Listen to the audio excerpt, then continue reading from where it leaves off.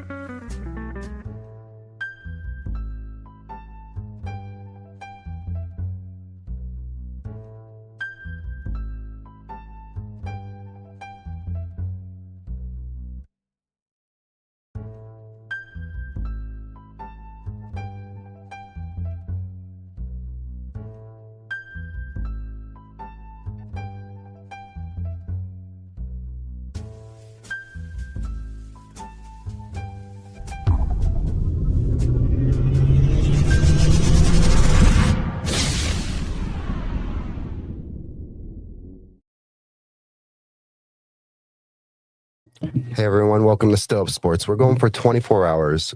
We got two amazing guests lined up so far. We got Corey from West War Room Rivals, and then we got my friend Steven.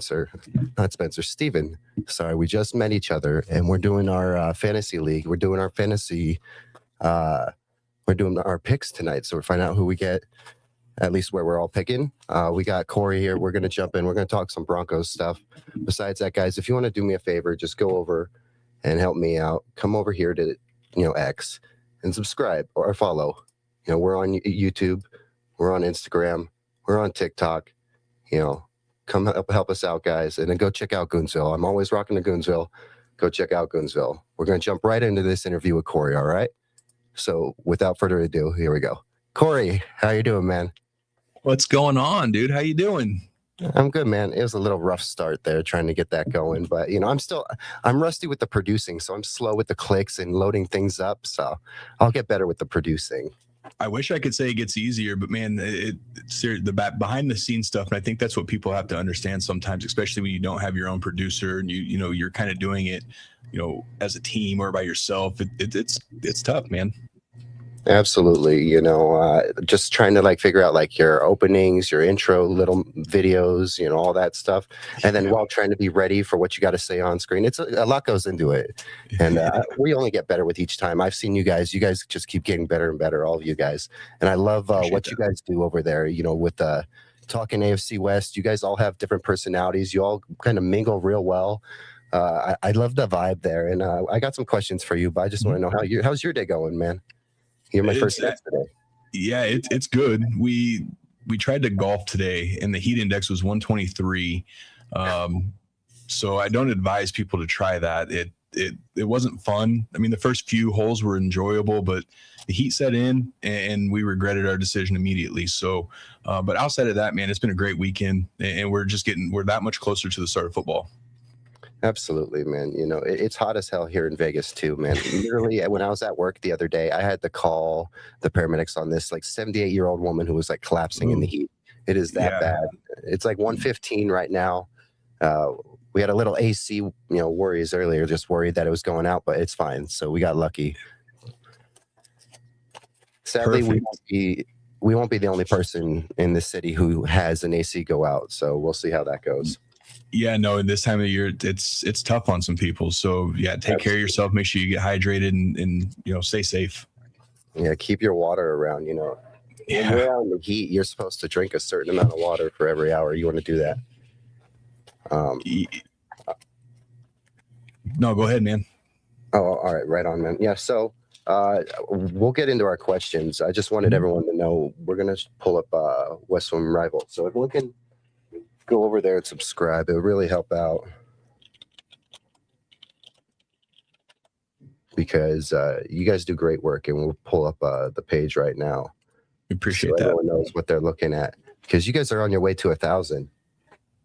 We're creeping there, and again, it's been a chaotic, kind of crazy, probably I'd say 6 weeks for us. It started a little slower, but now it's kind of it's gaining traction, and it's crazy for us right now. And we really do appreciate everyone and you for getting the word out there about the show.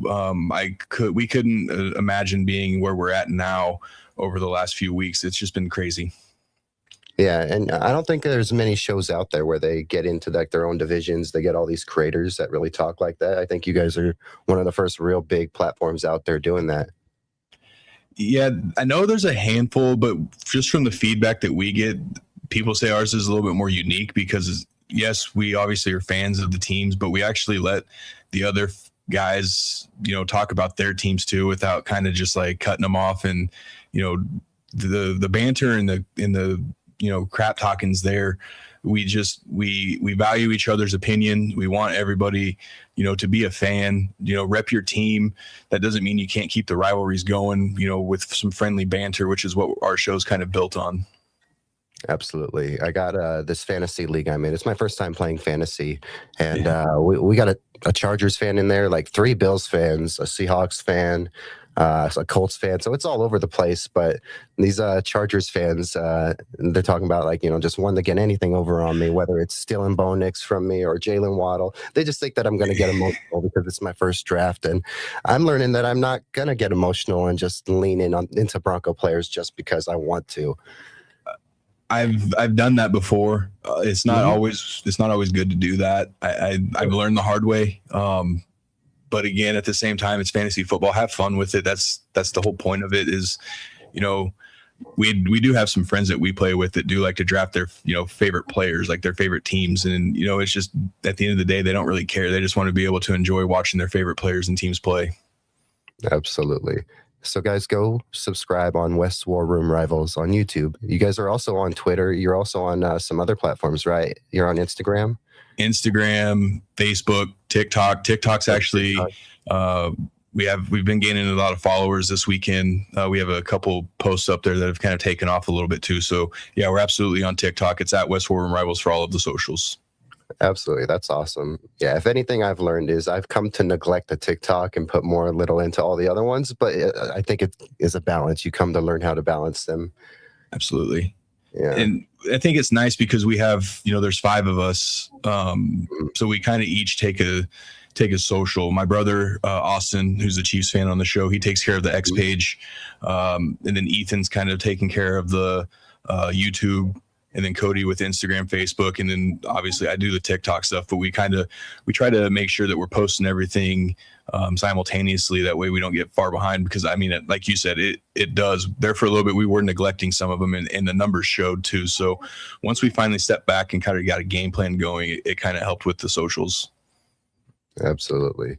All right, I'm going to pull this down, but before I have you leave, I'm going to pull it back up, and we'll make sure to remind everyone again to subscribe.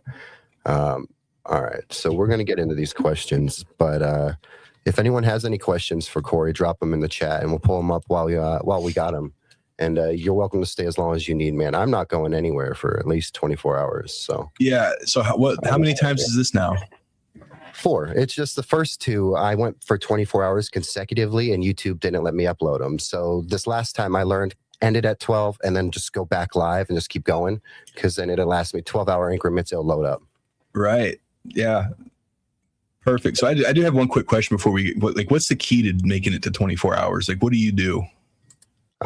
So what I've learned is you got to be able to sleep a lot. So like I work 4 days a week. I went down to part-time, so I'm losing money, but I wanted to make sure I could have Saturday, Sunday, Monday for the channel. Those are the biggest days. If you want to make a sports channel work, you need to have those weekend days, and especially Monday.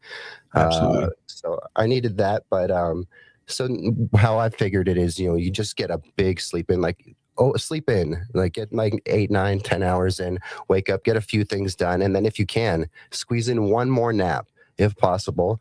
And then, the Red Bulls help, but I'm going to try to do this one with only 1 Red Bull. I'm going to try my best just because this is the final one for the off season. Yeah. I'm not going to be, I'm not sure how many of these we'll get during the season, because I'm going to be trying to lock in on my content and my producing, everything behind the scenes. It's a little overwhelming to learn at first, but I would say that, definitely rest, good hydration, so plenty of water.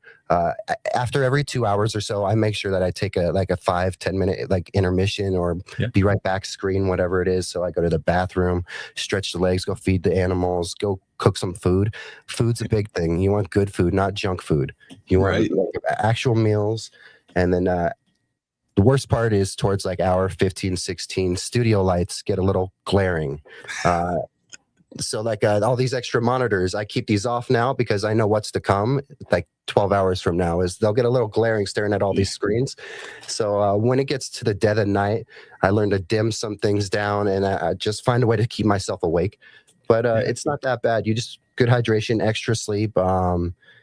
Guests help. It keeps the ball rolling. Great people in the comments like Martin. Martin has been like around with us for a good few streams now, and he just shows up in the dead of night and just keeps the ball rolling. He's my Robin to my Batman. If I am the Batman hanging out late at night, he's my Robin right now.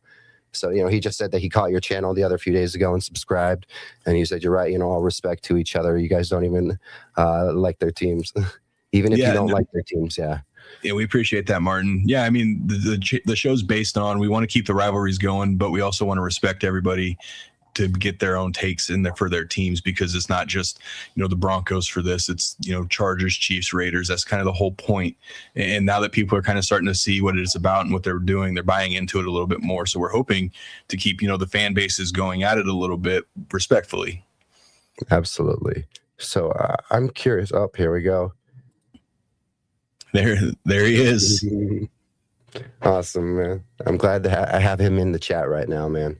I just love seeing what you guys do. Again, it is very unique. There may be some other channels out there, but you guys are making it your own, and that's what makes it cool. You guys are really claiming it and making it your own. Yeah, and Austin, that's Austin. He's the one who takes care of all of our X posts. He's the Chiefs fan of the channel. He creates a lot of the graphics that you see on our pages too. So, shout out to Austin. That's awesome, man. Austin, great to see you, man. Hope you're doing well. So we're going to get into these questions, man. But Martin, if you have questions, drop them in. Austin, if you have questions, maybe you can put him on the spot.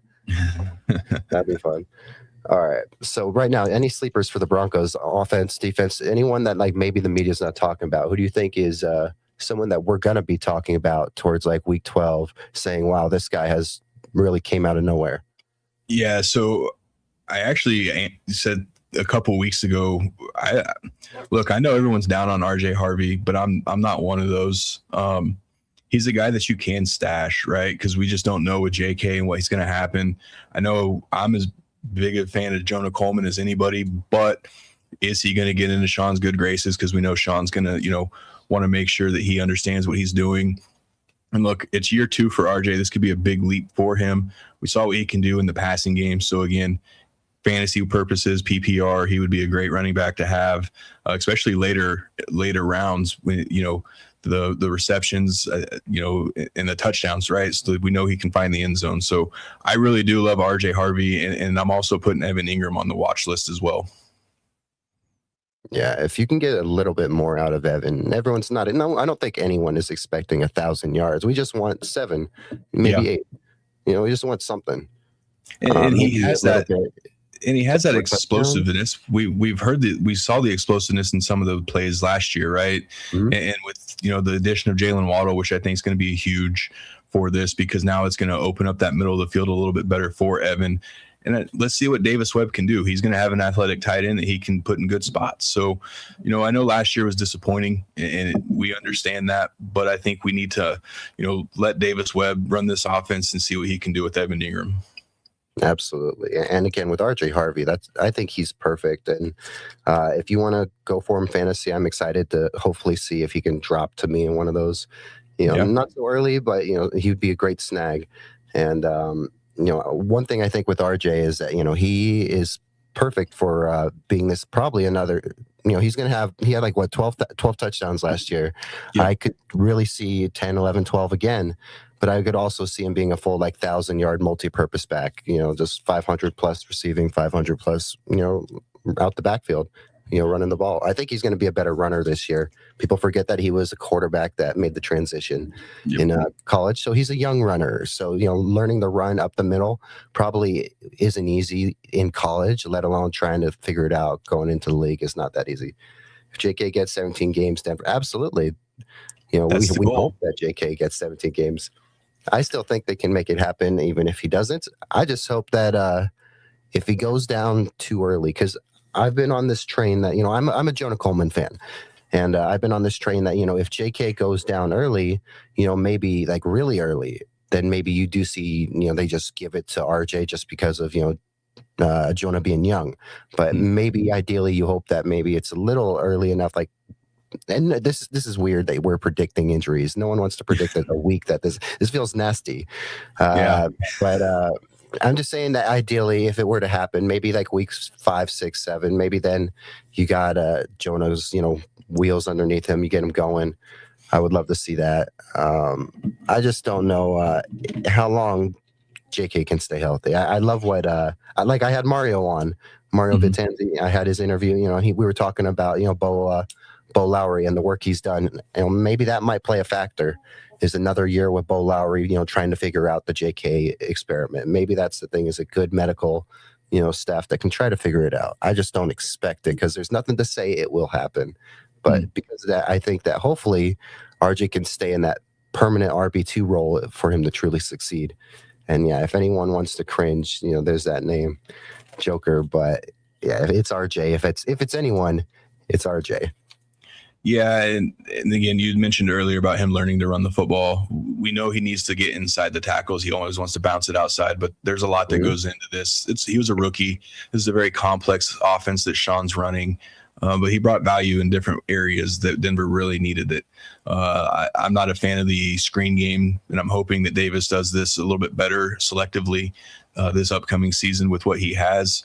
And then on JK, I think I'm looking back to the usage that they used him at the beginning of last year was down. And I think they need to take that and just shrink it just a tad bit more. Look at the 15 to 20 touch range. And then as the season goes and progresses, you see how he's feeling, see how he's going. Everyone's going to have wear and tear. That's just the nature of the beast. But can you keep him in better position? So I look at the usage for JK to be very selective, probably the first half of the season. Yeah, if anything, use that term from the NBA, workload, or rest day or something. Just give him a break. LeBron James him. Give him a game off or two. Not necessarily a game off, but maybe a drive off or two. One drive it can be Jonah. Well, and now you have 2 young running backs, so there's no harm in keeping that touch to maybe 12 to 15 the first part of the season, and then you can work them up to 15 to 20. Now, the days of JK getting 20 plus carries should be out the window. You have 2 very capable guys behind him, and we can still throw Jaleel McLaughlin in there, though I think he's kind of an afterthought if it kind of goes how we think it's going to go. But keep your guy healthy. We saw what he can do with Sean Payton's offense when he is healthy. Well, we got to keep him healthy. I'd rather have him in January and February than, September, October, November. Like, we can use this and we can be smart about it. Absolutely. And, you talk about Jaleel McLaughlin, both him and Tyler Bidet, they're both, right there on the bubble, hovering right there. Maybe both, depending on who they choose to keep, neither of them might make this team. It all depends on how this team goes. Yeah, that's going to be, I think, that position as well as that receiver position for those 2 last spots, I think is going to be very big because that's pieces that you want depth there, right? We obviously know with JK, and then we know with Pat Bryant, are the concussions going to be an issue? Hopefully not, but you still got to make sure that you have those guys ready to go because you're not going to be able to put one of those receivers on the practice squad. They're going to get snatched up immediately. You may be able to get by with having Jaleel as a practice squad guy. That's kind of yet to be seen. So we'll kind of see how those 2 position battles kind of shake out for those last spots. Absolutely. And, that kind of bleeds into one of my questions is who do you think in the West has the deepest or just the best running back room right now? Chargers fans are high on Hampton. Yeah. And it comes down to JK, right? If JK could stay healthy, then you like Denver's depth because JK is not, it's the wild card. that's kind of the thing. I do like the Chargers running back room. I really do. I do like Hampton. I like the addition of Keaton Mitchell. We obviously saw what Kamani Vidal could do in the absence of Hampton last year. Look, it's a deep room, but at the end of the day, I would love to have Amari and Hampton. That's kind of the one that we go back to because that was in position for the Broncos to draft last season, right? Mm-hmm. But if you can guarantee me that I could get JK for the whole season without injury, yeah, I'd take Denver's. But with that being the wild card, I would take Amari and Hampton over RB2 that we have. So, yeah, right now I'm giving it to the Chargers. All right. Until the Broncos could prove it is what you're probably saying, yeah, right? Yeah. Yes, because we saw what happened when JK went down. We had no running game. It was disgusting. It's up to Jonah and RJ to be able to lift that room up if that happens. Yes. And then K9. Oh, yeah. So look, I still do think he's a veteran, right? He's a smooth runner. We could see this. I do think even with limited touches, he could still get into a rhythm. I think he's one that you could also talk to, kind of give him the game plan going out. I mean, I know game plans will change, but I think even with limited carries, I think he understands that health matters more, and he matters more to the team deeper into the season. Absolutely. And I'm not worried about necessarily the rhythm. I think it's just a matter of him knowing he's going to get his touches. I would love to see them use him more as bring him into the goal line, a little bit if they want to use Jonah more in the center of the field. 100%. Specialty back a little bit more early on, and then work him up a little later. Maybe that might help. Mm-hmm. All right. Yeah, I think the goal line is going to be kind of interesting too. Mm-hmm. Who knows how that's going to go? Because you can go out the backfield passing, with RJ. You can just hand it to one of Jonah. Jonah can catch balls out the backfield too. That's why I'm high on him. And you can run it up the middle with one of those two guys, Jonah or JK. Who knows? It's really going to be interesting. That's great thing to look out for. And then there's your boy, talking about K9, Emmett Johnson. Yeah. Nope. And then we got the legend, Mike. We appreciate you, Mike. You've had a busy week, man. Very busy week for Mike. It is. Interviews. He's been killing it too. Yeah, we all aspire to be him. We do. All right. Your next question. I want you to say something, one of your favorite things about each one of your co-hosts, something kind, something you love about them, something that maybe will make them feel kind of feel themselves a little bit, but something is true still, something that you truly love or respect about your co-hosts. Yeah, look, man, this show's not possible without the co-hosts. It was kind of my idea to put this together, but without those guys, this isn't possible. Cody and Matt have been our day ones. That's kind of who we started this with. It just started as we each went on each other's kind of podcast, and then we kind of took off from there. And then Ethan, who's joined us here over the summer, since Ethan's joined us. Yeah, Ethan's been kind of a godsend to us, man. What he's been able to do for us on the editing side, kind of showed us some cooler, more up to date, because our stuff was just not clean, not kind of in tune. And then insert Ethan to the channel, and it's kind of been taking off since then. So these are my guys. There's no war room without these guys and what they've been able to do. They're basically family to me. They know this. I see how much they're I can see my phone lighting up during shows because I know that they're working on stuff, and we have a big week coming up for our shows. So I know they're working hard behind the scenes, and the grind, we work full-time jobs. This is kind of a side thing for us that we're trying to turn into a full-time thing. And with those guys, and then obviously my brother, who's the Chiefs fan. Yeah, he's it's fun to be able to do this, because he and I started a podcast, the Shovik Sports side of it. First, we just got bored, so we wanted to do a podcast, and then I was like, I want it bigger. There's something bigger that we can do, and the War Room was born. So yeah, man, I could sit here all night and just say nice things about my co-hosts. but at the same time, it's kind of like, well, what do I don't like about them? Well, I don't like their teams and what they root for, but that is what it is. But yeah, I love those guys. That's awesome. That's what we love to hear. I hope that, they send you some messages later telling you how much they love you. That's awesome. You're probably going to be on their good side too for making me. They're like, hell yeah, he's asking them he's making them say something nice. And yeah, Matt, absolutely, Matt's also the Broncos fan too. Yeah, I can't say enough about Matt. Matt means everything to us, everything to our show.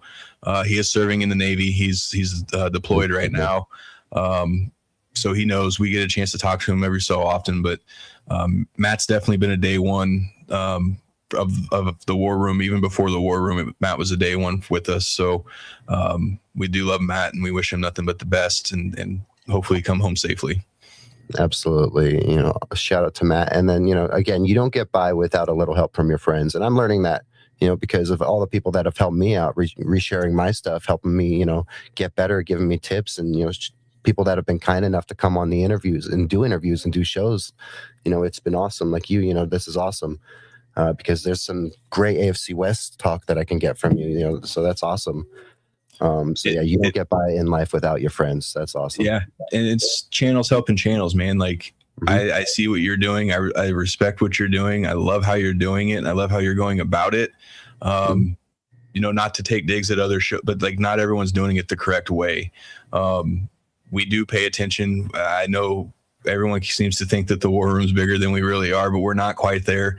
But we do recognize what people are doing, and we try to help out as much as we can because we know there's a lot of people that are doing the same for us. So you keep doing what you're doing, man. We respect the hell out of you and what you're doing. So we do appreciate you. I appreciate that, man. Again, the words of support means the world to me. I like to blame Mike because there's a period when I created this channel where I had just made the channels, but I never done anything, never went live, nothing, no videos, nothing, just a few little shorts.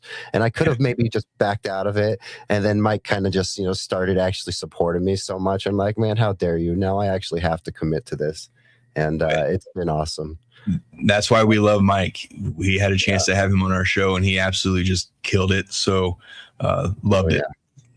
Absolutely. Mike's awesome. And, there's so many people that's been helpful to me all across, just people that I've looked up to have given me, words of encouragement or have helped me or, like Dak from Orange and Blue, had me on Broncos Bros. That was my first time on someone else's show. And that was just awesome because I didn't have to produce a thing. I could just sit there. That was the best part of it. But in all reality, I got love for everyone at Orange and Blue, for you guys at West War Room Rivals. I got love for everyone that's been kind and supportive, and it's just awesome. So this community is awesome. It's not competitive, it's supportive. Yes, and that's what I want. I'm not trying to compete. We're not trying to compete. We're trying to help each other out. Mike, Mario was on our show. Mario was one of the first guests we had last year. Mario's fantastic. Dak and those guys.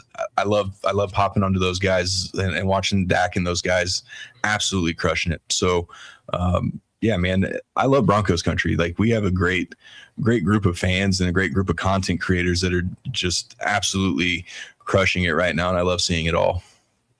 To this comment from your brother Austin, I will say I was at the Broncos Raiders, and I'm going to be at the Broncos Raider game here in Vegas. But I was at it last year, and I was at the Broncos Raiders in Denver last year. And both games, Raider fans were talking about how disappointed they are that they can't talk shit about Broncos fans because they're too nice. There was one or two Raider fans in the crowds trying to throw some birds, start some stuff, and they weren't getting responses. And they're honestly they're too kind, they're too nice. I don't know why. Maybe it's something in the air. Yeah, we had someone pop on our chat the other night and said that our show was too nice, and it's just like, look, we have the moments. There's still off season, like there's still things to go, but there's no better compliment than being able to have visiting fan bases come to your games and compliment how well this fan base is. That's top tier. Keep going, Broncos country. You guys are killing it. Yeah, Broncos country is amazing. The fans, the media, the players, everyone's so kind. It's just truly one of a kind. And that's one thing I love that I think truly separates the fan base from some other bases is you're never going to find that hospitality and that kindness anywhere. And I've been to I've been to plenty of Chiefs games. And I mean, most, my 99% of my family's Chiefs fans. So most of them are okay, but there's some Chiefs fans out there that's kind of makes the game not enjoyable at times. But I do love the tailgating most of the time. But it gets a little rowdy out there in Kansas City. Oh man, I gotta catch one of those games. I'm gonna be catching Kansas City and Denver this year, so those are my 2 games this year: is Broncos Raiders here in Vegas, Broncos Kansas City and Denver. That will be some of the best tailgating you've probably experienced. I will say Kansas City knows how to do it. Man, that's gonna have to be on my list. Is make a Kansas City game in KC, because I'm just going back to Denver again this year, but I'll have to put Kansas City on my list at least before they make the move right to the new stadium. Yeah, we got I think 2031. So we got a few years. I think they're getting ready. Everything's kind of in place. But same with the Broncos timeline, ideally. And I'm excited to see what this is going to end up being. This is very exciting news. I was just down there, obviously in Denver in November, and to just check out that area. Like, you could walk from Ball Arena to Mile High, just walk on the river. The river walk is so beautiful. It's so kind, and just like it's a different kind of atmosphere to go from one sports venue to walk by a river and just walk right to another in less than a mile, and it's still going to be just about a mile in the other direction. So that whole river walk, they're trying to redevelop it, like the whole the Cronkies, they have a big chunk of it right there by Ball Arena. They're trying to redevelop that whole area. It's going to turn into like a mini city inside the city. It's going to be crazy. It's going to be fantastic for the city of Denver, and I'm very, very excited for that. Let's talk defense. Red Murdoch season incoming. Well, if Red Murdoch season's incoming, something's happened to Sternad and Alex Singleton. Maybe for the good, but most likely probably not for the good if that's the case. Yeah, and I don't remember when. I know here recently I had made a comment of you're Alex Singleton, Justin Sternad injury away from having a real big problem. And that's kind of why I was a little disappointed in the lack of maybe urgency of finding a linebacker, an extra linebacker, even if that meant keeping Dre Greenlaw around one more season. But yeah, we're an Alex Singleton or Justin Sternad injury away from, this could be an issue, and I'm hoping not. And again, Red Murdoch, Terry York, I mean, there's guys there, but do you trust them already more than? Yeah, that's all they are. They're prospects, and you can't trust that right away, especially in this division and the teams that we're getting ready to play this upcoming season. I'm not willing to risk that right now. Absolutely. I'm excited for Red. I'm really disappointed when the news came out that we weren't going to have a joint practice. That really disappointed me because I wanted to see the Red Murdoch fight in camp, because it was going to happen, especially against, whether it's the Cardinals or something. It's just going to be we would have saw it coming, but because they took that away from us, it's not going to happen. No, Red Murdoch fights in camp. I'm poor Michael Bandy. Not Michael Bandy. Was it Michael Bandy? I think it was. It was. Yeah. Maybe. There was a couple of the younger guys that tried to. It was the Rams, right? It was either the Rams or there was Cowboys. Maybe the Cowboys too. I don't remember which ones those were, but hey, look, you're gonna have to find a different way to set the tone in training camp. Yeah, no, there's not going to be Red Murdoch's going to probably, I just wanted the joint practice so you're fighting someone else and not fighting your own guys. That's all I wanted. Because that always makes for some fun news, but not when it's, your own guys fighting. Yeah, so we'll probably still see it. You'll see some chippiness. That just happens. That's just the nature of training camp. It's hot. Guys are fighting this is their livelihood. This is their careers. There's money on the line for these guys. This is their living. So Murdoch has one speed only. And that we are going to love this speed. He's going to end up being a special teams gem for us. And hopefully it gets to the point where he's forcing the coaches to take him off the field because they have to find a place for him on the field. So that's not a bad thing. See, I want to think about the over-under on maybe 1-2 Red Murdoch special teams forced fumbles this year. Over-under one of them, 1.5. I'm going to go with 3. Okay. Yeah, because it's there. We know that if he gets running downhill, that's terrifying to be on the other side of that. Yeah. Whose name will surprise you on your defense? For me, I think it's going to be Justin Sternad. I think this is going to be what really helps you this year is that Sternad with a full year of starting experience. And we already saw a little bit of it last year. I think that with a full year, I think he can take that step up. I think he can be like your true number one. I mean, he's a good linebacker. Alex is a good linebacker, but no matter what, you look at the linebacker rankings around the league, and Sternad's not touching like that top 10 range, but I think he makes his name known this year. I think he's going to really step up. I was big on Sternad when we drafted him, and I've just loved his development.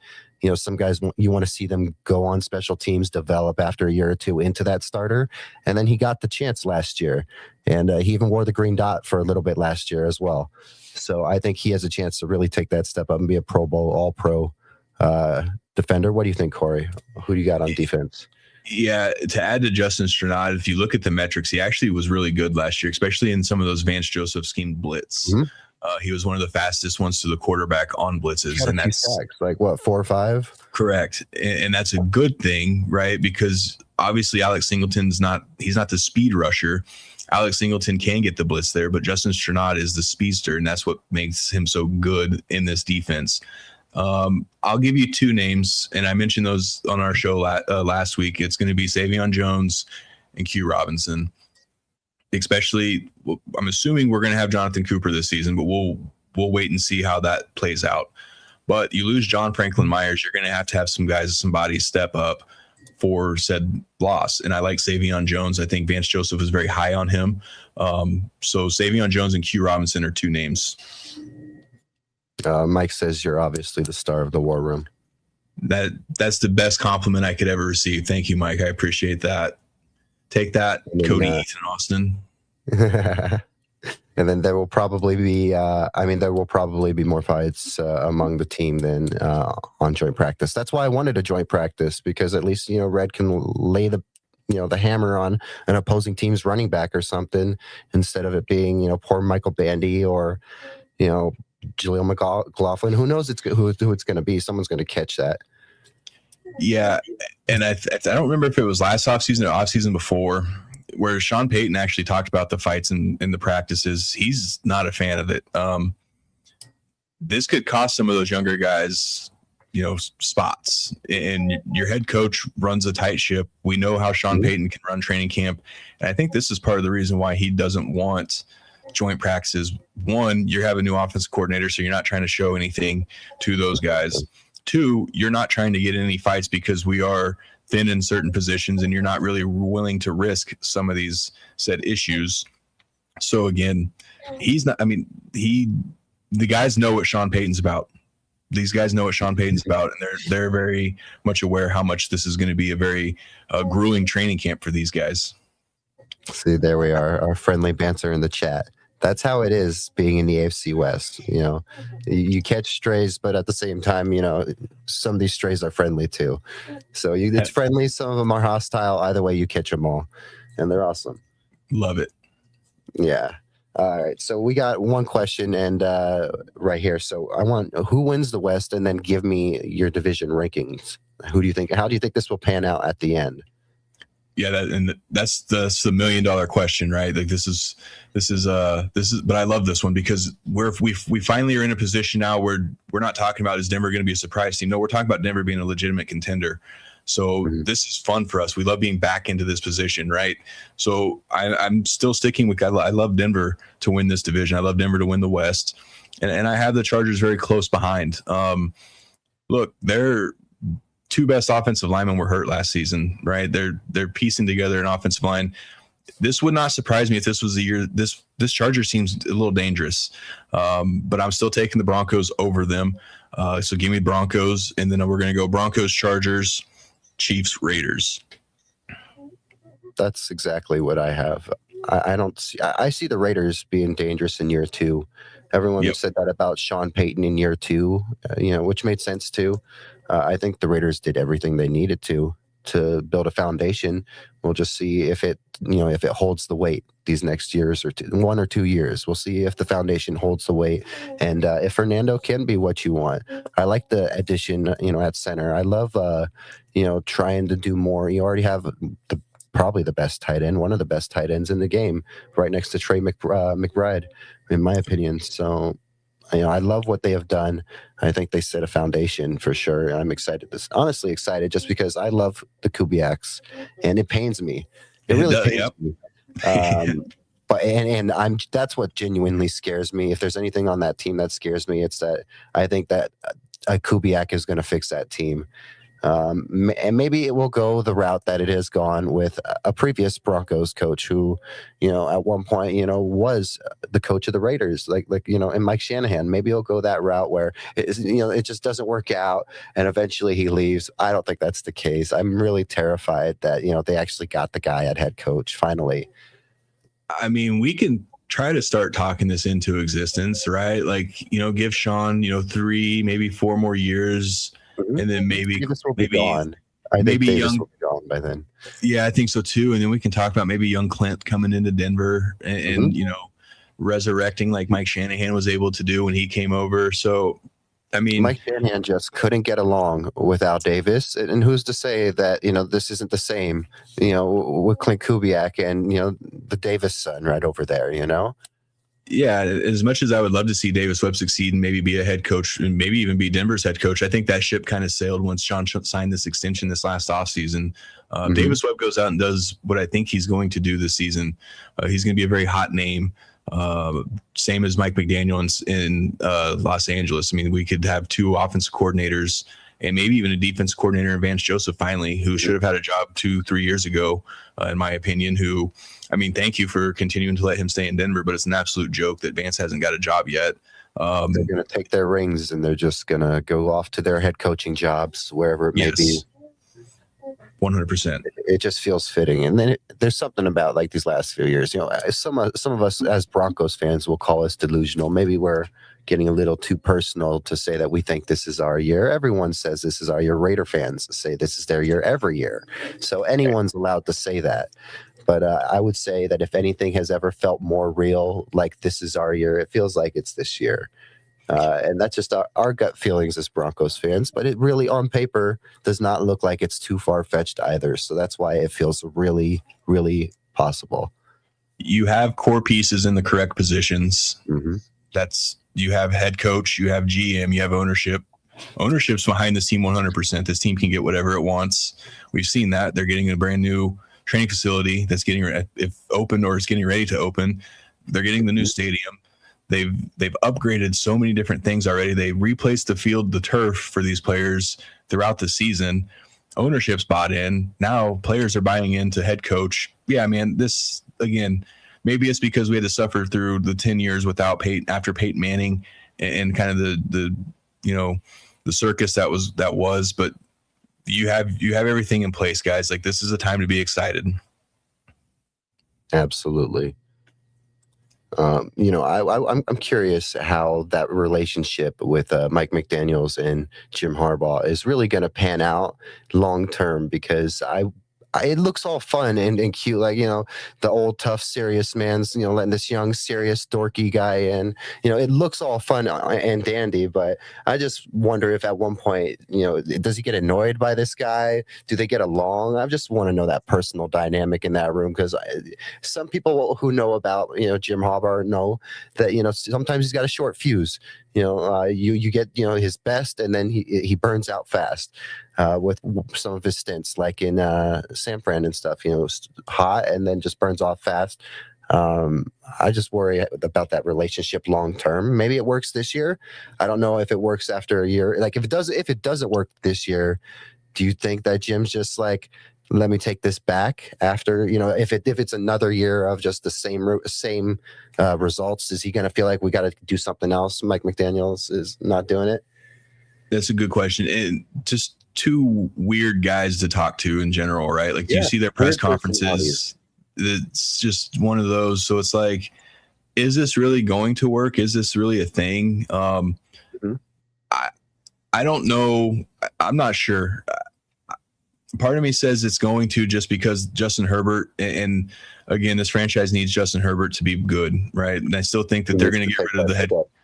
they'll get rid of the head coach, I think, before they would get rid of Justin Herbert. They'll give Justin Herbert one more go around, and we'll see. But this is two very different personalities that are going to be clashing. And is it going to be good the first part? Maybe, but let's see what happens if adversity strikes. And is Mike going to run the football as much as Jim wants him to, or if the offense is going, a little stagnant, what is he going to do, as the head coach? So it's just a little bit of things to work on and look forward to or look into as the season progresses. But as I sit here today, as we're getting into training camp, I think it's going to be a good relationship. Yeah, absolutely. And to answer this question from Austin, I would say it would be Chris Jones in a heartbeat. Some people like to throw out that narrative that Chris Jones, when things aren't going his way, he can be a quitter. Or, I would take Chris Jones in a heartbeat, fill that spot right next to Zach Allen. That just sounds terrifying. That's what I would do in a heartbeat. I wanted Nick Bolton last year. I wanted when he was hitting free agency. I really thought Nick Bolton would fit in. Yeah. That linebacker. Look, I love Chris Jones, but I think the position there was good. So we need a linebacker. Creed Humphrey. I mean, look, Wattenberg's serviceable. He's serviceable. You could look at Forsyth. Another year to get more comfortable. Yeah, exactly. So, I'm not going to waste it on Creed. I love Creed Humphrey. Don't get me wrong. He's by far the best center in the NFL. But I would think of other positions that we would actually need that's not a center. Yeah. See, I'm just all about like a lock and load for this present year. And then to me, just adding a wrecking ball right next. Because we hear these rumors. It sounds like that Aaron Donald is in the building in LA or talking. And this just sounds terrifying for, offensive lines around the league to hear these talks. And, I would love to, pair a Chris Jones next to a Zach Allen. Because what are those guards and centers going to do? Especially when you got Nick Bonito out there, whether it's Cooper out there or if it's Ellis or Q Robinson, there's pressure coming. Yeah, and we know the Chiefs don't have the pass rush, so we're not going to look at the pass rush there. Chris Jones kind of is their pass rush. And we don't need anybody from their secondary. Our secondary is far and above and beyond Kansas City's secondary. So yeah, the Rams took their secondary already before we had a choice. Yeah, so we'll actually get to face that secondary basically early on in the season too when the Rams come out to Denver. So we'll see a lot of the former Chiefs there. I love the matchup with Cortland and McDuffie. I tried telling everybody. Everyone kept trying to say McDuffie's superior. Cortland Sutton's not a speedster at all by any means, and he was absolutely roasting McDuffie off the line.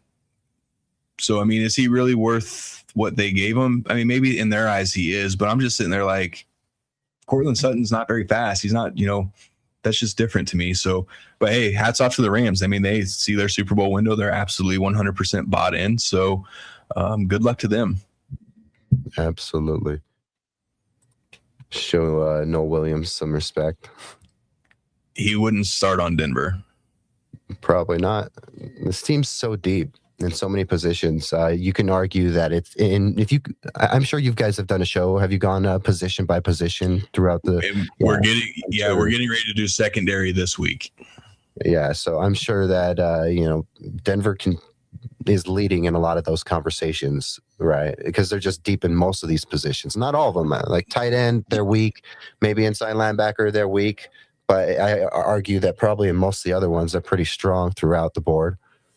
Yeah, and obviously the quarterback, right? Like we had the honest conversation there that he's not there yet. He's getting there. He's working his way there. But yeah, I mean, for the most part, it's been Denver or the Chargers had a couple too. I mean, we talked about the Chargers offensive line, running back, when healthy, running backs.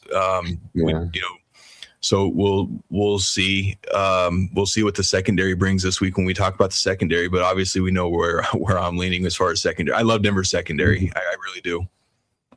While I still got you, I don't know how long I got you, but I want to ask you about the secondary real quick with you know, Brandon Jones on an extent. You know, this is his last year of the contract. Do you think he's going to get an extension? And if he doesn't, or how you feel about the safety depth right now? I was actually excited about, you know, the Miles Scott pick. I think that it's a shot, you know, with the kind of pick that it is. But I love that they at least addressed the room, because they didn't even do much more. Like, they addressed the room with inside linebacker, but you would have preferred that have been a vet instead of a rookie. Whereas in this case, you know, with safety, maybe it's all right if it was a rookie. How do you feel about that? Yeah, and we also picked up Tyson Anderson. He's a special teams guy he played in Cincinnati. He's a stud special teamer, but he can play. He's gotten some run on the field. It's not just special teams. Well, maybe a pick or two in the last year or two. Yeah, so I don't necessarily think signing him is kind of, you know, the tell of what happens with Brandon Jones. To me, 100%, I would, again, you can't keep everybody. And we have to understand that there's that big contract that's going to be looming after this season. And that's Bo Nix's contract, right? Like, you're going to have to pay Bo, right? So again, as much as I would love to keep this defense together and I'd love to keep the band together, it's not going to work out this way. Now, one thing that we could possibly look at is Brandon Jones goes, do we go ahead and re-sign J-Mac, and is Jahdae Barron a possibility at safety? Maybe. I mean, I don't know, but I love the Barron talk. I'm all for the Barron talk, because I think that if you can't get him on the field as a corner, get him out there any way you can. If whether it's relief safety, whether you throw him out there in the dime, whether you want to use him as and I had this talk with Jay, and I said that if you are not feeling confident with how, like, let's say you start a game and Singleton's getting cooked, or one of your inside backers are getting cooked, why don't you just pull him out and send out Barron out there? Because Barron had a pick against the Cowboys covering a linebacker last year, and I'm pretty certain that it was against the Chiefs where he had a pick six called back while covering Kelsey. So I think he could be your sort of fix, or at least some backup at inside linebacker. Or like you said, I just love the idea of utilizing him more, because that's what they used him for at Texas. And I'm starting to worry that if you peg him into one position, that's going to ruin it. So maybe you're best letting him be flexible. Yes, and we can also talk about the next contract that could be very, very, you know, it's out. I mean, the elephant in the room is Riley Moss. I was not a big fan of Riley Moss going into last season, and then Riley Moss slowly won me over. I love the idea, but you can't re-sign Riley Moss and J-Mac. That's a lot of money going into that secondary, that cornerback room with PS2 and what he's doing. So now you're going to have to start looking forward to what can they possibly do free agency. What's the draft look like? It's corner position. You know, can you get a corner that you're comfortable enough to slide in, or are you more? Is there a safety that maybe you can look to possibly put in over Brandon Jones? So, I mean, you're going to have to look at all avenues of this. I'd be very surprised if they end up re-signing all three of those guys. That just doesn't seem feasible to me. No, I really I love Brandon Jones. I just think that he's gone. I think he's going to have a great year too. I truly think he's in for a great year. Just like I think we can expect, Talanoa to have a better year in terms of trying to catch some of these balls. He was coming off the dang ball. Yeah, he had so many picks just right there, and he couldn't come down with it. And he was coming off a year with the club and stuff, so it was weird for him for sure. But I think that he's going to have a better year when it comes to catching. But also, I think that Brandon Jones is great. I just don't think we're going to be able to afford the man while trying to afford one of those two corners. And I don't think you're getting both of those corners. So I already think that you're losing BJ no matter what. So I think, and then it's a pick of those two corners. I don't think you get your option of keeping both. With Bo coming up, you don't get to keep both, I think. So I think that, in my opinion, it's up to you who you choose. And I want to know who you pick between Moss and J-Mac, because I'm in the J-Mac camp solely for the fact that I believe you already have the best boundary outside corner in the game. And J-Mac is the best slot in the game. If you look up his sacks, he's got sacks and interceptions and forced fumbles that those stats line up with top safeties in the league. So he's not a safety, but he's bringing up some crazy stats from that slot position. He's excelling in some of the stat positions compared to some of these other guys, some of these other slot corners. Correct. And now you can take everything I just said about Brandon Jones with Jahdae Barron, and you can insert that for if Riley Moss were to also leave. You could then put Jahdae Barron out there. You got Chris Abrams-Drain, who's still going to be under contract for a couple more seasons, who's shown signs. You do everything you possibly can to keep J-Mac. I wanted J-Mac re-signed at the end of the last season. I wanted J-Mac re-signed during free agency. I wanted J-Mac re-signed. He is my priority. You've got to do everything you can to keep J-Mac. Keep PS2, J-Mac, and then you can plug in these guys and you can find somebody else on the outside to cover. You got to keep J-Mac. Absolutely. I'm excited for J-Mac too, because it just, to me, it makes sense. Keep your best outside corner and then just keep the best slot corner in the game. It's like keeping Aqib and keeping Chris Harris and just rolling with whoever it is on the outside, no matter who it is, whether it's Bradley Roby, whether it's someone else. 100% agree with that. Weatherspoon is number one slot corner. Yeah, I mean, we're not sitting here saying J-Mac's the best in the NFL, but he's one of those where you pay him because he is one of the better ones. I think J-Mac's production, if you look at the stats, puts him there. But I mean, I may be biased, but I think Weatherspoon is, that discussion's easily right there. You know, you could swap them out if you want, and there probably isn't much of a loss for either team if they were to swap them. 100% agree. Yes, absolutely. How long do you think I got you, man? I give you a couple more minutes, man. If you got one more or two more questions, I can give you a little bit longer. All right. If anyone's got any questions, this is your chance to get them in. We're going to let Corey go in a few minutes. So if you got a question or two, drop them in while we got them. I appreciate you coming here, man. Yeah, no, hey, look, I do appreciate it. I appreciate your interaction with our show and our channel when we're going live. This, again, we love what you're doing as well. We see what you're doing with this channel. Just keep working, keep grinding. It's a process. I mean, you're getting some really good content creators on with you, and it's a good start, right? Like now you just keep going, because there's gonna be times. I mean, there's been times where I'm just like, is this show really worth like what we're doing? And then something happens, and it's just like it makes you realize that you're doing it for the right reasons. And I see that with your show. So please continue to do what you do and represent Broncos country. And Corey, how do you not punch your brother on the show? That's a good question.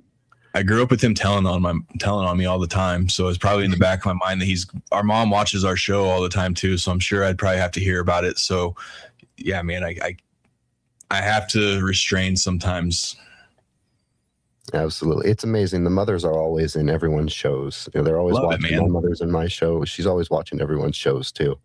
It's great. It's fun. It's, my mom loves to interact on our show too. So she's always dropping comments, always doing something. And there's times where I see her trying to get into it with people in the chat, and I'm like, got to calm down a little bit. Absolutely. Let's ask the tough question to end. Why can the Chargers never win a Super Bowl or a playoff game? Is it the whole Charger narrative? Is that like, do they run out of battery? Is that the issue? They've always ran out of battery? What is it? Yeah, I mean, look, there's got to be a reason to it, because they never get it done.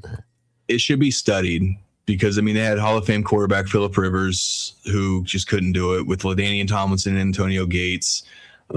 They had Quentin Jammer, Camardi.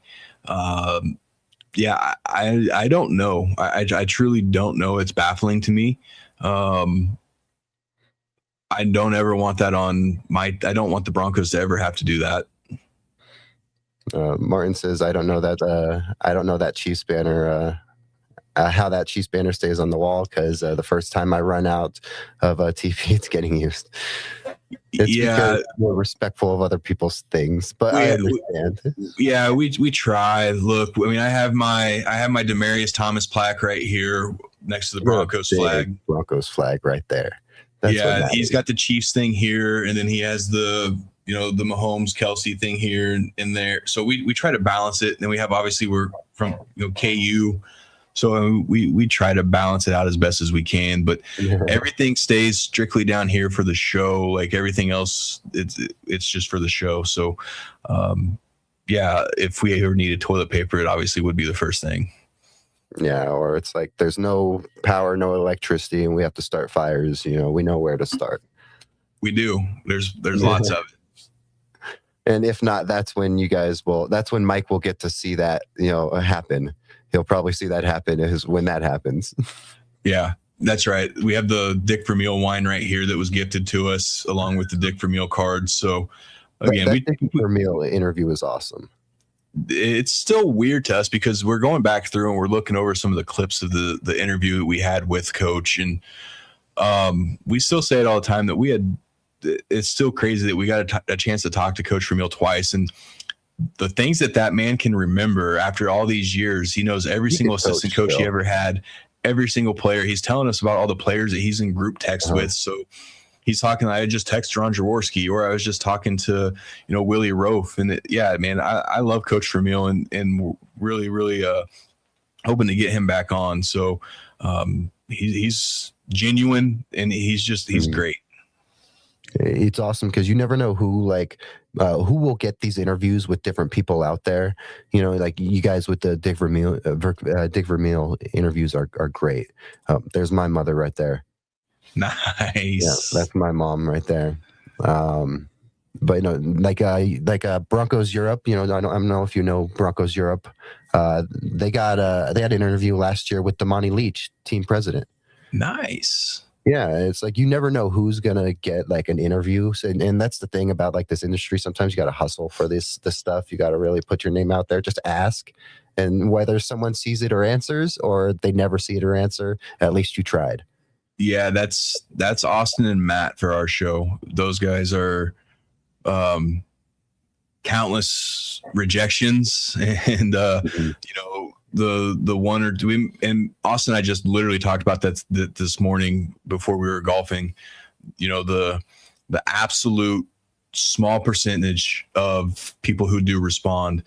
So everyone always asks us how we, like, you never know. Shoot your shot.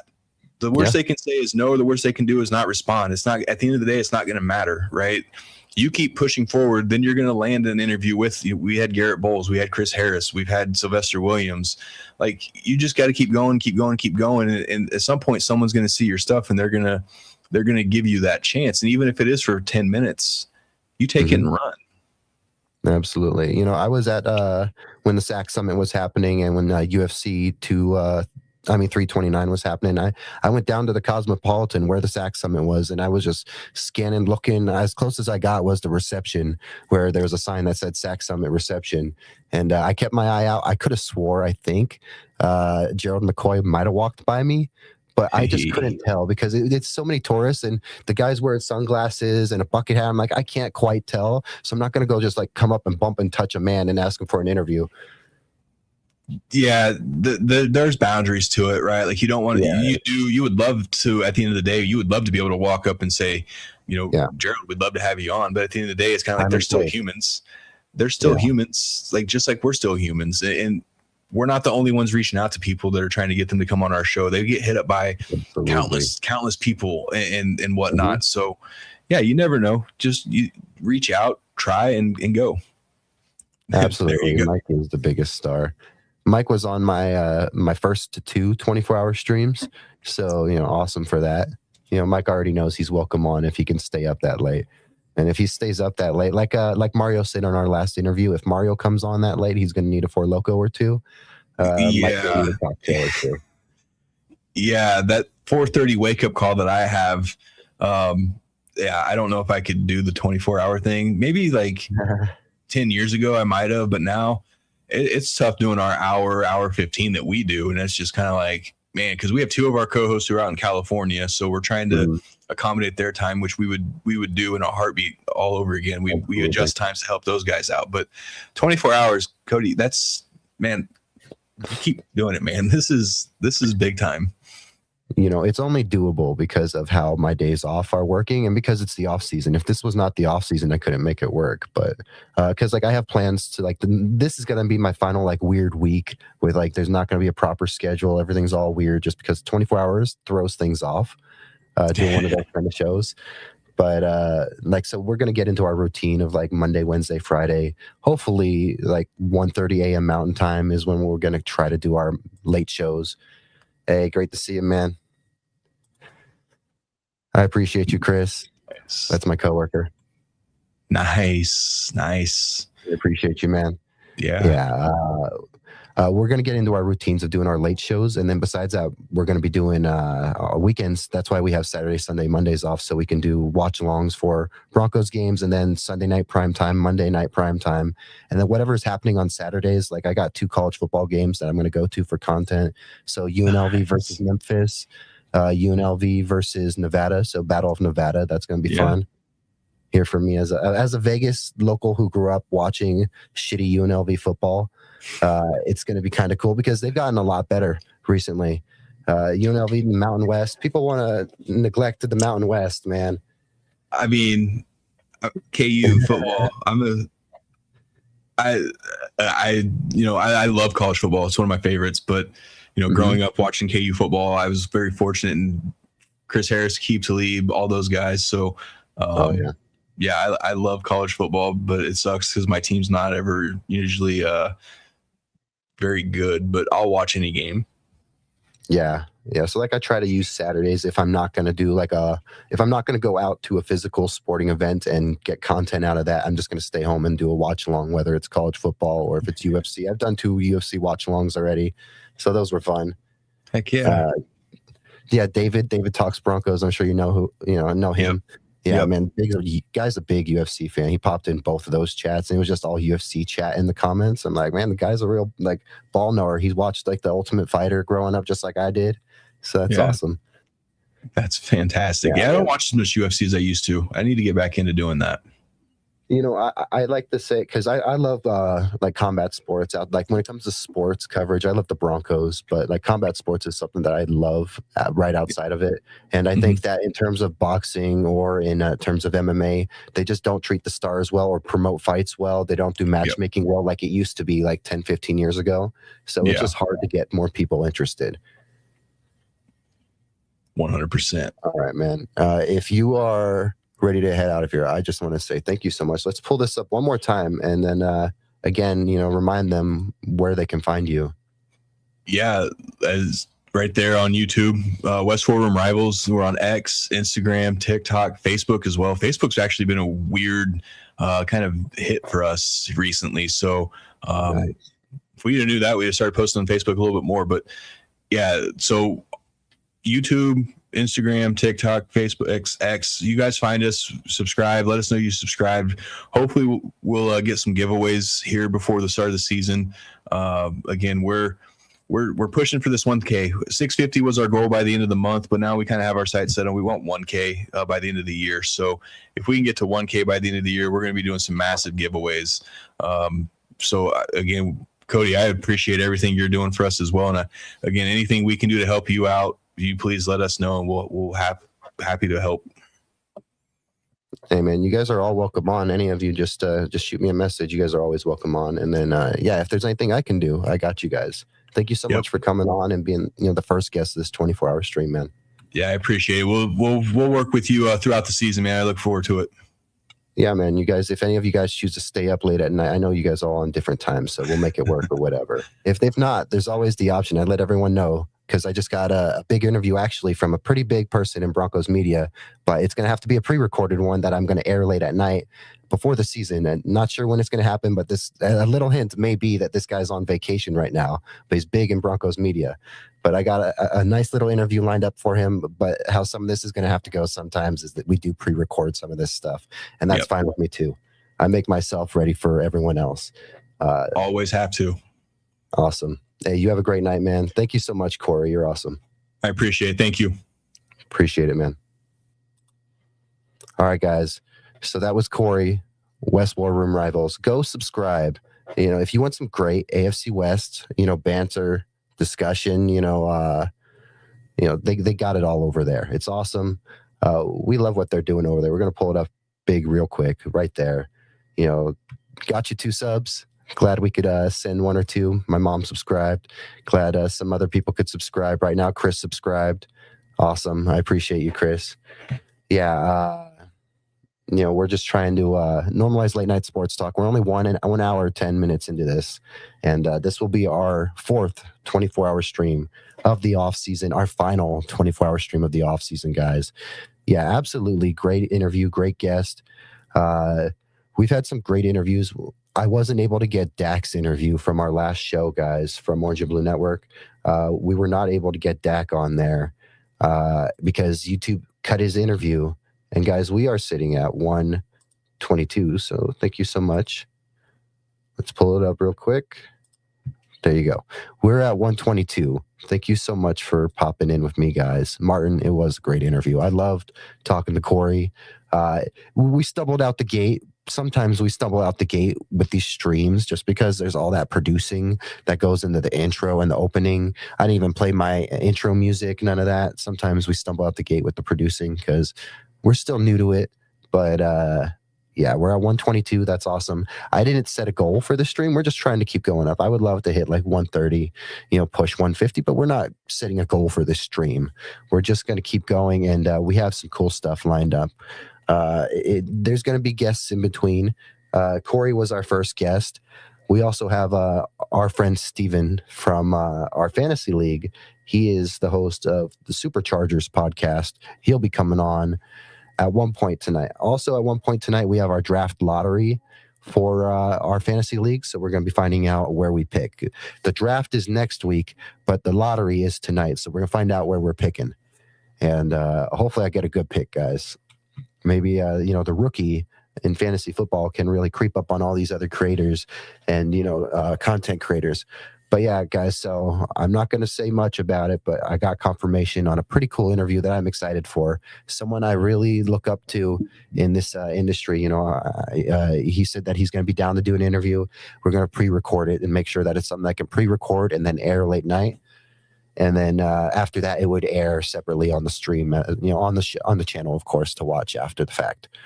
But that's something that me and him are going to try to get done before the season starts. I'm not rushing him because, and I try not to bug a lot of these creators.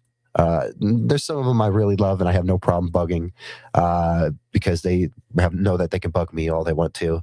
But there's some of them, it's just hard to approach them because some of these people are like, I say it all the time, I'm just an ant walking amongst, Giants and Broncos country when it comes to this media stuff. And I'm just incredibly grateful for all the people that want to show up, do an interview, come up and be involved.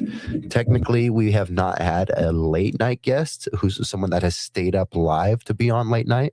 We also haven't had anyone who's done a pre-recording that's aired late at night. That would also count, I would say.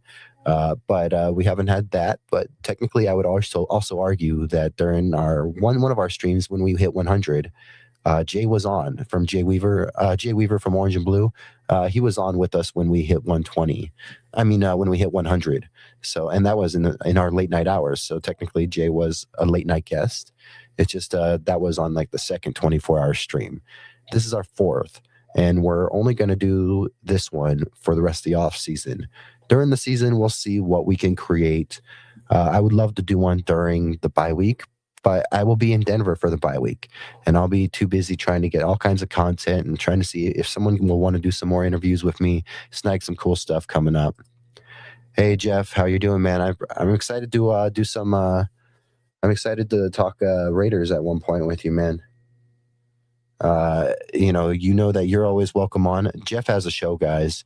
I'll go pull it up real quick and give him some love. Let me see. Here you go. All right, go check it out right here. This is Jeff's show. If you're a Raider fan, even if you're not a Raider fan and you just want to go support, go give Jeff some love.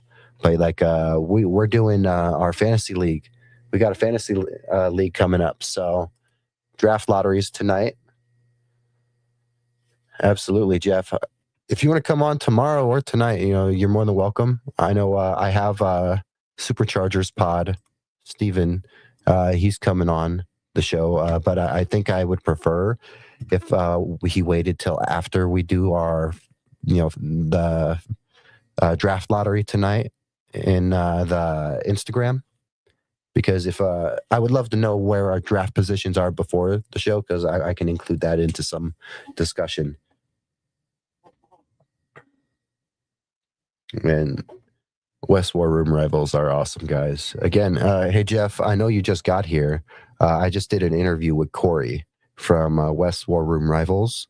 I know you're a Raiders fan, so go over here and check out them because they talk AFC West. It's all AFC West talk over there. They're great guys. I love watching their show. They got great perspectives. You got all the hosts right here. Ethan, Matt, Corey, Austin, Cody. You got all of them. They're great. They're great guys. I love their show, and I love that I got to talk to Corey. That's awesome. Maybe we'll get to talk to another one of them. It's kind of cool because we get to do a little bit of that today in our own way, because we get to have Steven, we'll get to have Steven on. So that's going to be cool. And yeah, guys, if you notice, so we'll check the playlists out, because I've gotten the playlists figured out more. We got our UFC watch alongs right here. We got our late night shows. So this is going to be where you'll find all of our late night shows is in this playlist right here. I'm not playing it, but in that playlist, you'll find all the late night shows. You'll find our interviews. So right now we only have 2 up there. We will be trying to get, we tried to get Dak's interview on it, but YouTube cut it off, and then StreamYard didn't save up to that period of time. So we didn't save Dak's interview from last time, but when we get Dak back on, we're going to go like 1000%. Like, it's going to be insane. It's going to be a great interview. Besides that, though, right now we have 2 interviews up there from Jay Weaver and Mario Batanzi. Go check those out.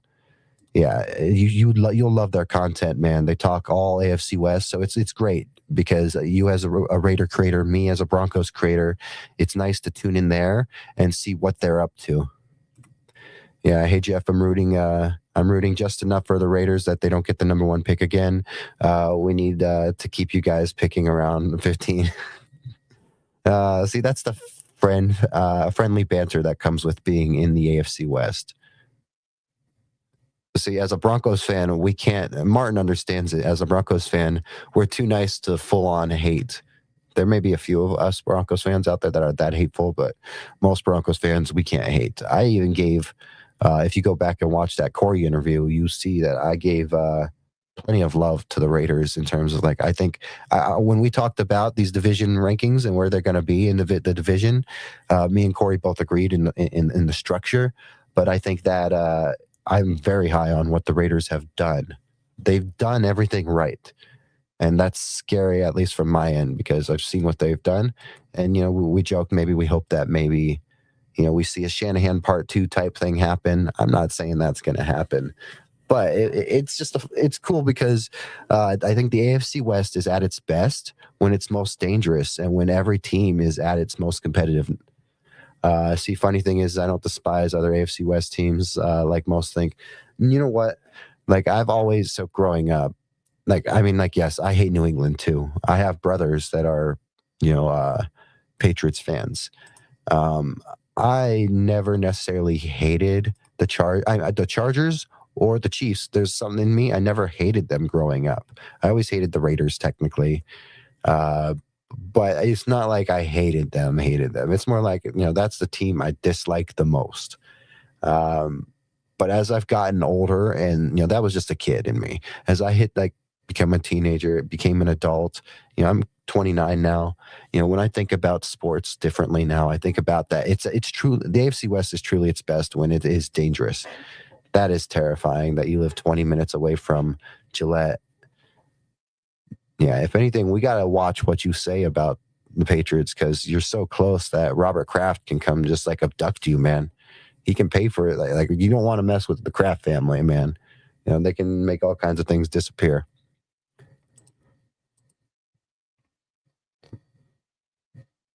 How many massage parlors are within 20 minutes of Gillette Stadium? Because I bet you Robert Kraft knows that answer. Hey! You hear that? Was that on time and perfectly placed? I hope it was. 29, you are younger than my kids. That's what I hear from a lot of people. Do I feel it? No. No, I do not. I do not feel younger than most of your kids, guys. I may be. Massage parlors, the massage patriots. Robert Kraft loves himself a good massage parlor, guys. Just subscribe to Jeff. I live on Central Coast, so most of my friends are Raider fans. Nice. Well, Jeff, you just got a Bronco fan right there and Martin to subscribe. So, but we're all about supporting all these channels and helping everyone. I had some like I've had like people like just at like the 7-Eleven I go to, or like when I go to like Sahara Wellness or stuff like that. When I go to some of these places, like they took my stickers and they subscribed, and that's awesome. You know, you never know that everyone just wants to support each other, especially, you know, the smaller the creator, the better. In general, you know, some people have been doing this for years. Some of us have, like me. I'm less than a year in. We're still less than a year in when it comes to this. Channel was created technically, if you go back to the channel, and like we'll load it up right here. Technically, the channel was created in, what was that? I would say it was February. I mean December. Let's just go up here. And we'll change this. Lifetime. There we go. All right. So channel was created December 18th. That's when we created it. Hey, it's our boy Jay. I saw you catching some fish out there, man. I can't catch fish. Jay, you having fun up there in Minnesota? Minnesota. Nice. I hope you're having fun in Minnesota, man. Catch some fish. I have family that live in Minnesota. Actually, my cousin, she's here in town. You know, she's having a baby, so that's cool. But she actually, her and her, boyfriend, they actually live in Minnesota, so that's awesome. I have to take off for a bit, you know, but I will talk to you getting on the show with you for sure. Absolutely, man. Jeff, if you want to pop on in the next 22 and a half hours, you're welcome. And besides that, there's always the future. I've already told Steven at Superchargers Pod, you know, we got to talk when the Chargers and Broncos play leading up to those matchups, you know, during the season. I'd love to talk to you leading into the Broncos matchups with the Raiders. Yeah, our boy Jay. I hope you're having a great trip, Jay. Just scrolling down the interweb and you just saw me hanging here. Let me free the cat, guys. Right before we went live, he was playing this in-out thing, in-out with the door. He didn't want to go in. He didn't want to go out, but he wanted to, you know, he didn't like that I was closing the door. Absolutely, Jeff. And we'll set something up no matter what, Jeff. We'll do some collabing. We're going to collab with Superchargers Pod. We're going to work with him once. I know that we have a plan to get him on tonight, hopefully, just probably after our lottery, you know, our draft lottery tonight. So we find out who gets what picks, because we're doing that on Zoom, and then it's going to get turned into clips. And yeah, shout out to West War Room Rivals, Corey, Austin, you know, all those guys, you know, because they are doing amazing work, but, you know, they already made some cool, you know, already clipped that interview. So that's awesome. All right, let's free the cat. Let's let the cat in. All right. Oh, you can hear that shoulder click. Let the cat in.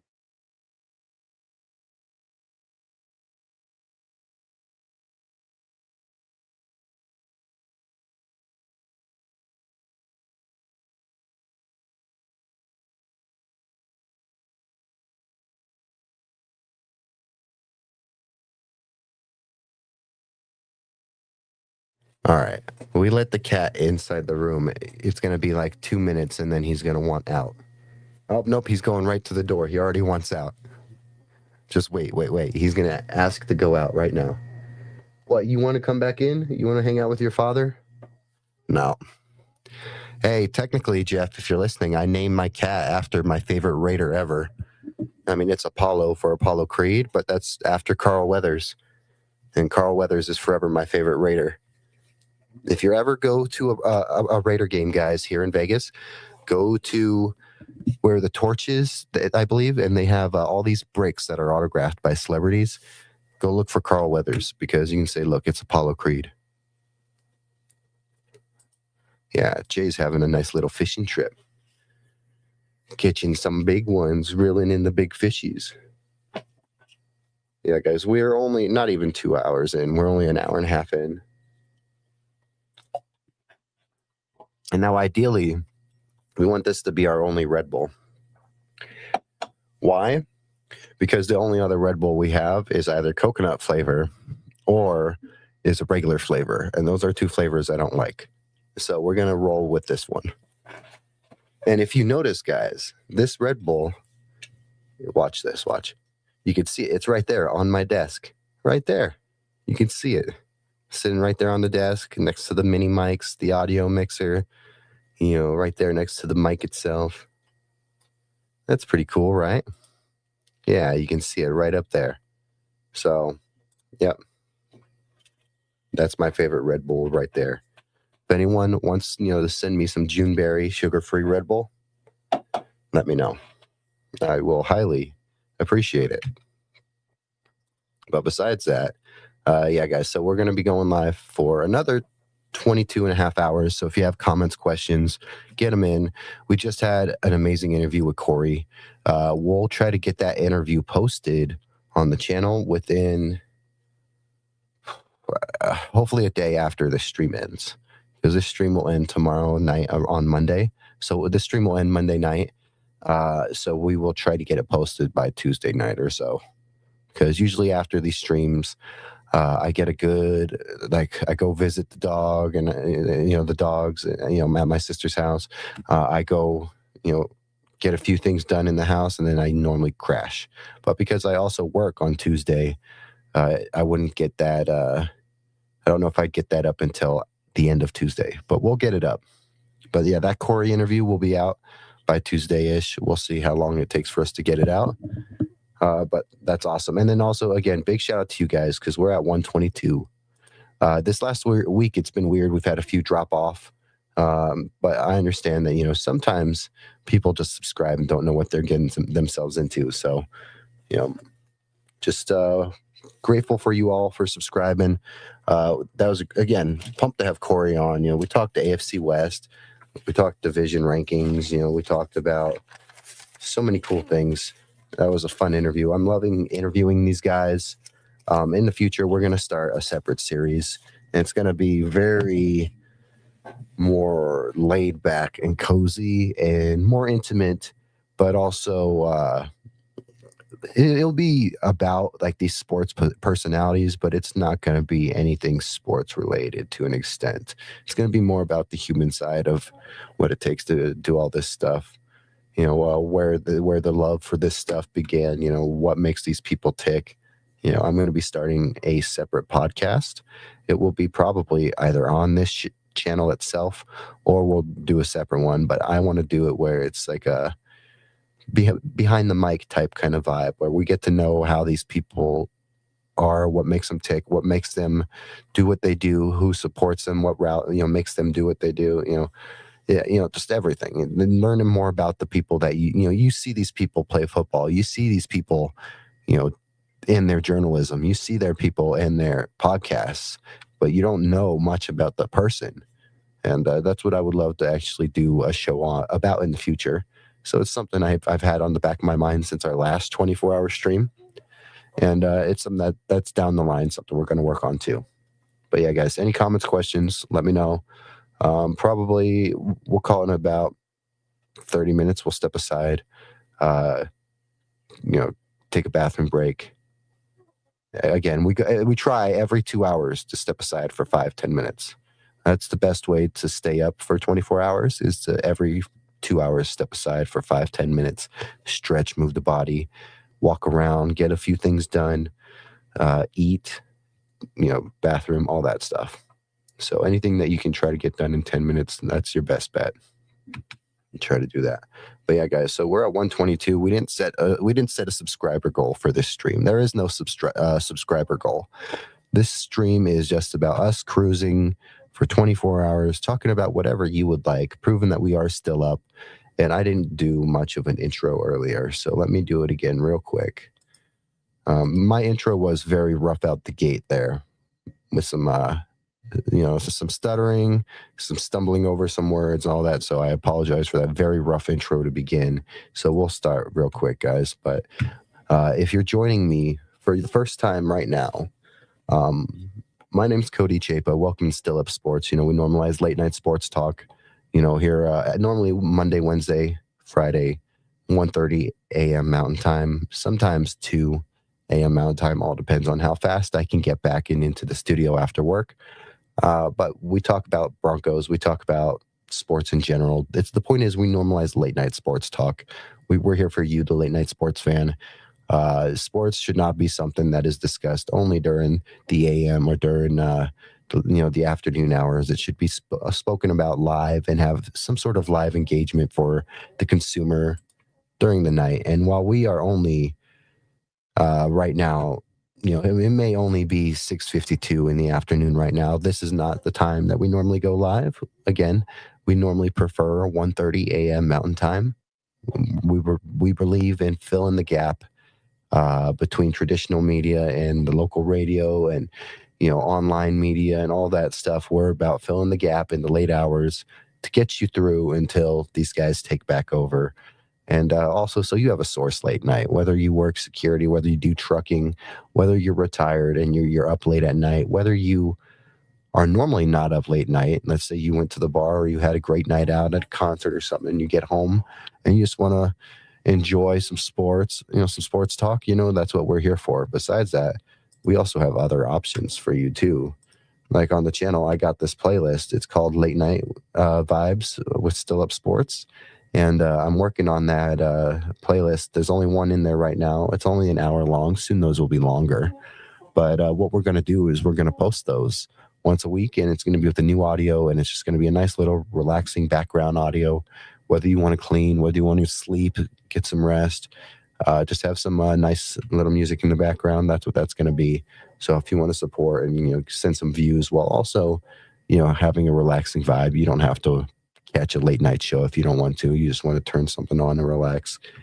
We're all about the late night and being up late at night, and sports is something that we all love. We all can gravitate towards sports. We all can unite and talk about sports. But if there's one thing that's true, is that the late night sports crowd and late night sports fan has been truly appreciated and not taken care of in the way that they deserve. So that's what we're doing, is we're trying to fill this gap. And just with you guys subscribing and helping me out, it really helps. So thank you so much for being here with me and helping me do something that I'm passionate about.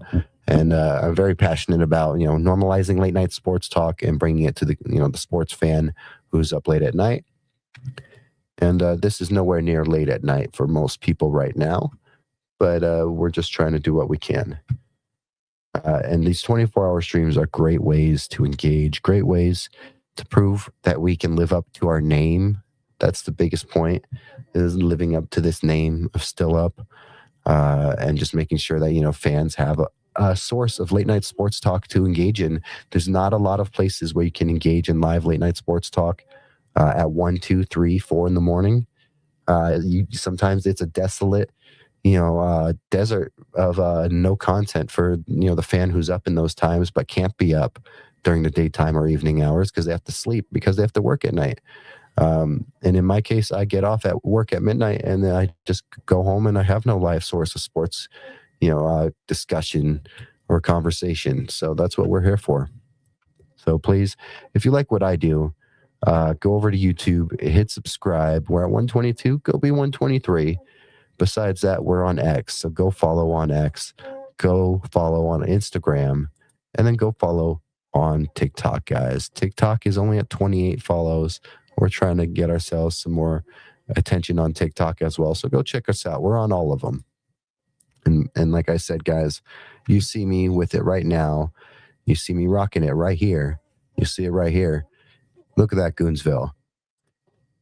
Goonsville is awesome, guys. Goonsville is a family ran and family made company. You got some amazing hard workers that love this brand and support this brand. You never know who's going to be rocking this brand, whether it's, Christian Braun, whether it's basketball players, athletes, you got, motocross athletes, you got, former combat sports athletes. The point is you never know who's going to be rocking Goonsville, and they got so many colorways and combinations. Combinations, guys, it's incredible. If you're a CU Buffs fan, go get you some of that gold and black. This is not a paid sponsor, not a paid ad, just Goonsville's family to us. Petros is like a brother from another mother. there's a reason why we have a state separating us. It's because if we were in the same city, we'd be causing too much damage, bro.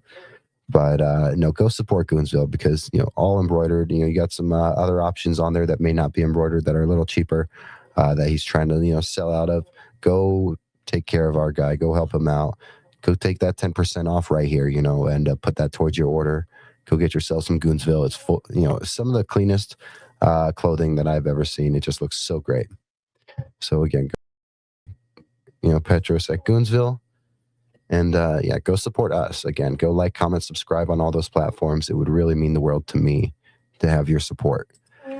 These 24-hour streams are great because we get to talk and just spitball. Whatever happens on these 24-hour streams. It's a great way for me to practice no matter what with producing. Great way for me to practice on screen and put my hours in on screen to try to refine my craft and get myself better and expedite some of my growth is by putting these hours in on screen and just, going off the top and just making sure that we have some stuff to go off of and discuss. It sounds like there's a chance we may get our guy, Jeff on. That would be awesome. It sounds like our guy, Steven, from Superchargers Pod may pop on at one point. I would prefer if he pops on after our draft lottery so we know our picks. So then that way we can talk about that as well. But yeah, I appreciate you, man. I just got your Instagram message. I'm reading messages right now.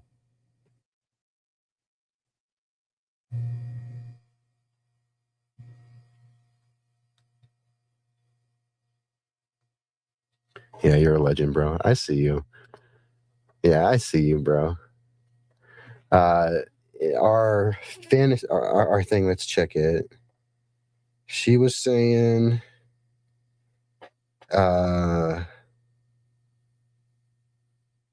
tonight at 10, but I don't know if that's her time. So.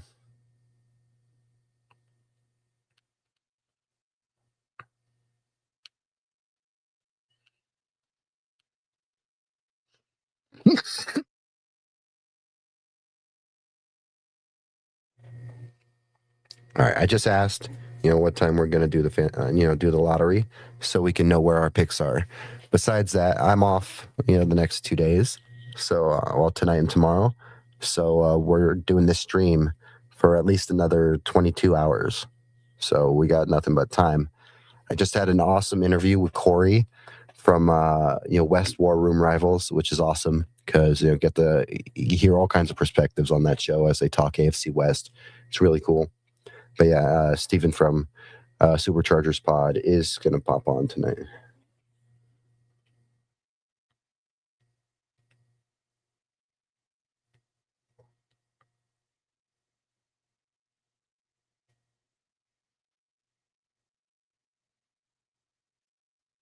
I think it's going to be in about an hour. I had to throw on some blue and yellow for you, man, since you're in the chat. Yeah, it sounds like it's going to be in about an hour. Sounds like it'll be about an hour. It's actually, I'll get up close, but you can see it. It's our boy, Nikola Jokic.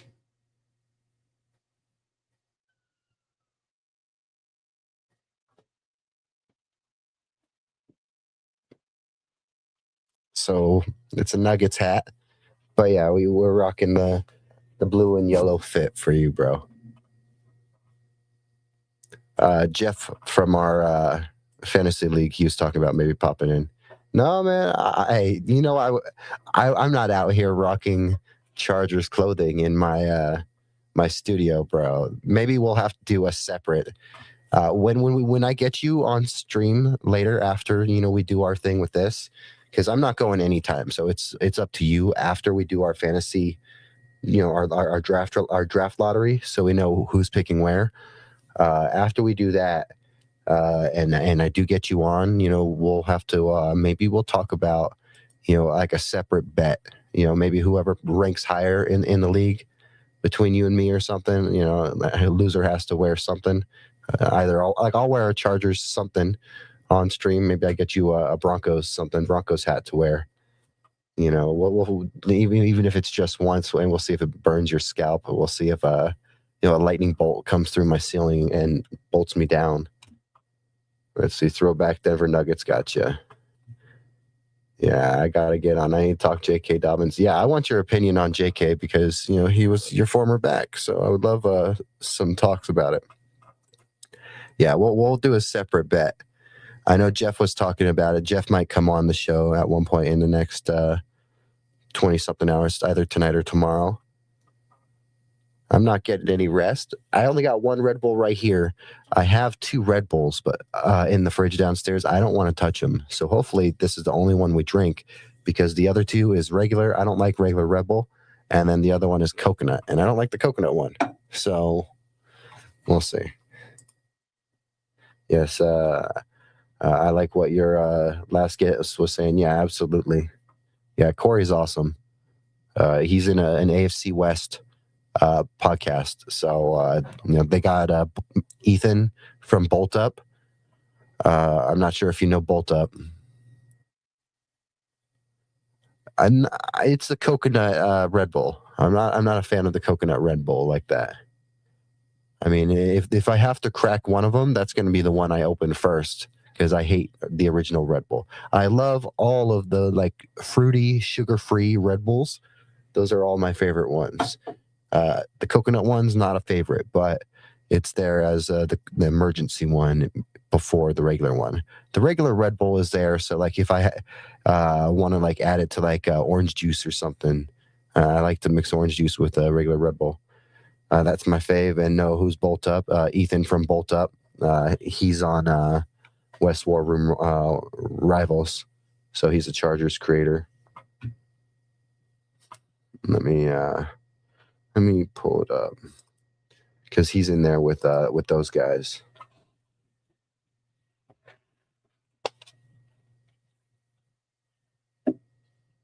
Actually, we'll pull it up just by going there. And then here. Let's see. This.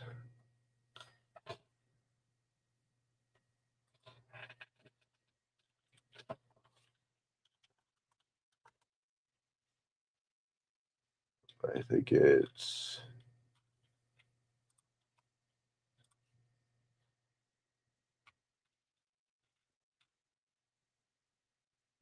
No. See, I've never dabbled in the realm of looking up like Chargers or Raiders creators until recently, so it's hard to find these guys. But he's on their show. So if you were to check out an episode of West War Room Rivals, he's their Chargers guy. And he does some great work. I love the vibe that they all have there on, because you get all these creators from different AFC West teams that are honestly getting pretty close and have like respect and love for each other. So it's funny seeing them trying to talk crap about each other's teams.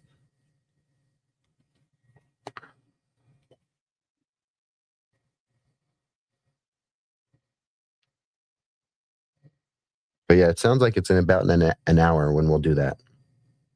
Do the draft lottery.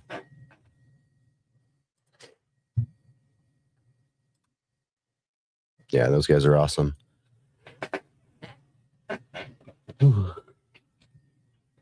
Yeah, guys. So that Corey interview, we'll try to get out on the channel on Tuesday, Wednesday. We'll try to get it out around that time. Yeah, unless I really feel like I got some energy at the end of this stream. Because if I have some energy at the end of the stream, then that's what I'll do, is I'll just crank out what interviews I have, and I'll just try to get them out real quick. If not, I will get them out this week still.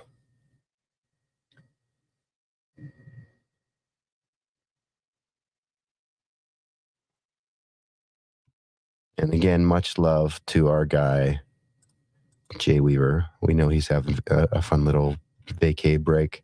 We hope he's having a great time. Jay's been on all three of our 24-hour streams. I don't expect him to make this one. He seems like he's on his little break and in his vacation, and we're not going to bug him. We had fun. We got an over 2-hour long interview with Jay about Jonah Coleman, and other Broncos subjects. So that's pretty cool too. So you can't go wrong with any of that stuff, guys. It's always great. Again, go like, comment, subscribe. It really helps me out. We're almost 2 hours in. So, 2 hours. And that was fun. We had a great guest in Corey. We're going to get Steven from Superchargers Pod eventually tonight. It sounds like Jeff may be interested in coming on and talking Raiders. That'd be nice. So, maybe we'll get to talk some Raiders with Jeff at one point, as well as Chargers with Superchargers Pod. Besides that, everyone else knows, these other creators know that the window's open.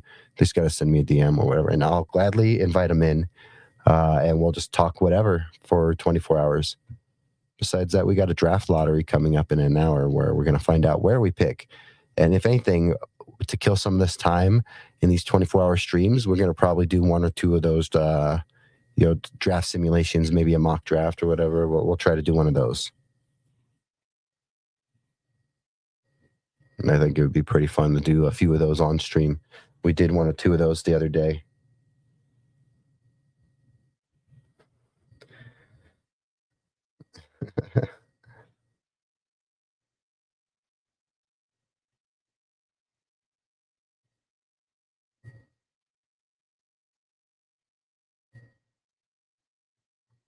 Yeah, much love to Corey again. Awesome interview. Love talking ball. His interview will be out probably Tuesday, Wednesday. We'll get that interview out by Tuesday, Wednesday. It just depends on how much I sleep in after this stream. But we made sure to get plenty of rest. We're good for the first 10, 15 hours. And you normally don't feel it because you're up for about 10, 15 hours most of the time anyway. It's when you push hour 21, 22, 23-ish is when it gets a little tough. That final hour actually gets very easy just because it's almost done.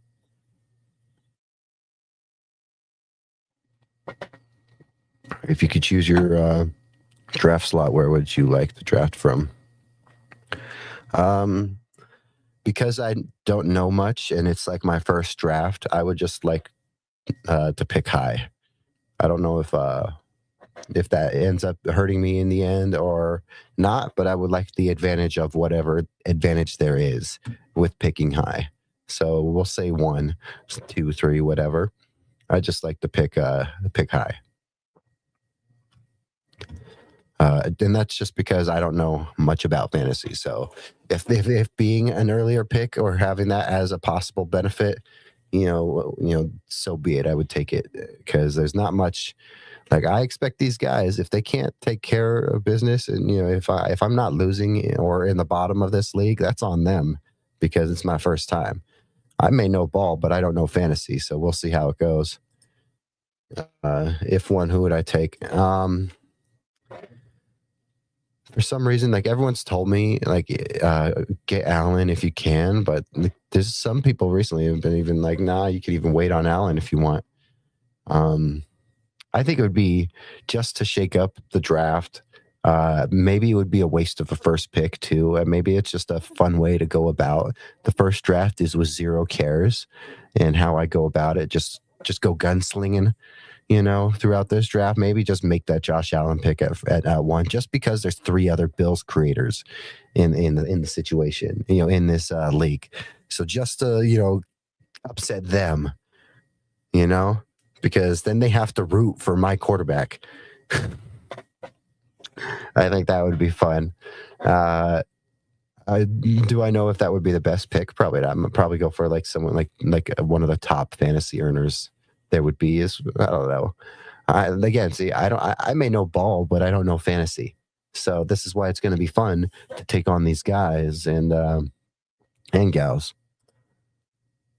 Yeah, I might just go in there guns a-blazing and just, who knows if it's good or bad. If some of it's a reach, some of it's not a reach, who knows. Maybe I'll make some good moves. Maybe I won't.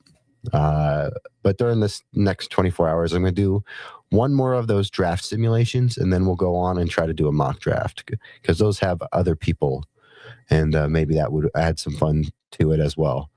Because we're doing we're drafting next week. We're doing the lottery tonight to find out where we're drafting. So, because this is going to be an every Sunday kind of thing with them, because we got like a little Zoom thing going to all keep in contact and stuff.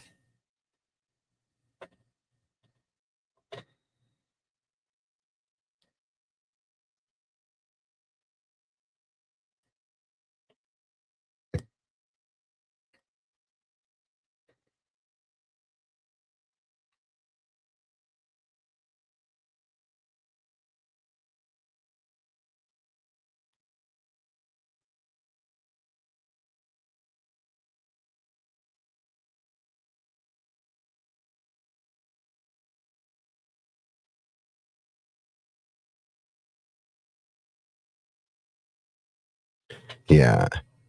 Let's see. It's reached, but you'll never lose your league drafting Allen in the first round. Yeah, I think that just by drafting Allen in the first round, no matter how bad it is, it can't be that bad, right? And again, it would just be to kind of make the statement.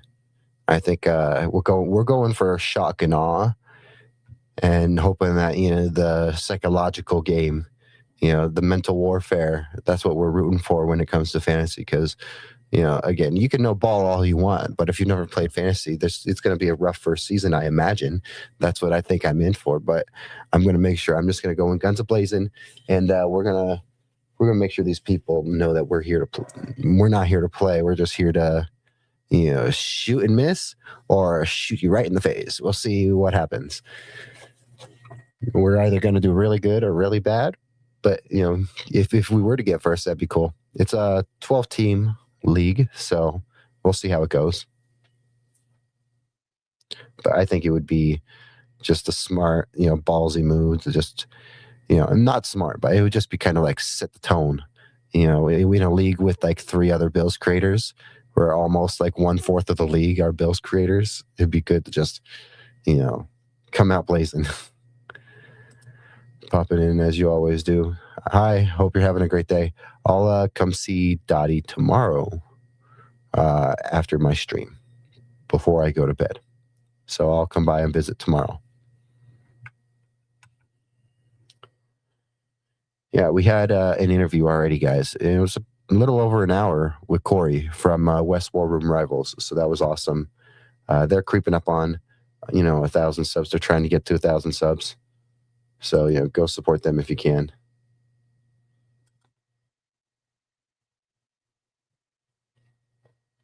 And yeah, guys, so this show is available on multiple platforms. Right now it's on X and YouTube. We're going to get it all figured out in the future to make sure it comes on TikTok as well. But yeah, it's been a fun show so far. We have had one guest. We have Superchargers Pod coming on at one point tonight. And then besides that, guys, we have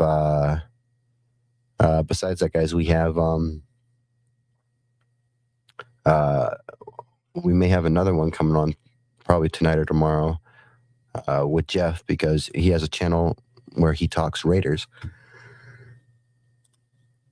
And let me double check real quick. But yeah, Jeff's at like 3,000 subs. So, he talks Raiders all the way on the East Coast. So that's awesome.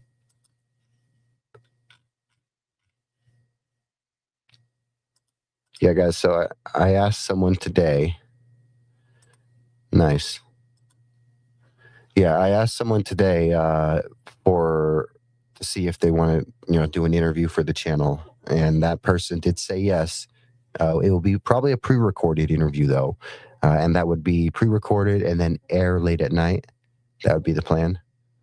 And then after, it airs on the show, I can make sure that I pull it up and, it gets dropped on the channel like the rest of these interviews will. So like how we have, Jay's, over a 2-hour long interview, or Mario's, 25-minute gem of an interview. No matter how long or big these interviews are, like Corey's interview, it's about an hour. So that one's going to go up there. It's going to be cool to have Supercharger Pod on. It's going to be cool to talk with Jeff probably at one point. Besides that, other guys know they're open. to coming on. I've already let people know they're more than welcome to pop on. I got nothing going on for 22 more hours, so we could use some guests.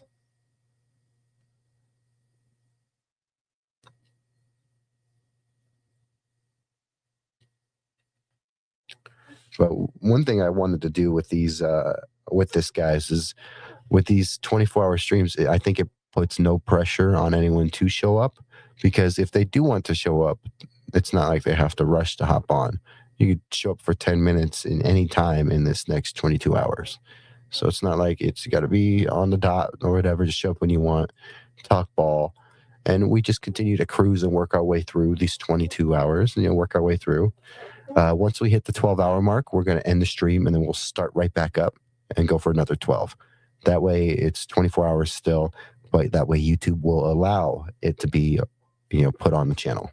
That's how we lost Dak's interview, and I'm still mad about it, because that was a great interview, and I love talking with Dak. So, and I got to get Dak back on, and maybe I'm going to have to make him a cool little edit or something, lure Dak on with something, make him happy. But in all seriousness, we're trying to save these interviews. And when you do 24 hours straight, YouTube will not even allow you to upload it. And StreamYard only saves like the first 10 hours or so, like that. So you really have to learn what you're doing with this stuff, because it's a process. And I've learned quickly that with some of this stuff, YouTube's picky in how you upload things or what they require and such like that. But yeah, so we do have a cool interview lined up at one point, not for this show, but before the season starts. We got a great little interview lined up for before the season starts with someone that I really look up to and appreciate in Broncos media, and admire for some of his hard work that he's put in to what he's done. So really excited for that. And that'll be a pre-recorded one that'll air on one of those late night streams. This is our final 24-hour stream of the off season. Will there be one or two during the regular season? Who knows? Probably not. Maybe one. We'll see. If I was not on vacation when we have bye week, that's what it would be. But we're going to be in Denver for our bye week as well. So we'll be there for the Broncos Chiefs game, but then also part of the bye week. So with that being said, we will be trying to rack up some interviews and some meetings and some networking and doing some cool stuff in Denver, while also still doing one or two shows for sure. I'm going to have to find somewhere with some good internet at least, because I don't know if I'll trust the hotel I'll be staying at's internet. But in terms of like I could record stuff without internet, it's not hard to do that.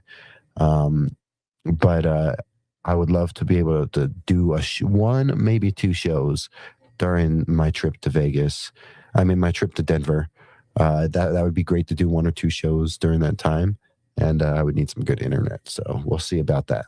I could go find somewhere with some strong internet maybe, but it would be somewhere where I would need internet and I'd have to talk. And some places, I don't know if that's where I would want to go do that stuff, but we're going to keep rock and rolling. We got some great fun plans for the year, guys. So if you come over here and check us out on Instagram, we got some fun stuff planned this season. We're going to be at 2 college football games. We'll be at UNLV versus Memphis, UNLV versus Nevada. So Battle of Nevada, as well as UNLV versus Memphis. 2 cool college football games. I'm excited for it. Excited to get out and go see some more sports, go enjoy some football.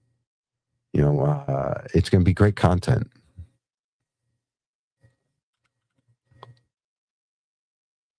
Yeah, guys, we got some shorts out. We got some stuff out. There we go. Yeah, we got some shorts out. We got those 2 interviews out from our last 24-hour stream. We would have got Dax out if it didn't delete it. So we're going to make sure we get Dak on another time or whenever. And we'll make sure that we go all out for Dak.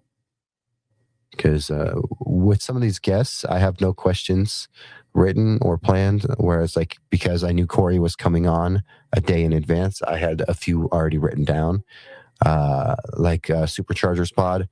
I'm gonna put it together one or two good ones for him. Besides that, there's gonna just be some fun talk for sure. I can already know because there's a good vibe there, and I know we're gonna have a fun conversation. We are at 2 hours in, guys.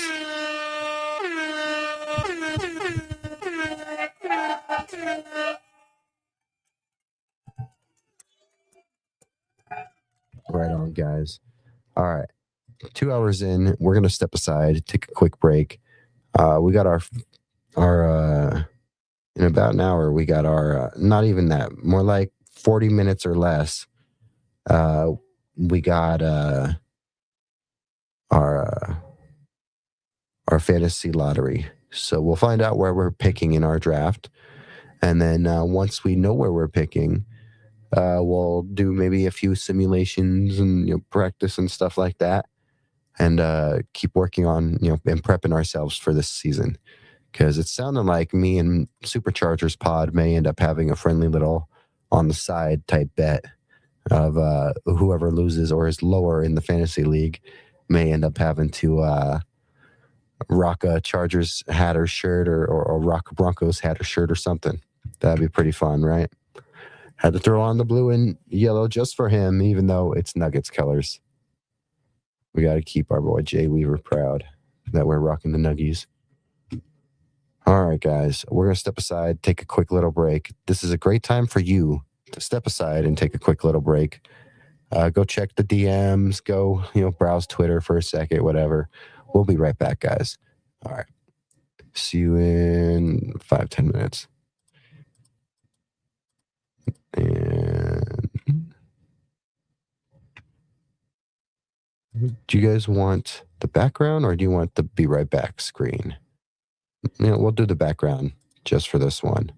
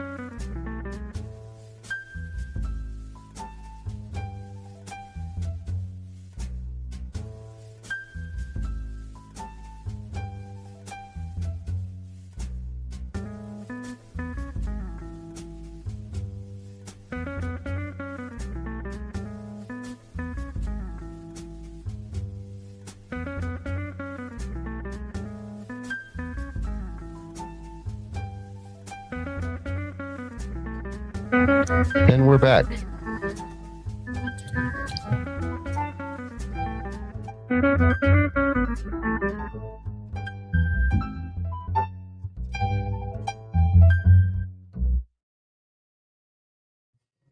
Hope you all are having a wonderful day. Thank you for joining us for our fourth 24-hour stream, guys. It's incredible. Thank you so much.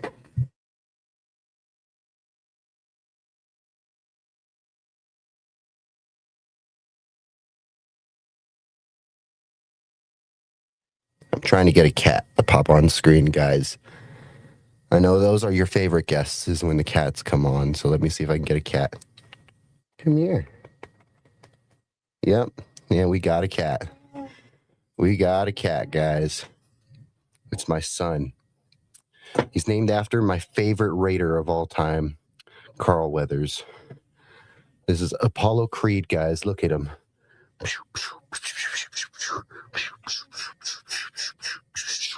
Yeah, he can fight. Not good, but he can fight. Either way, he's my boy. Mwah. That's my son. That's my son. We always are all about the cats. Still up. Absolutely.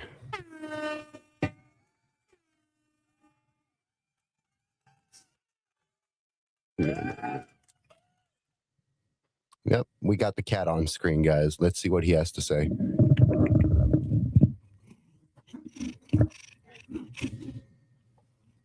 What do you have to say, sir?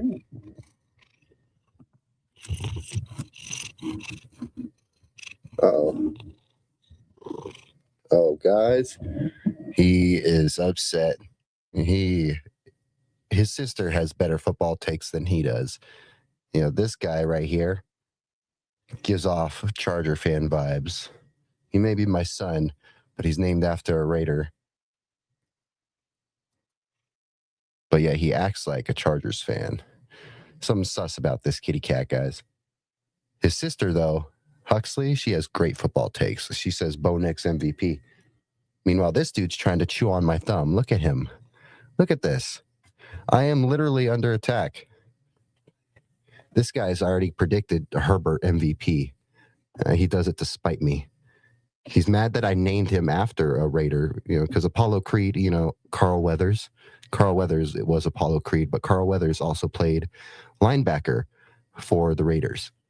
He's mad that he's named after a Raider, so now he takes it out on me. Look at this. Crazy little bastard. I know. We can't just keep reliving Super Bowl 50. We have to make our own destiny. Bo Nix has to make his own destiny. That does not mean you can just become a Herbert fan and support the Chargers.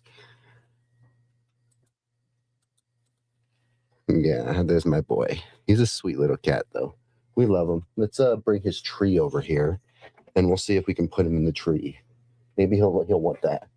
He loves the tree. Malo. Is this your tree? Look at him. Look at this. Can you believe this?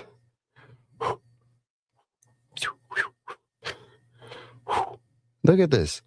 He's like assaulting me. He's eating my hand. Here, bro, smell my finger. It smells like audio mixer, dials, and keypads.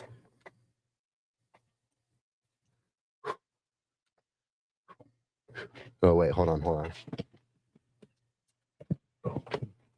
This was his baby toy. His first little stick on a string, guys. I mean, his first ever string on a stick. This is going to make a great clip.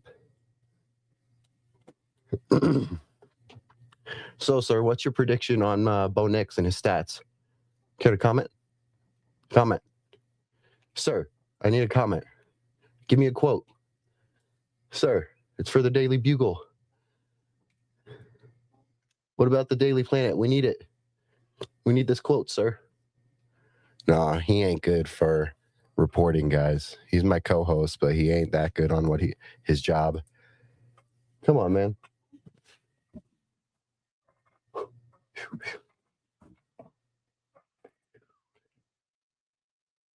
Look at this guy. Look at him. He's just jumping and bam, bam. He thinks he's athletic. Yeah, he is angry. He is filled with anger and rage. I think he needs to go to boarding school. He should go to boarding school, military academy. He needs direction in his life. He probably needs a better father. Just kidding. We love our son. He looks just like me too.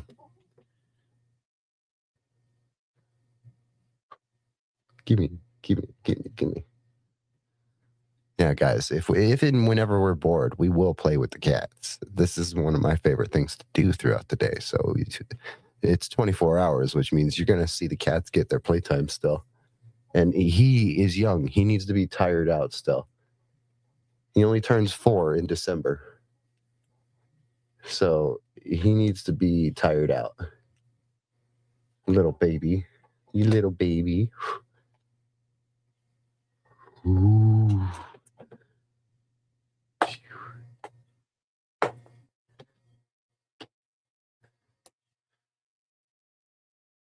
Here, you have it. Take it. What a dork. What a little dork, but we love him. If you got any comments or questions, guys, Broncos sports related or anything, drop it. Let me know. Is your cat also as big of a punk as my cat? Because this guy is crazy. Come on, man. He thinks he's Anthony Joshua out here now, huh? You know, you watch one boxing match without your father, and now you think you can take me, and you think that you're Anthony Joshua? Yeah? You think you're all that? This guy's crazy, man. Look at this, bro. He thinks he's that. He thinks he's all that, man.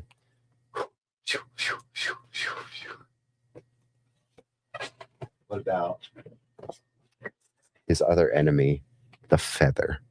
The feather took in straight from Patrick Mahomes because he's a fairy. So this feather is straight from Patrick Mahomes, guys. Patrick Mahomes is a fairy, and this is straight from him. Will this be his enemy?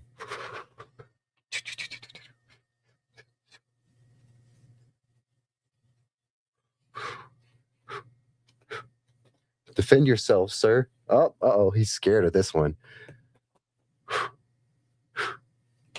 Oh, he's doing the little dangly arms thing. He does his little dangly arm thing, guys. He just does this. Crazy little boy. What? Here. You gonna bite me? Here. Have my hand. Oh, now he's sucking up. Now he's sucking up. Now he's being a baby. Okay.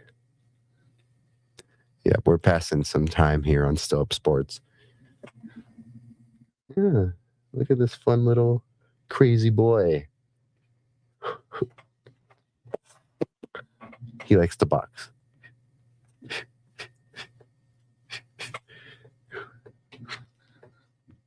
Hey, put her there, son. Yeah, let's shake hands. Let's shake hands. Sorry, this is going to be probably a random clip for sure.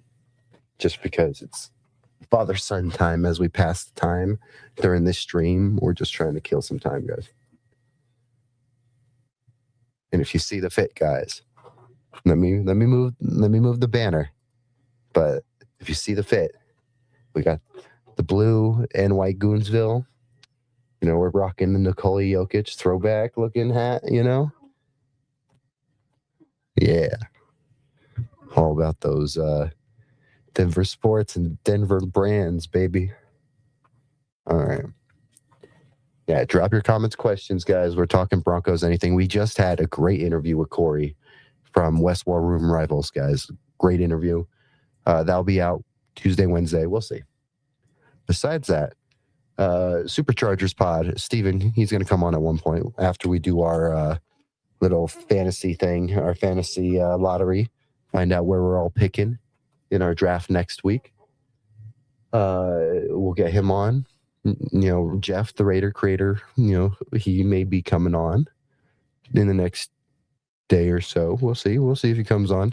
And besides that, I got a big interview, probably the biggest interview of my life lined up. Uh, and it's so awesome. It's going to be legendary because it's something I'm really excited for.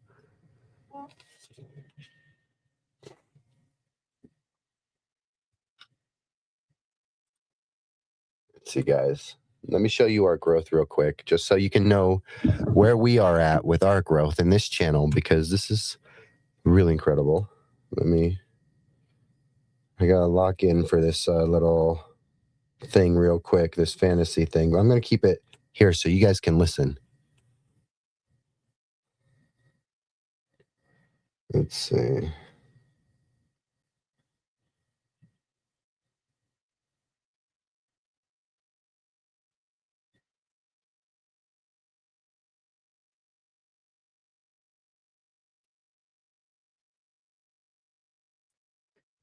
Okay, we're at 122. Hold on.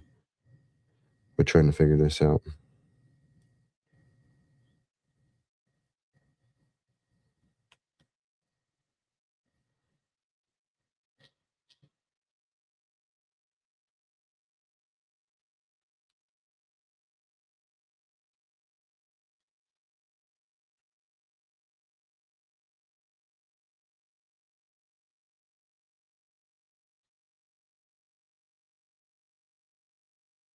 All right, guys. So we're taking care of our fantasy lottery. So we find out where we're drafted. All right. We're going up against some great creators. Let me open up the phone and get in here.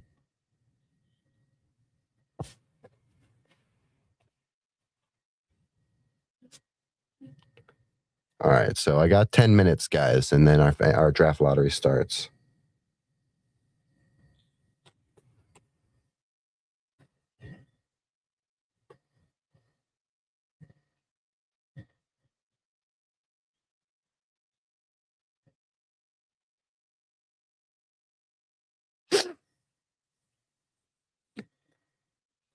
But I'm in here right now.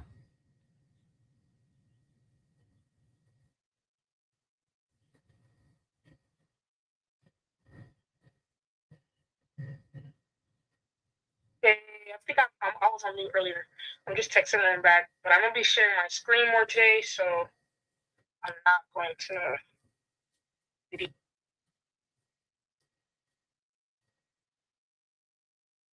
No problem. No, everything's good. I'm live right now, but we can still get this done. Oh yes. Oh, let me know if you want me to hop on live. I got a lot of time on my hands. So just let me know. Yeah, I can always use more guests. Yes, I can talk a little about football. Like I said, I joined the love of football last year. When I started actually playing the game, but I'm more of a basketball person. But like, I got really into it last year, so Yeah. I can talk a little about football. Right on.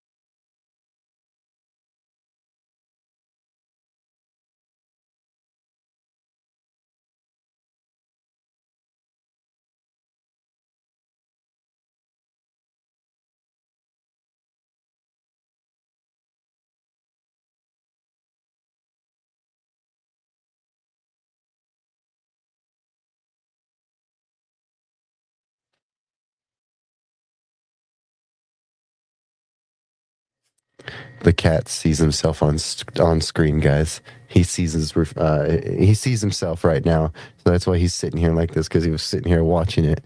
So It looks like the league's gonna have 14.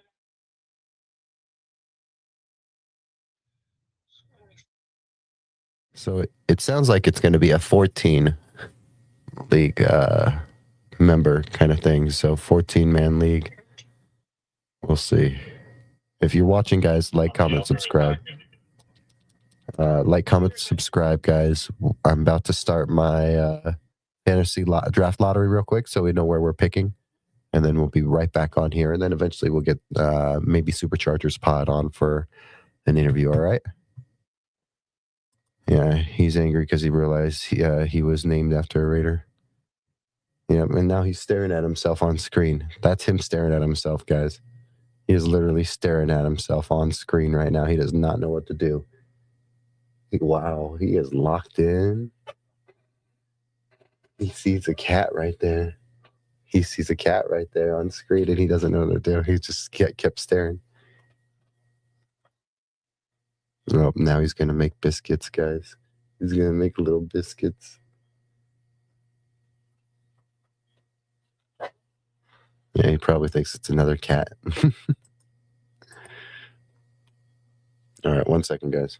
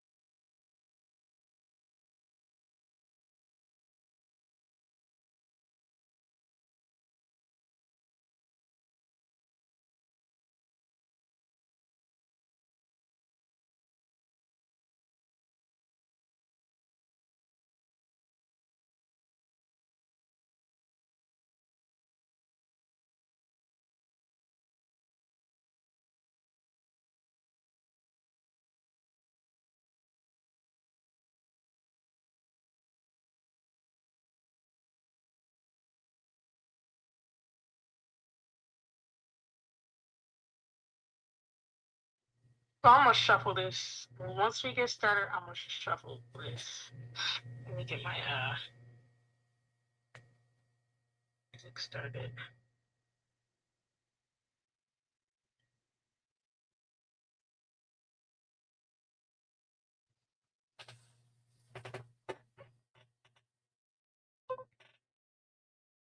All right, chat. We're about to do our thing and find out where we're going to pick, okay? So these next 5-10 minutes, just sit here, stare at me, stare at the cat. Camera shot.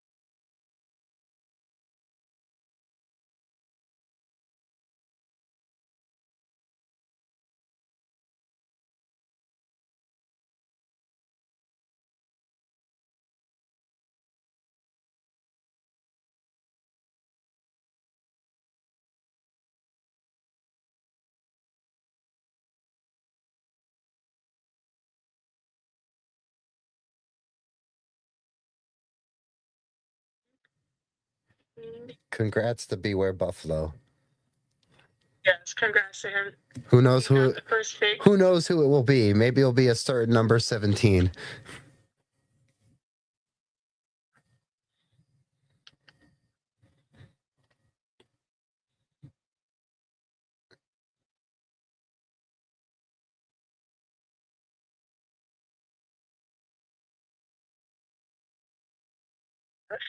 Spurs. After the fact, are you going to send the order in the group chat so we all remember who? All right, good.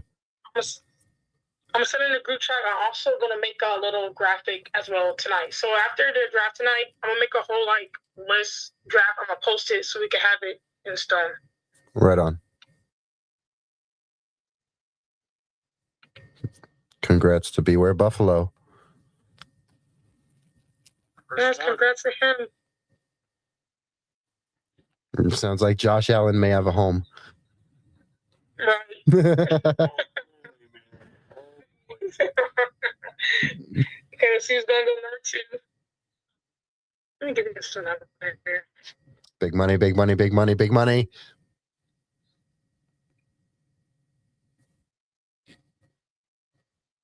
It's the Serpentine, right?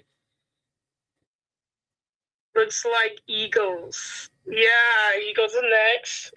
Screenshot that. Eagles Nation. Okay. Okay, so looks like we have a Saquon Barkley probably going next. Right. It's either him or I feel like it's Saquon Barkley because Hurst is good, but he's not. He's somewhat.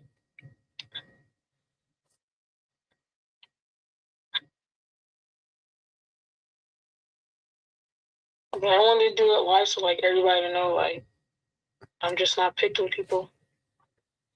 Well, by the way, I have our call live and my mic is not muted. So anything you say is on my live stream right now. So everyone, best behavior.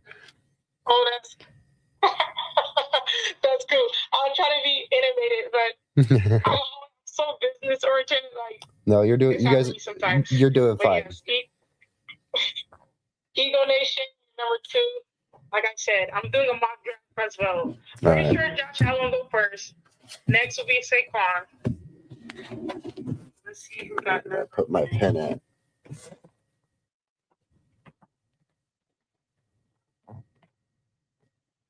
And looks like we got number 3. Oh, Oh, we got number 3 pick. So that's good. that's your in the chat. Like, who will be like your ideal number 1 pick? Because there's no more Josh Allen. No, there's no more Josh Allen. So I was really thinking about getting Puka Nacua. Mm. Oh, I feel like he didn't have the ball, force needs him the ball a lot. So I feel like Puka Nacua is going to be that. Okay. Favorite. Okay. hey, We see. Puka, We see ya. you're going number 3, Fuka. We see you. Hopefully he doesn't be a bust. Because he was tripping last year. He was going good last year. I feel like he's going to pick it up, get even better. He should. He should. Congrats. Yes. Number 4. Let's see who we got. Oh, the Bolt Punishers. Isn't that? Oh, my God. That is Stefan. Yeah. Stefan, he got number 4. This is interesting. That's a good pick for him. This is interesting. He's gonna make a good It pick. is. He's gonna take hell yeah. advantage. Oh, what? Yeah, what I get? You know?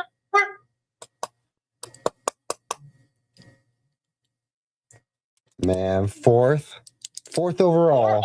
Let's go. Let's go. Yeah. Bye, Bo I Nix. didn't want too early. Who would be your first pick, like, mock draft? Like, who would you think? I don't know. I'm gonna see who's best available. Smart man. Don't let us I'm know. just gonna see who's on the board. Yes, it's a snake draft, I believe. Snake. So, who is the both? Yeah, here's this one here. Number 4. I should be saying pick number 4, not number 4 pick. Yeah.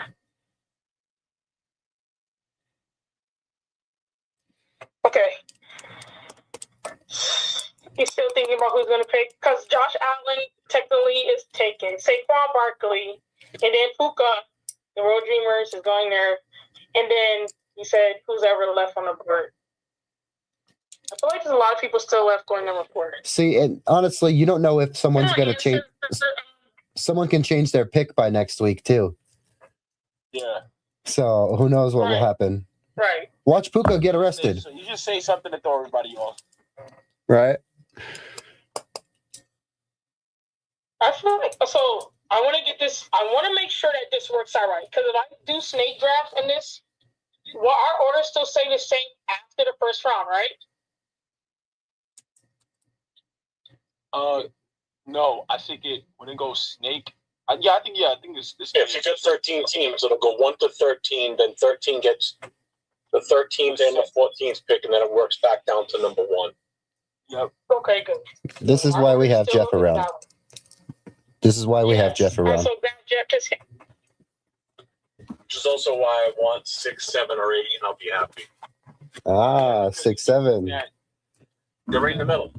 Yeah. You're flipping every 10 picks, basically. He literally has he can play the table the whole. Yeah. looks like Jackson Smith is going to be gone probably. Yeah. Or he might surprise us because there's no more Kenneth Walker. So it's either Jackson. Oh. Shane Hawk Jackson space. is good, but yeah, I'm Hawk pretty sure space. Jackson Smith's going to go. Did I screenshot it already? Ah, the Let me CJ. double screen just to make sure I got it.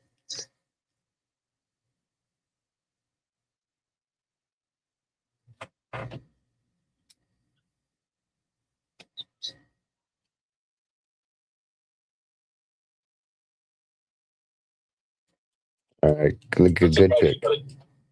I'm surprised you found Chargers fans to get involved in this. There's only like 5 in existence in the world, right? We found 2. We found half of them. It's not too many. Number 6. Oh, my name got to come here somewhere. We're on 6 now, right? Yeah, 6. Charger Luke. Looks like he's going up. Oh, 2 Chargers, guys, already. That's crazy. That's what we get for talking about them because now they both get high They're picks. trying to steal everybody at this point. Yeah. Oh my goodness. Who else is good? What is it? It's Justin. And then I know, isn't Keenan Allen still in the Chargers? I don't know how good he is on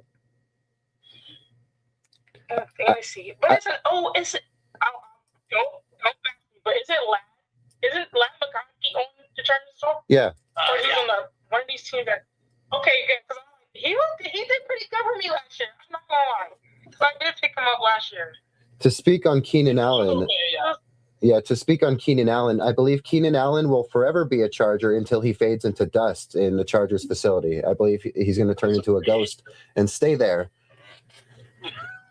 He's never leaving. He's a free agent, bro. I don't think he's coming back to the Chargers, bro. I think he's going to get signed with another team, it looks like. Oh. As long as it's not Raiders. Yeah, I don't think. Yeah, but at least, I don't know. I think the door's open on him, but I think he's probably going to looks like he's going to sign for another team, actually. That's fine with me. See the Raiders maybe picking him No. up. No. He's a Raider fan, actually, bro. No. That'd be It was amazing. different with Marshawn Lynch because he can still contributed to the team. That's different. You know what? He was kind of hard marched on Lynch a little bit, actually, I feel like. Low key. You know what I mean? Because it's like, I feel like they brought him back, for the fans. I feel like they did the same thing kind of to Keenan Allen. Oh, yeah. Yeah, I feel like those kind of similar, bro. Yeah, he's still free agent. Him and Stephon Diggs. Stephon shit could really come back to the Bills, but we'll see. Number 7 pick. Let's see Come on. who we got. Stop. Uh-oh. Colts. Yeah. Oh. You tripping. The Diggs brothers are both done. The Diggs brothers are done.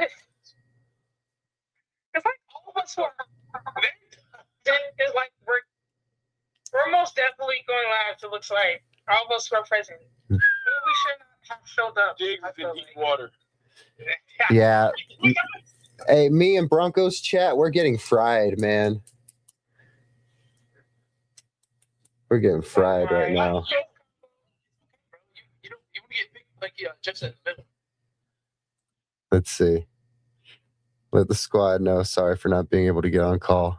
Yeah, Broncos chat says sorry he couldn't get on the call, but he's watching right now. He's cool. I'm glad everybody streamed it up. We have Cody on the live, so it's good. Yeah, so that's the bonus.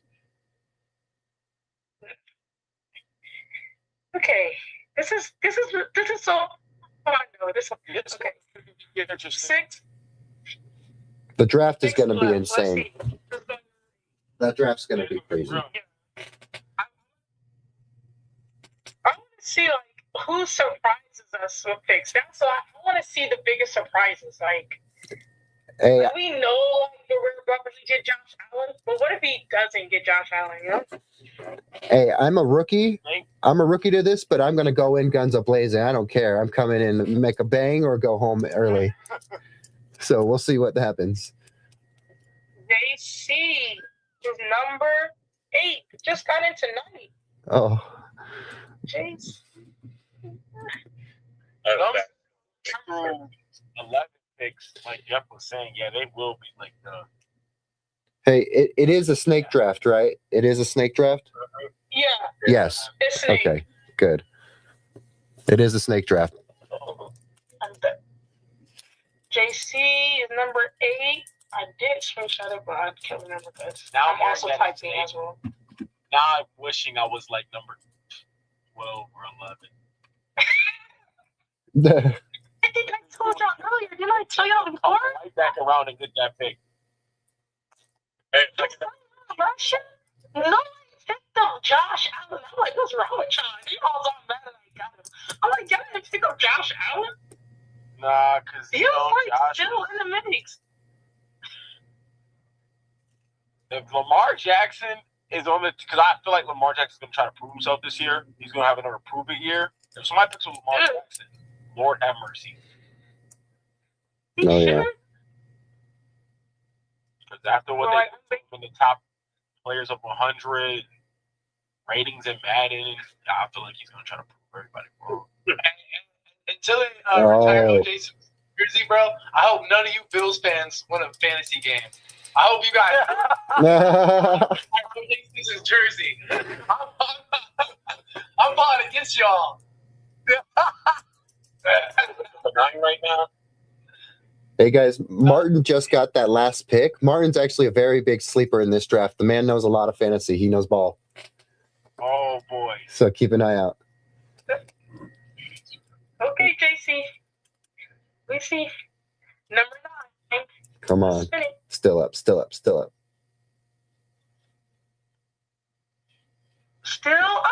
Hey, number 9.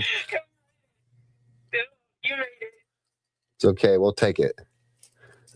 That's an enviable spot. I'm not going to, now since I know it's Snake, y'all got enviable spots. Them 9 to 13, y'all going to be having a field day in the draft. I'm going to be studying my ass off all week and practicing too. So I'm going to come in ready. Back to back, yeah. All right. We're picking 9. Nice. Who do you think have a big year next year statistically? Ooh. Justin Jefferson. You think Justin Jefferson? Jalen Waddle, of course, but that's an easy one.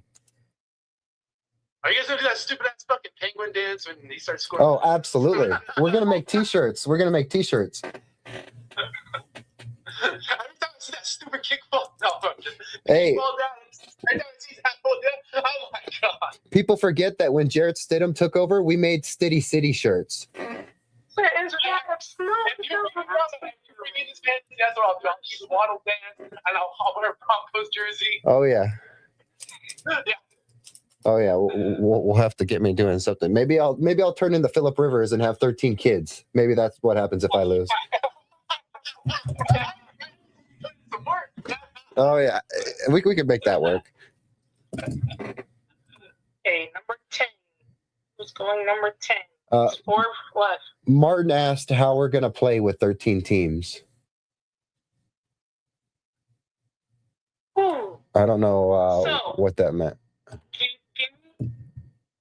Give me one moment, because he just got in today. So most definitely, I'm gonna have to add someone else. So it could be 14. Okay, and they'll end up getting the Well, we last have- pick probably. Yeah, they'll Okay. get the last pick, but we have to ask that. I'm like, we have to just stay on schedule anyway because the season's gonna come out real quick. Yeah. Right. It's gonna come. And honestly, the 2 Charger fans I brought in too, not Iron Bolt, I know Charger Luke, I know he signed up, but my other buddy, he did hit me up, the Backseat podcast, the Backseat podcast. Why are the Chargers in the back seat? Of course. Yeah.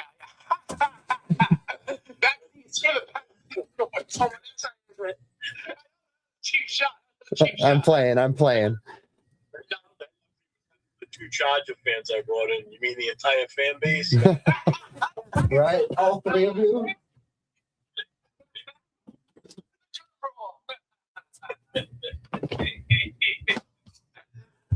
No.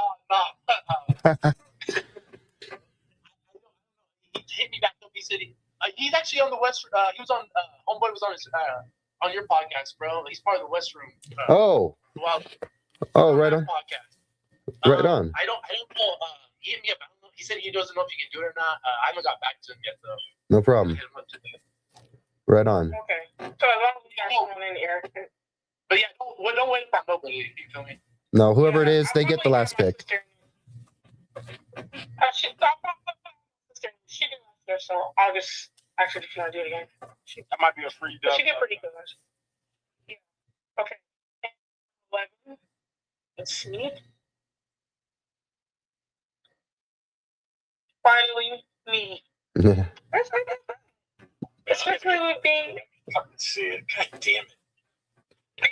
This is what happens when you choose to be a Raider fan. The universe works out in mysterious ways. Oh, gee. So I feel like him going last is I don't know. Maybe it's better. I think it puts the pressure down. If it's I think it puts the pressure down because everybody's gonna get the quote unquote heavy hitters.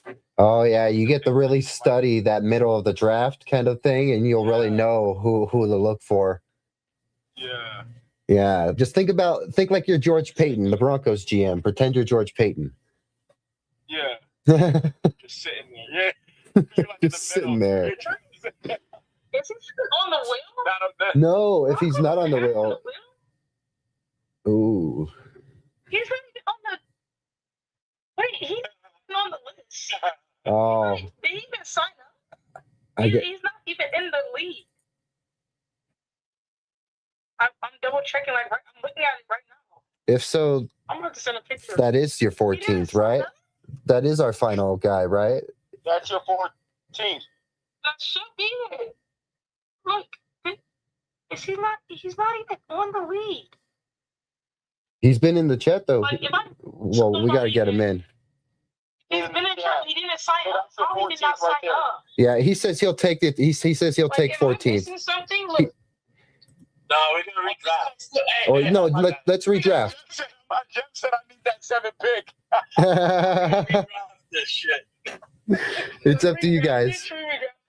If you want to redraft, we can redraft. I'm not opposed. I mean, No, I was kidding. we can. But he didn't even sign up. Oh my goodness! Hold on. Hey, this guy's too. He wants to get on too now, bro. Well, we can only go up to what 16 total, right?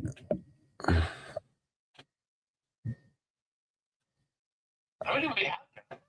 Well, Broncos chat said Yeah. he'll take last if he has to. Sorry, tell them that that's not the list for the. Is that the list you have for the? This is the list that I have on the actual league. That's why Tell them my because the camera. Iron Bowl thinks that's the list for the draft. No. You can type in there too, because I'm multitasking. I'm about to send in the link again for how many people missed the link to join the league? I thought I sent it in. Hold on. I think that chat moves pretty fast. Okay, so let me get this link back sent out because he was in here for a while and he didn't sign in. Yeah, Oh this my. guy needs to sign in too. And I think, is there 14 spots? Yeah, I have to open it back up. Martin says he's okay to repick if we choose to repick. However, Broncos chat said Okay, so everybody's okay with doing. I'm not opposed to repicking either, but it's up to those top picks, guys. Those top pick guys, I would feel bad if they lose out on what they have, but it's up to them. Unfortunate, but I Oh, so think should we just leave the top 5 guys and pick the rest? Would that make sense? Like, leave the top. because you're talking about adding, what, 2 or 3 more guys right now. Yeah. I think, in all honesty, to make it fair for everybody, Restart. just Yeah. give them the last few picks isn't fair either. Restart. You know what I'm saying? Yeah, redo it. I think you Okay, we're doing it. Redo it with a Let me whole send brand new him the wheel. link. Okay. I know Let it me sucks. send him the link. Assuming, but I mean, I think it's the fairest way. It's to do okay. it. I was looking on the Broncos chat, we're adding a few other people too, so we're gonna make sure that it's just a brand new one. Okay. Make sure he signs in, please. Yeah, make sure you sign in right now into the league right now because we are restarting, and it is fair. I guess it is fair, right, guys? So everyone gets a fair shot at this.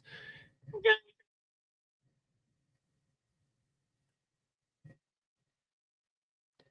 No matter I just what, hope I it get will be fun. a last pick. I don't want a top pick. But let's see. We can start trading now. Who's ready to trade? Y'all are crazy.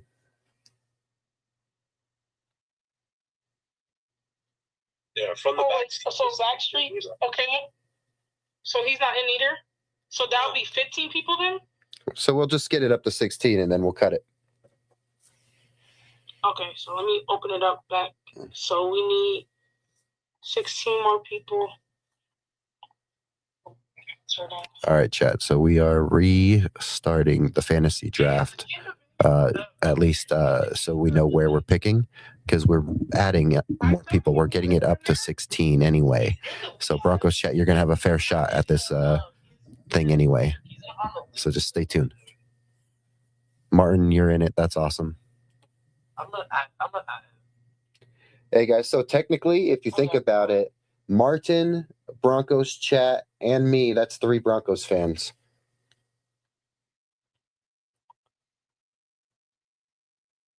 And now we got what, like 3 Chargers guys? 3 Chargers guys? We see it as So the league, the league is open to 16 now. Let me send. we still need to get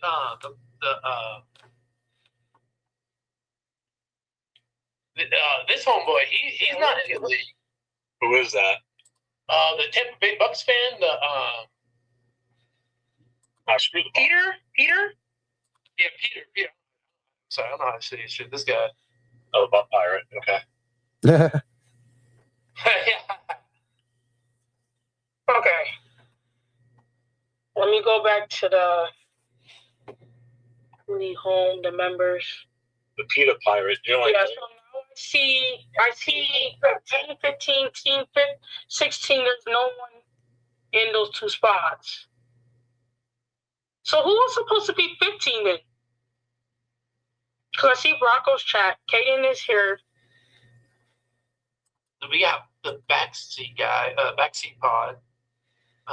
Okay, did they? He needs to get in. He needs to get in. I just sent him the link right now. He said he'll join. Okay. Broncos chat. So that. Okay, good. Yeah, I see him right now. Caden's in there. Well, this is fun. I guess we redraft. We had our mock draft. That was Our fun. mock draft. Hey, so Now it's fun. so if you end up still with like one of the final picks, it just means it was meant to be. Yeah. Again, it's the rain away. What are you gonna do? Yeah. We'll stay tuned on this though. Now I'm happy because there's a total of 3 Bronco fans in here now, so I'm happy. How far away are you from downtown Vegas, like from say the stadium? I live literally like half a mile from the Stratosphere. Okay, so Ethan has joined. And so who was number 16? Wait, how many people are playing this league? 16. Okay, somebody else can answer questions while I add these things in. Chat. I'm gonna go get a drink real quick from downstairs. I'm still on the phone with our Zoom, okay?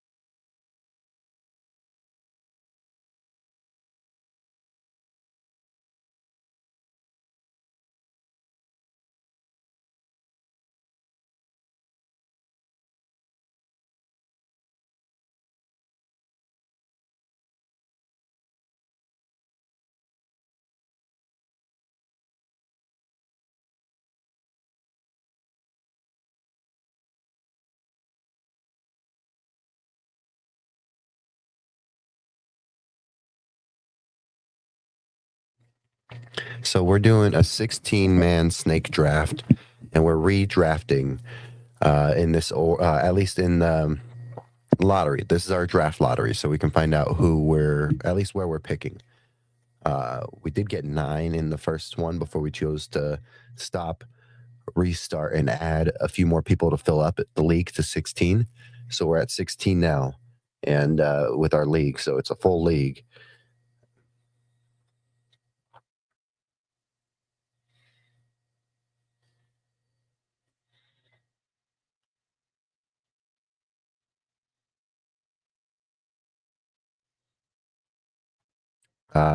So it's a 16-man league.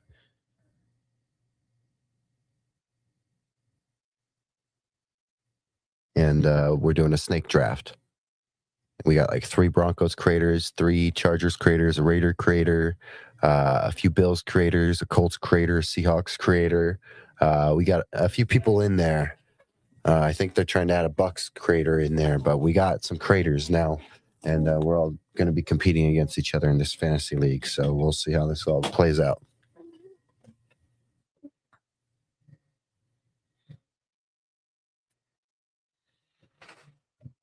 As you should, Broncos chat. As you should. Come out swinging.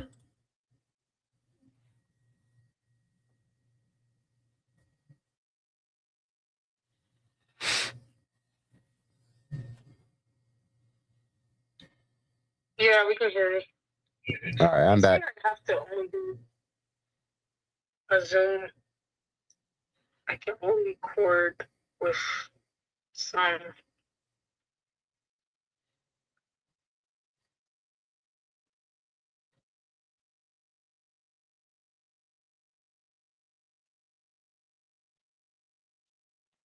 I got 40 minutes on this one. I'm gonna coordinate it with the little deal. I'm not on my laptop right now, so I can't record. But if I need someone else to record, it'll be good. We need to get started on the redraft. But who is also Team 16? Because That spot's still still empty.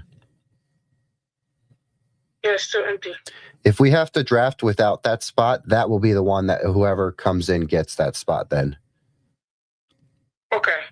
Because if no one's in there and is ready to go now, then they will get that spot.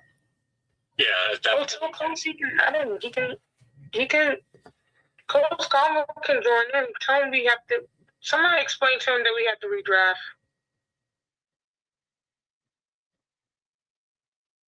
It's my will. No. Will all over again. My goodness. Okay, good. I was about to say. Okay, so Team 16, nobody else joined, so I'll just shuffle it up and let's get this started. Spinning number 1 pick goes to me. Coach Convo, number 1 pick. Hey, he thought he missed it because he thought he missed the Zoom, and he's like, "Hey, I'll take that number 7." Well, you just got number 1. That's how you do it. Official draft, Coach Convo. Probably Jonathan Taylor will go first. That'd be a good pick.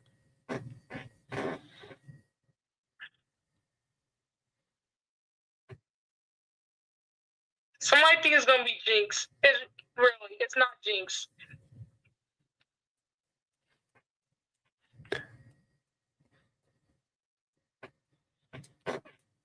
Colts Convo is number 1 overall. Daniel Jones is off the board.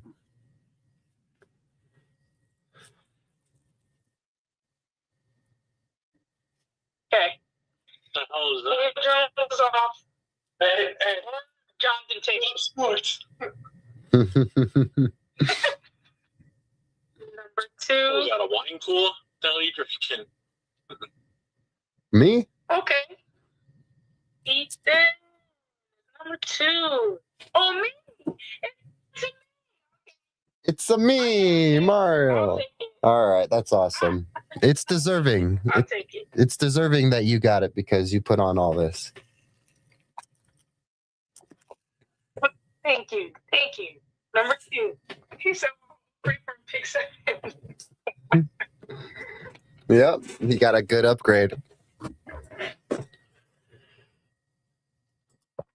Yep, Martin, it's a 16-man league, and we're redrafting. Whoever joins the league last gets that final pick. With your shows that you guys do, how many of you do them on YouTube? All of yous? I do mine on YouTube. Well, I use StreamYard, so it multi-streams onto YouTube, X, and then I can add one more. I could add one more, and then I'll add TikTok in the future. Yeah, YouTube. That's how I found you, Jeff, actually. Is it? Number 3. Yeah. Also, that's on YouTube. All right, next pick. Number 3. Charger number 3. Bye, Justin Herbert. Hey, this is the best flavor, bro. You are tripping still up sports. No, it's What is it? it's just not my favorite flavor. Oh my god. I hate coconut. Ugh. It's See, I got the Juneberry right here, bro. Look, the Juneberry. Junior, that one's whatever. No. No matter what, though, always sugar Hey, free. hey, I get a electrolyte, I'll drink half of that, and I'll put the watermelon Red Bull in that. That's what's up. In this desert heat, you need it. Nation HQ. Eagles Nation Another great pick for Eagles Nation. is number 4. Another great pick for Eagles Nation. I'm gonna get the last one. I can fucking. I'm manifesting pick 14 for Jeff. So just Thanks. so he's not last.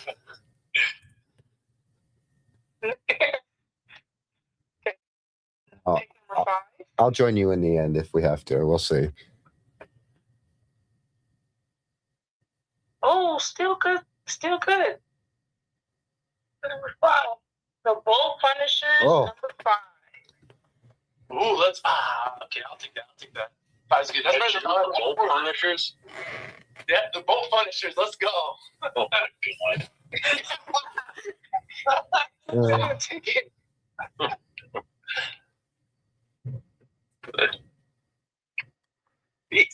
Wait, You should see my logo, Jeff. You'll love it. I can only imagine. Like the bolt pushers. Bolt Pushers.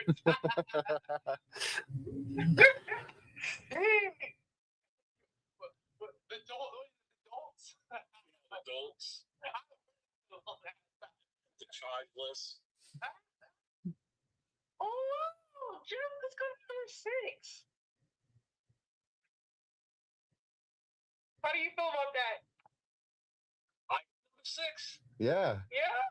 Oh hell yeah! I'll take that all day long. Now we're gonna have a Raiders fan actually win. We're gonna have a Raiders fan actually win now. Right smack dab in the middle. Wait, Jeff, how many have you won so far? Like, how many have you won? In total, since I've been doing fantasy, Yeah. more than my 10 fingers. Oh boy. Probably more than some of our ages. Yeah. Number 6. Oh, that's sad. You're crying. Yeah, I feel bad for you because you had some good things. 6 is a great number too, so that's perfect. Yeah, because you're right in the middle. So, like, Yep. No, I mean the number 6 itself means a lot to me, so that works out too. okay, good. I'm glad everything worked out. Team 16 goes number 7. So, who said they were signing up?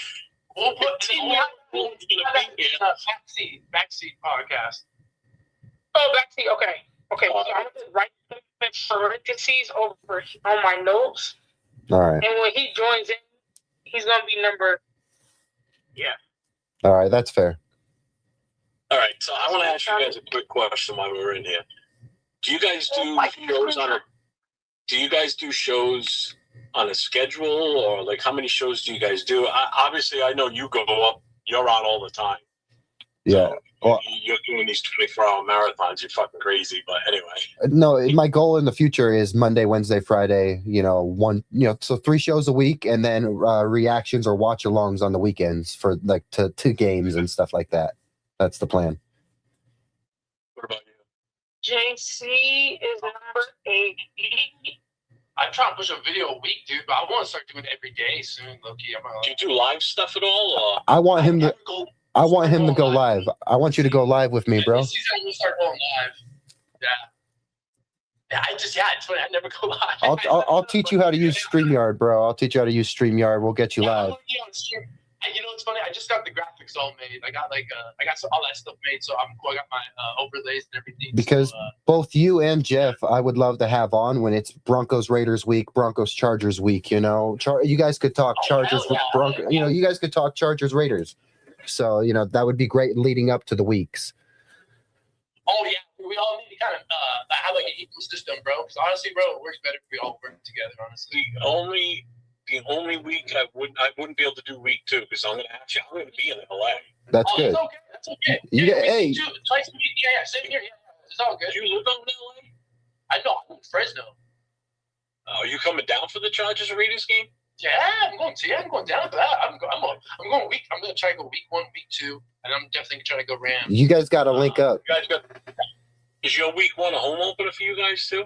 It is Cardinals at home. Because we got 2 home openers back to back. We got the one. They do. The AFC West a tough ass schedule. All these teams have tough schedules. We got 2 home openers back to back. We get our home opener in Vegas, and then we get our own home opener in LA against you guys. So it's another Is home Ethan- opener for us. Who was Ethan? Ethan was Martin, yes, you're 8. Martin, you're 8. That's a good spot. He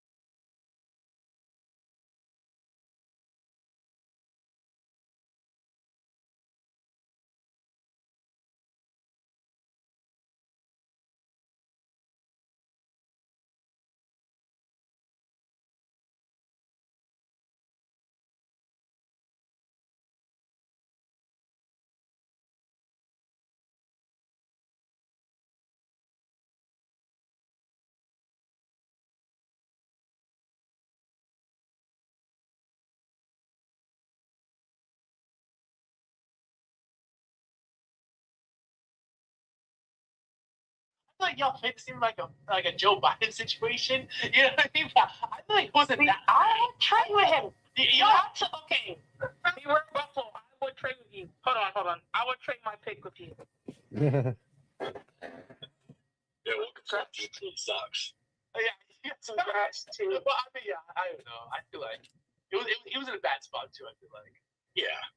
I think I was all for hiring him at first, but then after the first preseason game and he came out with that press Monday and talked about how it's going to be a long process. They get the offensive line set, blah, blah, blah. I said it on our next show. I said our offensive line is going to be pitiful all season if that's his attitude. Oh, yeah. And Your line, 100% right. Yeah, line was bad. And the secondary I thought wasn't very good either. No. Okay, so the official. I'm gonna take a picture of it and send it to the chat. This how it looks right now. Oh, Anyone wants to trade? Make that now.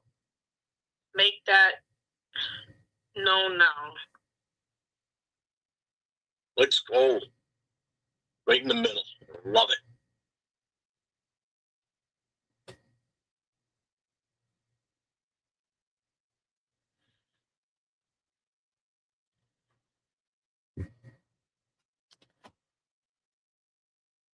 how do trades work in fantasy, I'm guys? only open to do it. So, how we did it last year, we were able to trade like after the games, like after each games, and it was only like you had like a waiver. Mhm. You have to correct me if I'm explaining everything correct, but like we had waivers, and then like say for instance, the trade had to be accepted like if you're really playing like how we play in Madden, like it doesn't go like by like cash percentage unless your league does that. But on our league, it was basically like waivers. So like if I wanted to trade with someone in the league, they could either accept it or not. But it didn't go by like how good the player was. Like it's either like you propose it, but trades could only be done like after Sunday. Like we couldn't do trades on Sunday. Hmm. No, there's usually a cutoff for that. As far as the waiver wire, the way it usually works with the waiver wire, the team that's like dead last usually would be number one on the waiver wire, and then it goes down. So, like, say slanted, say you're in first place. Well, you're gonna have the last waiver wire. So it goes in order. So if 6 guys put in for the same player, whoever's the closest to the number one spot in the waiver wire will get that player. And it rotates. So once you make that, the following week, you're going to move down. Like you'll be closer to the bottom again. So it's on a rotational type basis. Yeah, so Jeff is the OG. So if you have like any like technical questions, Jeff is the guy to ask. Because when we played, it was only like 6 of us in the league, so our trades it wasn't that as big as this league. So this league is a little bigger, so it's going to be worked a little different. I've never played with a 16 team. The most I've usually done is 12. It's gonna be chaos. Yeah. You're going to be picking up. And here's the thing, because we're drafting so early, we're drafting next Sunday, you will have players on your roster that you grab that will end up not making the 53 in the a 53-man roster on each team. You will have guys that end up getting cut or waived. So in that, usually it gives you an option. Most leagues, there's a setting already established by whatever league or system that's running. So in this case, it's ESPN, where if a player is waived, you usually will move up to the top of the waiver wire because that player is not on a roster right now. So you can drop that guy and pick up another guy. Most work that way. I don't know how this one's set up with ESPN, if that's the case. Because it's going to happen. With 16 teams, 16 different guys drafting, you're going to have players that you're taking a gamble on, and they may not even make the 53-man roster. You know? It sucks, but it happens. Right. And I've seen it happen with 12-man roster, 12-team drafts, where someone ends up picking up a player that didn't make a roster. And now they have basically like a free move. Okay, so I'm going to put the draft order tonight. Draft is next week. It's really crazy that we had a mock lottery draft and then we also had a real draft, which is crazy. So for all the people who went down. But other than that, I'm glad all you guys are here to support. I feel like this is going to be real fun. Like I said, I'm going to. Oh, you guys tonight in the draft. For me, just drop the people who you will pick, so I can make a mock draft poster. So I want to do that this week as well. So like with the draft pick and like who would you pick first round? That's basically it. Well, who I would pick at number 6? Yeah. So they go ahead of time. You listen. You don't have to give us your rank pick either. Like just like a mock. Like we're doing a mock draft. Who would you pick? You don't even if it's not the real person. I'll tell you exactly what I will do with the number 1 pick overall. The number 6 pick. I will not be drafting a Raider with number 6. I I don't even want him on the team. What? Really? I didn't want him. What's his name? Hey, give him a line, bro. I thought he had some shake and bake a little bit. Oh, Yeah, but You know? when you're picked number 6 overall in a draft, regardless of how bad your offensive line is, you should still be able to. If you're that high of a valued pick, you should still be able to make moves on your own to get you to where you need to be. He kind of did make a step or two, but then you get another hit. Dude, I'm telling you, the Raiders were blocking last year, man. Okay, Even but there were so many times where there were lanes wide open that I could drive a truck through it, and he would cut back inside where the defense was. mhm. I've watched a buddy of mine that does game film shows, and he would show these plays, and you would see the holes open. Like he had this studded jump set or jump shuffle he would do, and it would slow him down, and he would make the wrong cut, even though the holes in front of him between the tackle and the guard wide enough to drive a truck or a car through, and he would cut back to the inside, and the defense would get him every time. So you can't blame the blocking for the majority of his issues. It was him not seeing the field properly, and he even admitted it a couple of weeks ago that the speed of the NFL game was faster than he thought, and it affected how we played last year. So maybe he'll play better this year. Who knows? But when you're picked number 6 overall, you should have been better. Should have been better. I feel you, Jeff. Yeah, I kind of feel you on that. But I feel like maybe I think he'll have a rebound here. I shouldn't cut out. He better. He better. That's another shocker for you. He Ready better. for this one? Well, I didn't want Mendoza either.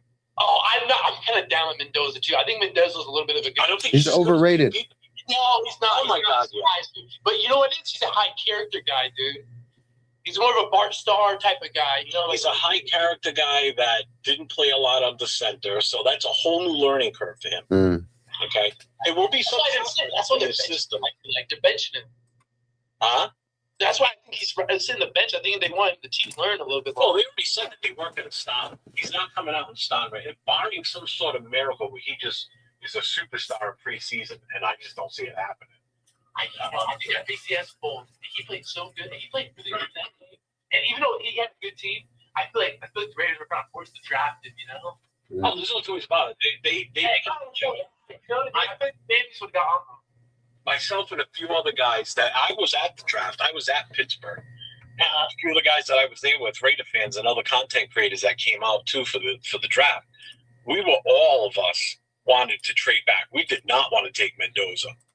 You know, we wanted to do something different. Like, let's really solidify this team. You want to talk about a youth movement, which we're in the middle of right now, is a youth movement. Then let's get some real first-round value that's going to have an impact this season. Mendoza's not going to have an impact on this roster this season. You're expecting him to be the impact in 2027, not in 2026.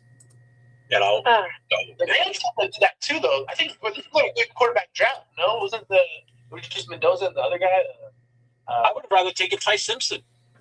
I would have taken Ty Simpson over him. Ouch. Not at number 1, But if we would have traded back, we could have gotten He would have been available though. What was he picked at? 13? 16, something like that. Oh, okay, yeah, I remember that. You know, I thought the Chargers reached too. They kind of got someone who I think Musador, he was good, but I feel like they didn't. They got a guy who they just need to plug in right now. We need Yeah. to, See, I admire what the Rams did here, and a lot of people don't look at it this way. They got a guy there now that he already knows he's not starting. He's not going to beat out Sam Bradford. That's not happening. Matthew Stafford, sorry. He's not going to beat him out. So he knows he's going to be sitting on it. But they grabbed him at the first round. So now they've got a 5th-year option on him. They could have easily waited till the 2nd round and taken him. But now they got a 5th-year option on this guy. So they've got time to work with him. And in McVay's system, I think he's going to be just fine. He's going to be – I think he's going to be a perfect fit for them. Get back Aaron Donald, they'll be a force. And just like Carson Beck, I think Carson Beck's got a legit shot to take the starting job in Arizona. What's he get down there? Gardner Minshew, who's absolutely. I saw somebody say, I was like, what's happening in Arizona? I don't even remember. They have country Minshew's in Arizona. I didn't even pay attention. He's been in a contract dispute with them, but they just re-signed him.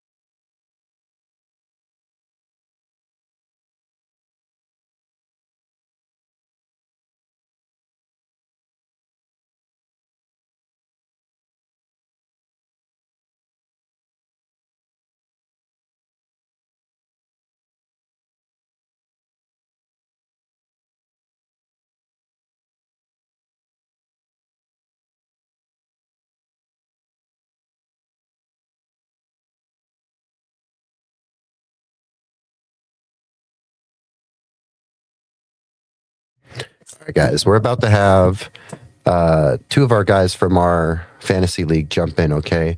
We're going to have Superchargers Pod pop in, and then we're going to also have 401 Raider Jeff, okay? So we're going to talk some AFC West of our own.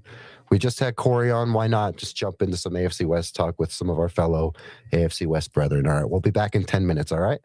See you soon, guys. 10 minutes. Bye. All right, we'll hit the be right back. There you go.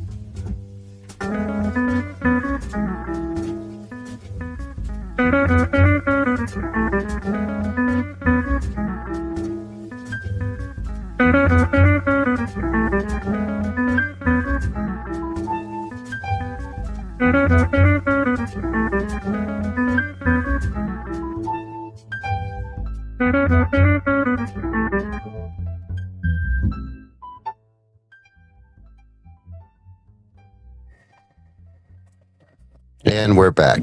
Hope everyone's having a wonderful night. We are almost 4 hours into our 24-hour stream. We have had one amazing guest already, Corey from West War Room Rivals, guys. Go check out West War Room Rivals. Go support Corey and everyone over there. They're awesome, talking AFC West and all that. And it's kind of funny because we just had a guest that was from a podcast that talks about the AFC West.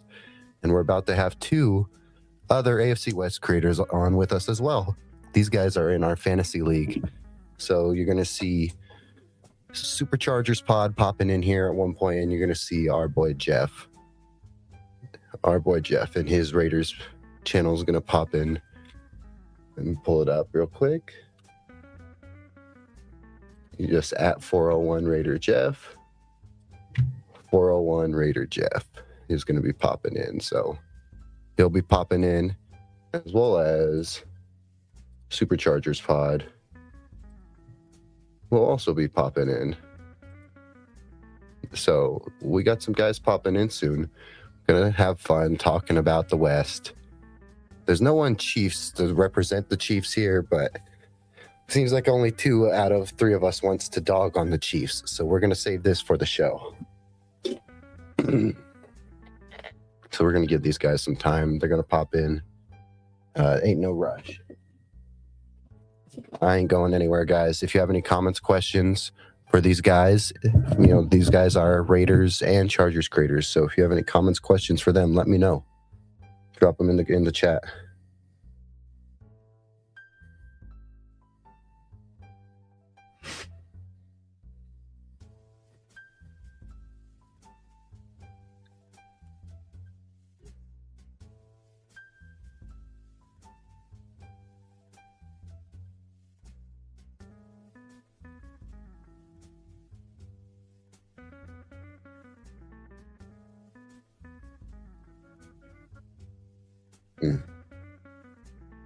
All right, guys.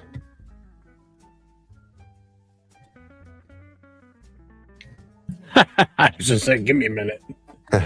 Hey, Jeff. How you doing, man? All right, new. What's up, man? I'm sending him the link right now so he can pop in here. Okay. Yeah, we can't. We had to save this AFC West talk. Let me get him in here. How's your night going, man? I know you're Good. on the East Coast, so you're up late, right? I'm always up late. This is early Nice. for me.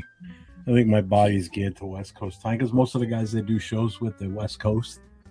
So we start usually around 10 o'clock at night and sometimes going until 12, 1 o'clock in some cases. The only night I start early is my Friday night show where I start at 9 and I'm usually done by. I just sent it, but he's already here. Let me pull him up. usually Sorry, done you know that, bro. It's a threesome now. by. Don't say that. No Chiefs fans here. How the AFC West was intended to be. Yeah, just Yeah, I was three gonna ask teams. you this, Jeff. Hey, what do you think of Tuck Rule Tom Brady? It's part of the reason why I hate the Patriots. Yeah, do you think he's doing a good job running the? What do you think I think he's doing too much, man. I think post retirement he's been kind of embarrassing himself too. He's everywhere, but I only know from what I've heard from other Raider fans that go to Vegas a lot is his image is everywhere in Vegas. So it's like his brand is really kind of taking over Vegas, which is I think part of the reason why he wanted to get involved with the team. I think he always wanted to be part owner of an NFL team, but I think Vegas was a smart move for him because he could see that it's a moneymaker.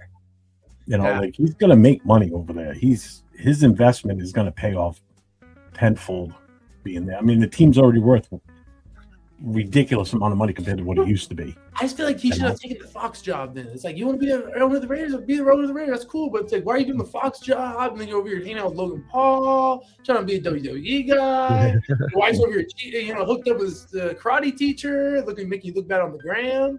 It's Before we get it's a too far lot, into this, man. before we get too far into this, can you guys introduce yourself, starting with Jeff, and then on to continuing? Yeah, no And problem. I'm gonna pull you guys' Again, stuff I'm up. 401 Raider Jeff. I live on the East Coast. I'm in Rhode Island. Been a Raider fan since the mid 70s. Hell of a lot older than most of the guys that do some of these podcasts. So, been around, been there, done that, seen that. One of the few benefits of being a Raider fan so early in my life, I've at least got to see us win our 3 Super Bowls.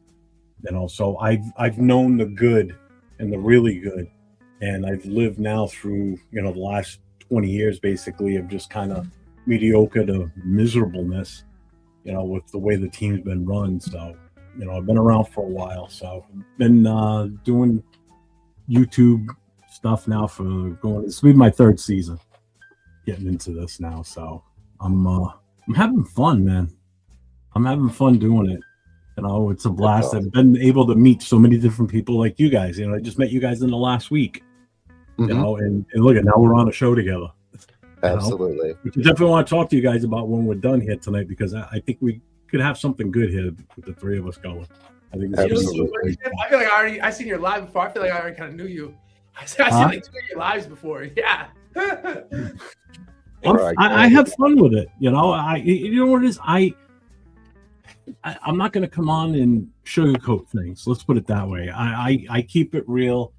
I speak from the heart when it comes to my feeling for the Raiders and for football in general. Like I'm a Raiders fan, but I'm also a football enthusiast, a football fan.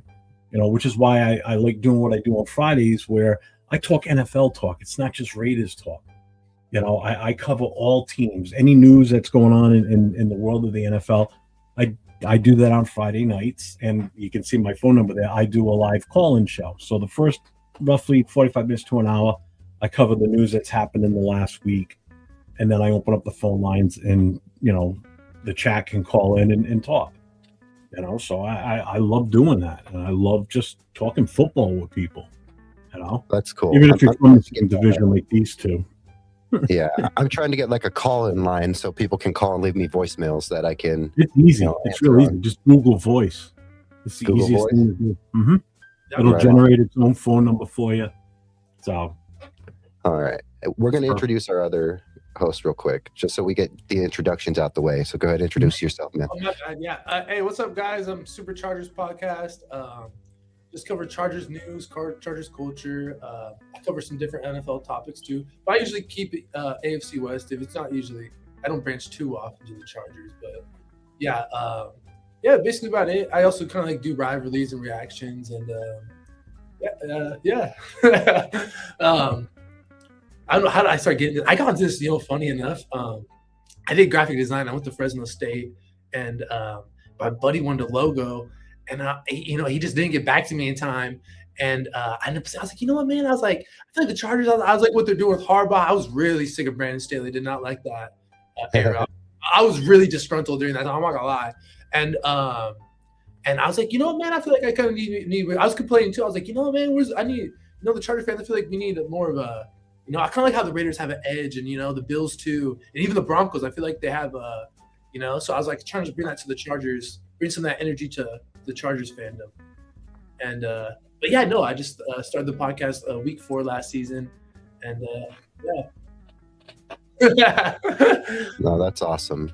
And yeah, there's going to be some fun stuff we can do, because coming up to the season leading up into like Chargers, Raiders, Broncos, Raiders, Chargers, Broncos, Chargers, there's some discussions to be had leading into those games that will be fun to make content out of for all of us.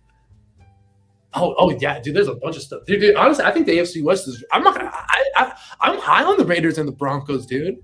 I think those teams are going to be pretty high on the Raiders more than Jeff is. I think. Yeah, Jeff. I feel like you're kind of down. I'm surprised. I'm like, dude, we're higher on the Raiders than you are. You think? Yeah, we got to hate for the Chiefs that for some reason you're making up, but yeah, we're making up the love for the Raiders, which is kind of funny. Oh yeah, I just feel like, dude, the Chiefs are kind of going in more of a downward direction versus the Raiders. I feel like they're kind of turning things around, like the Raiders laid a foundation. This is where I kind of tend to like keep it a little bit more real when it comes to how I feel about the team. I'm sorry, I'm just trying to set something up here. You're good. Hang on. Well, I was just going to say, I'm excited for Clint Kubiak. I'm excited for, investing in the offensive line, investing in a quarterback. No matter what people think about the quarterback, investing in a quarterback, you made the right moves. We'll see if they pay off.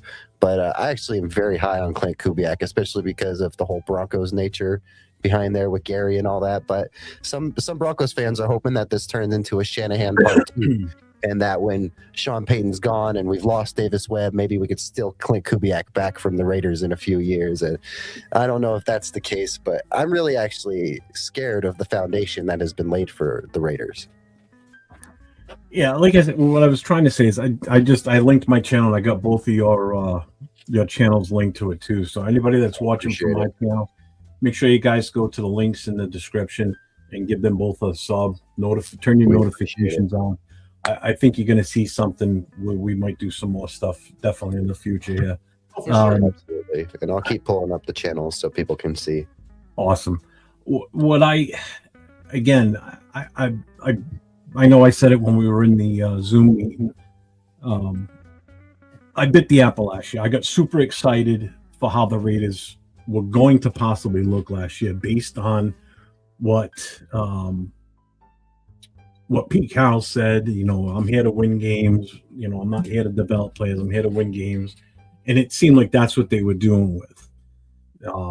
They were doing we're in a win now type mode when we were in an absolute opposite of that. And we were in more of a let's lose everything mode. The way the team was structured last year, the coaching situation, I just was so let down with how everything was so hyped early on. And I was in Pete Carroll's corner when they hired him. I was all for it. And then I was for Pete Carroll too. I thought Pete Carroll was I thought he was gonna bring like some legitimate coaching to the Raiders. Yeah, I thought that this guy's gonna come in with this experience. He's won a Super Bowl. He's been a college national champion. Multiple, more than once. Had some great players. Did great things in Seattle.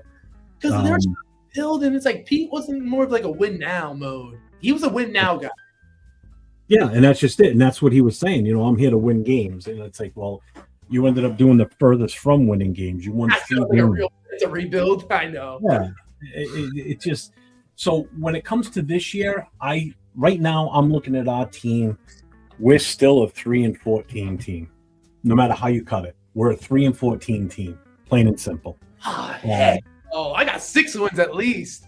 We are though. We're still until the season starts and we see what we've put on the field for a product. We are still a 3-14 team. We're still a bottom barrel offensive line until it starts to get fixed.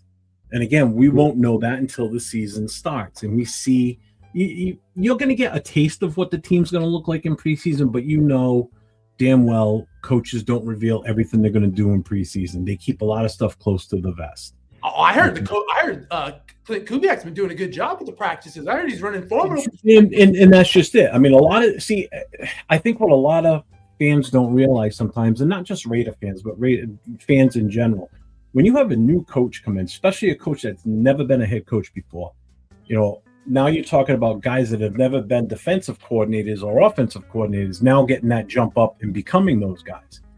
And then you bring an influx of new free agents, new rookies that you just drafted. Everything with this team this season is new. But I feel like this guy's different. I think he's actually a little bit of an outlier. I think he's actually doesn't fit the mold. And you're right, he doesn't. But again, you can't sit here and say, "Oh, we're going to be a Super Bowl championship team this year, or we're going to make the playoffs." You have to. Don't set. My biggest thing is don't set the expectation for we're going to be up here, and then when we end up down here, don't be pissed. It's you that set that expectation so high, not the team, not the coaches. It's you as the fans set your team's expectation up here, and when they don't hit it and they fall down here somewhere, you're going to get mad at the team. Well, the team didn't come out and say we're going to be this great team like Pete Carroll did. Everybody had everything. Mm-hmm. Every right last season to be pissed because Pete Carroll came in and said, I'm going to win games. They're talking winning 10 games. Yeah, you're going to get that from my fans. Trust me. Little do they know they're tuning into a Broncos show right now. So, oops, we put Jeff back up there. See, you guys are on a Broncos show. On purpose, don't worry. Yeah, I'm just free. I'm just broadcasting to my channel to hopefully bring guys in that can help sub to these guys too. No, but honestly, Jeff, what would you rate the offseason? I thought the Raiders had a good offseason, bro. And I agree. On paper, we look great. On paper, we look good on paper. But there's multiple things or multiple levels to all this. I'm hearing some good things. Yeah, you're gonna. But again, you got to remember what it is. It's not preseason. It's mini camp. It's OTAs. Yeah, everybody looks good in the shorts and the t-shirts and a helmet on their head running around. There's no pressure. There's no defense coming in on the quarterback. There's no corners out there running with these wide receivers and actually bumping them and hitting them because they're not in pads. Now's when it starts to become real. When they can actually start having some physicality to these practices. The downside is because of the collective bargaining agreement, teams can only have so many physical full padded practices in a certain time frame. So like during preseason, from the start of training camp to the end of it, they can only have, I believe it's 14. During the regular season, it's still only 14. You can only have 14 days of full padded practice. You got an 18-week season. That means 4 weeks you're not having that full contact practice. I know. The only way you're going to learn sometimes is that physicality of the game and getting out there and bumping heads and hitting each other. Yeah. And then comes game time, these guys aren't having that continuity or the contact. And then when they get hit for the first time, especially rookies, because people have to remember when you come from a college rank to the pros, it's a different game. It's faster. The guys hit a hell of a lot harder. These guys are playing for money. Yes, I know there's NILs and everything in college, but these guys are playing for massive contracts, especially if it's a contract year. So if a guy's got a chance to knock your head off, he's going to knock your damn head off. He doesn't care because he's already making his money. He's already in the league. When you're in college, you have to think about your future. Here, this is everything to these guys. This is their job. In a college, you're auditioning for that job in the NFL. It's just like an interview. Once you got the job, now, hey, all bets are off. I'm going out there and I'm going to kill it. But 3 wins? No, I'll be honest with you. I see a 6-win team that could turn into a 10-win team next year. I see a real good foundation, Jeff. You should appreciate the foundation that you have. I didn't see the foundation we had with Bo Nix and Sean Payton and all that because of the 10 years of misery we went through after our Super Bowl hangover, and going through 14 different starting quarterbacks, something like that. The QB carousel meme that ESPN would hit us with all the time would kill me. That stupid carousel meme, it was horrible. But I see like 6 wins to 10 wins. I think you got a great foundation, and not 3 wins. 3 wins is crazy. I think you were so down. No. I'm not saying we're going to have 3 wins. I'm still saying right now we are still no better than a 3-14 team. So until we get past that 3-win total for this current season, we're still 3-17, 3-14. You guys are winning at least 6 this year, I think. I hope so. I want to be wrong. I think it's and that's the foundation. thing. I want to be wrong in the worst way. I want to be able to. I want to be able to come in here and say I was wrong, and I'm happy I was wrong because we won 7 games or 8 games. Same thing with Mendoza. As much as I did want him, I want him to be successful. Anything Mendoza isn't that guy. He's still a good locker room presence. You know what I mean? Like even he's not that good. It's like, hey, so you're going to use a number 1 draft pick on a good locker room presence, right? But you know what? Now, I think I get what you're saying, but he was more of a. They're doing it something different this year. I feel like they're doing the Aaron Rodgers. No, and they are. It feels like you know what? QB. After all these years of watching QB for teams Kubiak. struggle, all right. After watching these guys struggle for years, it just feels like everything's being done in the right way. Like they're doing everything right, basically. You know, I haven't seen many mistakes come out of this as far as the way things are being handled and talked about. You know, everything's been on the up and up. You know, that's not Raiders. It's not. But again, that's that shift in the organization. That's what Mark Davis taking a back seat a little bit more. Okay, I actually kind of like. I am Silva. Mark Davis, he'll make a move. He'll fire people. He'll bite the bullet. I think Raider fans kind of got. I think Mark Davis isn't that bad, in my opinion. Am I tripping? What was that? I kind of don't think I'm not that down on Mark Davis. I feel like he fires people. I kind of like that as like an owner. He does fire people. He'll bite the bullet. You know, he got rid of. I would have kept honestly, and the Chargers don't do this. They keep coaches. I feel like maybe a little too long. But then it felt suddenly when besides it was Marty Schottenheimer, they wanted to get rid of him at a 14-2 season. But I feel like with Mark Davis, I feel like he does. He'll fire people. You know, I really like how I feel like the worst hire was the guy who was on the Broncos too, Josh McDaniels. When he left. He drafted DT, which is great. Demaryius Thomas, great draft pick. You know, Tim Tebow got us a win. You know, and so what in the playoffs?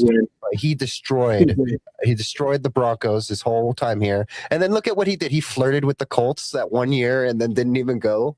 He's going to stay Drake May's QB coach. Whatever. He's going to stay in New England forever. He's never going anywhere. He can't go anywhere. He's lost his reputation. I mean, that's one thing, Cody, you and I both can appreciate on how much he was a horrible coach. He was with you guys. You know, I never would. If I was the owner of the Raiders, I wouldn't have even thought about bringing him into the Raiders. I know. For two reasons. One, because he came from the Patriots, and that's when Mark Davis wanted to do the whole Patriot way because it was successful. Any of the Belichick cronies, all except for Vrabel's the only one that's been any good. Only one, yeah. Everybody else sucks. Yeah. So with Josh McDaniels, he is by far one of the worst coaches that we've had. But I think last year Pete Carroll beat him out. I think Pete Carroll finally said, hold my beer. I'm going to do worse than Josh McDaniels. I mean, I've never seen fan base turn on Pete Carroll so fast. And I think, honestly, though, I feel you, but some of that I don't have to worry about money. I blame Raider Nation a little bit how bad that got. Oh, it was I mean, at one point, it was like, do we even want to see the team win at this point? Let's solidify that early draft pick at this point. You never wanted to come out and say it because then it just looks like you're being hated. You know what? You're gonna laugh at me. I think Christian Wilkins really effed up that locker room. Oh yeah. No one wants to say that. Absolutely. He had some mutiny because you could tell that affected it. You get me? Oh yeah. And I just feel like that really kind of. I feel like it was going to be hard to win that because they played kind of good in the beginning. The Raiders and earlier last year, they were playing good in the beginning. They're gonna. I feel like a couple of games I watched them compete. Yeah. I mean, it again, last year I was at the game. I was at the home opener last year for New England for the Raiders game. That's so far. That's the only one I got to see in person last year because I went to that game and we looked okay, but I could, from my vantage point, I could still see that we were making bonehead mistakes out there, and I could see that we got lucky we won that game. There's no ways about it. We easily could have lost that game. You know, I saw two different ends of the spectrum here. I saw them win, and then I went to the game in Philly in December. Froze my ass off in that game. Okay, we lost 30-0. And when I say I watched the team come out flat, I mean they came out of that locker room like they didn't even want to be there. All right. But the funny thing is, the following week they go to Houston and we play the Texans, and we almost beat their ass. We had a hell of a game that day. Genty crushed it. He had like 2 or 3 touchdowns that game. And I'm watching this game, and I'm like, where the hell was this team last week when I was freezing my balls off in Philly? Now, brother. I mean, it's still I don't believe in that cold weather crap. I really don't. You play the game no matter what. Hey, Oakland, I feel like maybe it didn't affect them because the Oakland's kind of colder. You're in desert heat all the time. You know what I mean? I feel like that. I've seen Miami come up here and beat the Patriots in the snow. I've seen them go to Buffalo and win. So what is that excuse for them? It's even hotter down there because of the humidity. It's even worse. You know? But when you see them come out so flat one game and then the next game, it looks like you're going to beat one of the, actually, I think at the time, the Texans were the number 1 defense in the league, and we were toying with them somewhat. We blew it at the end, obviously, in true Raider fashion the last few years, but that's a game we could have won, and we played completely different. You know how the Raiders had it? I'm not going to lie, that 2017 season with Derek Carr MVP year, that was the one highlight the last decade. And then the broken leg. That was a good year. If he didn't that was the last time where we had a legit shot. If it wasn't, they should have tried to win that. Was it the Texans or the Bengals? Which one? That was a good year. Cincinnati. It was Cincinnati. What happened? They just come up flat because those are early morning. We were just horrible. But you got to remember, you had Derek Carr. He gets hurt, so now your backup comes in. He gets hurt. Now we got to start a rookie. We got to start a rookie for his first game ever as a starter is in the playoffs. You're behind the 8 ball right there. The kid just doesn't have the experience in such a high valued game, such a high game. They didn't try to get somebody, huh? They should have tried to get somebody. No, they didn't do shit. Yeah, they should have tried to get somebody off the block or something. No, I think Max wants to be here. I think there's some fans that are mixed. There's still some fans that are so mad at him still because of the whole Flock Nation thing he said. So Martin's in the fantasy as well. Huh? Some fans are still mad at Max Crosby, you said? Oh, yeah. Yeah, because of the whole Flock Nation thing. There's a lot of fans that don't appreciate him saying that as he was leaving. Oh, when he got to Baltimore, like, Flock Nation, which doesn't even exist. It's not even a real thing. And he should have known that. It's a real thing. No, it's not. Flock Nation is not their saying. It's not a real thing. It's made up. And a true Raider, but a true Raider and a true Raider fan knows that there's only one nation, and it's Raider Nation. All these teams that try and do and use the nation thing is bullshit. Hey, we have Broncos country, baby. Yeah, see, that makes sense. I get that. Charges, the 5 fans that they have their saying, whatever it is, bolt up or whatever. It should be Chargers Island, like Love Island. But it's like when other teams use the term nation in their name, it doesn't make sense. Who else does that? The Steelers do, and that's always been a dispute going back and forth between Raider fans and Steelers fans who said it first. Okay, there's an OG team. Okay, we can go there. Okay, that makes sense. There is a thing with, like, they call it Red Sox Nation here in Boston, but here's the thing with the Red Sox. There's actually, if I remember correctly, there's a brick that was laid in the original building where it said Nation in it back in like the 1918 or whatever they built the stadium. So they're the only ones I don't give crap to when they call it that nation. They call it Red Sox Nation because they've actually used that and they've had that in their name or on their facade of the building or the ballpark years, way before the NFL even started or before the Raiders even came into fruition. MLB too, and if they did steal it, who cares? That's MLB. That's not like it's a totally different sport anyway. Yeah, But, right. you know, it just that's what irks a lot of Raider fans. So when Max, who was looked upon as like the next thing since sliced bread with the Raiders, as like the greatest player we've had in God knows how long, and he's such an icon for the team. He's He leaves and they start addressing it as Flock Nation. That pissed people off. I bet. Yeah. You know? I bet. You know, I'm I sure. I was on the Raider Stadium tour when the trade was still believed to have went through. So Yeah. like there was a thing on the billboard, like on the stadium sign inside that said "Thank you, Max Crosby," and then I literally was watching on my phone that the trade was falling apart when I was on the stadium tour, and I was like, when are they going to change that on the board? Because it's just sitting up there. Hey, Max Crosby's defense, though, that was some collusion or whatever. Something was shady for sure. Yeah. It was a gimmick. So Well, here's the thing: it's not the first time Baltimore's done that. And they should We've be done that as the Raiders once before. The league should do years ago. something about it. right. So is that you know? But this Yeah, this that was the profile pick But though. here's the thing: this was the highest profile player that this has happened to, and that's the difference. Like with what we did, it wasn't such a high profile player like Max, and for the value of what we were getting back for him. You know, we were getting 2 first-round picks, one this year, which would have been the number 14 overall, which I still miss to this moment. I wish we had the number 14 and the first, because we could have done some damage in this draft this past season. You know, this past draft. And then we had the first round, whatever theirs was going to be at the end of the season. I didn't think they were going to be that great. Hey, Mendoza will have trade value, though. He's always going to be worth a pick. Oh, He'll definitely. be worth a first rounder. I'm curious to see if I honestly have a feeling that depending on how we look when it gets closer to the trade deadline, that he may be gone. They might, You got to remember, he's not the future of the organization. Early season trade. That does sound good. Yeah. That does make sense. But I don't know. I feel like you think I don't know. What do you think? We'll see. Gets in training camp, right? Yeah. So training Well, camp. he's already there because he finished the season on injury. He reported with the rookies, so he's been there since they came in on Thursday or Friday. He's been there since day one. Oh, I wanted that 14th round pick, 14th pick overall in the worst way. A lot of us did.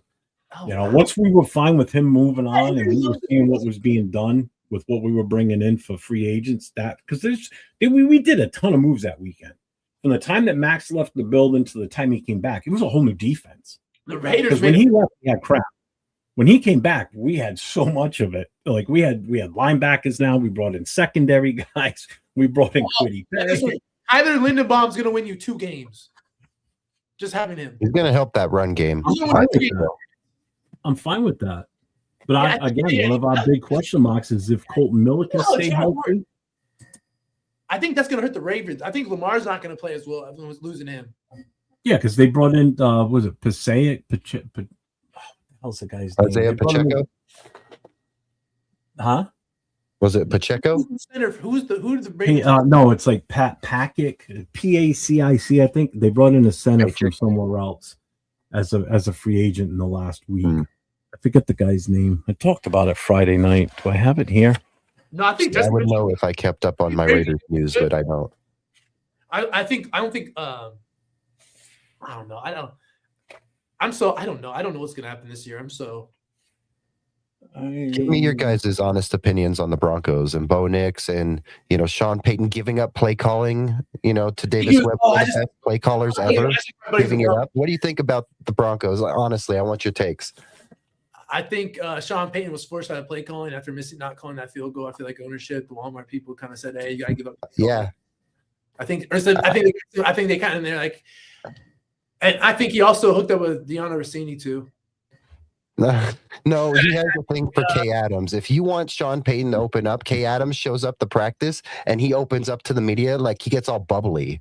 But when he talks to local media, he hates the media guy, bro. He worked for Fox before he got the Broncos job. 1 year. And you know what he did? He said that when he saw Nathaniel Hackett coaching the Broncos with Russell Wilson, he said that in his mind, he was just watching it and was like, I could totally do that better. So the next year he took the job and he's doing it better. Oh yeah, he did say some snarky stuff to Nathaniel Hackett. I remember that. Yeah, no, he said some stuff about Nathaniel Hackett, talking about Oh, yeah, how because Aaron Rodgers fired off they on could have him done about things that way too. better here or there. Mhm. And he said, while he was working at Fox, you see it differently, and you think, well, I would do this differently, I could do that differently. So it was some shade towards Nathaniel Hackett, but yeah, I'm just saying. Yeah, I agree with you that they definitely maybe forced his hand on the play calling. But if you were local media people will even say they have noticed he's even been kind of like questioning himself at times. He says that maybe he did an interview at one point. He said that maybe he's getting too conservative with his age or something like that, and maybe that played a little factor into it. I also think that they were worried about losing Davis Webb because he was in Vegas for an interview with the Raiders, and it was that same week that they immediately said, no, we're bringing him back. I think they were terrified Yeah, of maybe. He's the OC now, right?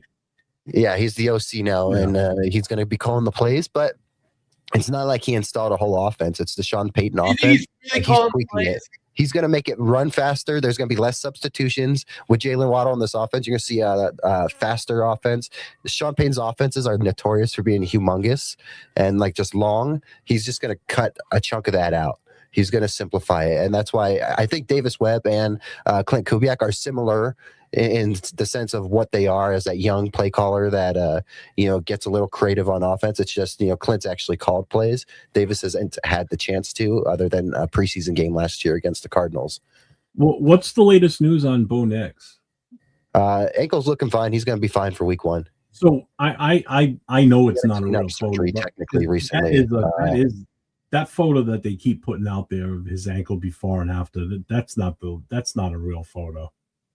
No, there's so much talk about this ankle and stuff. I'm not actually worried about it. It's been something that's bothered him throughout his career in high school and then in college, and both 2 times that he's had to address it or something. He's gone on to he won a state championship in high school right after he had that issue, and then in college, he had that issue, and then he gone on to make take the Ducks into the playoffs. Mm-hmm. But I'm not too worried about it, honestly. I think as long as because we got a great now. So as someone commented earlier talking about the AFC West and teams that spend money, I don't have to worry about my team and their money because we have Walmart that owns us. Yeah, there's not a team that comes close when it comes to money like the Broncos, not even the Panthers, because it's a whole 13 something billion to 70 billion kind of gap. So it's not like it's there. They have some of the best training staff in the world. So if they should, in my opinion, if you want, and this is coming from a Broncos fan, if you want any proof the league is rigged, if the Broncos go on a rig the next 3 years, it proves that all it takes is money to win. So I'm just saying, if we go become a dynasty, one ring is just one ring, but if they go on to win a few, I will even start to say, maybe you just got to pull out some of that sweet cash, that sweet Walmart slave labor money, and it works. I'm sorry, guys. You're good. I just want to know when they're going to rename the stadium to Great Value Stadium. Oh, man, I hope that's not the case. But they're going to be building that new stadium. It's about a mile away. It's called in Burnham Yard. It's just a mile south. It's going to be a big box. They're going to build it like a box store. Yeah, so I hope that there's some sort of open elements, because that's something I don't want to lose as a Broncos fan, is that open air, snow, the weather. If they take that away, every team is making that switch to domes, and why pretty. I've been to Allegiance on the stadium tour, and Allegiance very modern, up to date. It's just because of how new it feels, it probably doesn't have the aura as Oakland probably had. It needs to develop that aura. Yeah, Oakland was different, low-key, bro. I'm not honestly, the Raiders have to grow into the stadium. Had its own. Yeah, I think the Raiders have to grow into this stadium because it's so nice. The Chargers, I think, just because of how nice SoFi is, and because you share it with the Rams technically, and because of that, the Rams winning a Super Bowl, there's already a lot of aura kind of developing. Not aura, I don't know. It's hard to talk about aura in the Rams, but they have their moments. They've stayed consistent. I love Les Snead. I'll say that. I'm reading JC Biz comment. That's my mother, by the way. This is my mother. My mom. Yeah. One of our owners is dating Kim Kardashian. Yeah, so I know. Hopefully that does not become a Travis Kelce, Taylor Swift thing. Okay. was gonna say I mean, one of the main reasons teams that play in cold weather want to have a dome now is because everybody's going to be vying for a Super Bowl brings in money, Yeah, just like you you want to said. control it all. You know, it's Yeah. money. It's all about money. I mean, that's why New England's already talking about if they build a new stadium, Kraft wants a dome because he wants that Super Bowl money. Why wouldn't you? You know, because you either have to have a warm, open air weather stadium like the Hard Rock in Miami or the Cowboys, you know, in Arlington, or if you're in a dome, it doesn't matter where the hell you are. The Raiders already hosted one. Arizona gets one every now and then. SoFi's had one. They got this year's is SoFi, isn't it? Right. So the Rams are going to get to play at home this year, in the Super Bowl, because they're my odds-on favorite right now. I already had them high on my list, but when they made that move with Garrett, I was like, they're in it to win it. There's no choice about it. They're in it to win it. I think they're that Nami Asuma team, the 2011 Eagles. I think the Rams are hype. I don't think they're. I think the Rams are overrated. I think they're all hype. I don't think so. I think the Rams are similar to that same Rams team that won the Super Bowl against the Bengals. They did the same thing, like with Von Miller getting aggressive, making a move. I think they did the same thing. They doubled down on safety. I mean, on the back end, and they went out and got Myles Garrett. So to me, it reminds me of the whole Von Miller trade. They're that 2011 Eagles team. And this is why I kind of do like Raider fans. I remember my buddy had a Nami Asuma Raider jersey, and he ripped off the back of the name when they traded. With Nnamdi, he was one of a kind when he was with us. It was the system he was in with us. When he went to Philly, they played a totally different system. Yeah. So that's what hurt him, unfortunately. If he would have stayed with us, he would have been just as good as he was prior to that. By him going to Philly, I feel like he also focused either.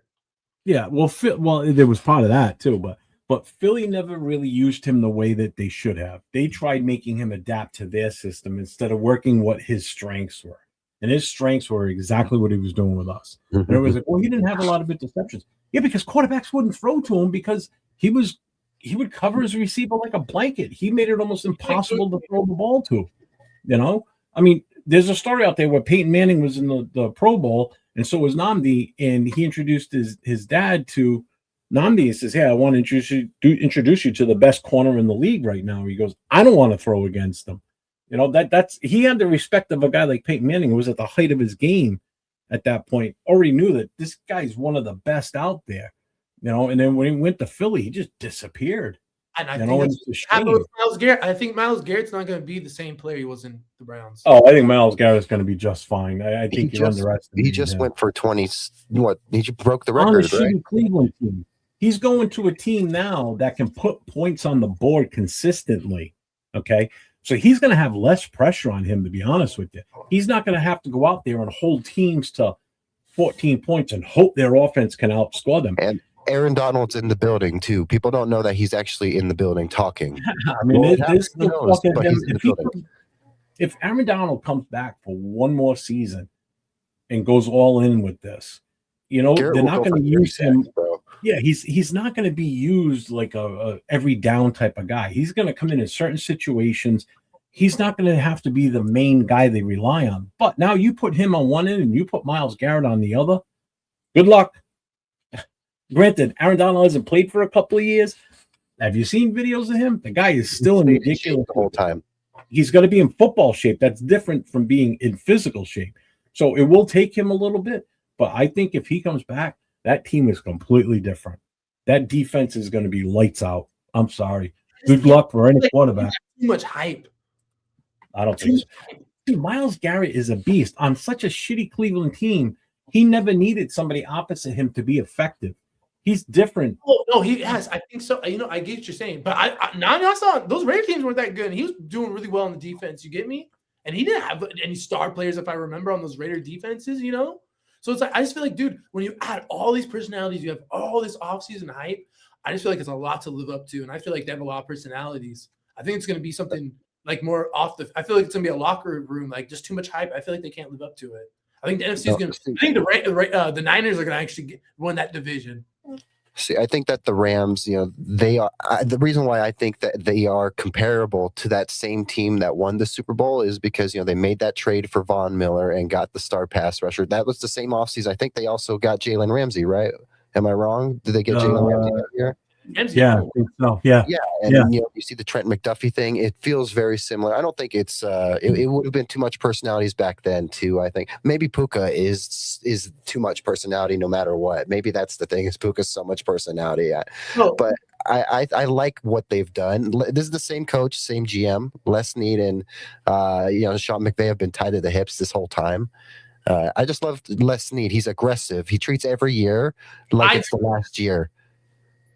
No, I do. It is good, to talk about, but I just feel I do like how they go all in. They do. It doesn't pan off. It doesn't. I just feel like they're overcompensating. It works sometimes. Last year. I feel like they are. I feel like the Broncos did a little bit of this too, but I feel like I liked what they did better. I like Brittany and Jalen. I think Denver did do that with making the move for Waddle. I think that was. I like that better, but I feel like I'd rather have that. I feel like the Rams just did a little too much. Right? I like Jared Verse. I feel like he was a good player. I feel like it's bad karma too. I don't like trading him away. I feel like that's not good juju. I feel like that was a young up and coming player that was kind of with you. There was no reason to upgrade him for Myles Garrett. I feel like that wasn't that big of an upgrade. I feel like Myles Garrett's a bigger name. Just like I feel like I like the Cincinnati player. I feel like he's just as good as Max Crosby. I feel like Max Crosby is just a bigger name, bigger brand.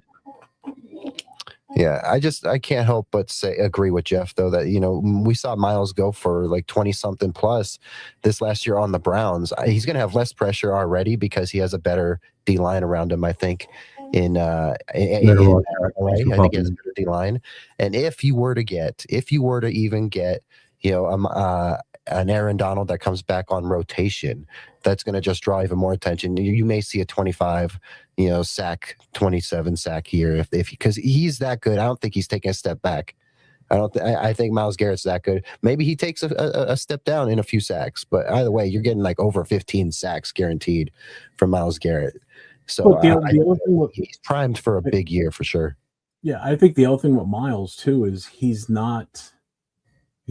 coming to a team where he's not the main. He's got a supporting cast around him that he can count on that defense. He didn't have that in Cleveland. He had a rookie that was playing for the first time in Mason Graham. Schlesinger is great. I love that kid. But other than that defense was not that good.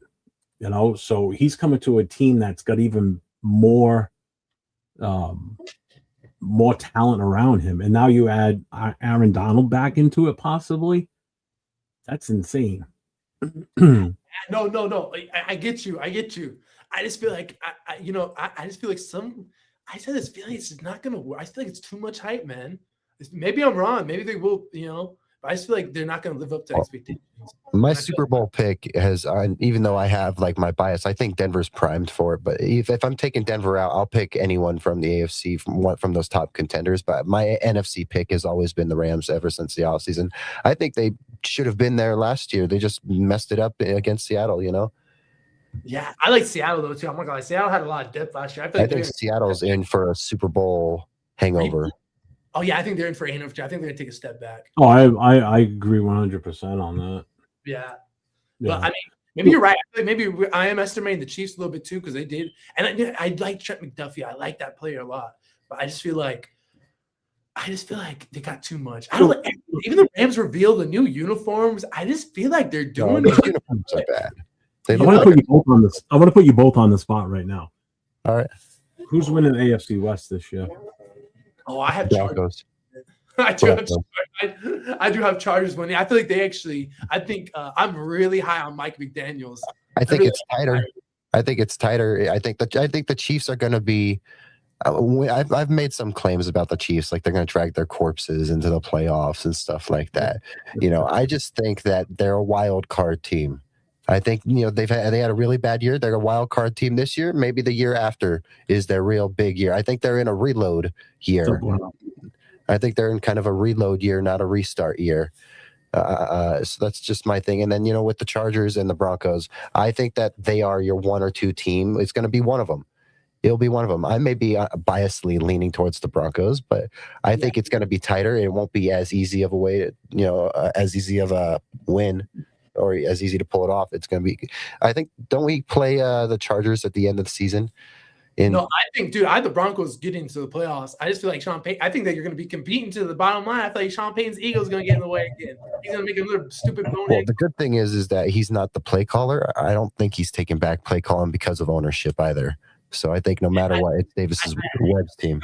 I don't maybe. I feel like though someone did tell him something though, dude. I feel like someone did tell him something. The GM did come down and be like, "Hey, Peyton, we might need just maybe take you down play call." Right. I just don't like. I'm going to give my take on the whole AFC West thing. First of all, until proven otherwise, we're fourth. I know my fans, my chat that's in here are going to be like, "You're crazy." We're fourth in our division right now. We're not built yet to compete with you guys or the Chargers. Okay. I honestly think with the Chargers, having Mike McDaniel in there is going to bring a different element to that team, and the offense is going to be a little bit more scarier. Okay, because I think he's a great he's another one of those guys, great offensive coordinator. I needed him. Yeah, I mean, getting him was, I think, one of your biggest moves in the offseason. Yeah, I know, for real. So with him coming in as the OC, I think that changes the whole dimension of your team. I think it adds another whole element to it where you guys are going to be, you're already competitive as it is, but I think it takes you guys to another level, okay? Because he's good. He's good at what he does, and he's got talent on that roster all the way around. Receivers, quarterback, running back, offensive line. You guys are not, I wouldn't say solid, like you guys are great, you're going to be there. It's definitely going to be a shootout between, I think, Denver and the Chargers for who wins the division. The Chiefs, I think the Chiefs are going to be better than people are saying. I told you, as long as, I said this earlier when we were in the Zoom, as long as Mahomes is still there and Andy Reid are together, and they also brought Kelsey back, they're still a competitive team, whether people think it or not. I mean, Mahomes is going to come back strong from this injury. Oh, heck right? no. ACL injuries now are so different for repairs, and the recovery time is so much shorter than what it used to be. All right. I had mine done 20 years ago, and it took me well over 10 months plus before I could even have the confidence to do what I used to do. Okay. So Mahomes taking a step back. Huh? Dude, Mahomes is definitely taking. He hasn't been playing good these last couple of years. All he's going to have to do is take a couple of hits and make some moves and plant in a game situation, not so much in practice and all that, because you can be a little bit more hesitant in practice.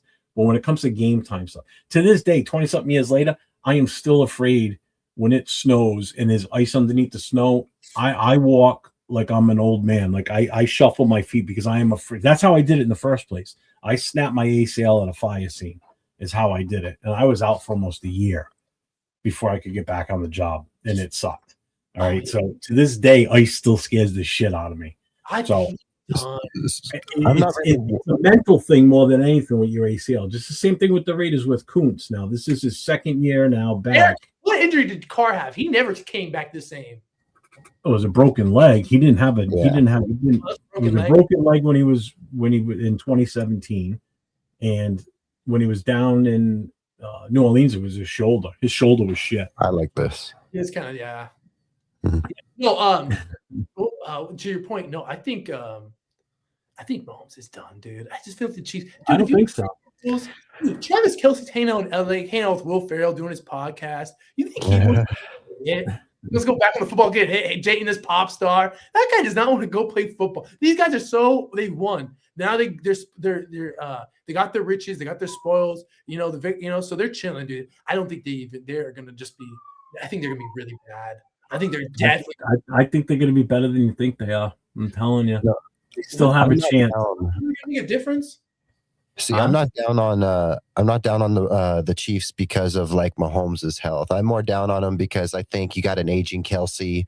I think that you might have an Andy Reid that if he has another bad year is getting frustrated with continuing. I think that they didn't do as much as I wanted on in the wide receiver room. I think I wanted them to do a little more in the wide receiver room. I think they gave away their secondary and then decided to go really young.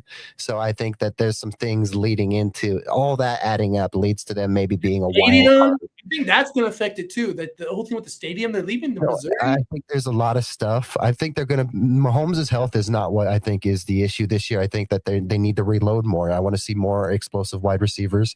And then besides that, I want that. Kelsey's getting old. I don't think he's going to be the same. I think he'll be okay, but he won't be the same. I think we saw him take a step back last year in speed and stuff. He looked a little different. The Raiders have scared me way more than the Chiefs, because the Chiefs are just kind of going. I feel like they've been kind of going down. I got lucky that Super Bowl year. I feel like they got lucky that one time they won the playoffs. Again, with Mahomes, he's just a different beast at quarterback. I mean, he does Mahomes things. You've watched, how many games have you watched him play against just you guys? When is he? How many times has he just pulled something out of his ass and they've won the game? Or he's just done something magical, and you watch and go, "How the hell did he just do that?" No, you're right. It's just that he's just that type of player. He doesn't quit. You know what I mean? He doesn't quit. He will do anything he can to either get a first down, get a touchdown, make the play, to do whatever it takes to move the team and move the ball down the field. He's that good of a player. Would I draft him early in a fantasy football league? Oh, hell no. I ain't trusting him. He hasn't been that player I was like, he was that player, Jeff, but not recent. Not as the last couple of years. The defense is carrying that team. Again, the year that they lost to the Eagles in the Super Bowl, that was their defense that got them there. It wasn't their offense. I blame the Niners coach. He gave them 2 Super Bowls. He screwed up the play line, so I don't give that to Mahomes, really. I feel like Mahomes got kind of lucky. He's gotten kind of lucky. The Super Bowl they lost to the Eagles, the only reason they even made it through the playoffs and got to the Super Bowl was their defense. Their defense kept them in it. Their offense was horrible that year. They were not that good. I just feel like I still. What's up, G-Fam? That's some busy work, right? Again, I'm trying not to be over optimistic for the Raiders. I just want to be pleasantly surprised. I want to see us go out there and compete. I don't want to see us getting shut out. Where we're not putting points on the board. I want to see us be competitive. Do I want to see us, go out there and blow everybody out? Oh, hell yeah, of course I do. But I'm trying to just keep it realistic. I don't want to set that expectation so high that when it doesn't happen, I sit here at the end of the season being pissed at everything because they didn't do as good as I thought they were gonna. I'm along for the ride this year. As far as I'm concerned, with a new head coach, all the changes with new coaches coming in, all these rookie players, these new free agents, my feeling is I want to see progression with this team. This season, as far as I'm concerned, everybody on this roster, everybody in the coaching staff, everybody gets a pass. Next year, we start really building for the future. Raider fans also need to be realistic. Yeah, definitely these guys get a pass. No one should be criticized. We're not a patient fan base. That's the problem. Raider fans are not patient. And you guys should be. No, they should be, because they need to rebuild, dude. They haven't won since 2002. They need to just rebuild. And that's why I said this is a good foundation to build on. We'll see if they and they keep building it. Well, one of the good things the Raiders are doing this year is we're not going after that flashy, high-profile free agent. Okay. The flashiest, most high-profile free agent we went for was Linderbaum, and it's something we definitely needed because it just also means that JPJ is not. You guys do need a wide receiver, and that's the problem. Who are the receivers for the Raiders? We got 14 wide receivers on this roster right now. Okay, 2 of them are on injured reserve, so technically there's 12 active that can physically go out there and practice. So that's a lot of wide receivers. Is Jacoby Myers still there? No, he's gone. We traded him last year to Jacksonville. Oh, that's right. Oh yeah. Because I love Jacoby Myers. That was one of the moves that Josh McDaniels made that I was happy with, because I already knew about Jacoby Myers living here in New England. I knew we were getting a talented wide receiver, and with opposite of Devontae Adams, I knew he was gonna feast. He was gonna have a blast out here, and he had a really good year that year, And then once Devontae was gone, is he's a great number 2 wide receiver. He's not a number 1, but once Devontae was gone, he was forced to be the number 1 wide receiver because he was the best wide receiver we had. Wide receiver. Granted, we had Brock Bowers. Brock Bowers is our number 1 threat in the receiving game. So big weapon. Yeah, he is, and I'm hoping for big things from him this year too. He looks good. He's the best player. Oh, without a doubt. Yeah, right. Offense or defense, I think he's the best overall player on this roster. Yeah, no, for sure. Yeah. Without a doubt. It's by like a couple points too. Oh, hell no. If I'm ranking the Raider players themselves on this current roster, Brock Bowers is number 1. Max is at least for sure. Yeah, 2. no, that's what I'm saying. Yeah, that's what I'm saying. No, completely. No, but wow, what else? I was gonna ask you something else. I kind of forgot. Yeah, no, I think I'm a little higher on the Raiders though, dude. I feel like the Raiders are gonna be pretty good. I'm excited for the Raiders. Yeah, I just feel like they're not talking to you more. I hope I'm wrong. Yeah, I hope I'm wrong. Who are the receivers though? Who do you think is going to be the starting 1 and 2 and 3? Well, it's going to Trey Tucker right now is going to be one of them. You guys could sign Stephon Diggs. Go sign Diggs, right? Again, that feels like a Raiders move. It does. Old school Raiders, hell yeah. But I think with this current regime, the current coaches and ownership, I don't think you're going to see that happen. He's got too many off-field question marks. Him up. Diggs. He ain't going anywhere. I can't see it unless the team is really, really desperate for a wide receiver, which we are. But if we haven't done it by now, I don't see us doing it. Just wait till after the camp cuts. Check after the camp cuts. Maybe you'll find one. There will be players that will be let go that not necessarily because they're not good anymore. It's because they're going to become a cap casualty in some cases. And a player that they might have drafted or picked up late might just outplay some of these older wide receivers. That may be worth it. I got a lot of faith in Malik Benson, the kid from Oregon that we drafted. Okay. I think he's going to be decent possibly for us. What's up, Cool Kev? I hope Betch turns it around this year too. Thornton, I don't have a lot of faith in Thornton. Tennessee wide receivers, for some reason, they just don't have good experience in the NFL. They're statistically, or not so much statistically, but they historically. You guys have he played for the Chargers and he went to the Raiders too. He was a Tennessee. Josh, I guess he went to the Bills actually. He didn't play for the Raiders. Never mind. That was there's a receiver. He played for the Chargers and he also played for the Raiders.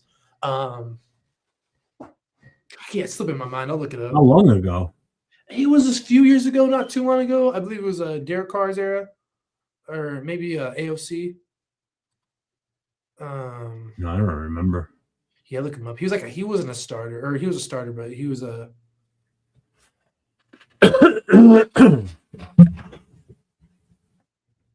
So that's going to be a battle. Was it Vincent Brown? Yeah, Vincent Brown, I guess, also played for the Raiders. Remember that guy? I guess that's who I'm talking about. He played for the There's another guy, too. Oh, yeah, Jalen Guyton. He went to the Raiders, too. Tyrell Williams. That's who I'm thinking of, too. There's a couple of okay, yeah. There's a couple of guys, kind of all the same players. They kind of went to the Raiders, actually. They're like, it was like Kubiak does have a connection to Diggs. People forget that there's a connection to Minnesota. Yeah. We'll see if maybe it manifests, maybe it doesn't. I think he's black. I wouldn't be surprised. I think him and his brother are just kind of like. I think the NFL is not messing with them. Yeah, I think they're both. What's up, Arnie? And make sure you guys, like I said, the links for both their channels are in my description. Make sure you guys get over to their channels and sub to them. I think it could be something good going forward with the three of us. Maybe we got to find a Chiefs guy. Oh, I like Genty. We do need a Chiefs guy, and I like Genty and his potential, bro. I'm a fan of Genty. I watched him at Boise State a couple times. I listen to Jeff though. I do get what he's saying with the O-line. I guess we're opening up blocks, but I think Genty's actually going to have a better year this year. Danny Tomlinson was saying good things about him. I feel like, dude, he just – you're right. Maybe Tyler Linderbaum is going to change that whole team, I feel like. I'm excited as well for that run game with year two, especially year one with Kubiak. Kubiak, I think, is going to have he's going to make him run inside, or he's going to find someone to do it, himself. So I think that the run game for the Raiders will get a little better. You want it to be good, whether it's Cousins or that rookie out there. You want to have a good run game. That's the only way you're going to help either of those guys. So I could see them totally having at least a better year running the ball, whether it's Genty or if Genty goes down or if he just can't get it done. Kubiak, whether it's this year or next year, he'll find a guy to be his runner. So Genty will have to get it together quick because Kubiaks are notoriously not patient for finding running backs. They want one, and if it doesn't pay off, they'll move on real quick. Yeah, that's why I was like, dude, I didn't think the roster outside of Brock Bowers, Genty, Max Crosby. I love Mike Washington. Oh yeah.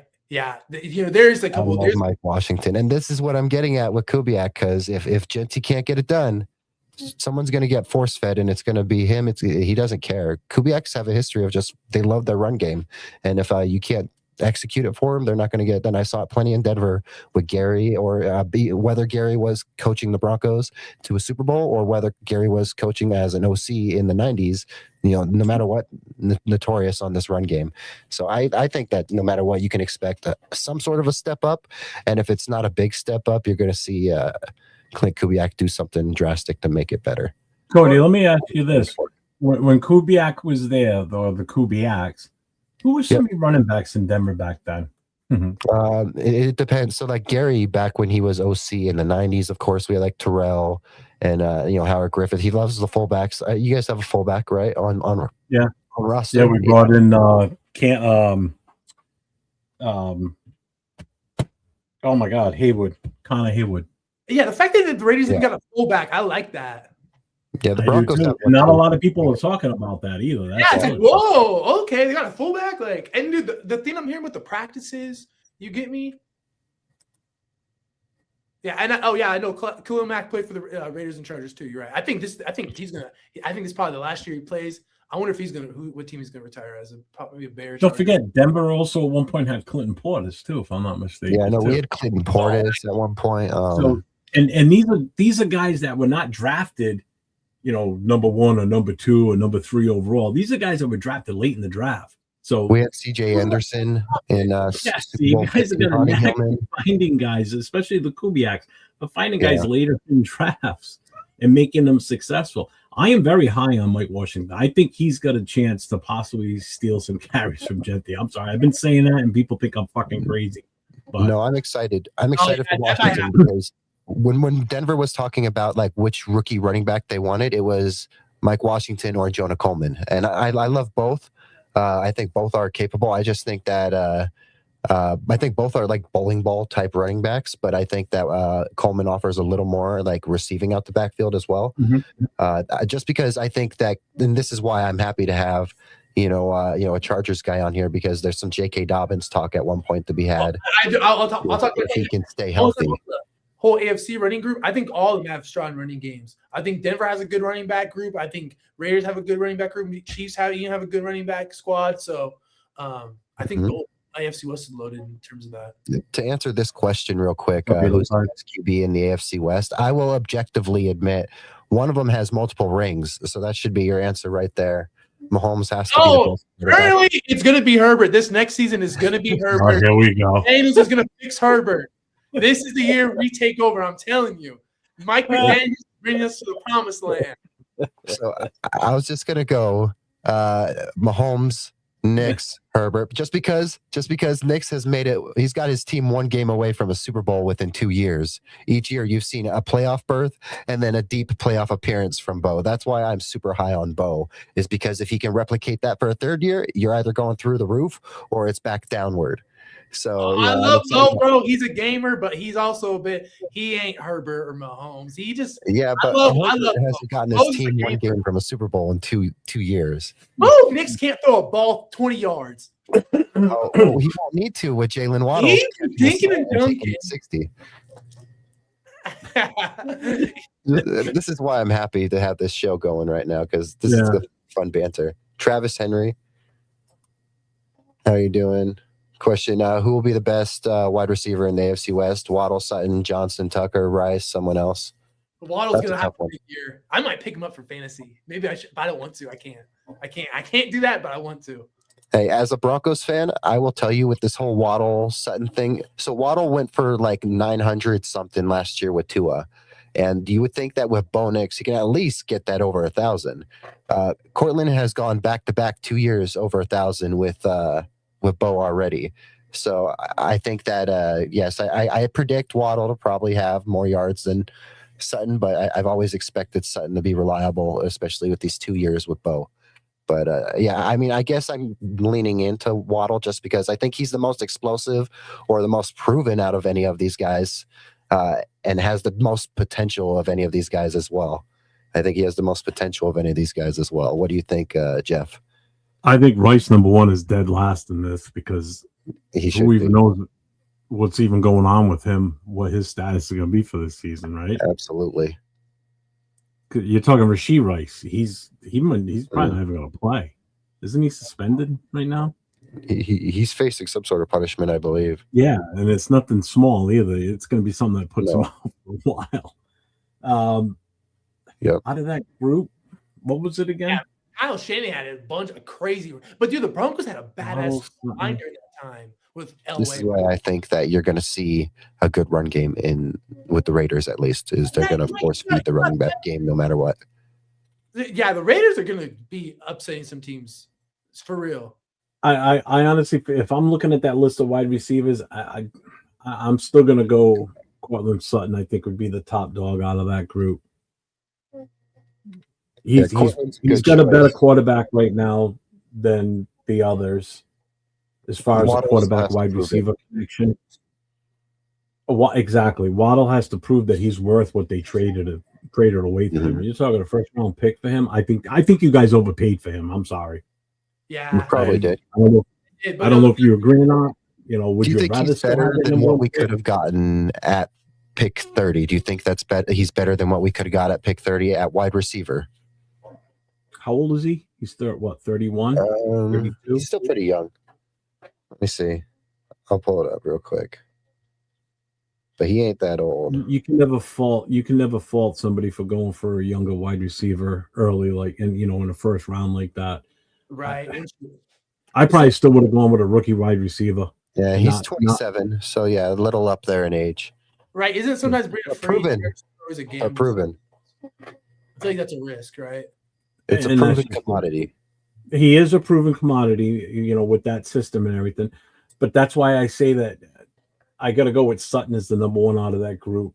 Then probably Johnson, Waddle, and Tucker. They might be even keel right now, and I would only give Tucker the benefit of the doubt because he's already been there. He's already been with the team. You know what I mean? Sutton, Waddle's coming in. He's got to, I think there's too much against Waddle right now. Like you said, he's got to prove it. Just like Tucker's got to prove it, though, too, because Tucker could come out of our roster as the number one right now. And that's scary because you're talking about a midget out there running around as your number one wide receiver. I know. So who's Tucker competing against? Well, you got Betch, you got Thornton, you got Naylor that we brought in from Seattle. Yeah, I guess that is. You got Cedric Jackson, which is the great nephew of Bo Jackson, so he's got a little of a bloodline in him. How do you feel about your receivers in LA? You think you need more? I feel better than the Raiders and Jeff. I was like, here in his situation, like, oh, I thought I had it bad. No, I think Quentin Johnson's gonna be primed for a big year. But I was mad. I'm not gonna lie. I wanted us to get AJ Brown. I thought we were gonna go get him. I'm not in the Keenan Allen camp. That's a big topic with Charger fans. Very divisive. There's a Keenan Allen camp. People want Keenan back. Yeah. I was like, hey, we should upgrade the position. And there's like another group who want the young guys. I guess I'm not kind of in on the young guys. I feel like Ladd McConkey, Quentin Johnson, and company are going to be primed for a big year. We got this guy, Mississippi State, Brendan Thompson.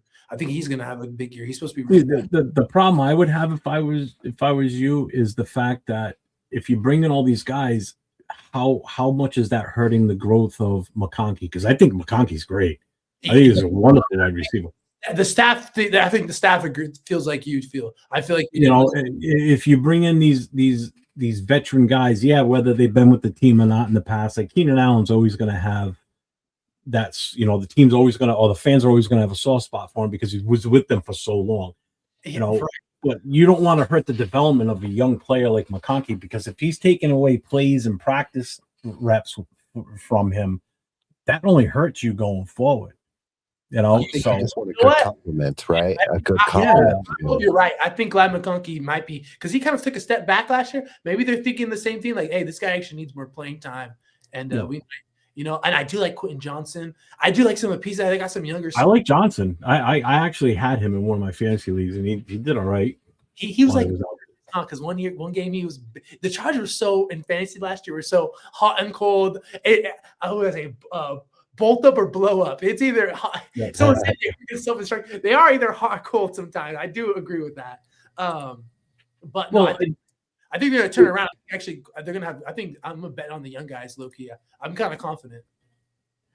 Just to let you know, whenever Arnie's in my chat, he's going to ask questions like this. He just pumps out questions constantly. So be prepared. When he's in the chat, he asks questions. It keeps the chat moving. Definitely. And that's the one thing I like about it. When we're doing a show and we've got a lot of chat going on, it's tough to get to all his questions. So but just letting you know, he's going to ask questions, which is good. Cool. When we answer these questions, I say we just go top to bottom on the screen if that works. Yeah. So then, so with this one, rank your top defenses in the AFC West. I worry about the Chiefs secondary. I'll say that right there. So I got Broncos 1, Chargers 2, Chiefs 3, Raiders 4. What do you think? I got that's pretty good. That's close. I got Raiders 3rd, Chargers 1st, Broncos 2nd, Chiefs last. Homer. Hey, Broncos were one of the better defenses last year. I think they're only getting better. Broncos is still number 1. I'm putting us at number 2 just because of what we brought back. Max is still here. He's going to do Max things. The secondary for us got much better. We've got legit linebackers now, between Walker and Nakobe Dean. Just a matter of if Dean can stay healthy. That's the big issue. And our depth is a little rough.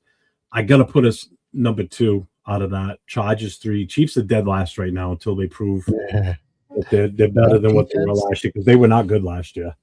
That defense for the Raiders and the run game are two things that can really make or break this season, or for at least proving that the Raiders are taking a step up.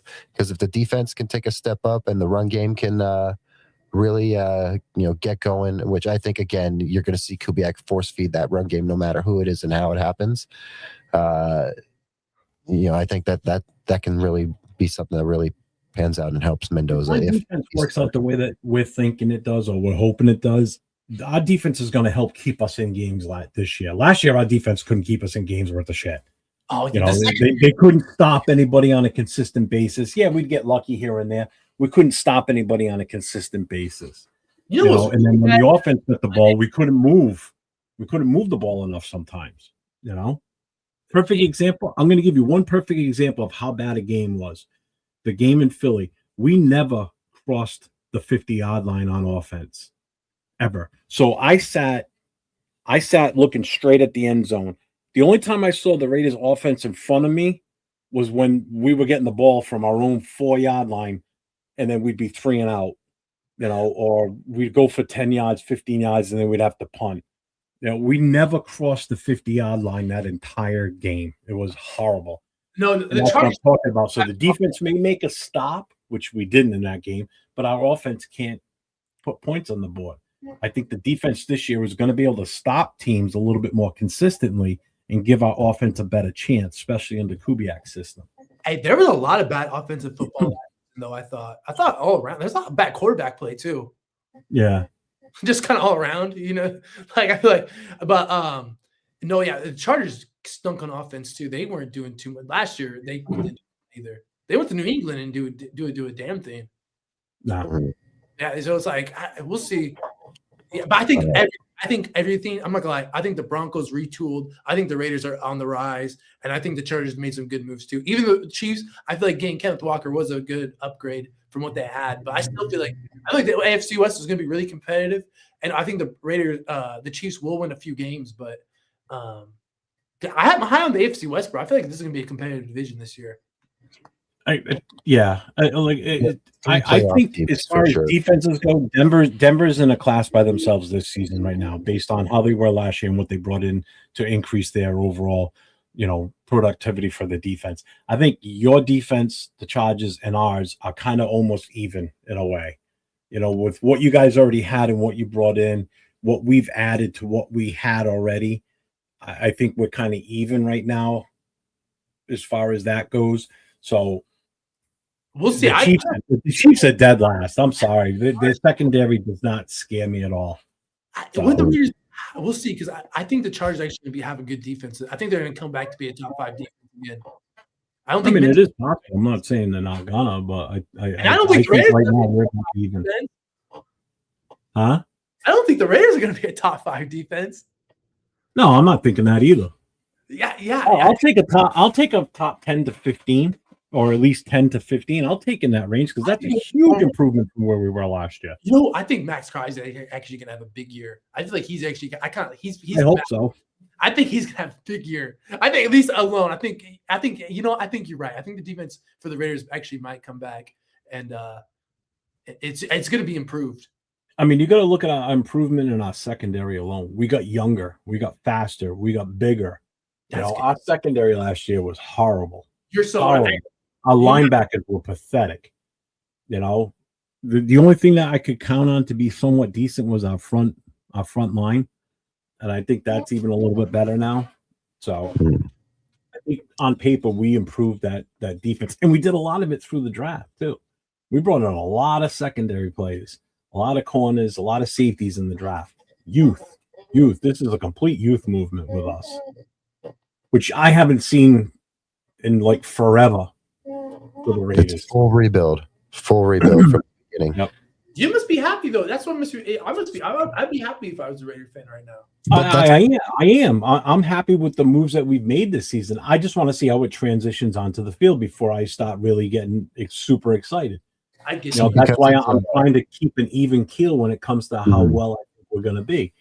Let me see a few games, and then I'll let you know. Because even with the Harbaugh thing, dude, I was just happy to get someone who kind of knows what they're doing. It's like I didn't even have to. We don't have to win. I'm still giving this guy. We could lose this season. I won't give him the hot seat for another little while, because I'm just coming off Brandon Staley. It's in such a mess. I'm like, I just want someone who's not calling games.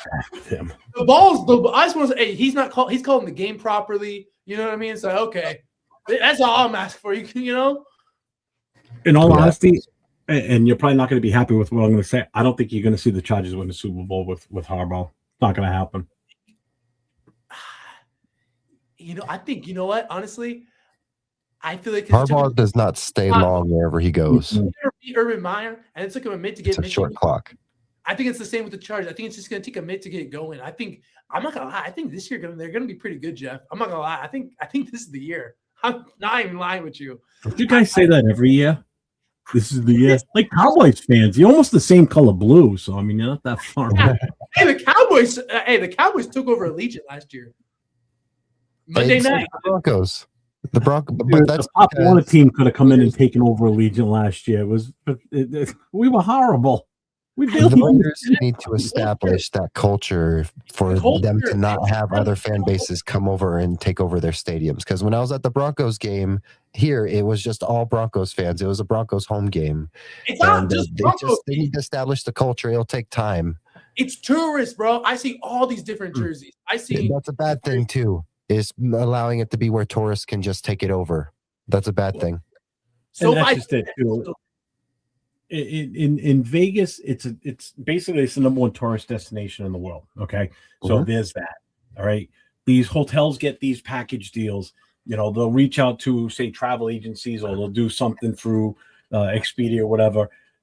Fans from New England, the Patriots are going to Vegas to play against the Raiders. It's in December. Hey, come out here. We'll put you up in the hotel. We'll give you tickets to the game. It's all these package deals. These fans want to come to Vegas. So and that's what happened with that Monday night game. First of all, it's the first time that the Raiders and the Cowboys played on Monday night in Vegas. Okay, so for that to happen itself on a Monday night game against the Raiders in Vegas, that was going to be a huge draw for Cowboys fans. We already knew that. We knew that we were going to be outnumbered in that stadium. It was obvious. Country plots up on these better dates. They'd rather be in Vegas. They'd rather be in LA than be in Denver. That's facts. Here, there's a question for you, man. Superchargers, are you not worried about the loss of Jesse Minter? Will cause your D to take a step back? I thought that too. I did wish we'd resigned him ideally, but I think Who took over?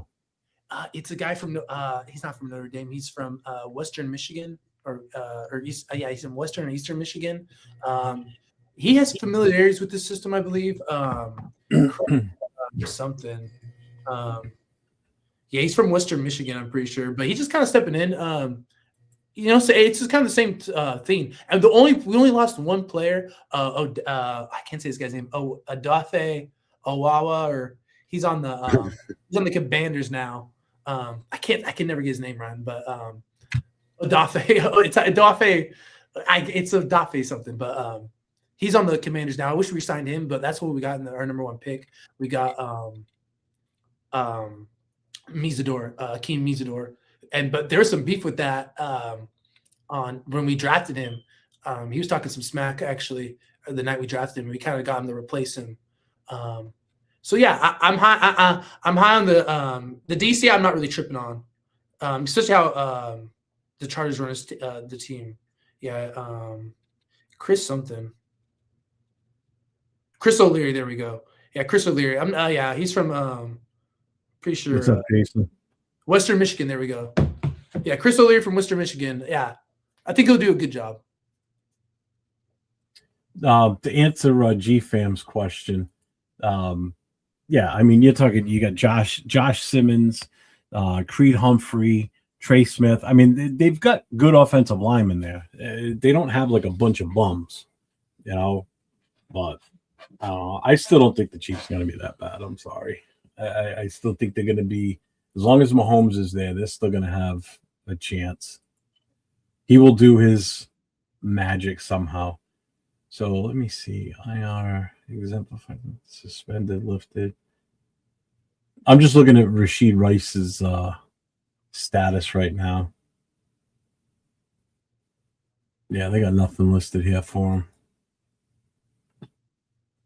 I will say this: being a Broncos fan in Vegas is all. I mean, being a fan like of your team that while living in like a division rival city is nice because you're guaranteed to see your team once. Yeah. Just like you've talked about like how this will be your first time seeing them in their home uniforms because you've only seen them in their their aways, right? Mm-hmm. The same feeling. So I will say at least with great, me, bro. I love that they went to Vegas. It's great for us. You know what I mean? Yeah. That's the problem. Oakland was not good for us. You know what I mean? Yeah. It had the aura. Where it's like, you know what I mean? On other people who Vegas, want I'm to down to go to a fake game. My high Raider here. When I was in Denver, my Uber driver, man, he was a Raider fan and one of the coolest guys I know. He was a Raider fan since like the 80s. So nothing but love to my Uber driver. I don't remember his name, but there's plenty of Raider fans hanging out there in Denver, just like there was Broncos fans here. We got like 3 or 4 Broncos bars here in Vegas. So that's why I said when you're here, we'll go hit a Broncos bar. You can watch a Raider game from a Broncos bar. Why not? What's the one? Is Twin Peaks one of them? No, I mean, I'm sure you probably go to a Twin Peaks. They're playing the Broncos games. There's a few like local smaller ones. There's one called like Jake's Broncos Bar. There's a few bigger ones, but there's like 3 or 4 out here. Oh, GFam's 100% accurate with that statement too. Mm. Chargers fans, anybody I think was afraid to go to Oakland. It was different. I actually go to Oakland. My mother's LA was kind of. she went to LA the Broncos was Raiders. Yeah, LA was a shaky area too, especially where the stadium is. Coliseum was back in the day. Yeah. The stadium in LA is right in the middle of Watts. Okay, so it's not that great of a section either. During the 60s, Watts was a bad area, and during the whole civil rights uprising and everything in LA, that was a bad section to be stuck in. Yeah, my mother, Oakland was different, man. I never got to. I don't know what it was because that stadium they played Mount David. Oakland had a different vibe to it, bro. I don't know why. You might be right because I wasn't around when they played in LA, but Oakland just have a different vibe to it. I feel like. Yeah. Like mystique to it almost. I'll tell you, you know what doesn't have the mystique that everybody says it does was Philly. Like for the longest time, I'd be like, I'll never go to a Philly game. Those fans are just, I hear too many weird things about them and everything. I'll tell you what, at that game, I didn't feel scared or worried whatsoever. I mean, first of all, I'm not going to be scared. Super Bowl got them all this national fan base. They got a lot of bandwagon. Well, they were super, super nice. Everybody my wife and I went with my wife. So that's the other worry I had is like, I got to keep her protected too. But where we sat, we were the only Raider fans in the entire section. We were surrounded by Eagles fans. The two guys behind me were even bigger than me, and they were as nice as could be. Neither one of us drink anymore, and they were wanting to buy us beers and everything. I'm like, we're not sorry, but we don't drink. You want to buy me a water? That's fine. I'll take the water. But I mean, these guys we were talking, and I think what happened was because I told them where, they saw the back of my vest and it says New England on it. They're like, "Oh, you live in New England?" I said, "Yeah." I said, "Don't worry, I hate the Pats." He goes, "Oh, we hate the Pats down here." I said, "Good." So that was part of the reason we struck it. Good conversation going on. Oh no, no one likes the Patriots, man. Yeah. Yeah, I think that's one thing we all have in common here. I guess you're kind of. I'm not. No one likes the Patriots, right? No one likes the Pats here. So, Cody, is that the bar you go to? Is that the one you're talking about, the Black Mountain Grill? I haven't been to that one. No, I'm saying because there's Jake's Bronco Bar right near my house, so that one's just like a few blocks away. But no, that's a good one right there. I've heard things. I was gonna say, going back to your talk on like the Coliseum. My mother, her and my grandmother, they went to a Broncos Las Vegas Raiders game at the Coliseum when my mom was little, and she said that there was a Broncos Raider fan, they got into a fight outside and like someone got stabbed or something. So, that's the testament to the LA Coliseum area, that part of town kind of thing. Well, it's funny because I've been to the Coliseum back in '85. We were playing there already, but I was there in July. So obviously there was nothing going on. Yeah. And, my parents, we ended up driving to the stadium and it's funny because you're in the real shitty area. Like you're looking at, just bums walking around, boarded up buildings. Then you take this one turn into the campus for USC, and then you go a little bit further, and you take another turn, and it's all green grass, nice white pristine statues, and there's the stadium in front of you. It's like you feel like you just got transported into a totally different area. Yeah, because USC's right in the hood. Yeah, it is. And then you pull up and it's this gorgeous looking stadium. It's huge. I got out of the car, went up to it, looked inside, got pictures. They had what was like their version of the Raider image there at that time. All the money I brought with me, I spent it all in there. I bought all kinds of Raider gear because it wasn't easy to get that out here in the East Coast, Oh, yeah. Hey, there's a Raiders image right here in Fresno at the mall. Oh, really? Yeah. I just found it the other day. Oh, I think we already put it back in the box. Wife was going through some boxes and she opened it up. She goes, "Holy shit, look at this." So it was the white leather baseball hat I bought in LA back in '85. Oh, badass. I still have it, and I put it on. I'm like, "Oh, it's still fit too." Badass. That's sick. They should change the bar name to Rocky Mountain Oysters.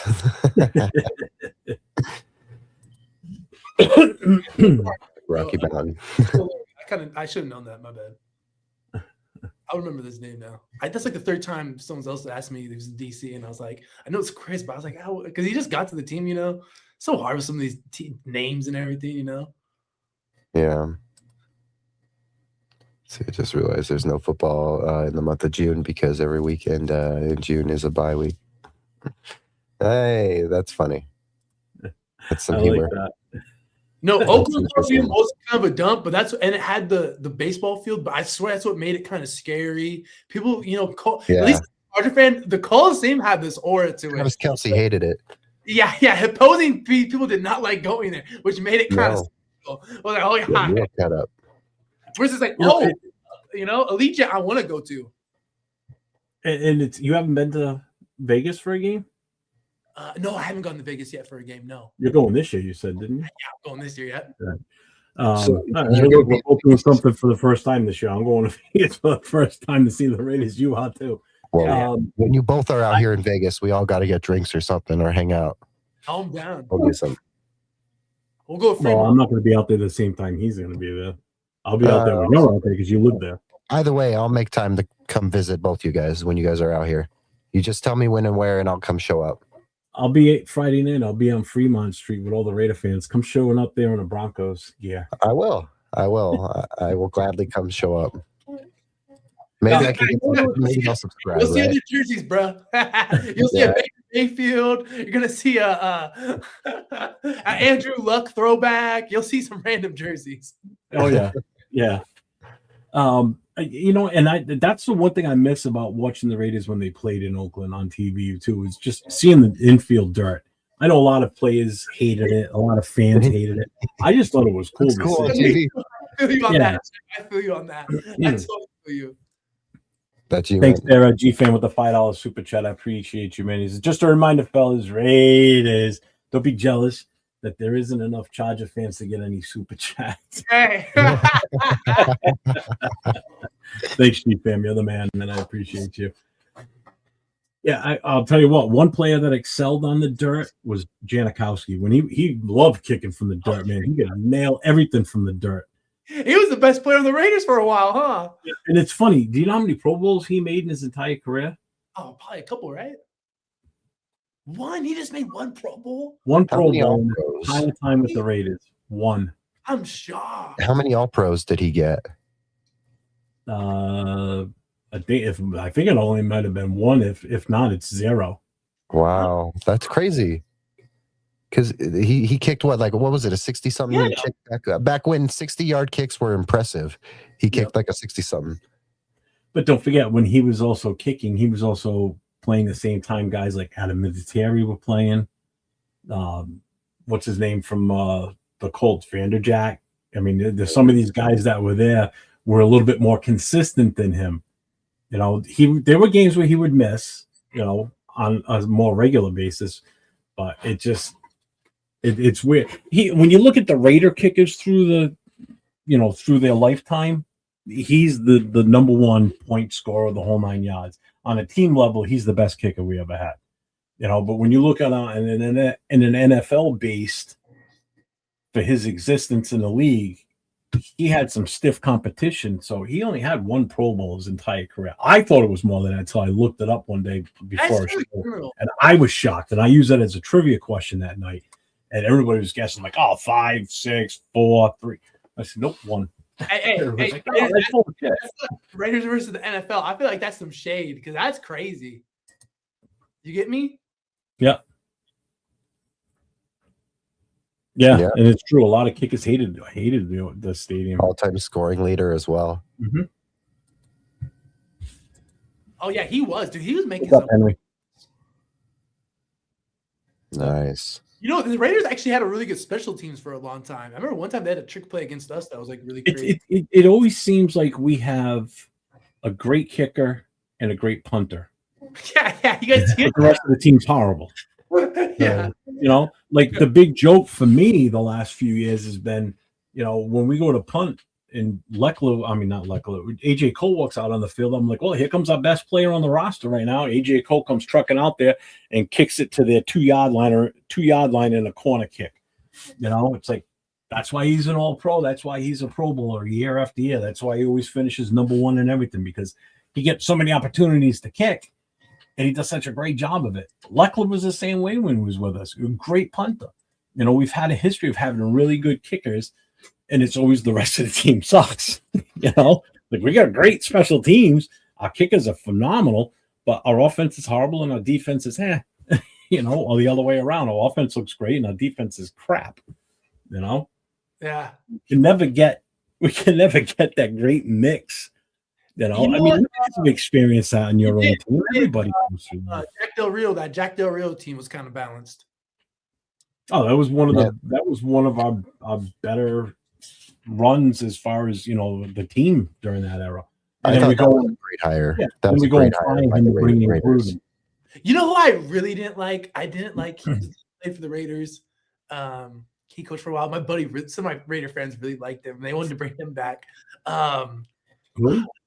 I forget his Art name. Shell? No, he was recent. He played on the Raiders. He came back. Oh. Why did some of these coaches slip in my mind?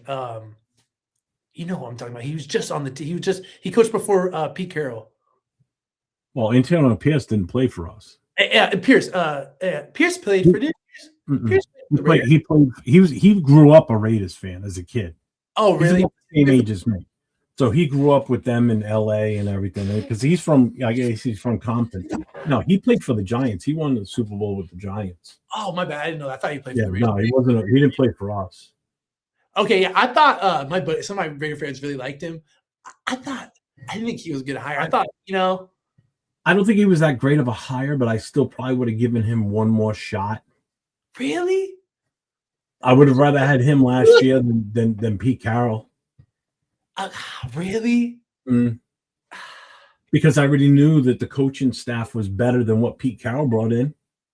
If you look at it, we had decent position coaches. Our offensive line coaches were good. It was Philbin that was there and changed that offensive line when he took over halfway through the season when they got rid of the offensive coordinator, and then the Turner, the father and son Turner duo took over. So he turned that offensive line around. They were playing better towards the end of the season. They were looking better. JPJ was a rookie that year. He looked good. Glaze looked okay. Brock Bowers was there. We had a good something going, and then they went and bring in Pete Carroll, and Pete Carroll brings all these bums in for coaches, and it all went back downhill again. I would have rather stuck with AP for one more year. If it didn't work out after that, and you have a chance to get a guy like Kubiak, I'm all for it. I agree. I hope you gave you the super chat, Raiders. I feel like, dude, it was better you guys got off. I feel like he just wasn't professional. Like, he's kind of like the Brandon Staley. Like, he just was like an easy hire, like a Raiders. That's a Raiders hire. Who, AP? Yeah, I feel like that's a Raiders. I like AP. That's who all my buddies. My friends who were Raider fans, they wanted Shedeur Sanders and they wanted Pierce back. And I was like, dude, that's the typical Raider way. That's the Raider way. And it's like, that was the debate in the 2025 draft. It was everybody was again when we were slated to have the number one pick. Okay, every mock draft you saw out there had us taking Shedeur Sanders if we had the number one pick. Okay. And the only reason we ended up with Gentry is because we fell down enough because we won those extra games towards the end of the season that it bumped us out of the number one. And we knew everybody thought Shedeur was going to go number one overall no matter what. And when he didn't, and it was obvious that teams were just not sold on the kid. You guys thought Shedeur was going to go number one? I didn't think so. I didn't have. I never had him right. We thought he was going to go. He's like in the first few picks, though. I was watching a lot. We thought he was going to be going right after. Cam. Yeah, he thought he was going to go right after Ward. That's what the thought was. But what's up, Anthony? There's no way he was. I had him so far ranked back, it wasn't even funny. I had him second, third round tops. Yeah, I did my mocks. Right. I wanted nothing to do with them because along with him comes excess baggage because you're going to have Dion involved in some manner of aspect. Teams know this. And I love Dion as a player. I thought he was phenomenal to watch. He was just that type of guy. But I didn't want him around the team because I didn't want him coming in and adding his 2 cents about his kid this, his kid that type of stuff. Absolutely. Let the kid be the kid. But then you hear how the kid is himself. No, that's an issue. Yeah, he's I wanted nothing. 805 is one of the guys that was with me in Pittsburgh. He's one of the guys that didn't want Mendoza. He didn't want Shedeur last year either. He didn't even want Gentry. Neither did I. I want us to take an offensive lineman in 2025 with that number 6 pick. Yeah. But you know what? The Raiders did need some weapons. Yeah, no, I want to see the Raiders make a move at wide receiver. And also to address this question real quick, this probably won't be the last time we do something similar. We'll probably do something similar like this. It's great. It's fun. Yeah. Yeah, go ahead. I'm sorry. I just had to get that question, that comment in there. What is one? Oh. We're a little behind, so I'm trying to scroll through and get caught up. But we'll jump up to the front and go back. ever since the salary cap, all teams have to scramble to compete. Madden saw that coming and, said that we would hate the coach cap teams. Absolutely. Let's see, Dion wanted to pull a Manning draft. Yeah, he did. Yeah. What's going on? I think AP brought back the will to win to the Raiders, and it sucks that he didn't get to see some of that winning in the vision. I think he brought back the will to win, no matter what. I'm not gonna lie, I thought Gruden had some imprint on the team too. Same, a little bit too, but not as much. I think AP really brought back that win, that You desire. were scared of Gruden, it seemed like, with the Raiders. His second go around wasn't good. It's kind of lackluster, huh? Yeah. It was the draft pick. Contract. You look at the picks that him and Mike Mayock made when they were here. Oh, Mac They were not good. They're not good picks. This is what I was saying though, is they did play hard. I for love Pierce. the Hard Knocks Raiders. I love the Raiders Hard Knocks. That was entertaining. It was, but Gruden should have been a one and done for us. When he was here the first 10 years, that should have been it. Never should have come back again. We should have gone a different direction. 10 years. Huh? They gave him a 10-year contract. I thought that was insane. Yeah. The 10-year, the 10 mil a year or something. It was ridiculous. I do. His draft picks, those draft picks. The only draft pick I would give him credit for, and I can't even really give him credit for it because he admits it himself, it was one of the groundskeepers that said to make sure you check out this guy, Max Crosby from Eastern Michigan. So it wasn't even like Gruden studied this kid. It was a groundskeeper that brought it up, and that's how he ended up drafting Max Crosby. He even admitted it on his show and a podcast or whatever he did with Max, and he even said it to Max, and Max didn't know that until he said it. So it's like that's the only draft pick that I can say. Or Josh Jacobs too. I'll give him that one. But again, Josh Jacobs didn't last with us because of who was here in the front office and the coach at the time. It had nothing to do with Gruden. It was a great pick.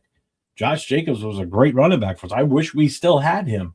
We wouldn't be drafting a guy like Genti. We would have done other things, Yeah, I didn't. Colton Miller too. That's right. I forgot about Colton Miller. Yeah, I didn't like what the front office was doing with the Raiders. They got rid of Khalil Mack, which I thought was kind of crazy.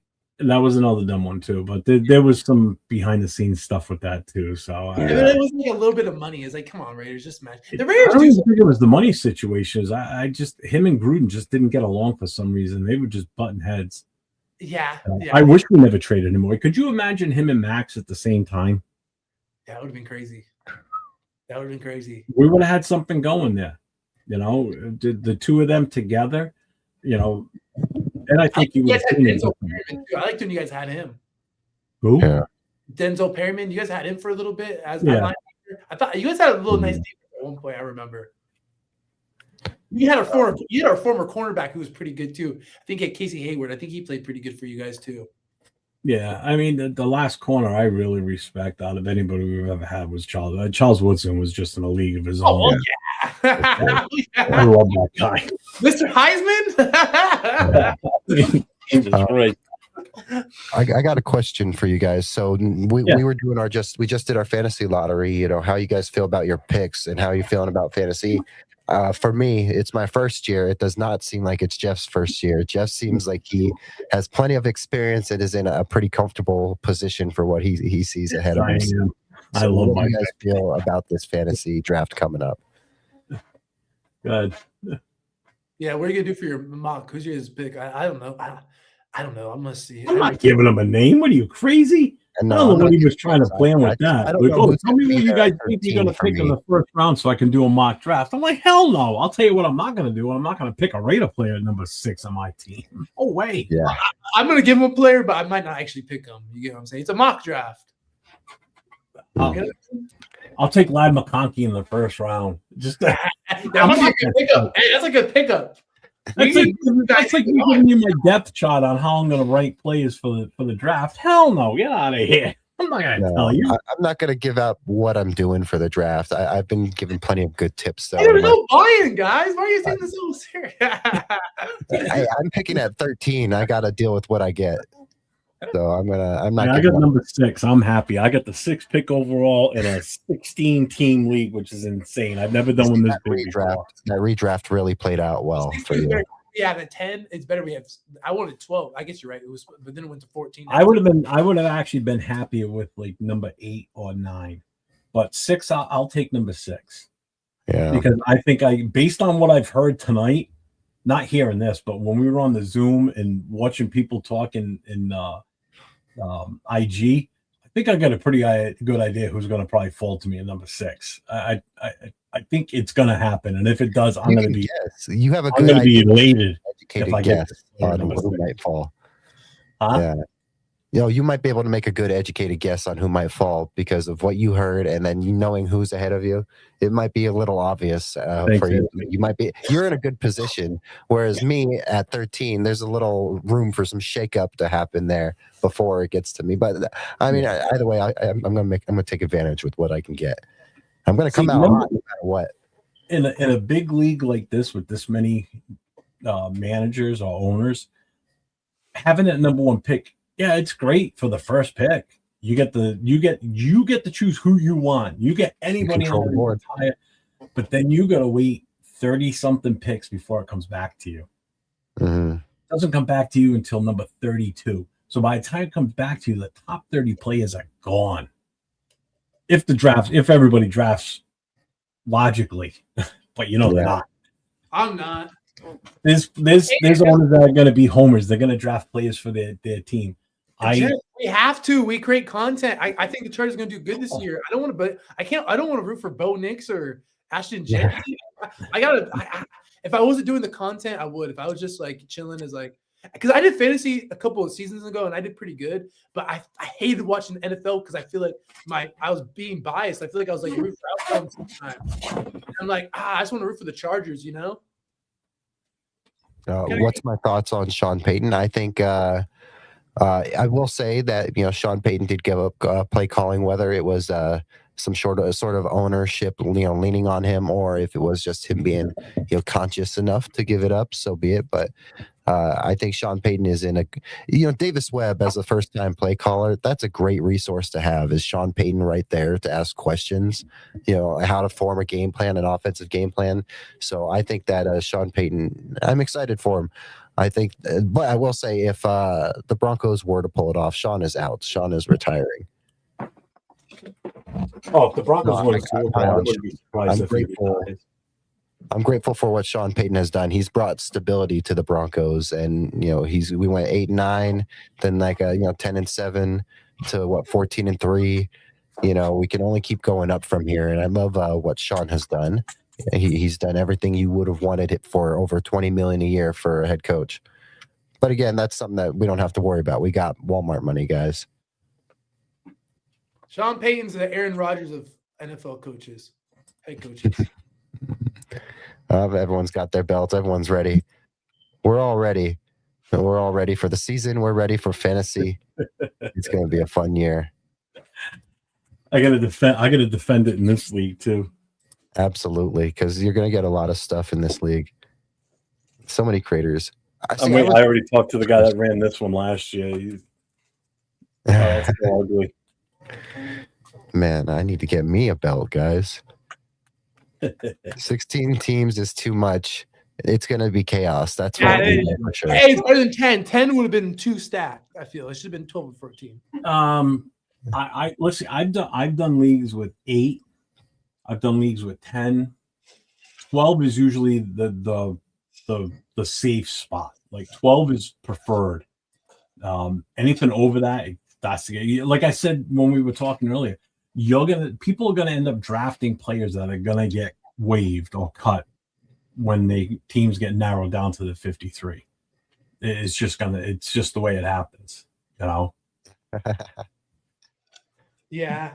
What are you sitting in your garage in the fucking camping chair? I've been using these chairs. I've been using my tailgate chairs. Nice. Yeah. Hey, we do what we got to do to make these shows and productions work, right? It's like if I'm at the game. That's the vibe I'm trying to get to, you know? But yeah, guys, so just a heads up, you know, because most people, I haven't even said hello. I introduced you guys, so you guys, your fan base probably doesn't know who I am. But, you know, I'm Cody Chapa. This is Still Up Sports. I talk Denver Broncos and all sports, but late night, usually up past midnight at 1:30 a.m., you know, mountain time kind of. So come check me out. And, you know, go check out everyone, you know, these two right here. If you're watching my show. Yeah, make sure you guys see these guys, please. You know, we're trying to normalize late night sports talk on my show. Besides that, you know, we're all in a fantasy league, and that's how we all kind of, you know, met and have come across each other. And now we're all on a show together. So it's cool to, you know, that we're all talking. Martin in the chat, he is in our league. So keep an eye out for Martin. Martin knows what he's doing. I will say that. He's a smart guy. Which team is his? He's a Bronco fan.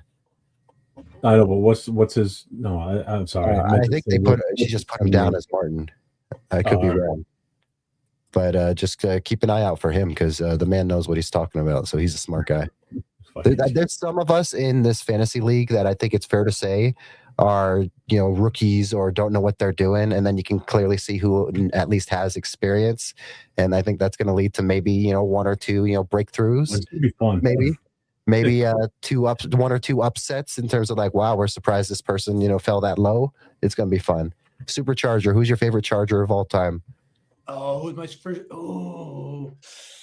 my favorite Charger of all time, Darren Sproles. Great choice. Yeah, I like Darren Sproles a lot. Yeah, I like Darren Sproles a lot too. You know, I also That's your favorite Charger of all time, really? I would have you know thought what? LT. Come up with? Best, but he's just my favorite, like my fan favorite. My You know favorite what? of all time. You know, I also have a spot for. I like Ryan Matthews too because I play him a lot in Blitz. I just kind of like or not Ryan Matthews, Ryan Leaf. I mean, I'm not telling you how to fan because that's one big thing that we always say on the Raiders side. We don't tell each other how to fan. But I'm just shocked that that's your all-time favorite Charger player is Darren Sproles. Darren Sproles, yes, 43, yes, Darren Sproles. Wow, I never never was more like LT. To be real with you, I would have expected. In all honesty, if you would have sent in Antonio Gates, I would have been like, I get it. I get it. But Martin man, is JC ambassador. So in the chat, JC he had a big game Oh, versus JC, the okay. playoff game. He's had a big. He beat the Helpers, beat the Colts. You know, Darren Sproles was low-key a nice weapon for us. We should have kept him. No, Darren Sproles was awesome. what's up, Nada? He's My a favorite hey, man. Bronco He's a guys. smelly guy. I could have been Darren Sproles. You know what I'm saying? To Yeah, answer this Cody. question, it's Demaryius Thomas. I grew up watching Demaryius Thomas in high school and in middle school. I could have been anyone before. I never had a favorite until Demaryius. And when I was in high school, I took child development where they give you the fake baby, and I got left with the only black baby. So that's the first thing I did is I named it Demaryius Thomas. And even though I live here in Vegas, I went to high school in southern Utah. So I was just roaming around. I was a big boy carrying this black baby doll named Demaryius, and it was amazing. I think that's hilarious. That's awesome. Yeah. How the teacher trolling you like that? But Yeah, see, now he's amazing. I understand why you guys are picking the names you are. Because number one, I forget that you guys are way younger than I am. So you watch you watch a different era of your respective teams than I watched of mine. In other words, like for me to pick up my favorite Raider, it's not going to be anybody in the last 25 to 30 years. I can tell you that right now. I do So that. my all-time favorite Raider player, Jim Fine. Plunkett. no. First and foremost, it would probably be Howie Long. Okay. That's a great choice. Yeah, because I mean, I saw him from his rookie year right up to when he retired. He reps the Raiders No. well too. Yeah, I mean, and I have more respect for a player, and he played in a different era, meaning I have more respect for a player that gets drafted by a team and stays with that team their entire career. And that's what Howie Long did. He never left the Raiders. He was here from day one to the day he retired. But that was also the era back then. It wasn't like big free agency like there is now, where a team gets drafted by a player gets drafted by a team, and then comes year 4 or year 5, they're gone. They move on. They go to another team. So there's no loyalty. In other words, they're all playing for a better contract, which is understandable. You make your money while you can. I get that. But if I had to pick a guy even before him, it's going to be like Art Shell, Gene Upshaw, Otto, that whole era of football when it was like, smash mouth football where you could really hit. But Howie Long, by far, my all-time favorite. Not Gardner Minshew. No. Who's your all-time Raider? Not your favorite, but like, who do you think's all-time? All-time, it's going to be Jim Otto because he was there from day one to the day he retired. I mean, he was just he was Mr. Raider. That's what he was known as. He was known as Mr. Raider. And unfortunately, I never got a chance to meet him before he passed. That's one player I would have loved to have met in person. And I've met a lot of Raider players through the years, but he's one that I definitely would have loved to have met in person. I would totally give my honorable mentions, to Todd Davis and Benny Fowler because I met both of them in person. And Benny Fowler follows me on Twitter. So because Benny Fowler, the man who caught Peyton Manning's last pass, followed me on Twitter and signed this for me. Honorable mention because I've met him before. I'm going to meet him again in Denver. So, that's awesome. But also same with Todd Davis, 2 Super Bowl 50 backups. And I love, I think that no one talks about, the backups on these Super Bowl teams, no matter what the team is. These teams don't get by without, a backup stepping up and playing a game, here or there because the starter goes down. I can think back to Super Bowl 50 and I can think about, that season we had TJ Ward go down at one point. We had Darian Stewart go down at one point. So we called up like Shio Ko out of nowhere. No, you can't even Google that guy and see, what he's done. He's barely done anything. But I just love the backups and what the roles they play. And so to get 2 Super Bowl 50 backups, I'm like, man, I think I'm now a backup guy. So I just fall in love with backup inside linebacker or backup wide receiver talk now just because of these 2. So honorable mention to those guys just because I've met them. So see, now cool. I think for the 2 of you, if you were more closer to my era or my age, I think you would have a different take on, like, I guarantee yours would probably be LT. Because to watch LT, I had mad respect for LT. I love LT. He was a Raider killer. Yeah, I hated playing against him. No, I love LT. And he might be the all-time Charger, but and I like Gate 2. I get what you're saying, but just me personally, my favorite, I like Darren Sproles, man. So I relate. I mean, again, it's in your era, so that makes sense. I watched LT. LT was that's how LT was when I was a Charger fan. I watched LT. Darren McFadden was so great. Yeah, but did you catch him at the tail end of his career, though? I watched him when he was coming. I watched him in his I was old enough to watch that. Oh, really? I watched the Marty Shaw. I watched the Marty Sproles. Yeah. But I personally, I get you. He's not Mr. Charger, but I just personally, I like Darren Sproles. He was my favorite player. I mean, that'd be like me saying my favorite Raider is God, I can't even think of anybody that wouldn't even be worthy of being. Who said no? Someone gave him his name. That's like saying almost Darren McFadden. I feel like that's a rules. Well, McFadden was all right. He played in college, or he left.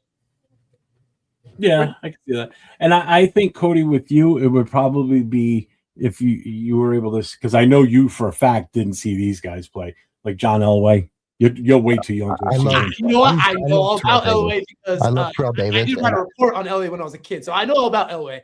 And Elway lives by me, so I just know the aura of Elway. Elway's up there, bro. He's Elway up there. Makes wine. Elway makes wine out there by where you live, bro. Elway makes wine out there. Yeah, Elway. Actually, Elway got in an accident in a golf cart. Actually, his buddy was driving in the back. You hear about that? What, just recently? This was like a year ago, low key. He lives in the Madison Club. Elway's got a lot of paper, and there's this big party they throw there in this country club. And his buddy, his agent, was in the back of the golf cart. And I thought he was drunk because Elway drinks a lot. But no, Elway's a good guy. No, his agent a friend of his died in the golf cart accident. I remember hearing about this. Yeah. Oh, what's up? Yeah, it was a great friend of John's, like one of his best buddies, died because of this golf cart accident. My buddy works there, actually. He tells me some dirt. I just got some. Yeah. he works there. But no, I love Terrell Davis. So yeah, if I could go back to that generation, it would be TD. Just because to see what John and like if I was that generation, which is it's my mom's generation more. She was born in '73, but she was always a Broncos fan. She tried to be a Raider fan because the Raiders training camp was in Oxnard in California. That's where my mom's from. Is from Oxnard. So she would always go down to the Raiders training camp. And one year she came home covered in Raiders gear, autograph stuff, whatever. The Raider players would let her put on, rings and stuff. They would always do that. And then she came home covered in Raider stuff. And my grandmother told her, you can move out or you can get rid of the Raider gear. And she got rid of the Raider gear and accepted the orange, into her blood. But she almost tried to be a Raider fan because, being an outsider. God bless your grandmother. Yeah. Protect that woman. No. but no, I think that's that's awesome. That's a great thing. Now I love Terrell Davis just because some people think that he shouldn't have made it into the Hall of Fame with how short the career was, but like you look at the stats. I don't agree with that. He should have been in. He had one of the best 3 or 4 year runs ever as a running back. So people talk about running backs' careers being short. I think he had one of the best peaks of any short running back career ever. And so again, the 2,000-yard rusher, if Jonathan, if CJ2K would have, Chris Johnson would have gone for 2K, but also won a Super Bowl, he'd be a Hall of Famer probably. Yeah. And it's a shame what's happened with him now too. No, absolutely. And my grandmother, who was a Broncos fan, she actually died from ALS in '99. Back then we'd call it Lou Gehrig's instead. Yeah. I covered that Friday night on my show talking about NFL and everything, and I brought that up. It's a shame. Anybody that had a chance to see him play, man, he was a phenomenal athlete. Yeah, and if he had gotten that ring, he would have probably been a Hall of Famer. Oh, and that is TD got the ring. He carried an aging Elway over the finish line in a way, kind of like how I would argue that Von Miller helped carry Peyton Manning over the finish line too. Yeah. So I would say, yeah, definitely TD if I could go back. What was that? You don't like John Elway's not your favorite? No, I love John Elway. I love John Elway. I grew up in my era. I never knew Elway the player. I knew Elway as good as Terrell Davis was during the season he turned on the Jets in the postseason. Absolutely. He did. And he played with those massive migraines too. That was the other thing. Yeah. I mean, he would go. It affected his sight. They were so bad. He would take aspirin before the games, and then on Super Bowl 32, he forgot to take it, and he got the migraine in the middle of the game, and against the Packers. And Mike Shanahan told him, he said, "We need you out there no matter what, because the Packers aren't going to believe we're running if we take you out." So they sent a half-blinded Terrell Davis out there. You could barely even see. Yeah, his eyes, the migraines would be so bad that his eyes would black out basically. And you know what though? He wasn't like blackout, passed out. Like his vision would just gone. He couldn't see. He's aged very well because he looks pretty much the same still. The man looks great, and that's what probably playing only 4 or 5 years, 6 years will really get you is probably that. But he would have never been to think that it took a preseason game in Japan. It was a Tokyo preseason game where Terrell Davis made a crazy special teams tackle that got him onto the team. And he just laid a guy out on special teams. And he said that he had just eaten a hot dog right before that happened too, because he thought he wasn't even going to make the team. So, and that's when they were going to Japan for preseason games, which is crazy. Wow. I don't think I could recall that because I wasn't alive at that time. I was born in 96. I think that was 95 that year, 94, 95 that year. So I can't even recall. Mad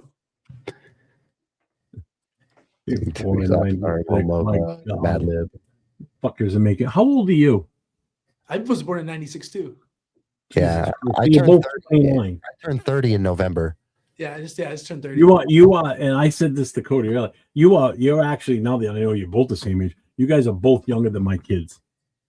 Oh, okay, that's okay. You look pretty good though, Jeff. I would. Hey, for 56, I look pretty damn good. Yeah, right. Well, see, if you put us together, we're older than you, so you need to. True. And we're with younger people, right? We're with a bunch of youngsters in the fantasy content. Oh, some of them are young. Yeah, some of them are younger than us, so I feel old in there. Yeah. Shout out to my 2 cents with the $2 super chat. Thank you, my brother. Thanks, Salute brother. Raider Nation and 401 Raider Jeff. Thank you, my guy. What's up, Nada? I see you in here, brother. Carl Mecklenburg was one of the best. You know what? Can everybody that's in my chat do me a favor? The links are in the description. Make sure you get over to their 2 channels. You've got the Superchargers podcast, Cody's, which is Still Up Sports. So make sure you guys go over, hit the sub for them. This isn't going to be the last time you see the 3 of us together. I think we've got something here. We got 3 really good, fun personalities here. This was a quick pull up. We had been in another chat or a Zoom talking, and we're all 3 of us are in a fantasy league together with a bunch of other team fan content creators, whatever you want to call it. It's the first time that we've all really pretty much even talked. So this is the first time the 3 of us are on camera together doing this. Yeah, So, and I this is think we've already gone for over like an hour or 2 just talking with each other. Oh shit! Yeah, it's already 1:30. Yeah, Yeah, so that's what I mean. I'm a late night. I'm a night owl. well, that's what I am. So I'm always up late night anyway. I'm older than Cody's mom. I am too, actually. Yeah, my mother was born in '73, guys. I was so- born in '70, so I know my 3 years. Let's see. We'll get a few more questions in, and then I'll let you guys go for a little bit, just because I think everyone probably needs to get up and move and go do something. Probably. Yeah, I'll probably cut out soon too. Yeah, and then so we'll get a few more questions in, guys. Get your questions in real fast. And yeah, check me out on Still Up Sports. Come check out Superchargers Pod. And if you're already subscribed to Jeff, you know Jeff's page. But if you're subscribed to me and you haven't checked out Jeff's page, come check out Jeff, because we appreciate the support. I'm excited to talk to you guys, because we can do this again, as a group, but also leading into these season matchups as these division rivals play each other. There's some great talk to break down these games, the matchups in these games. That's why I'm happy it's 16 teams in the fantasy, because honestly, dude, those Zoom calls are going to get lit. Our last Zoom call was kind of lit. We need to start recording those again. Man, hey, shout out the Colts Convo for missing the first draft, and then us redrafting and him showing up and getting the first pick. How about what's his name? Man, he had the first round pick when we the number he 1 went pick to when the we team. started it, but then 4 of the teams came out of nowhere, and we had to redo it again. He went Yeah. from 1 to 16, right? Yeah. People were supposed to do the. It was the Bills. It was the Bills fan. He went from Yeah. first to last. Yeah, I think we got like 3 Chargers fans, 3 or 4 Broncos now. We got a Raider fan, a Seahawks fan. No, the Chargers fans now, a group of fans, which is a Raiders fan, and also it's a whole AFC West podcast now. Oh, Yeah. okay. So Ethan is gonna rep them. No, Ethan's not repping them. Now the whole podcast is that whole team now. So they are that team. The whole he said he's gonna try to give it to some others. So I think a Raider guy is gonna be running it. Okay, yeah, because before I went on to our chat with you guys, I had Corey on from West War Room Rivals, and they talk ball all the time. We need to talk to him. That's exactly who's running that pod. That's exactly who's gonna be running back from the back seat pods. What, the Raider fan that's in there? Who is that? It's a group of them. It's a whole AFC West. They're just pretty Yeah, cool. so No. Who's the Raider fan? What's his screen name? Like, what's his? I think it's channel? Cody. I think it's Cody. Well, I think it's Cody. Cody Johnson. Can you bring up and play it? Can we just watch it actually? Yeah, I don't think I can get in trouble for playing their stuff. If anything, I'll just mute it, so that way you can see their screen names.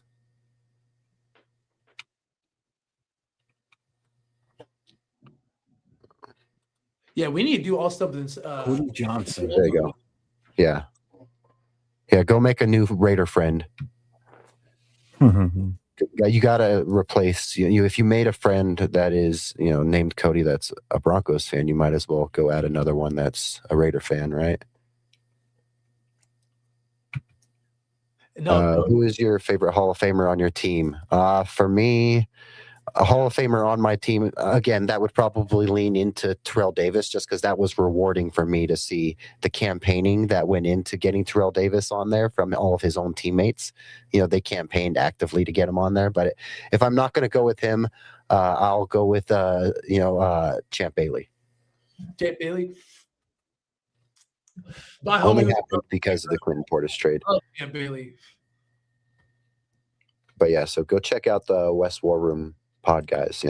Great AFC talk over there, AFC West talk over there. Kind of like what we almost did a little bit, Yeah. But they do great work. And yeah, guys, so I'm at Still Up Sports on all the platforms. Superchargers pod, that's on all of your platforms, right? Just all the same thing? Oh yeah, a Superchargers pod, TikTok, Instagram, YouTube. Yeah, I do different kind of videos. I won't talk to J.K. Dobbins, bro. I kind of agree with you on your. I feel like J.K. Dobbins actually might have a good year too. I feel like he's going to rebound a little bit. I think he's in for a good year. I just think that history shows J.K. Dobbins never plays a full healthy year. And no, he. With that being said, I expect Jonah Coleman to take some reps at one point. He's going to be good too. That's why I'm saying I think the Broncos have a good running back room. I think the Raiders do too. I have to be respectful about the Raiders because I live in Vegas and I don't need anyone coming for me. I'm kidding. We just have friendly banter. I think this is just a fun vibe. We all get along. There's not Oakland no more. No one's going to come after you, bro. Don't worry. If anything, I think some of us have more respect for each other's teams than we might even have for our own teams. So, I got nothing but respect to these guys. Yeah, when I'm in the same room with you guys, yeah. Yeah. Jeff's got that old. Hey, he was before 1984. He got that old school Raiders. He's gonna jump us. Yeah. He got to clean my pocket. I say under. For this question, I say under for sure.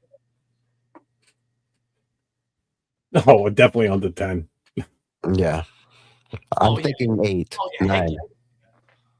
He might, but you never know. He might get hurt, but then go back. They are probably going to workload him. We'll see how it looks in the preseason and how it gets in the first few games of the year. But they have Jonah Coleman. You can workload him. RJ Harvey is best in that running back 2 role because I think RJ Harvey is going to be 1,000-yard multi-purpose back. He's someone I'm hoping drops in this fantasy because I'm eyeing RJ Harvey. I saw him go for 12 touchdowns last year as a rookie out the backfield and running. And this is a guy who went from, in college, he went from quarterback to running back. So he's a young runner. So I think he'll get better running up the middle.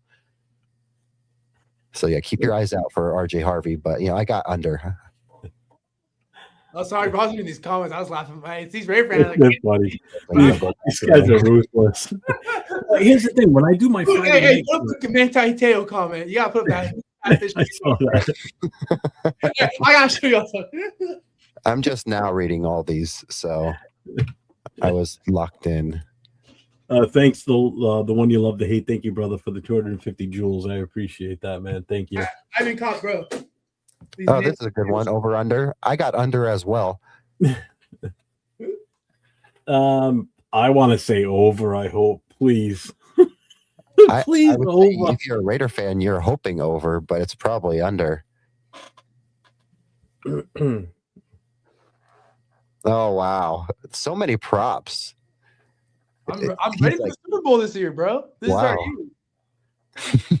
I'll tell you what, there's one thing the Chargers don't have to spend money on. You know that, right? What's that? Glass cleaner for their trophy Super Bowl case. That's one thing you don't have to buy. He saw my comments. Yeah, he was laughing. He saw them. Right? You need to give me some of those VHS tapes of those Raiders Super Bowls. I wish, Cool Kev. Oh man, this has been fun. I've enjoyed talking with you guys.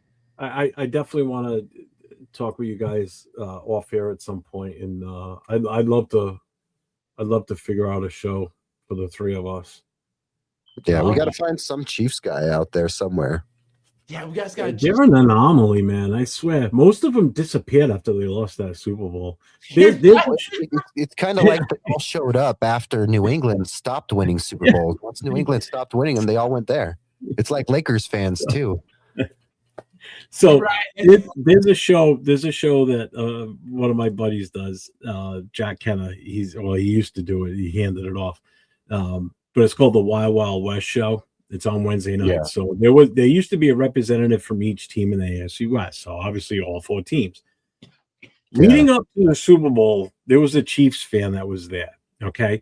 And the last show before the Super Bowl, I watched this one specifically because I wanted to see what he would say. Number one, he never shut the hell up.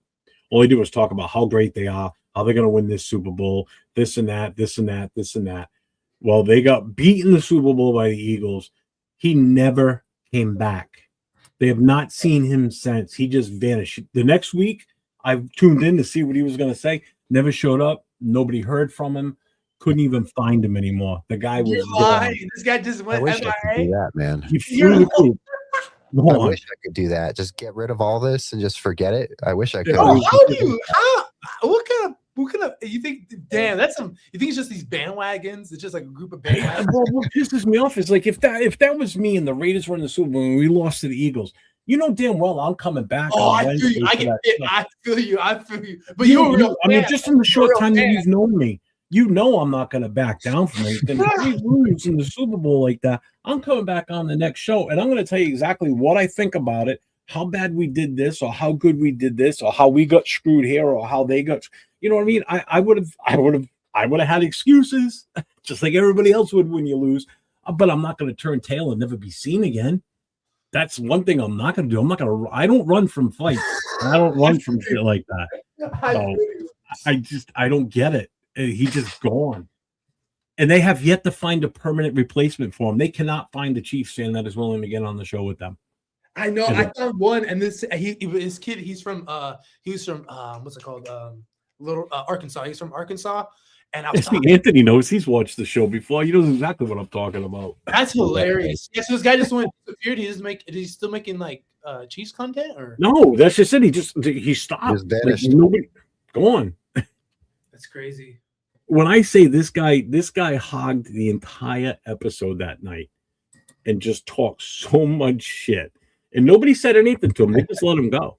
Then I'm sitting in the chat. I'm like, are the other three teams? Are you guys going to say anything? It's like, That's crazy. and I tuned in to see what he was going to say after they lost.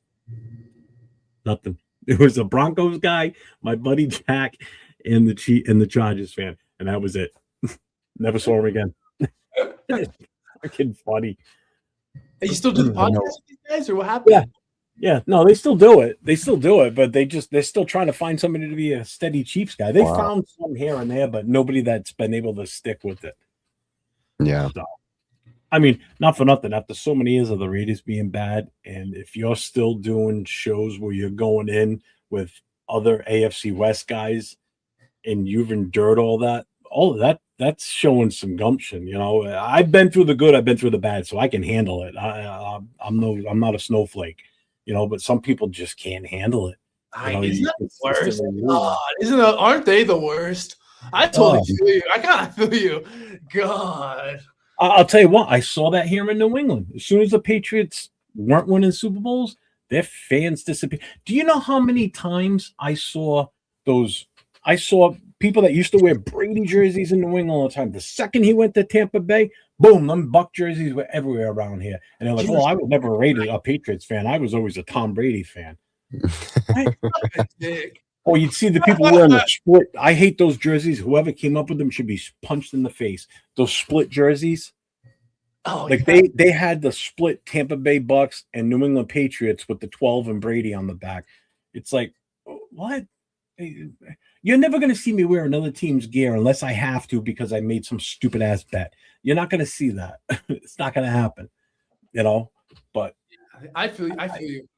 I just don't get it. I just don't get how people just aren't loyal to their team, no matter how bad they are. And when they're really good and they suck, they jump. Low key, Jeff. I might lose a bet in this fantasy. I might have to wear a Broncos jersey. Don't question my fan. Okay. At least it's not one of those tattoo ones, because that would piss me off if I lost and I had to get a tattoo chosen by everybody else. Screw that. Oh, yeah, I've got plenty of tattoos, so no.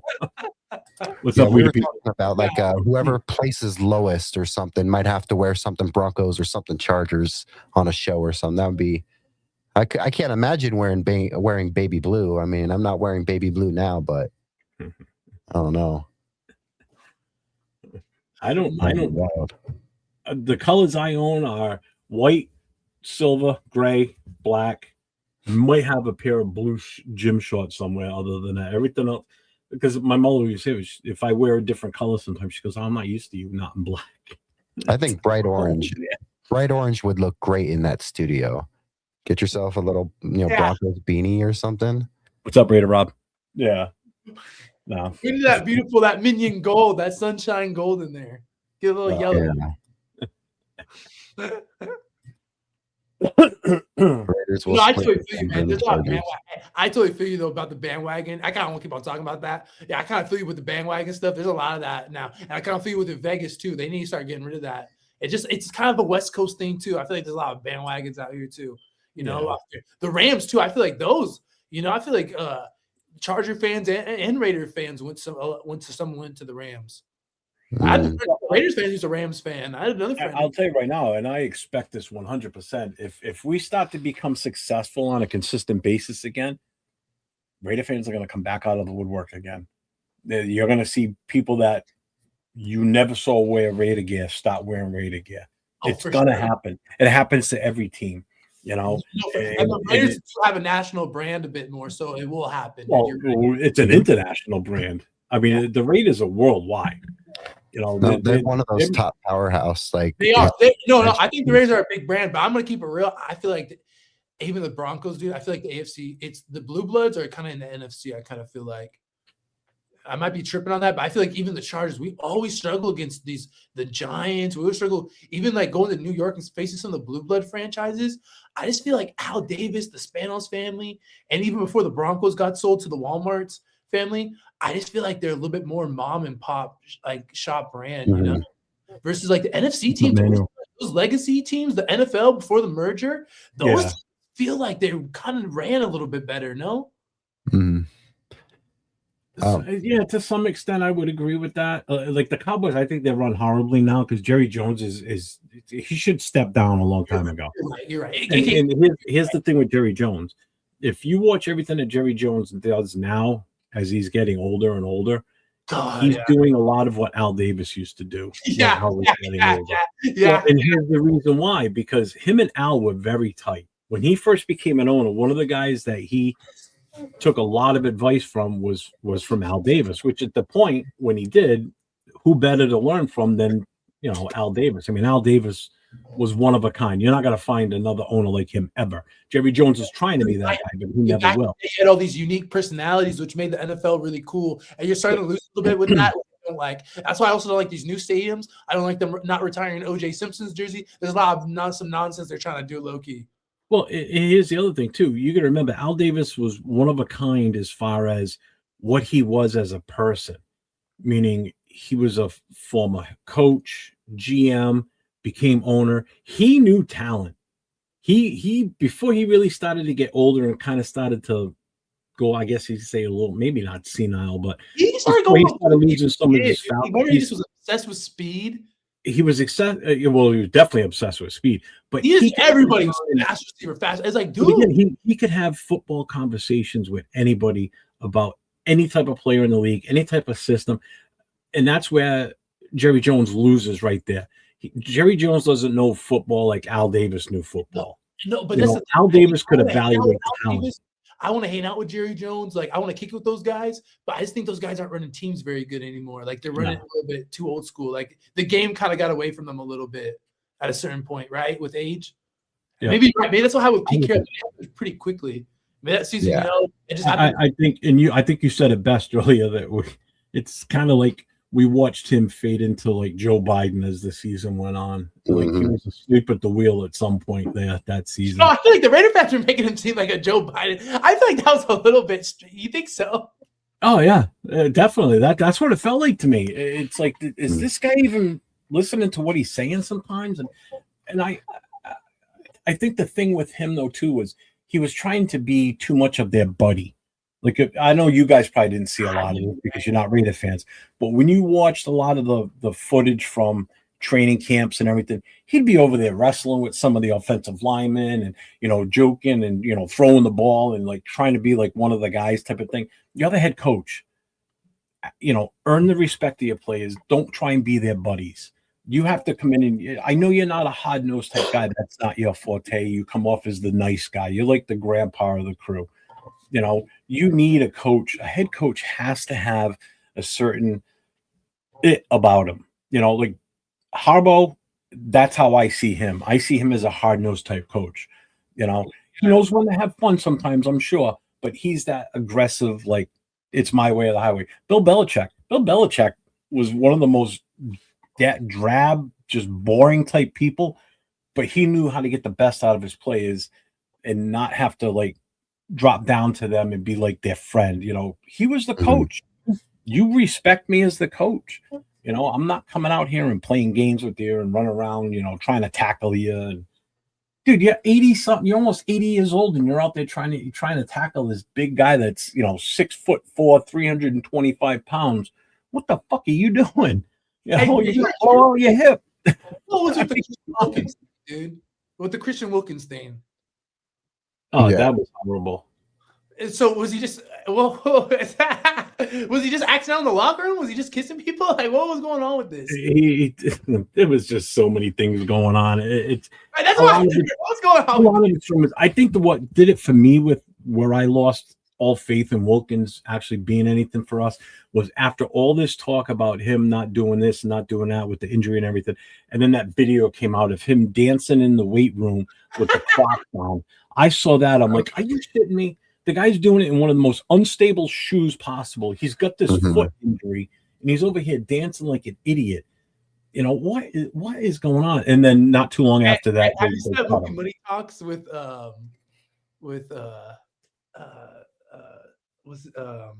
Charlie Sheen and Money Talks? Have you seen that movie? You seen that movie? It's Money. What's that movie? He's in Friday with Ice Cube. He's a comedian. I know you guys know Chris Tucker. Chris Tucker. It's a Chris Tucker movie. Yeah, it's a Chris Tucker movie. Money Talks. Have you seen that movie? No, I don't think so. You gotta watch that movie. There's a scene with this guy, Faison Love, where they're in jail, and he's all like, "It's kind of funny." That was kind of like Christian Wilkins, bro. I think Christian Wilkins is on some just a little fruity, bro. I think, but I think he is a beast, low key. I feel like it's low key getting picked up this season by a team. But I think, and it sucks too because it was when we had such high hopes when he came over. If that didn't happen, like if he didn't screw his foot up and everything stayed the way it was, you know, he was having a great year with us that year. You know, our tackles. Why did they keep him? Because he was. I mean, what happened? Was just like him fruity in the locker room, kissing. Did he kiss someone on the forehead? Yeah, that was part of it. I forget who it was, but they didn't take too kindly to it, and it just didn't go good. Crosby? I forget who it was. I honestly forget. What's up, Joe? What happened? Why did they get rid of Hunter Renfrow? Well, that was what's his name? That was McDaniels that didn't want him anymore. But he also had that gastral thing going on too, so he had some issues, and that's why he kind of was off football for a couple of years. It wasn't because it was mainly his health that was the issue, because I took like 2 years off. He was my favorite for a little while. I liked him. I want to hit this question. Walmart owns the Broncos. Y'all should be buying championships with Wally World money. So to answer that, and we were talking about owners just a second ago. People remember Pat Bowlen. Pat Bowlen had a huge impact in the league. You know, there's a reason why Mike Shanahan talks so high about Bowlen, because he had such a rocky relationship with Al Davis. And sometimes you got to make that move to a new team to fall in love with a good ownership and proper situation like that. In terms of the Broncos, it is Rob Walton who may own the team, but his daughter-in-law, it's obvious that she has taken the full control, and she makes her husband just do all like the day-to-day like business stuff. So it's more Kerry Walton Penner's team than it is Rob Walton. But we do have the money to buy Super Bowls. So if you see us win 3, I'll get suspicious. But if we win 2, I'm not going to get suspicious. But just wanted to throw that one out there real quick. And I loved Pat Bowlen, by the way. I think Pat Bowlen is underrated for what his impact in the league. Everyone knows Jerry Jones, Robert Kraft, everything that, the Davis family's done. Not many people give Pat Bowlen the credit he deserves for negotiating TV contracts in the late 90s, early 2000s with all these networks and stuff. Pat Bowlen knew how to like Jerry Jones, him and Al Davis were not as. I mean, they're great businessmen, but they were not as I guess as cool and calm and collected as, or there's a different kind of vibe that Bolin brought to ownership, and everyone remembers Pat Bolin, in his his fur coats on the sidelines. I just want to give Pat Bolin his love and also say that while, I don't know if the team has that kind of like morality at ownership, they got the money and the wherewithal to know that they're not going to mess up. So they spend money on anything and make sure everything's top of the line, world class. So that alone to me gives me a positive sign that the Broncos' new ownership is on its way to, I mean, as is, they have plenty of influence in the league's ownership already. Just by being the richest people in the rich people club, I think they got plenty of respect amongst those owners. But yeah, no, they're not owned by Walmart. They're owned by the Walmart guy, but it's really his daughter's team. So think of it that way, guys. But they're also in the same ownership family as the Cronkies, who own the Rams and own the Nuggets. They're all in the same family because Stan Kroenke married a Walton woman, and you got Hate that man. Yeah, no, he was already a rich man, and then he married a woman that's richer than him. And so there's a reason why the Cronkies can't buy into they can't buy into an LA NBA team, and that's because of the fact that they already have they already have so many sports teams. They own the Avs and the Nuggets while also owning the Rams, so they can't get in on the Rockies in Denver. They can't get in on that. So that's why you saw the Broncos ownership. They actually just bought 40% of the Rockies ownership, which is a sign they're going to take over the Rockies. Really? Yeah, it's not even going to dent any of their money problems. They just built a new practice facility, like $200-300 million out of pocket, and they built it within 2 years. So like everything's top of the line, and I think that what you would want from the owners with the most money in the league is a team that would not be afraid of spending money. And I'll say they have not been afraid one bit. They changed a $400,000 grass turf field for a Week 17 game that meant nothing a few years ago just to do it because they're worried about player safety and health. So I'm impressed by our ownership. I'm sorry I had to go on for that. I'm just impressed with the ownership and had to talk a little bit of the Broncos ownership. Let's go in. See, I always found it suspicious that nobody has really confirmed. Oh, I believe that too. I believe it's more than that. But I think for saving face reasons, I think you're not going to hear what really happened. I'm sure there's some non-disclosures that have been signed for that. I'm willing to bet it. Yeah, we also talked about Robert Kraft in the massage parlors earlier, so go back a few hours if you want to go see that. He did bring that up. Yeah, Kraft Foods. That was even before we even had the draft order, picking the draft order. That was when I was just in the chat. All right, guys, I'm going to probably let you guys pop out. I appreciate you popping in. Yeah, I'm going to disconnect. I'll definitely... We'll do something. Yeah, we definitely need to. I've got some nights available now because there's a couple of my shows that I was part of that aren't going to be coming back for a long time, or if it even does come back. So I definitely want to work on maybe getting one of you at a time on Friday night with me when I do my NFL show on Friday night for sure. That'll be fun. So everybody that's in my chat, make sure you guys get over to these two channels. You got Superchargers Podcast, and then you got Cody's, which is what is it? Still Up. Still Up Sports. Still Up Sports. Thank you. Yeah. Still Up Sports. So make sure you guys sub to these guys. You're gonna see more of them with me in some sort of collaboration for sure. So yeah, I appreciate it, and yeah, guys. So go check out Jeff. We'll pull up Supercharger Pod right here as well. Go check them out. I appreciate the support, guys. I appreciate you guys coming on and helping me kill a few hours because I'm only 6.5 hours in on 24 hours. So you guys made some time go by real fast. Good.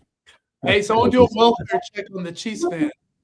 Absolutely. We'll see if we can find it. We're looking for him. MIA. The bolo out. Right. Be on the lookout. Hey, someone did have his info. I'll catch you. All right, guys. Thank you so much. Guys.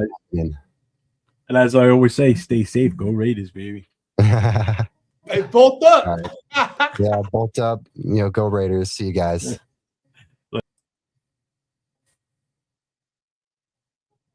All right, guys. That was fun. Go check out, Superchargers podcast on YouTube. Go check out 401, Raider Jeff. These are our fantasy boys. We've been doing fantasy with them as of this season. So we'll see how it goes. We just did our fantasy lottery to see where we pick. I'm picking 13 out of 16 guys. So we'll see how that goes for me. We'll probably do some fantasy simulations to kill some of this time in the next 20 plus hours, whatever it is, 18 something hours, 17, 18 hours. We'll do something like that to kill some time. We knocked easily a few hours out with those guys. That was fun.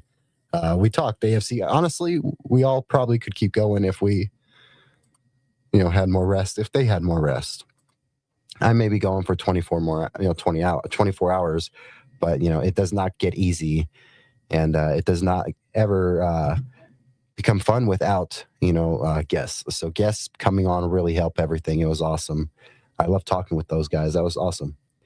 Yeah, that was fun. Thanks for having me on, bro. No, I just want to give a round of applause.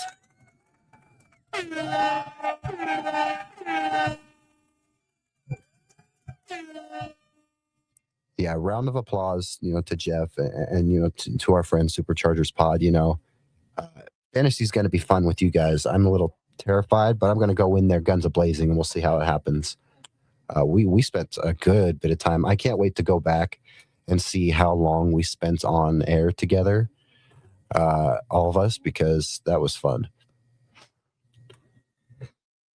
And that's going to be that's not even an interview. That's just a few hours of sitting around and talking, AFC West. That was very fun. Yeah, that was awesome. Looking forward to more with those guys. Yeah, we'll probably do more with those guys. 2.5 hours. There you go. 2.5 hours. That's going to go right up there with the rest of the interviews. But I wouldn't even say it was much of an interview. It just felt like we were all just spitballing and talking. That was fun. You guys killed 2.5 hours with me. Thank you, Jeff. I know it's late. It's like 1, 2 in the morning for you over there. Get some rest, man. I appreciate you so much. Our favorite Raiders channel here at Still Up Sports. So thank you so much. Yeah, that was awesome. I can't wait to talk more with those guys. Thomas, I appreciate you. I hope you're having a wonderful night. Thank you. Yeah, we just talked with Jeff, who's a Raider creator, and then we just talked with Superchargers Pod, who is he's a Chargers fan, so and Chargers creators. So both these guys are in our fantasy league. So we're going to be going up against these guys as well as other guys. We got Martin in the chat, who's also in the fantasy league. So, I was working with Martin nearly the other night on my simulation. Now he knows kind of what I'm going to do, but I trust that Martin's going to own it in his own way. Oh, wow. That's really cool. Yeah, absolutely. It was very fun. 2.5 hours with these guys. So that was awesome. Just a little longer than I went with Jay Weaver. So that's awesome. Yeah, this as well as Corey's interview. So far we've had 3 guests. Corey's interview will be, I'll edit it out and I'll post it probably Tuesday, Wednesday. And then this one I'll edit it out Tuesday, Wednesday as well. You'll see that one. So they'll both probably, if anything, I'll schedule them each one to air a different day. Just so so it can like drip feed in. But besides that, yeah, I don't have any actual guests lined up for the rest of the show. We're only 6.5 hours in, but sometimes how this goes is people just pop on if they want to or not. So, that was fun. I had fun with that, guys. 2.5 hours talking ball. We're creeping up on what's almost 12 o'clock a.m., midnight. We're creeping up on midnight Mountain Time, guys. Thank you so much for popping in. Do me a favor. Yeah, go check out Jeff again, of course. And go check out our guy, Superchargers Pod right here. Go check him out. They're doing some great work. I saw that, all of our subtotals were going up a little bit during that process. That's awesome. And I'm happy to see that you guys are also supporting them while also, supporting me as well. So come check me out on YouTube. You see me right here. We're sitting at 123 right now. No subscriber goal for this stream. We're just trying to go. And whatever we end up with, we end up with. It's just been fun to keep going. Yeah, Tommy, I know you gotta go to bed soon. I'll stop by again when I wake up in the morning. Absolutely, and that's the cool thing is I'm going to be up awake when you wake up. But yeah, so we're at 123 guys. No subscriber goal for the stream. Just trying to, prove that we are still up and live up to our name. While also knock out our fourth and final 24-hour stream of the season. I'm going to be very honest with you about my strategy for fantasy, running backs, wide receivers early with an emphasis on running backs. I'll keep an eye on that. So yeah, guys, check me out on YouTube, 123. If you want to see more guests like that, please come by. I got a cool little interview lined up, not for this show, but I have an interview lined up for before the season with a pretty big name in Broncos media, who's someone that I really look up to. I truly look up and admire this guy and the work that he does. And he's someone that I really love the work he does and his work ethic and what he does for the Broncos and covering the Broncos. So I have a big interview lined up at one point before the season. It'll be a pre-recorded interview that will end up on airing on one of those late streams. And then eventually will end up getting posted separately, a day or so after that. But, yeah, so that's worth keeping an eye out. We'll see when that happens, but it definitely will happen before the season. Besides that, guys, like I said, come subscribe on YouTube if you're not already. Come check us out on X, or Twitter, however you prefer to call it. We're growing on all the platforms. There's Jeff's Instagram. Go check him out on Instagram too. But besides that, come check us out on Instagram. We're on Instagram, and then we're on TikTok, guys. So come check us out on TikTok. We are trying to grow on TikTok. We're at 28 followers, trying to grow. I neglect TikTok a little more than I should, but I'm going to make sure I start avoiding doing that. Let's see. I already got our fantasy thing pulled up. So our draft's in about a week. So that's going to be fun. And then, go check out Goonsville. You see me rocking it right here, guys. You see the Goonsville on me right here. Goonsville's awesome. Free ad, not paid. I am not paid to talk about Goonsville. I talk about Goonsville because Goonsville's family. And also because, Petros is awesome. Such a great supporter. Love what he does for, his Greek community, what he does for his brand, just being himself. Goons got goons, and it's a real thing. It's about supporting each other and, caring about each other and their crafts. And, there's so many people that are great at what they do, and you never know who may be rocking Goonsville. So go check out Goonsville. Go support Petros. Get that 10%.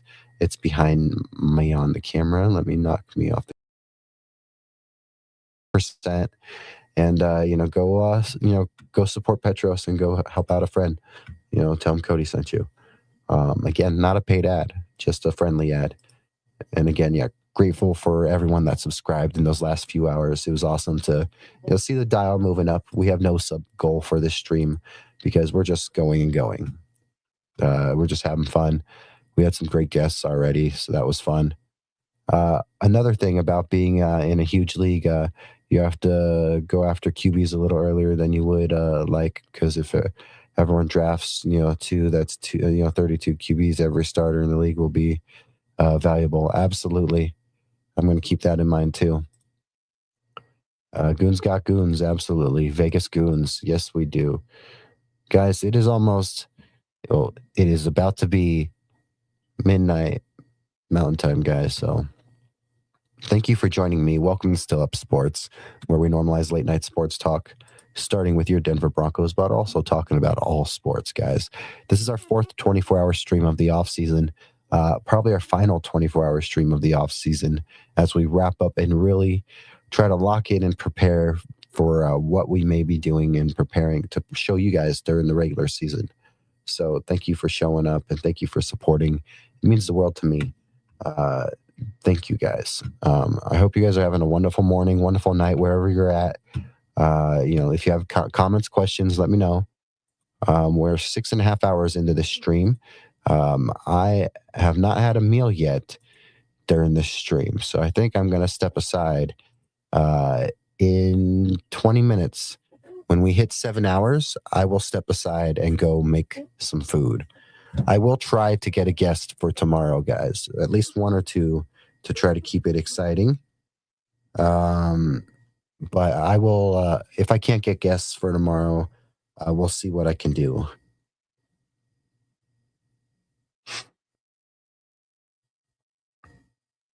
It was very fun. I'm having fun with you guys. I'm enjoying talking ball with you guys. Much love to West War Room and Corey. You're awesome, man.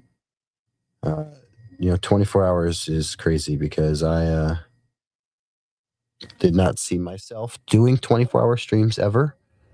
But then, I really chose to just do it because I thought that, late night sports talk made a thing. Needed to be a thing, guys. I thought late night sports needed to exist, and I'm grateful it does.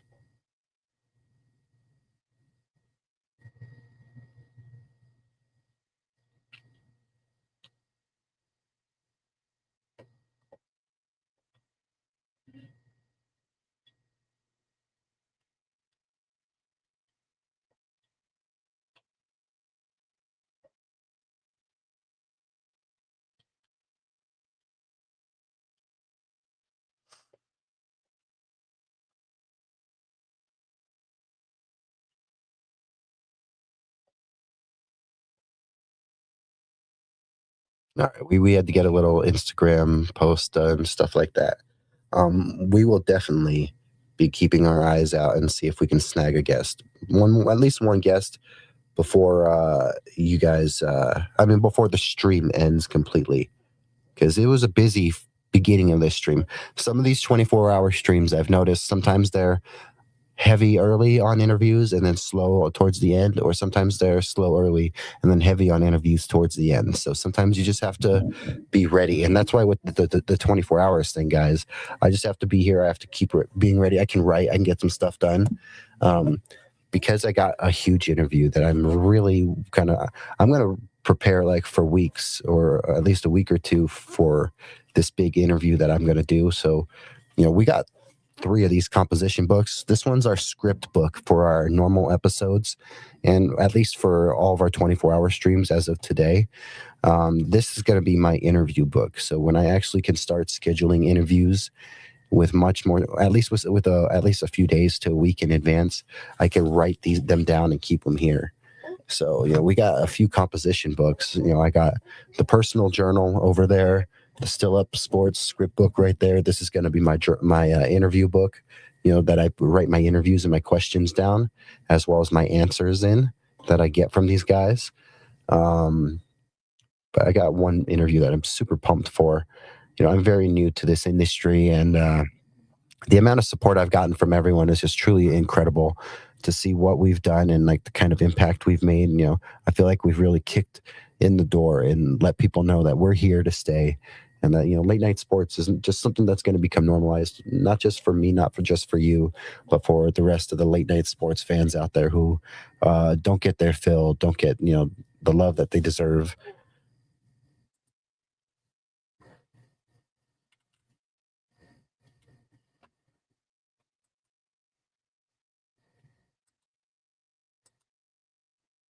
Yeah, cheers to all of Jeff's, chat that popped in and talked with us. Cheers to you guys for popping in and showing some love.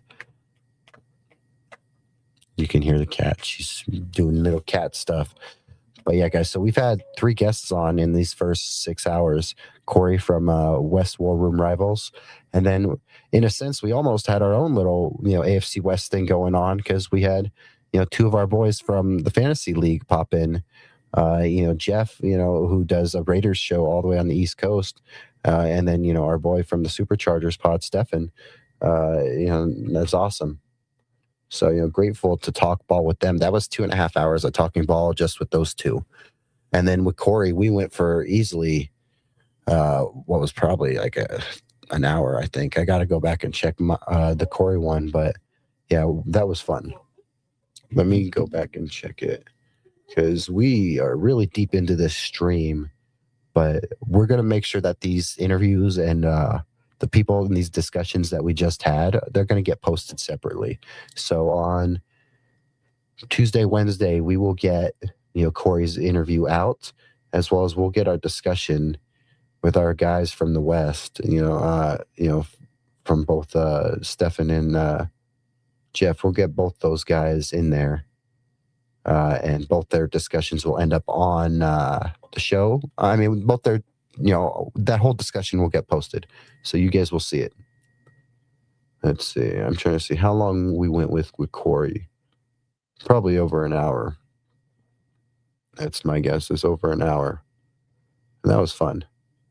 Man, there's so many people in this industry that know so much, and you just feel like you learn just something new every day talking to these guys. And Corey was there right out the get-go with us. It was a rough start to that first, that intro.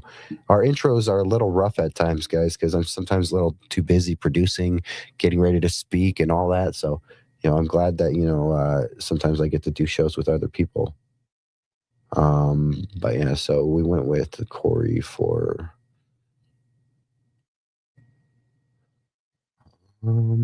I think it was almost an hour or so. Maybe 2.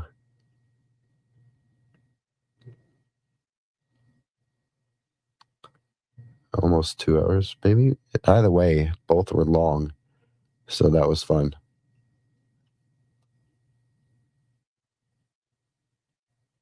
Yeah, hour and a half, hour to an hour and a half with Corey, and then 2.5 hours with our boys.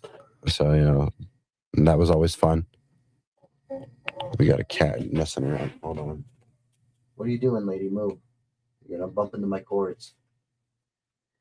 Hey, we got our buddy. He popped back on. Hey, you're back. I'm back on, bro. Yeah, man. You don't got no plans for tonight? I work at 5, dude. I still gotta do some laundry. I work at 5 in the morning. But I drink this stupid. You got the Red Bull in you? I'm in party mode. Hey, that's what's up, man. How do you think that went? That went pretty good, huh? Yeah, no, that was fun. We went for 2.5 hours, all of us. Right. We didn't have topics or nothing. We kind of just freestyled it. Yeah, and then you just let the chat guide you sometimes when you do stuff like that. Especially when the chat's that busy, sometimes it's best to just snag the big questions and just go rapid fire. Keep the topic moving sometimes. No, Jeff was his chat was lit. Yeah, Jeff's awesome. He came prepared. I'm glad to have my few loyal ride or dies in here, like Martin. He's in. I already said that he was in the show, but he said his name. He's a JC whatever it was. That's his team. Oh, dude, yeah. I gotta start going live too. I'll start doing that too soon. Yeah. But no, I was gonna ask you something. What? Oh, dude, we need a Chiefs fan. Yeah, we're gonna have to try to see if we can find a Chiefs fan. How can we find the guy? We gotta look. We got to go to Arrowhead, I think, and see if we can find one. Like a content creator guy too. Right. Because I thought, I just saw you on YouTube, Loki, kind of like how we're talking. And I went into it was the same thing. I just stumbled upon his Wild West thing, and I went to his thing, and him subscribing to me, and I subscribed to him, and I ended up following him on Instagram, and then I just randomly hit him up. I haven't talked to him since that interaction, which was forever ago, and then I just hit him up for this fantasy league out of nowhere, random. Yeah. No, I don't know what happened to that guy. I never heard of it, actually. But then, I'm not surprised that a Chiefs fan disappeared out of nowhere. Oh, was that hilarious? And you remember hearing about the bank robber Chiefs fan? Oh, Chiefsaholic? I wish Chiefsaholic. I bet Chiefsaholic wishes he could disappear like that, but instead he never could because he ended up going to jail. Oh, he would be perfect for it. He'd be perfect. Huh? I was like, that's what we need. What we need is a Chiefs fan that will come There's talk. got to be an up and coming Chiefs content creator, right? Right. There's got to be one. Right? I just got maybe we missed out. Maybe they were all like a few when Super Bowl era. I'm kind of amazed that for the fantasy league we didn't even find one in there. We're heavy on Chargers fans, Broncos fans, Bills fans in that chat. I know, right? Thank God. I'm not gonna lie. That's why I'm happy Backseat Pod got the whole podcast running it. Yeah. That's not really a Charger fan anymore. That's like and he's got. I don't think he's gonna be running. He's kind of seemed busy. He said so. I think the whole podcast is gonna be running, which is better. And you're right. I got Charger, Luke, and Iron Bolt. That's 3, and I feel 4 was too much. Mm-hmm. But you want? I want diversity, and I want NFL content creators too, because that's gonna make it more lit. You know what I mean? Yeah. The Chiefs fans are hiding in shame. Absolutely. You think so? You think they're just ducked off? Right? You're right. I think no, they're not coming back next year, bro. I think Raider Jeff was tripping at first. I think we kind of reasoned with him, huh? Oh, so like you and me have 2 different opinions on Mahomes and how they both and like you and me we have still think they're gonna be like mediocre, right? Well, yeah. So like you and me have the same opinion that we both think the Raiders. I mean, we both think the Chiefs aren't going to be good. But I think it's because the Chiefs didn't fill holes. I think they got an aging tight end. Mahomes can be great. He can be great, and I think that's still not good enough for them to even get anything done. I think that even if they make it to the playoffs, they're a wild card, one and done. So but I think that we have 3 teams in the division that make the playoffs. I just think it's you can expect a Chiefs wild card loss. Oh yes, dude. No, I don't think they're even making the playoffs. That shows that like you and me both at least we differ there. I think that if they do, they're one and done. Oh, I heard your clip. They're gonna drag their corpses into the playoffs. Yeah, that's they just might. Bro. I don't think they're doing that, bro. Yeah, I mean the AFC in general is loaded.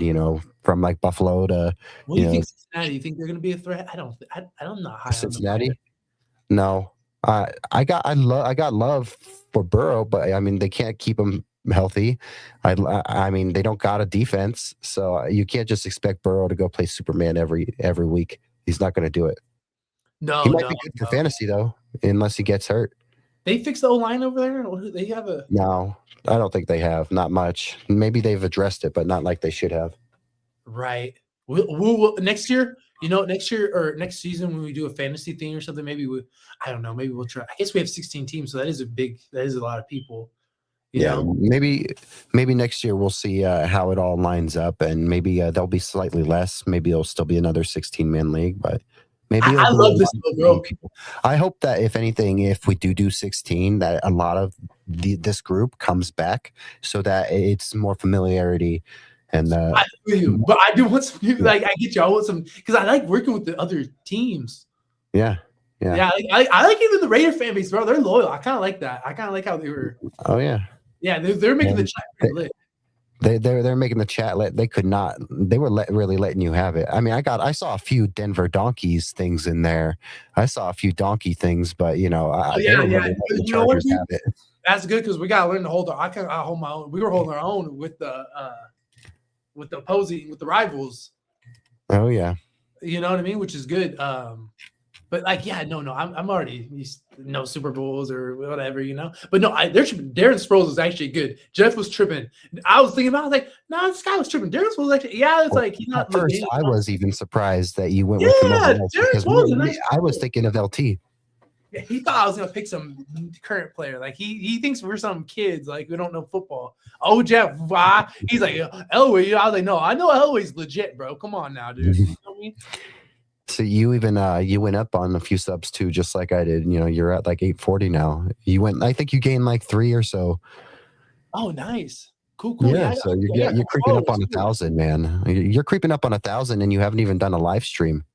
I know. I need to start going live soon. No, that's crazy. For me, I like worked my ass off to get to 50 because to even do a live stream on YouTube, you need 50. And it takes a minute, dude. YouTube's a grind, bro. I was grinding when I first was the last season. I was grinding, bro. I'm not gonna lie, and I put some effort in some video. You know, you gotta watch my video, bro. Watch my Rossi takes video, and watch my Simone Raider video. You see what you need to do because like I brought you on this StreamYard. Just use StreamYard. Just go in and create a reusable studio, and that's how like the link that I sent you, I send that link to all of like my guests so they can just pop on whenever they want. Because like for you, logo, do you pay more for that for not having the? It looks like you don't have like the watermark. You mean up in the corner? Yeah, it seems like you don't have a watermark or anything. I can put one of those up there. Let's see. No, like a street. So this is nice. So is this free? You don't have to pay for this? I have a membership, but there's a free version of this. Then there's a normal membership, and then there's a business membership. The free version's free. The normal The free version membership has a watermark, which I don't like. I'm assuming I don't want that, so I have to get the better version. Oh, that has the StreamYard watermark. Yes, I want to get rid of that, so I probably have to get a membership, right? Where at is this watermark that you're talking about? Where on your screen? Like probably in the right hand corner, like clear, like little overlay. Oh, like for the video? Just like it would want to have like a StreamYard duck like in the corner, or like okay. Want to have a logo? Yeah. It would probably be a logo. Like so that duck, right? You can get rid of that if you have a membership.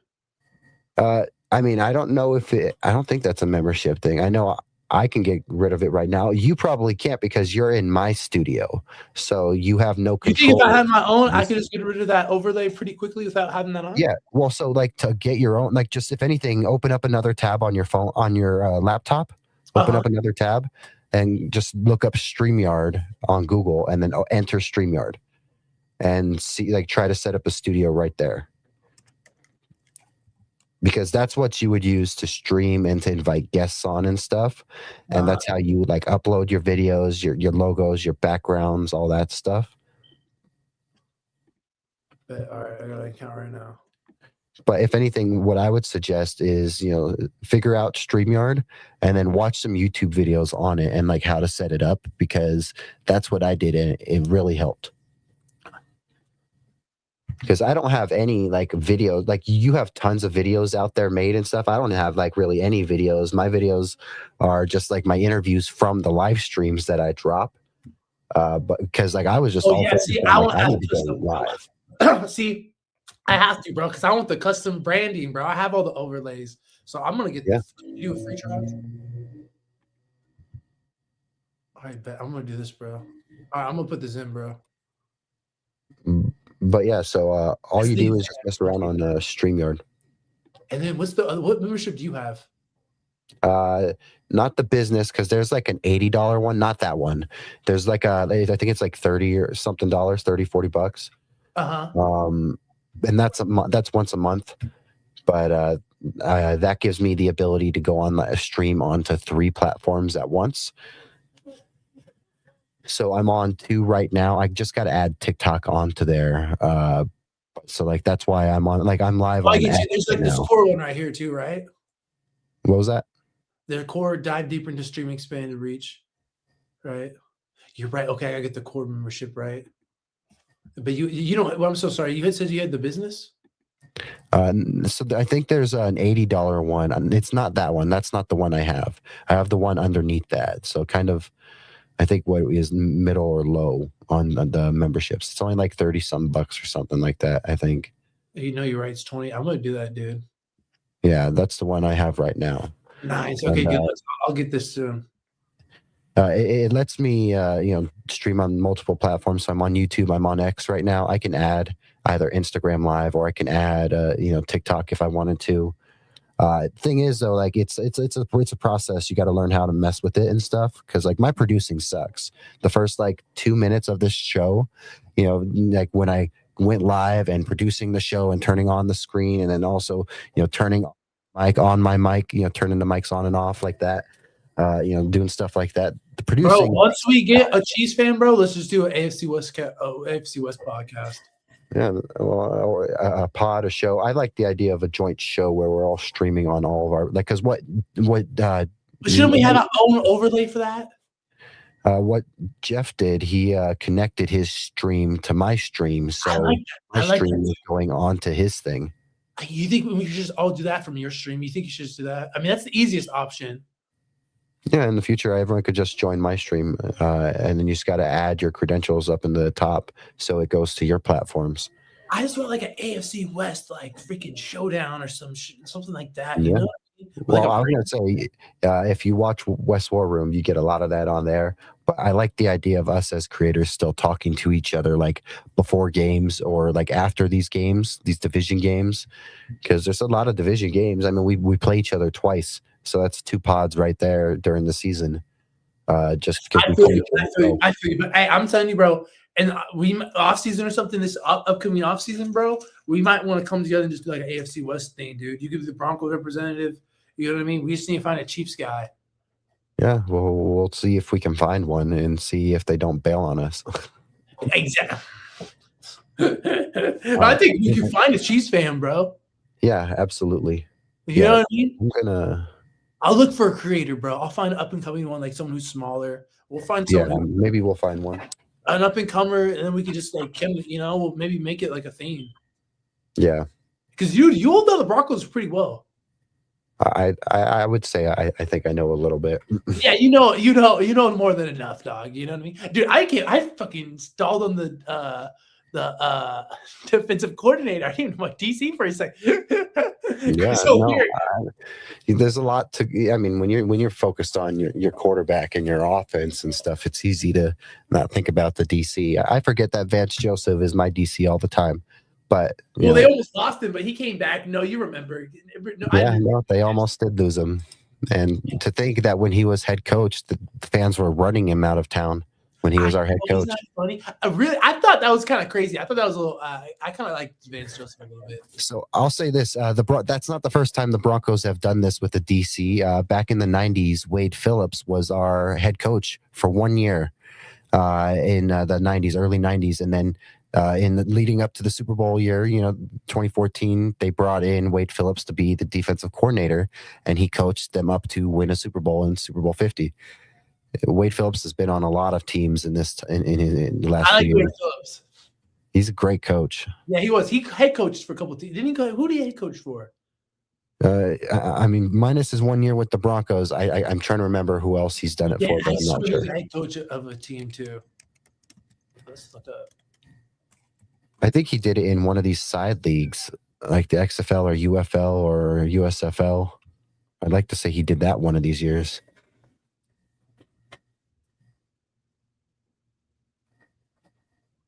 Oh yeah, dude. He was on the Chargers for a while. I forgot.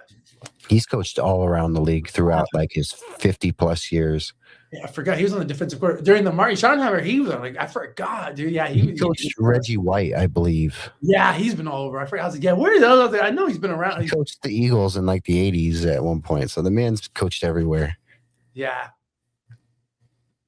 Yeah. Yeah, isn't it so much? Yeah, it's so. I know, but no, at any point, you're so right, dude. So many names, so many people you're remembering. I'm really not. Even the Raiders, I'm trying to remember some of these guys. Like, you know what I mean? Like, I know, you know what I mean? Right. So, what you got tonight? I gotta step aside. I haven't stepped aside since we ended our call, so I'm actually gotta go eat some food real quick. I'm gonna be back on in like 10-15 minutes. Oh, don't even trip, dude. Yeah. If you want to pop back on, you're more than welcome to. If I'm not, gonna be right here. Morning or whatever. Yeah, I'm gonna go grab some food and stuff. I gotta hit my be right back screen real quick, but yeah, man. If you want to pop back on, you're more than welcome. I would suggest just figure out, dive head into the head first into the StreamYard stuff, because once you learn how to master like how to run your show on there, because it's the producing the show part that takes a little bit of like learning like the YouTube tutorials. I would say just now that you know where to go to do your streaming, dive into the platform itself and how it all works. Use OBS or use you're just using StreamYard. That's dude. No, yeah. So before StreamYard, I had the option of using OBS or using Streamlabs. I'm going to use Streamlabs for gaming in the future. But StreamYard, this is the best one for doing podcasts, having guests on, and all this, because you can control everything. If I wanted to, I could have up to probably like 5 or 6 guys on the screen if I wanted to. That would be hard, but I could make it work. But yeah, just dive into the StreamYard stuff and like put a day or two into like just investing, setting it up, putting your logos in, because you have to upload all of your stuff into it as well, and that takes some time. But like I love because this is your laptop, right? Yeah. I got another one. You got great film quality. Like the quality already is great, so it's already great film quality. Really, I have a DSLR I'm trying to set up. Yeah, what is it? Your mic or? I got a mic too. I got a mic. I want to set up all this. I got so much stuff I want to set up, bro. And I got a couple of videos in the book I still got to finish too. See, if anything, I would say we got to get your, your StreamYard set up, and then get your, finish setting up your podcast studio so you can start going live on the regular. Because you're almost at like 1,000 subs, and you don't even have a single live stream. And to think, live streaming does a lot with building subs up, man. And next thing you know, you'll be pushing 3,000 just like that. Oh, So, I will. You're right. I will do that, but I'm gonna hop on here and I'm still chopping up on yours anyway. I'll do the StreamYard. I'll get into that, bro. Take your break. I'll be back. Yeah, man. I'm gonna go take like a 10, 15 minutes break. I'll be right back. Take 20, bro. Yeah, I'll be right back. All right.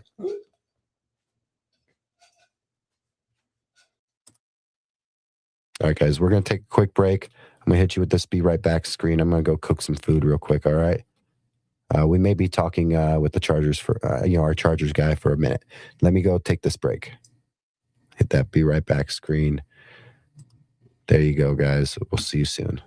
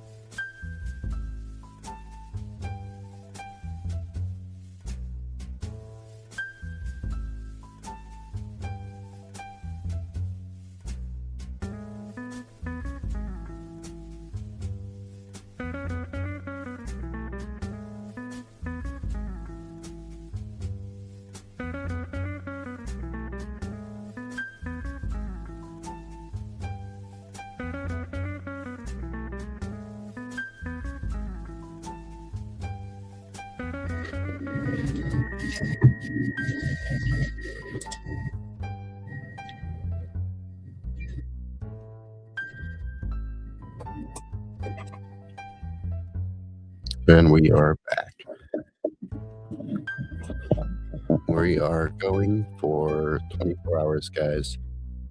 Hope everyone's having a wonderful morning, wonderful night.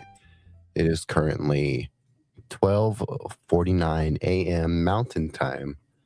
If you're here with us right now, took a small little break, ate some pasta, really good. We're just hanging out. Our guys hanging out too. We'll pull them out, up and out when we need them. Honestly, if he's going to stay up with me, I might just turn it into an episode and we'll record it and save it to air another day too. because I'm going to air our interview with Jeff and him. I'll air that at another time. But I just might, I'll air that one this week still. Same with the Corey interview, but I might save this one, for maybe another week if he does still linger around with us. But yeah, guys, so go check him out. He's over there.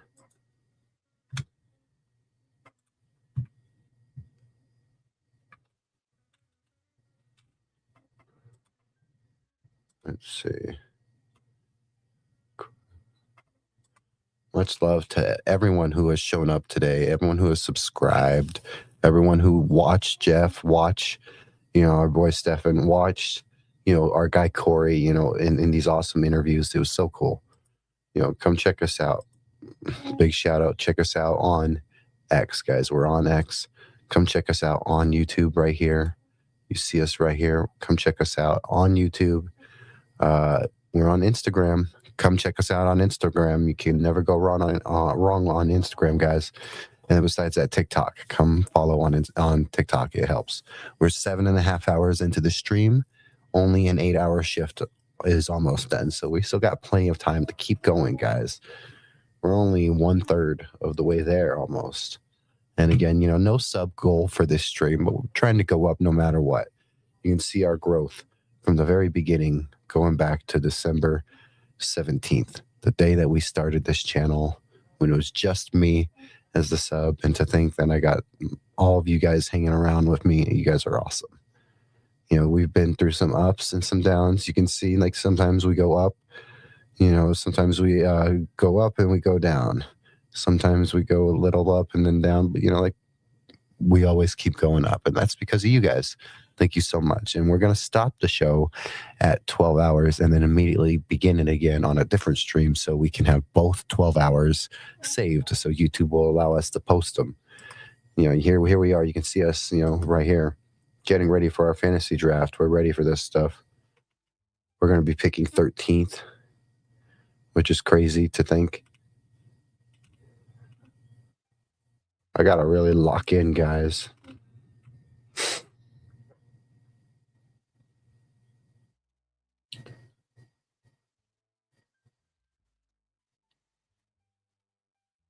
Yeah, see, there we are, 13th overall pick. I don't know what we're going to be able to do, but we're going to double down on running backs and wide receivers. That's what we're going to do. And if we need to rush our pick on quarterback just because, it's a big league, so be it. I would like to wait till around 3 or 4 to go quarterback, hopefully, so we can really stack up at wide receiver and running back.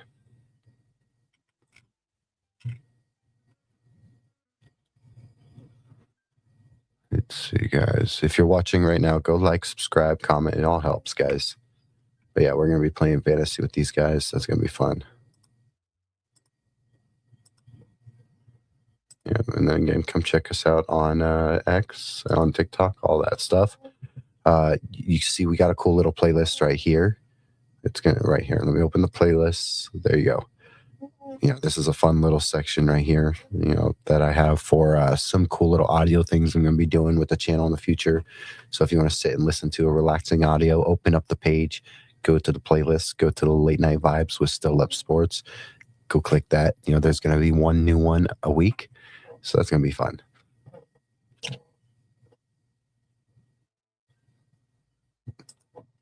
Hope you guys are having a great night.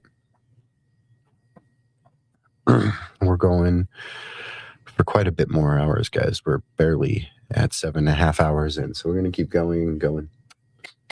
You want to come up here? Come here. Come show the world. Come show the world your face, sir. Come here. Come here. Who wants to see a dog? Come here. Come here. There's the dog. There you go. See, guys? Look, it's a dog. It's this dog in particular. Ready? Oops, not that. Boom. There we go. There's the dog. See? It's that dog. Boom. There we go. It's this dog. We got the dog. He is on screen. He's famous. What, you got something to say? Speak. Speak.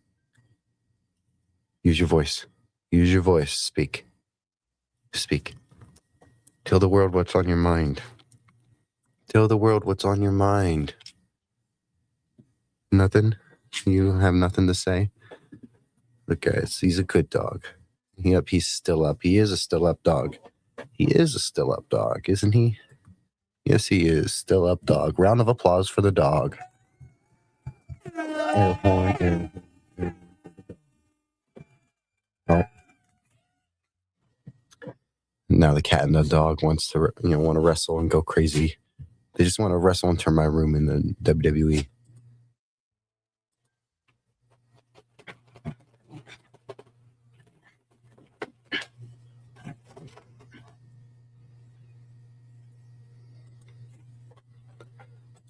Yep.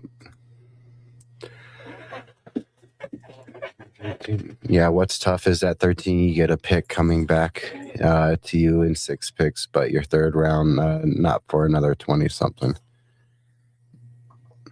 I appreciate giving me a little friendly advice as another Broncos fan in the chat in this thing.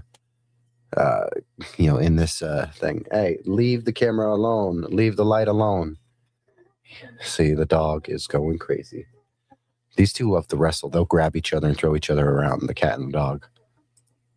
Yeah, so I'm going to have to do some more work on that and practice for sure. Either way, I'm going to still double down on the running backs and wide receivers, just like you probably will. I don't have to really lock in. And see, the good thing is next weekend we are doing a 24-hour stream. We'll be preparing and settling in for our normal routine of the season, which will be Saturday, Sunday, Monday watch-alongs for sports, and then, Monday, Wednesday, Friday, late-night streams. But, yeah, I'm going to have to really think about it. If anything, that's my time to double up on running back, is just out the gate. Is with those first few picks. That's something I'll keep on my mind for sure. I appreciate you, Martin. I know I've said it before. I appreciate you showing up. In my church league, I give guys advice, and half don't trust me because I'm against them. I mean, I feel like you would tell this advice to anyone, but most people have to be willing to be receptive or not to it. And I will say some of the advice you've given me is stuff I've heard from other people too. So, in my opinion, if people don't want to trust a source, ask a few more. And if you see some of these come to the same conclusion, maybe roll with it. And some of your takes have been something that after, before and after, we've talked about this fantasy stuff. I've had, similar things that I've heard, whether I ask people stuff or I look online. What's crazy is when I was younger, no matter what, I loved NFL Live. That was something I loved, is watching NFL Live on ESPN, and especially when I was little. And I'm Matthew Berry. Anytime he'd come on and he'd talk fantasy, I just loved the Matthew Berry segments. And I was like, I didn't even know how fantasy worked or what it was about. I was just like, what? This guy, to me, it sounded like if it was a video game, he'd make a lot of points. If anything, Madden should add a fantasy part to Madden, right? That'd be kind of fun. Where you earn your fantasy points. That'd be fun. No, I'm receptive to some of this stuff for sure. I'm going to keep that in consideration because I think it sounds like running backs and wide receivers make or break you. Hey, what do I think about them firing Ryan Clark? Hold on. Well, right now I could use anyone that ESPN fires to help me make my production better because I got cats and dogs wrestling on my light where my camera is. So 1 second.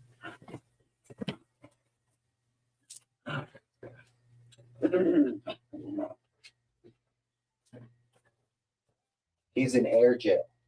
Air jail. Yeah, well, you're in air jail now. This is the stuff we have to do. We can't trust this guy. Can't expect him to behave. So this is what we're doing. He's in air jail.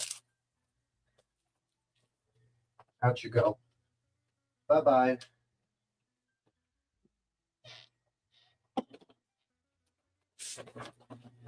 Doggy afuera. All right. What do I think about ESPN firing Ryan Clark? I don't think it was just because it was. I mean, there's so much going out there. People were saying that like they did it because like other people had the lists and of who was going to get fired, and they were going to leak it, so they wanted to get ahead of it. There was some people saying that it was just because of what happened with him and I think it was Peter Schrager. I don't think that's the case. I do think that this was something like I think he was on the chopping block no matter what. I think this is a broader discussion. I am against some of these firings in general just because these big networks merge. I think we need to stop making it common for these big companies and networks, no matter what it is in the industries, to just merge and think that, because we've merged, we can lay off half the workforce. I think there needs to be something in there making sure that this doesn't happen, because it's leading, like Tom Pelissero. Yeah, I love Ryan Clark too. Everyone has their own, people they love to listen to online. I love Ryan Clark way more than Stephen A. I'll tell you that. Do I think that, Ryan always had the best takes? Sometimes he didn't. That's the whole game in the industry. I feel like I've already had some bad takes, and I like to think I've had some good takes, and I'm less than a year into this.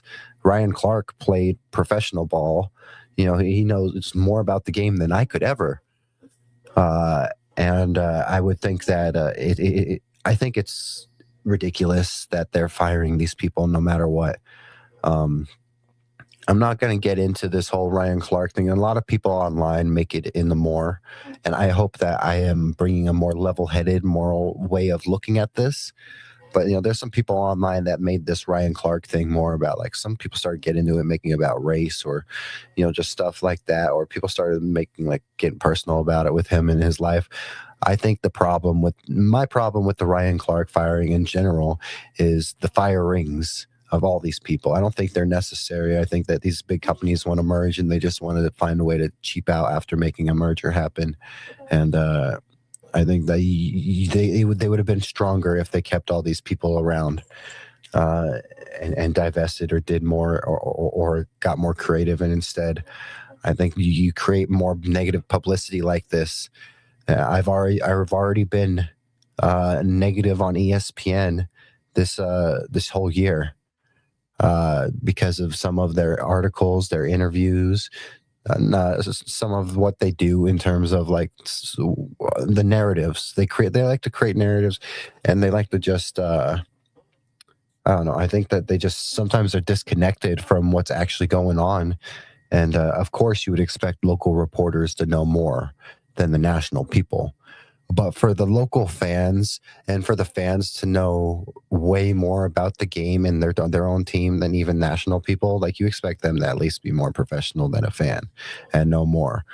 Or just it feels like they're out of the loop in how this stuff goes, or like they're so. I like to say they smell their farts, but I don't know. I think they just do it for the clickbait, or some of their takes just don't make sense. I could go on, with the Ben Solak, Mina Kimes, list with the Bo Nix ranking, having Fernando Mendoza ahead of Bo. I could argue about this last one, Jeremy Fowler and his anonymous 70, his anonymous 70, people he talked to throughout the league, Bo at 18. Again, even if that's what you gather from people, can you really just not take all 32 quarterbacks and put them together and you got Bo that high still? He should be, that low still doesn't make sense.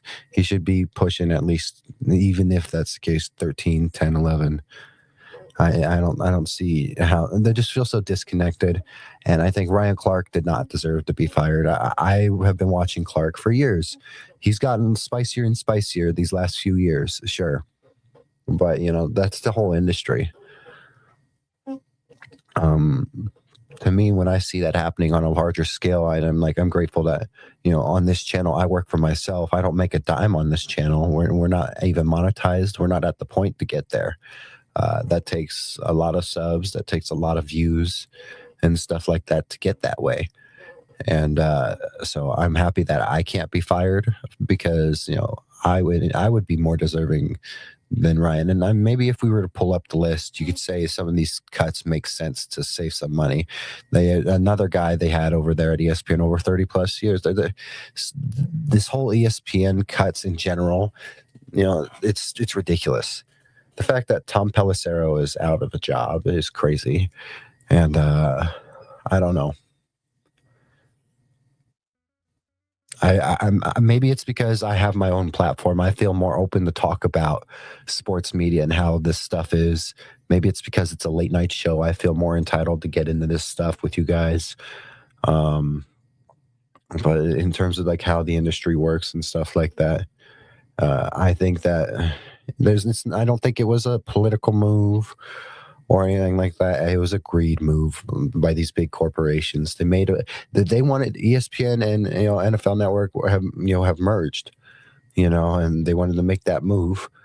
And by doing that, they're just trying to trim fat or cut people. No matter what, it's greed. It's corporate greed, and I think corporate greed ruins the game in all aspect. There's things that teams could do better too. Everyone could be doing better in all aspects with that. I'm sorry if I expanded that into something a little broader, Martin, but to me, I think the real issue is the firings in general.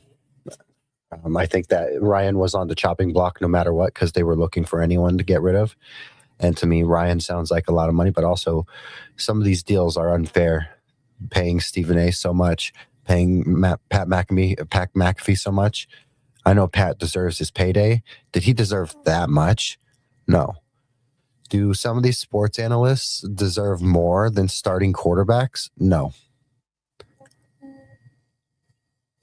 That's just me. And I'm just someone sitting here who's never played college football, never played, NFL football. I'm just a fan trying to make the switch into, normalized late night sports talk. A player could have done it before me, but they didn't. So, you guys get me. But that's my take on Ryan Clark. If you want me to keep going, I can. I'm not a fan of some of these big networks and how they go about business and then how they go about, what they do. I'm not a fan of how they're supposed to be professional. And I'm someone, my show definitely is nowhere near the level of professionalism and what they have. But I like to think that I'm more honest than what you get with some of these big networks like ESPN and NFL Network like that. It's no. Pat, yeah, it's going to be like 60 million. He can make, how about 30 million, Pat? How about 30 million? You can't do that. Is it a little spicy? I love Pat McAfee. I loved Pat McAfee ever since watching him light up Trendon Holiday. And I love Trendon Holiday as a Broncos fan. But come on, we can't do more. Don't even get me started. Let's pull up Stephen A. And Stephen A. is out there trying to make a presidential campaign out of what's supposed to be his job talking sports. Sorry, and now I'm getting heated. You get me talking about these big guys because to me, I'm just a little guy trying to make it with every little resource I have. And then I got some of these bigger, content creators, not content creators, but like ESPN and these big networks that are literally throwing millions of dollars. And it's like they don't even know how to take care of some of the best people in the industry. They don't know how to keep their own homegrown talent. They don't know how to, get some of the best talent out there. Instead, they're just going to pay these fishes and don't pay these guys like they're huge fishes. Superchargers pod. I know, if you want to pop back on, you're more than welcome. I'm on a little ESPN rant, just going off with stuff going on right now. Let me check what Stephen A is getting paid. But Stephen A is flirting with this presidential campaign of his that he's slightly talking about all the time, and he's always dismissing. And at the same time, it's like, bro, you should be talking about sports. And at least with Skip Bayless, I like that Skip Bayless has moved on to the arena and stuff like that. It's not a giant ass network like ESPN or whatever. I'm sure there's money involved there, or still based off of how it works. But what can I tell you?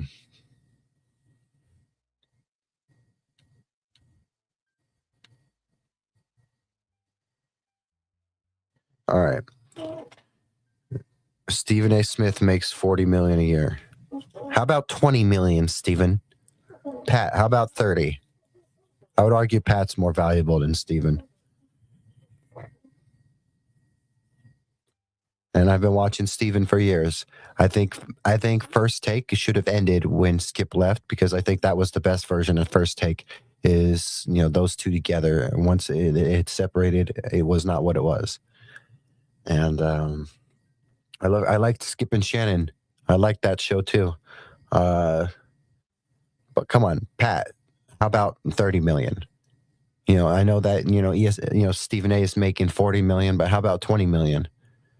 I'm out here making $14 an hour and working part-time, trying to fund my channel while these guys got all this money, and they're letting literally some of the best people walk. Didn't they just let Louis Riddick walk? I hope not. I need to double check. I hope they didn't let him walk too.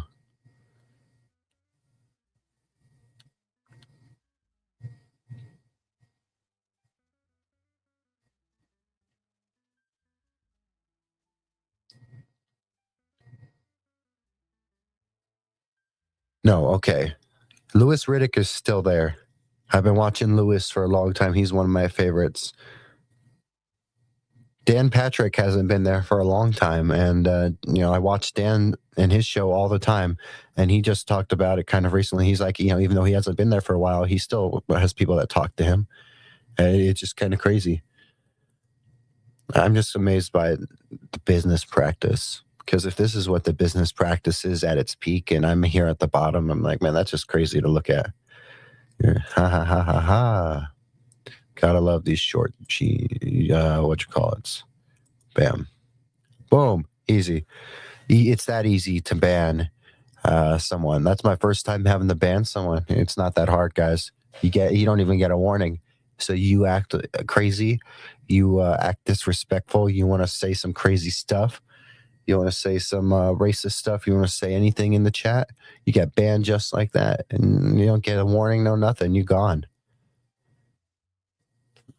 So, that one person who was just in, you were just banned and your comment was removed. So have a good life, sir. Goodbye. See ya. What do I want to be?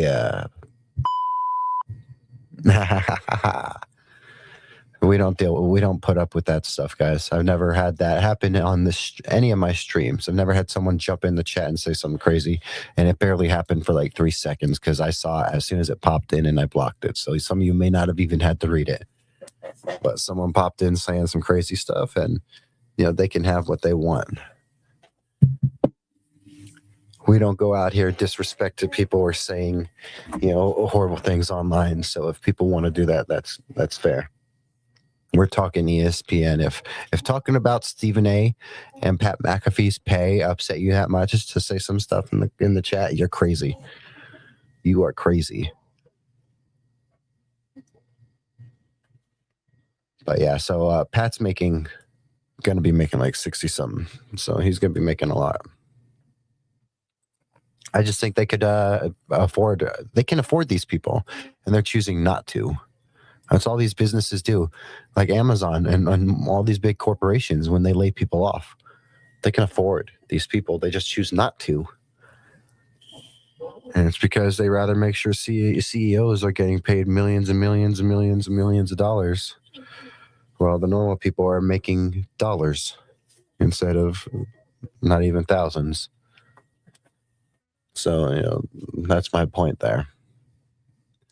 I hope a lot of these people go on to some real good jobs, because we are seeing every year there's someone that makes this is the downfall of ESPN video. It truly is.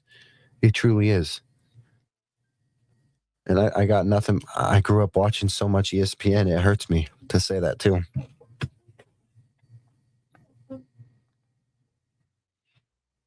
But yeah, not happy with the firing of Ryan Clark, but it's not because of race, and it's not because of the Peter Schrager thing. It was going to happen no matter what, because they had a list, and maybe they did have someone was going to leak it beforehand. I just think no matter what, they had a list, and I think Ryan Clark is a name that you cut to pay someone like McAfee or Stephen A. more. Because Clark probably isn't getting paid bare minimum either. So they probably saw it as like, we can save some money here, which is stupid because they can keep affording it. They don't want to pay these people what they're worth. Ryan Clark's a man who's put his body on the line for the sport and then delivers some pretty good analysis. And then, he has The Pivot, I believe, is his show. Ryan Clark's going to be just fine. But I disagree with how ESPN handles their practices and everything like that.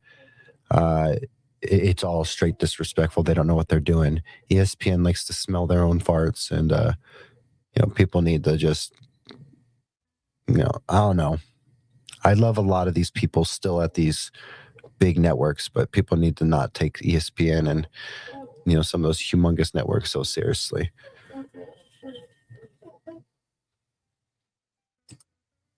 Anyone's got any other questions in here to steer the conversation away from my opinions on the overpayments of guys like Stephen A. and Pat, while they continue to cut guys and amazing people like Tom Pelissero, Ryan Clark, all these amazing people. More rounds of layoffs continue to upset me at ESPN. And I've already been upset with ESPN because of their lists and how they go about, and some of their analyzing stuff. It feels like, of course, yes, local people should be local, radio people or journalists should know more about that individual team, but you should know more than those fans do. And now the fans are starting to outclass you because they know more. It's getting a little pathetic. And the firings too. It's like they're letting AI run their company. They don't have any soul to them anymore. ESPN doesn't have much soul to it anymore. And with every layoff, they may be trimming a layer of fat off in terms of what they can save, but they're laying off another great personality, another great media host. So it's horrible. Yeah, guys, like, comment, subscribe. Drop your comments and questions below. Let me know what's on your mind. I'd love to hear what's you guys are thinking about. Let's talk. We're going for plenty of more hours, guys, so don't worry.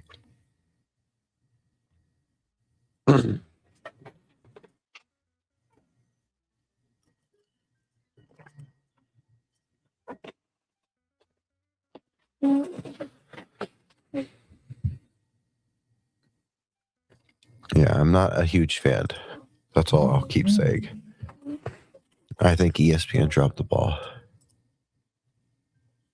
Yeah, if you like Matthew Berry, he has a daily show that will start soon, if not already, called Happy Hour. I'll have to watch it. I loved him on NFL Live. See, NFL Live, no matter who has been on there, they've had so many great athletes rotate on and in and out, so many great anchors on there. Diana Rossini once. All I'm saying is I've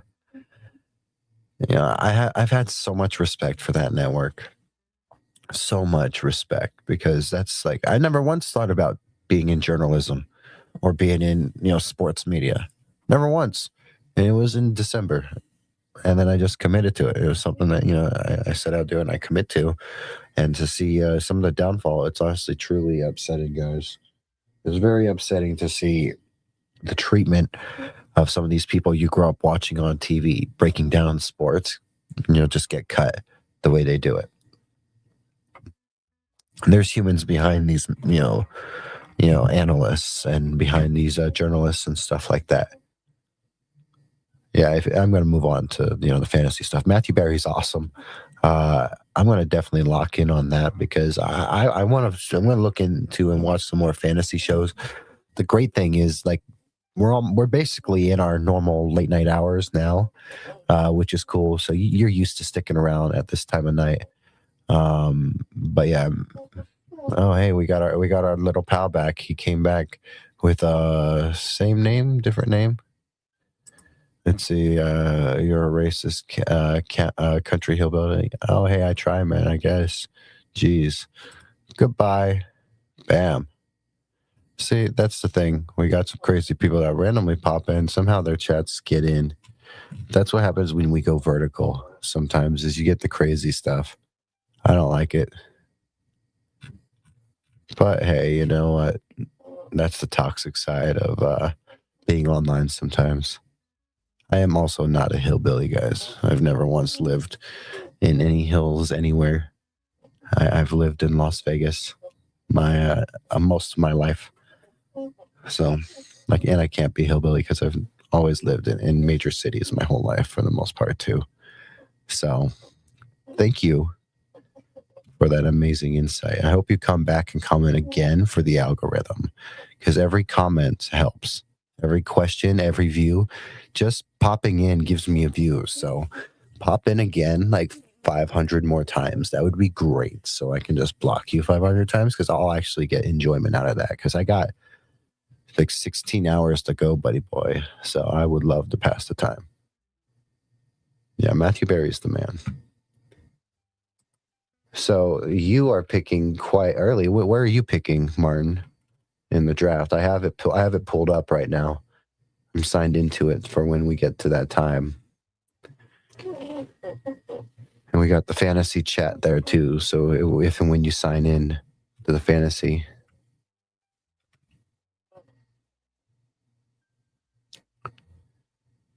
Eight. Oh yeah, you're picking right at 2 spots after Jeff. Great spot. Great spot. That's what I'm hearing from Jeff is he likes the spot too. So that's a great spot.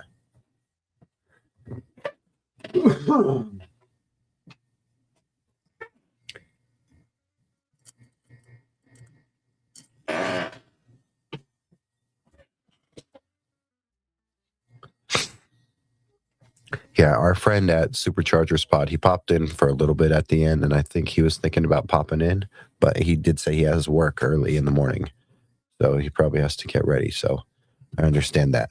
I'm going to do my best to help him out with getting set up on streaming, because he's never streamed until like that. That was his first time getting on streaming. So because of that, I would love to totally get that guy set up on streaming better. That way he can show up for, when we face the Chargers those weeks during the season. That would be great. That way we can get get Jeff on for the Raider weeks, as well as maybe we'll do like AFC West talk is the West War Rooms, kind of that's their thing. But maybe once a month we talk with our buddies from our fantasy league like that. That'd be kind of fun. Besides that, we all just kind of support each other, interviewing each other, talking to each other, being in each other's chats, sharing each other's things. That's what everyone does in Broncos media. It's a great spot. I don't know. I'm going to make sure that I take it. I'm going to be aggressive still with this draft. It doesn't hurt not to be. When you're doing something blindly, the best you can do is try to go in aggressively. So I think that's what we'll do is with this draft. I might do another one of those simulations, and then I'll try to do a mock. I got 24 hours, so.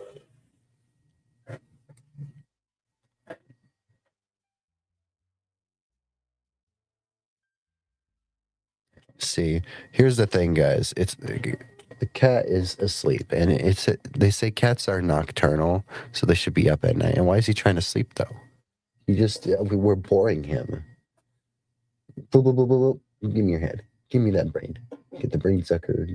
Oh, it's hungry, but then it realized there's nothing in there, sir. So he can't eat. He can't eat. My silly boy. Are you cleaning your beans? You take care of your beans, sir? Yeah. No, we've had some fun though. We've got some great interviews out. I don't know. I wonder if I wish there was a way for me to edit, like when I go live for the second half, if I could edit what I already have made. Like if I can open up in a separate screen what I already have made. That way I can edit while in some of this dead period of the time. Because there's a period where even when you have to go away, Martin, and when it's that dead, only on these 24-hour streams I notice that too. But when it does get that dead, I usually just mute the mic and I turn some stuff on. So sometimes I leave like the TV on over here. I have a big TV right here. I turn that on and I just leave highlights for stuff, or I'll turn something on and watch it. Besides that, like I got this screen in front of me. I have the chat pulled up on and stuff. This one is also a TV that in the future I'm going to switch with this screen. This screen's going over there. I think that TV, I want to find a way to elevate and put it on like some sort of like thing so I could spin it, because the other side of my bedroom is already turning into part of a studio. And I like the flexibility with trying to turn this into a space that can also be utilized over there. And like, I still want to get a couch, but that takes money. And I'm at a point where I'm just really making sure, because that Denver trip is going to be huge for content. There's a lot of luck that goes in the fantasy football, 60% knowing the players and evaluating what kind of year they'll have. And they'll have, 40% luck. You might pick a great player and they'll get injured. Absolutely.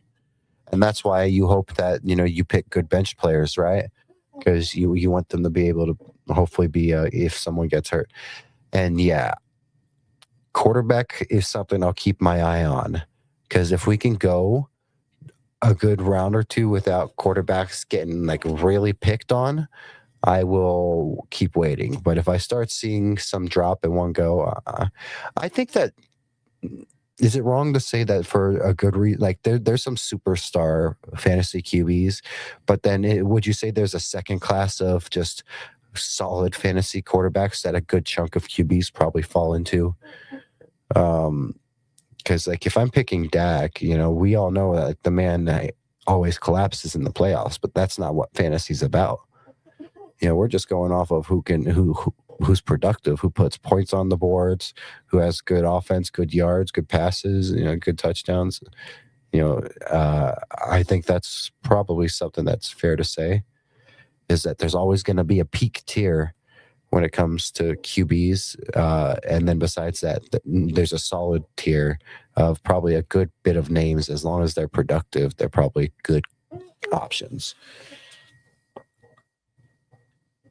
So like if you were to wait quite a bit and like you start getting to like where Bo Nix is there, and then some of the other options aren't that good. I'm just saying Bo's probably still an okay option. There's other, especially it's because sometimes it's based off what you think they'll do, like you said, knowing them and evaluating what you think they'll have. Yeah, so I think that maybe I answered my own question, but oh yeah, see, we can do our practice draft. That's what we should do.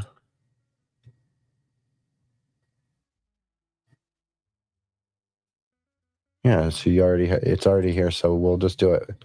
Here, we'll pull it up. Martin, I humbly will trust you. I trust you. I don't expect to win a fantasy league, but I also trust that what I do in any of these mocks or simulations will not be what happens still, because it's going to probably be more crazy due to the human factor of having everyone in there. I think just because we have seen how these that Zoom went and how all the people in there were talking, there's a lot going on. All right, so we're gonna do one of these.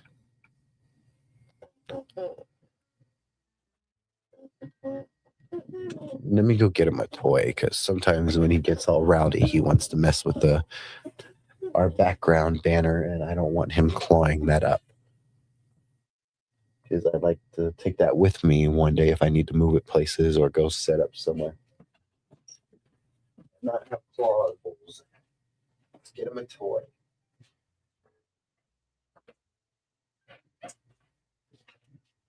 Look, guys, he's so excited for a toy. I brought his bubble gum. Look, his little bubble gum toy. He has a bubble gum toy.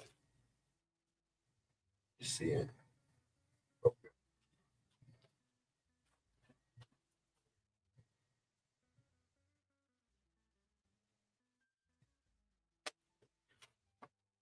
Here you go.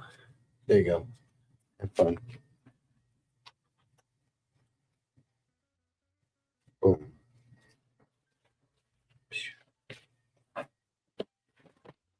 I've never seen a new guy play for his first time. And when a league, I had a friend that didn't even watch football or anyone. Oh no, you've seen guys play for the first time. I went, yeah. I think that this stuff there's still an aspect of, randomness to it. And that's where like the 40% luck it plays in. That can lead to stuff like that too. So I still like my chances. I just I guess I would have wanted a middle of the pack pick, but we'll make it work. I think that I can make up for that based off of my aggressiveness and just watching the board. I'm not going to get emotional. I think half of the fantasy league is going to get a little emotional with their picks. I'm not going to get emotional with my pick. I think I'm gonna be reasonable with my pick. That's what I would like to think. Yeah, like, comment, subscribe, everyone. Help me. I have no sub goal for this stream, but go ahead and like and subscribe. Help me, keep moving on up. It'd be cool maybe by 125 by the end of the stream, but we're just trying to move up. 130 would be sick, but we're not trying to set a goal. We're just trying to sub and keep going. Maybe we'll send a message or two out, see if someone else wants to pop on. It'd be cool. But we're not rushing or bugging anyone. This is up to them if they want to pop in. I would have been content with the stream if it was just me. So, don't worry, guys. And happy Monday. Attack the week, kick its ass, guys. Have a good Monday.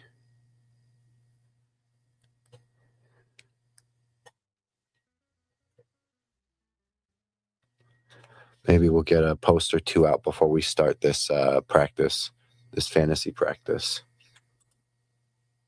Let me crank out one or two posts, one on X, one on Instagram, just to let some people know, because I don't think I'm going to ask anyone. I'm just going to DM people. I'm not going to DM people. I'm just going to post, and if someone wants to pop in, they're more than welcome to pop in.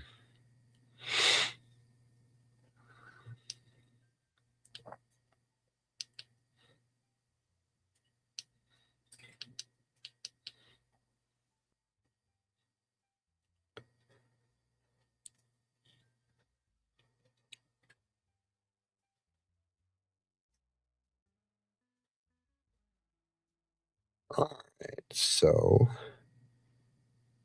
here we go. Let me get a post out real quick, and then we'll start our little draft practice for our fantasy league, okay? Since we're here killing time, you guys get to watch me and help me out if you want. If you get any good opinions in here while we do this, let me know. All right.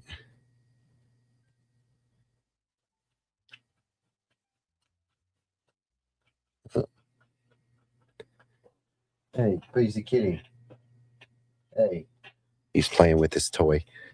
That's better than him being wild. Let's see where.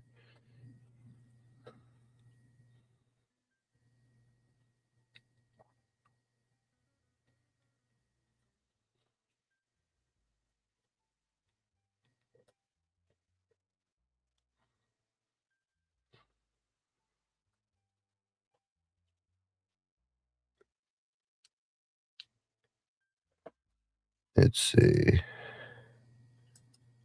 Another thing we do to look at the league settings, I don't know what the scoring system they're using. It's point per reception. I think it's point per reception, if that's what that is. Let me just do this.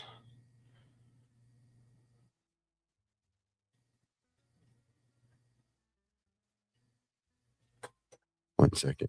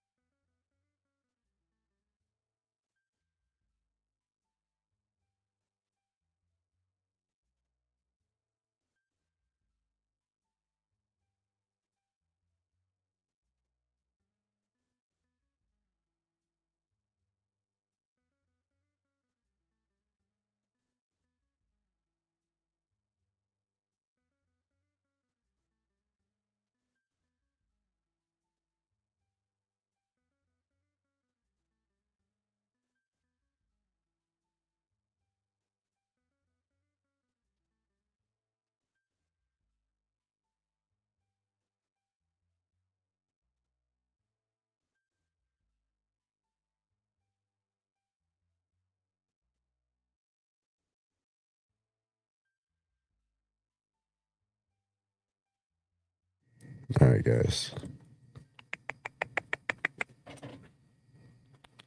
Hey, come here. Come here. Come get on my lap. Come hang out with me, son. He doesn't want to.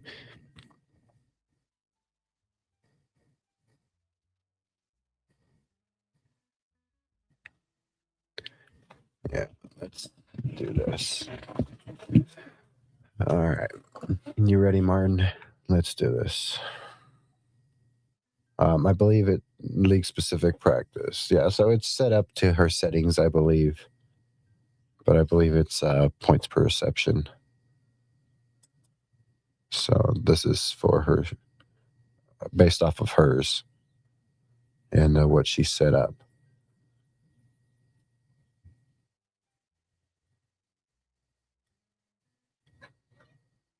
Okay.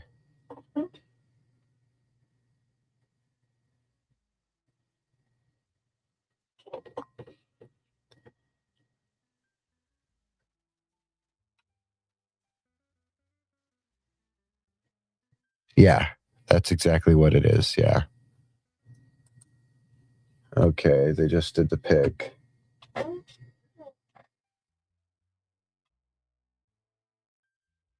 It did, and it of course it's picking for you because it's simulating you in there. Okay, I'm on the clock. Show drafted. See, so Jameer's gone. Puka's gone. How much time do I got? Oh wow! These rounds are quick. Okay. Yeah, how do I pick? How do I pick? Oh shit! Shit! Okay. Fuck. What the hell? Did it pick? What the hell? I don't know what I'm doing. Hold on. I've never done this stuff, guys. 30 seconds is crazy. 30 seconds to pick? That's crazy. I don't even know who I picked.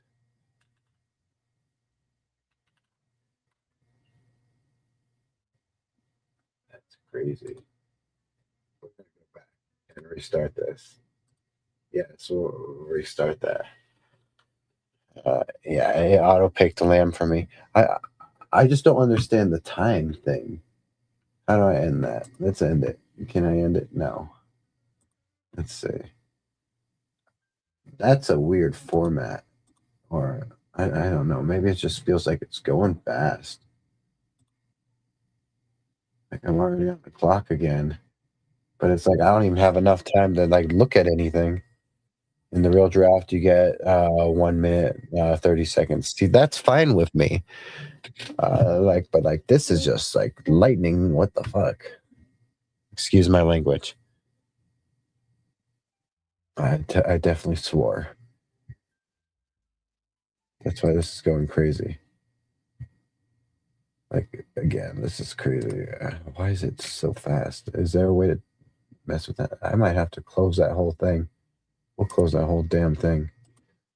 Okay. Let's go to practice draft. Oh, come here again. Is it just going to start real fast again? No, why?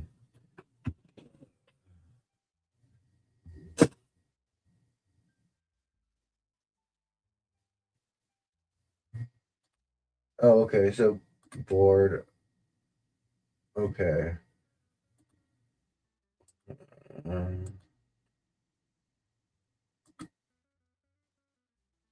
Wish I could cut that. Yes, it will start real fast. I just wish I could change it to where it slows down a little. See, Gibbs, Bijan, Jigba. Okay. Okay, I'm on the clock. Let's make a pick. Jeremiah Brace.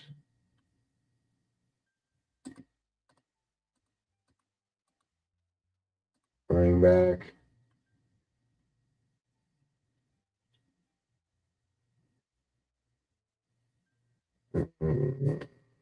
Shit.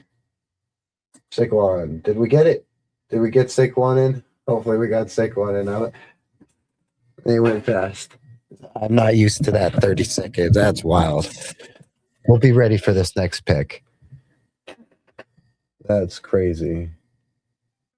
I know nothing. Let's look at the board real quick. Who did I pick?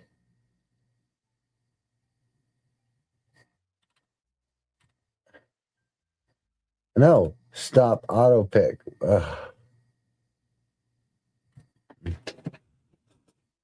Oh, I got Jeremiah Love and Derrick Henry.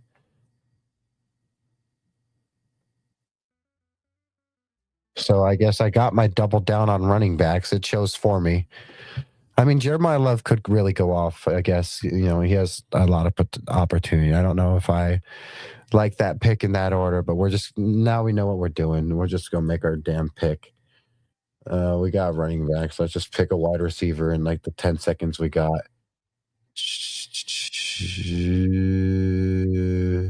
This is so fast. Shit. God. That's my thing, man. Why does it go so fast? Can't I slow it down? Make it like 1 minute? There's got to be a setting, right? Or is it really like, is that something I have to deal with? Because that's crazy fast. Like, I can't change that speed. Because if I have to stick with that, there's nothing I'm learning or gaining from this. Terry McLaurin and Colston Loveland. Hey, at least I got Colston Loveland, the guy I love. Jeez. We got to turn off auto pick so we can still make our pick. I can't even look at the board because I'm done looking at the board. Everyone's already, like, my time's already done. Let's check QB. Anyone good? I like that. We'll just at least we can have say in one pick. The one pick we get to have some say in. Go to players.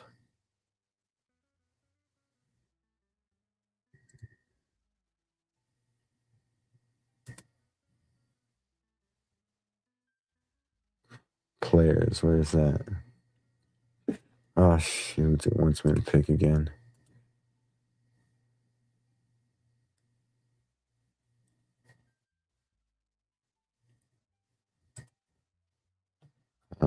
I don't know what I'm doing at this point because this clock's crazy. I can't do nothing on this clock. I'd be better off doing something else. There's nothing that slows down the clock, though. Like you would think there's a setting in here to change how it moves the clock that fast. History board.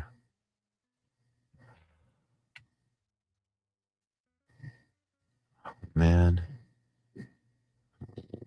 this is lame. Let's see.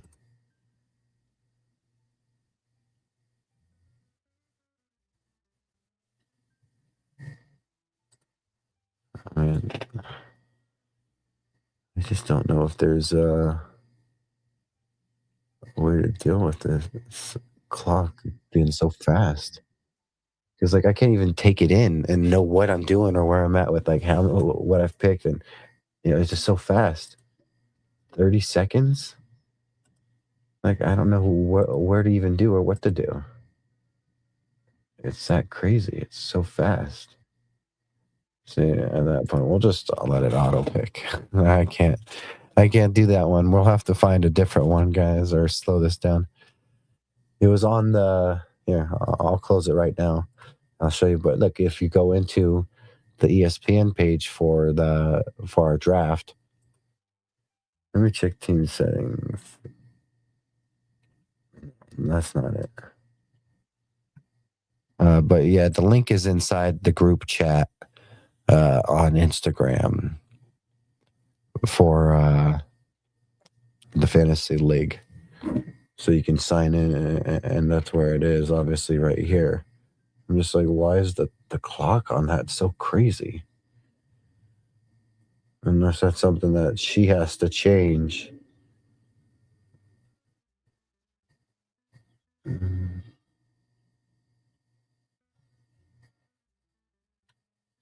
Because I'm not going to use this one if it's stuck on 30 seconds. We'll have to wait. Because 30 seconds, I can't take that in, guys. That's too fast for me to even do anything. If it was 1 minute, 30 seconds, that 30 seconds would be enough for me to be like, okay, this is who I got. Now let's go look at this. And then I'd still have like a minute to pick. But 30 seconds, that's just too fast to do anything there.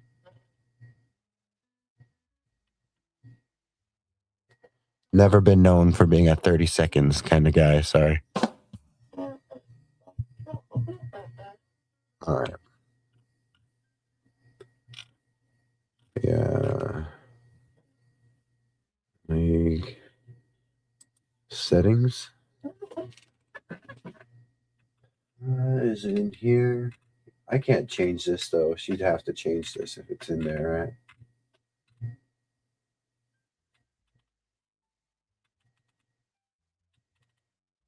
No, I don't think that's it. I'll have to find a different one and just go off of that. Oh, my son, my little kitty cat. He's whining because he wants to go out of the room. That was fast. I can't do that one. We'll have to pick another one and do our best to set it up to match, what we got over here. Because that's just crazy fast.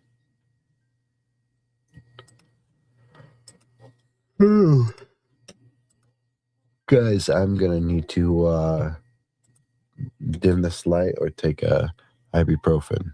Because this light is a little bright. Let's see. I think let's see. That's like the ESPN's fantasy mock drafts where you.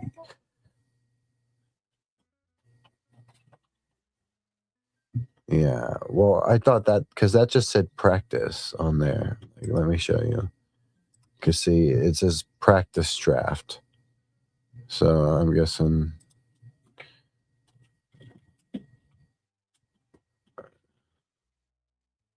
Bro, you're fine. You don't need to go out of the room. You want in and out every time. You'll be fine if you sit in here for a few more minutes. No, you'll survive. You're okay.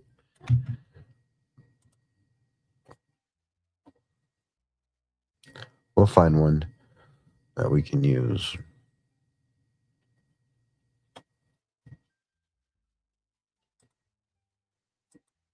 That one we did the other day wasn't bad, actually, right? That one wasn't bad.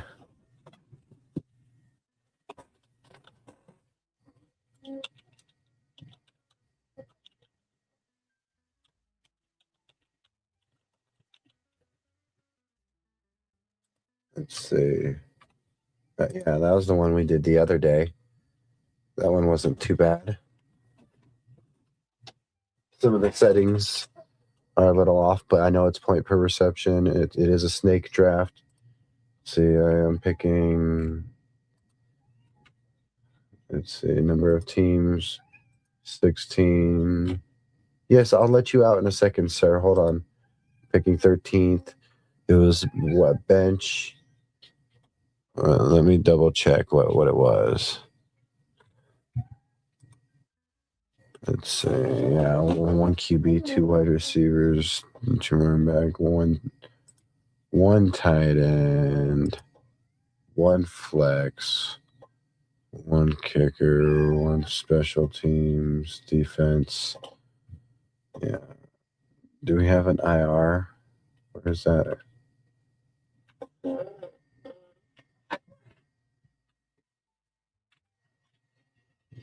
Either way, it's going to be pretty accurate or close. And we'll do a pick clock of 120. So last time we did it with none, we'll do this one properly. I think this is, yeah, this was fine, but it's not realistic. Yeah, because there's no other people, right?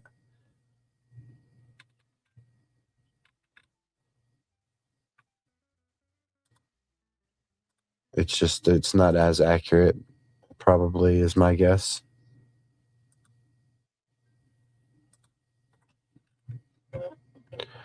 Sounds good with the clock. Yeah, I think 120 is good. Because 30 seconds, no matter what, any league, like you got to have some super thinking, like chess minds to do that one.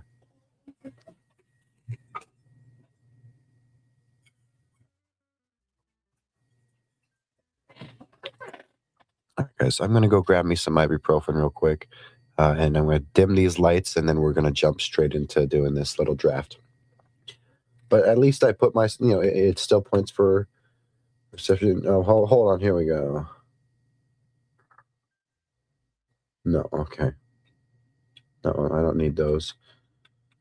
Yeah, okay. So, I mean, it's still there, and I'm still 13th. So I think 13th will help me as long as I know what I'm doing with it. That's why some practicing will help. But I'll be back in less than like 2 minutes. So I'm just going to leave the screen like this. All right.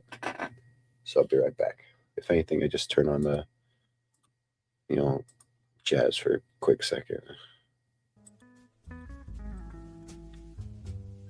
All right. I'll be right back in like 2 minutes. Let's get some ice.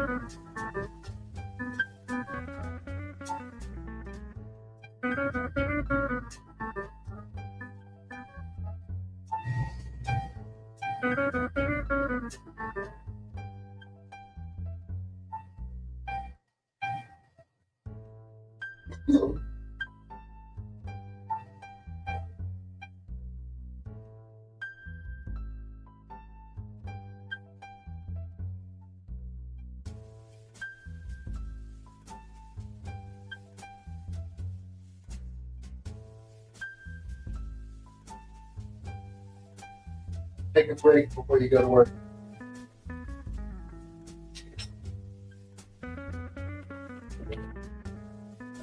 Back. Let's dim this light a little bit, guys. Right here.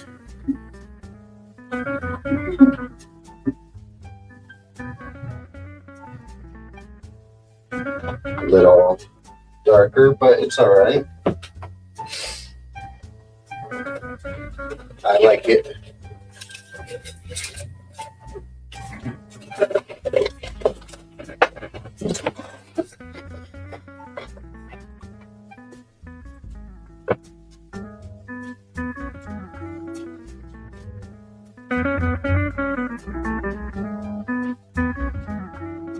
All right, guys, so we're going to be doing one of these little practice drafts, whatever you want to call it. But first, do me a favor, go follow on X, go subscribe on YouTube, go follow on Instagram, and the same with TikTok. All of that helps, guys. And we're here at 123.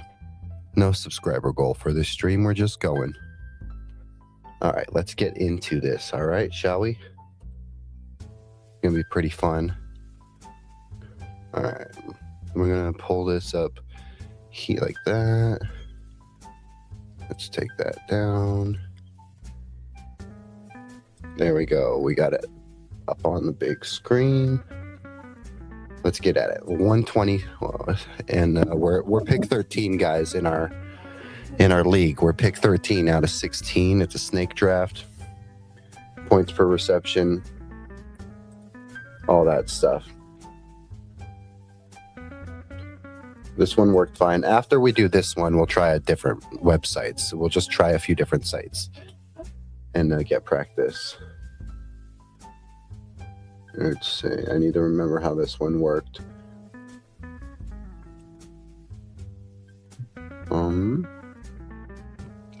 Okay, yeah. So guys that have already went.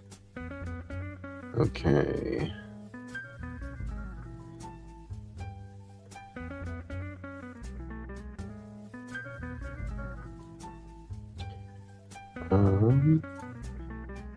Okay. We will check out running back, of course. And we already got some options up here. I don't know if I should stand on my Ashton Jeanty talk, guys. And this is why having a little more time to talk helps. Because if that's the case, if I truly believe it, I would go with Jeanty right now. There's Saquon, there's Jeremiah, there's Derrick Henry. There's some good options, but we're going running back, of course. Just looking at all these names, though. It suggests Ashton Jeanty. I don't know if that's the case. I think I'm going with Derrick Henry or Saquon Barkley. We'll go Saquon. And we will double down on running back again. And we still have some good options here. Is Chase Brown the starter in Cincinnati? That's my question. Because I just still don't know how I feel about that O-line.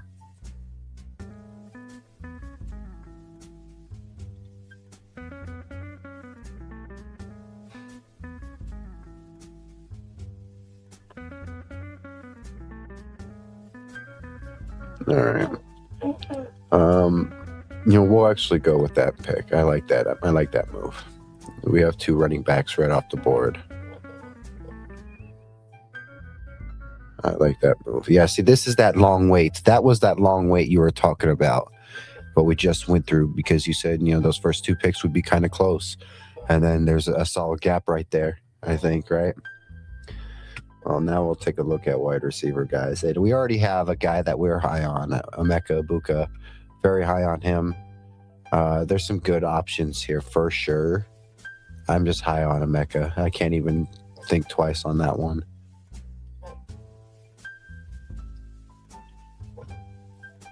I think Chase Brown with Saquon is good choices right there.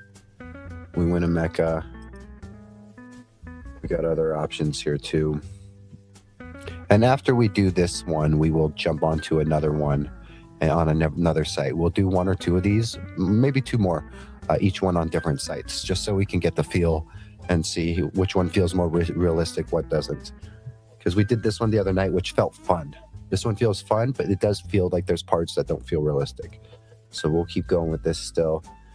Mike Evans, DJ Moore.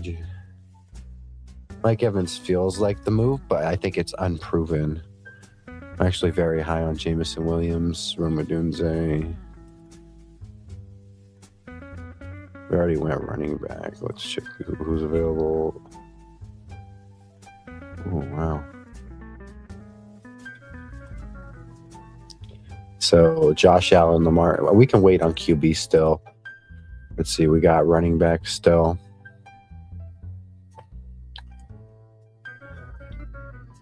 Yeah, click on team so you can see who I've drafted. Yeah.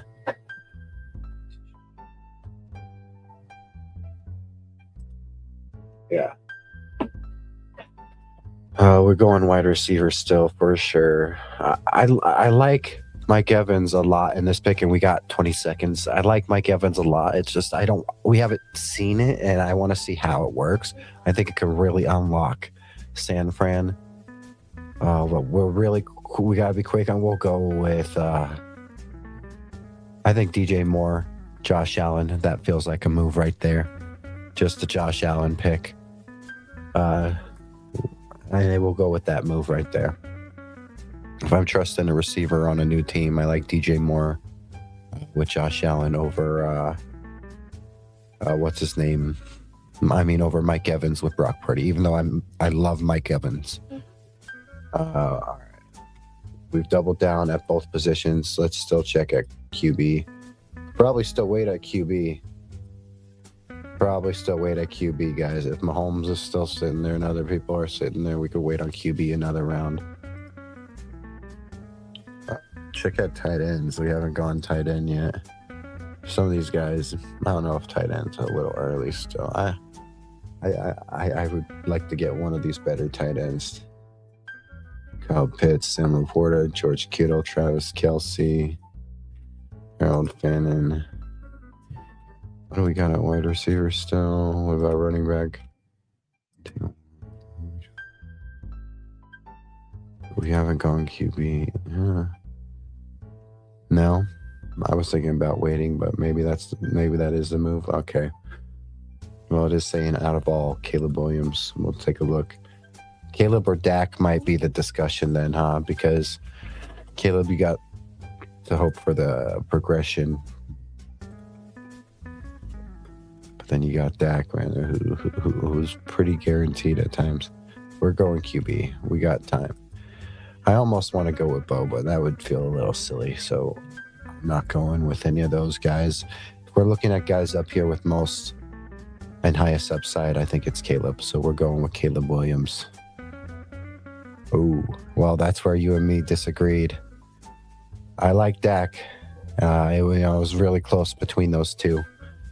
I'm just thinking that I think Dak's probably hit a ceiling. I just think he's a guaranteed, thing. In this case, I decided to lean more into possibility instead of what actually happened. Now's the time to probably get in on tight end for sure.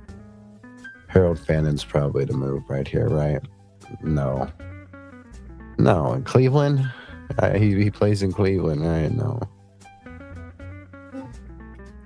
Kelsey, Laporta, Kittle.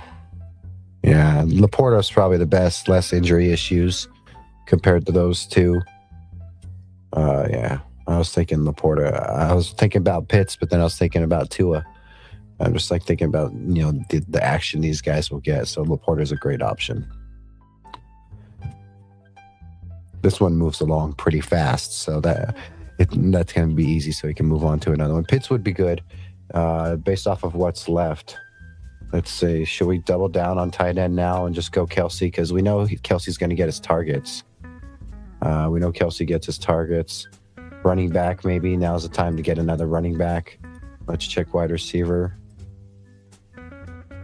Maybe running back now. I say we go running back real quick. Another running back. Kicker's fine. No worry on kicker. We'll wait one more, at least another round on kicker. Yeah, that's what I was thinking too. Again, I like Aaron Jones. Out of all these guys, I like Aaron Jones. You like Mason. I know you like Jordan Mason over. You told me last time you like Jordan Mason, and I took Aaron Jones over Mason, I believe. So we'll go Mason this time. Just because I took Jones last time. All right, so let's check what we got going on. And Mason's our flex, technically, anyway. So be it, right? Your wide receiver, tight end. I think tight end, we double down on tight end and Kelsey now. I'm not high on Kelsey, but Kelsey's going to get his targets still. I think in this case, right? I like Likely. Likely's nice too. I like Likely or Kelsey maybe in this situation. You got Mark Andrews in Baltimore. Ooh, chat. Wide receiver. You think wide receiver? Khalil Shakir, Romeo Dobbs. Maybe I'll see a name in here. I like Jalen Coker, Rashid Shaheed, Xavier Woody, Jerry Jeudy. I'm never going to do Jerry Jeudy. I was hoping Cortland Sutton was out down here somewhere, but Cortland's probably already gone. Yeah, Cortland's already long gone. All right, yeah, no, Shakir in Buffalo makes sense compared to some of these guys. I don't like Worthy like that. We'll go with Shakir. Best option on the board for sure. Oh boy, that's getting thin.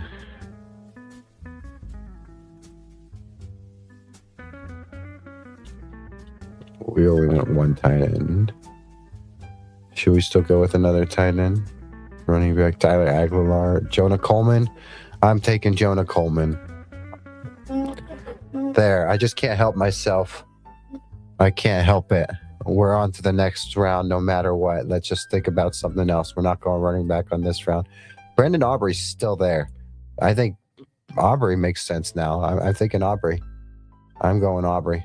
Unless you disagree, Martin, I think Aubrey's the move. Get the best kicker now. We got Caleb Williams, Saquon Barkley, Chase Brown, Emeka Ibuka, DJ Moore, Sam Laporta, Jordan Mason. And then, let's see, we got Khalil Shakir and Jonah Coleman. Too soon? Oh, what about defense? Not too soon for defense, right? The Rams must have already went. Yeah, Pittsburgh's defense and special teams is gone. Rams, maybe defense and special teams then? What do you think?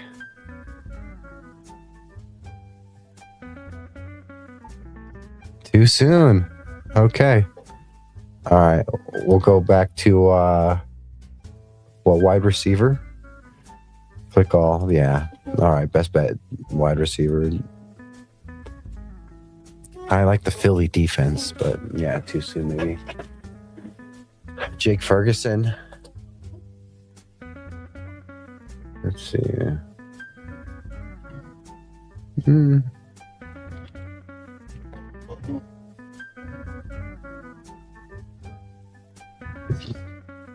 I think that was something on my mind.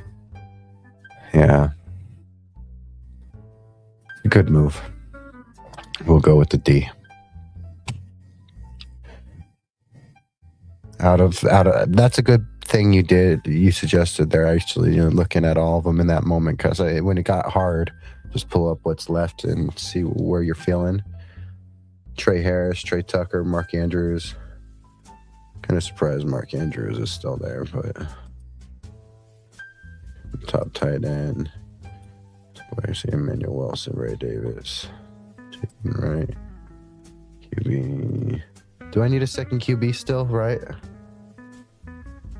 Yeah, that's what I was thinking. The second QB. Yeah.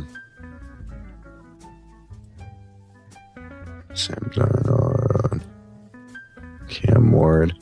Our girl Slanted Uptown is really into Cam Ward. She has said she's going to take Cam Ward as her first QB. Yeah, we go QB for sure. I think this is the QB pick we can get a little cute with, right? Not Fernando. Not Aaron. Bo's long gone. I love Baker Mayfield in this situation. Absolutely. Yeah, Baker Mayfield, again, we have Emeka Egbuka. Baker's a gamer, and he started off hot last year, and the Bucs sizzled off. I trust Baker more than anyone here, more than Tyler, more than Malik, more than CJ.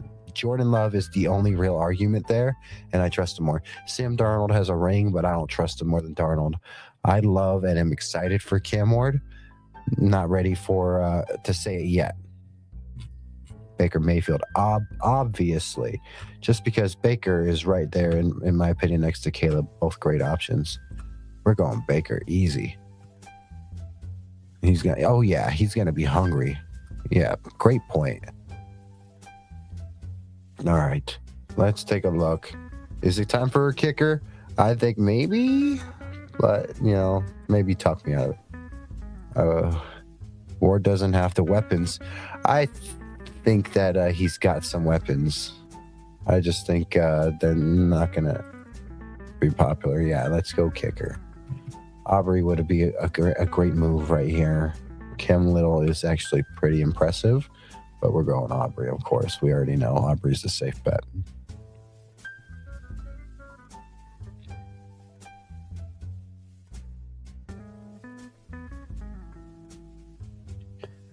All right.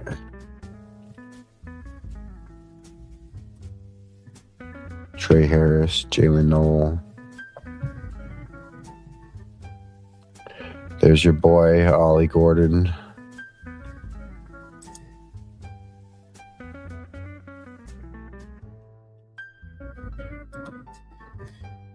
Hey, now we're getting that deep where we're seeing Pat Bryant pop up on here. Kicker, we already got a kicker, right? Did you get two kickers? Oh wait, that was old, right? No, we can get another kicker. We already took a kicker. We took Brandon Aubrey.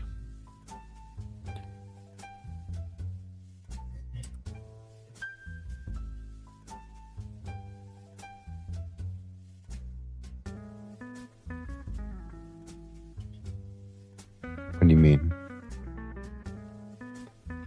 Let's see. You can take two kickers, but I wouldn't. No, I'm not going to. Looking at our options. I like Trey Harris. Trey Harris or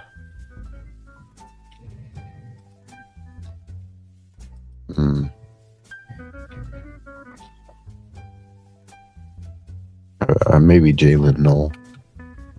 Yeah, we'll go Trey Harris. Yeah. to wrap that one up. We're almost there. Jalen Knowles available too. See, I would have taken him, and he's still there. We'll take him. There we go.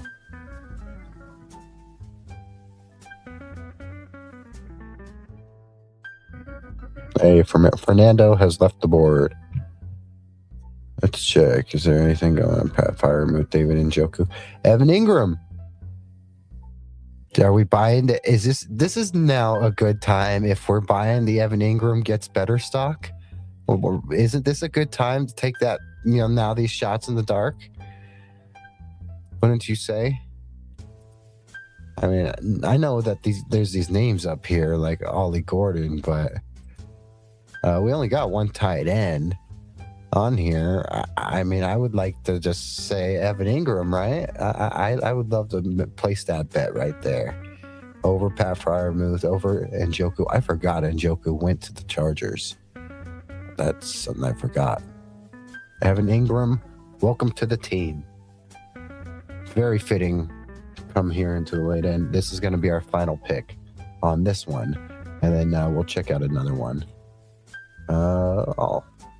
Ollie Gordon's right there. That was your guy on the other stream, I believe. So we may end up just round off with him. Ty Johnson. Pick a defense or defender. I can't go second defense or kicker, can I? Yeah, we'll just go another kicker then. Oh, Evan McPherson. Cairo Santos. Jake Bates. Chris Boswell. Chase McLaughlin. Yeah, I mean, at this point, it doesn't matter, right? Let's just do it.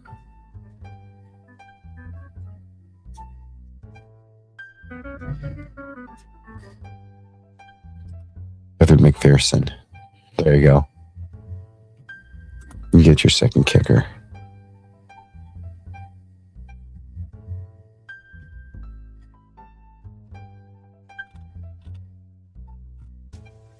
So we went Saquon, Chase Barkley. I mean, Saquon Barkley, Chase Brown, Emeka Buka, DJ Moore, Caleb Williams, Sam Laporta, Jordan Mason, Khalil Shakir, Jonah Coleman. Yeah, Jonah Coleman, baby. I'm excited for Jonah. Let's see, Baker Mayfield, Brandon Aubrey, Trey Harris, Jalen Knoll, Evan Ingram, and Evan McPherson. That one felt fun.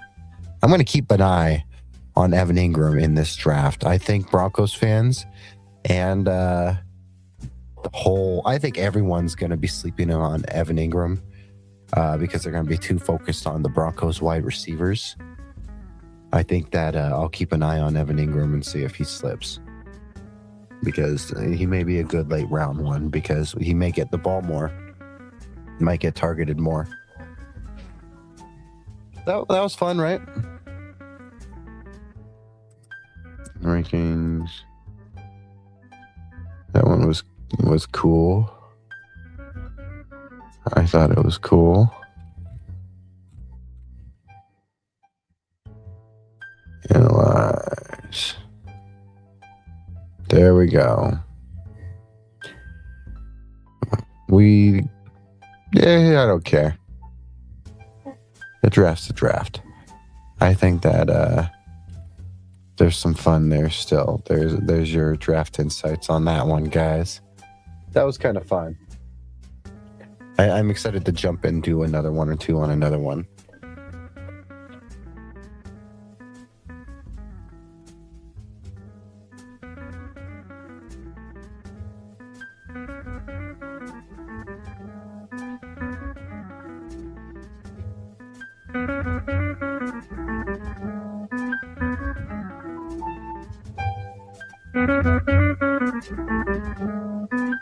So then, would you say that last pick or two is a good time to maybe go back and double up on kicker, or go back and double up on QB, one of those final picks? Or I don't know what I'm going to do about a second tier kicker. I think you just kind of look for what's there, right? And just take one. That's what I did with the whole Evan McPherson thing right there with that final pick. I went for the name that I knew the best, that I felt like I trusted the best. Could have been wrong, probably.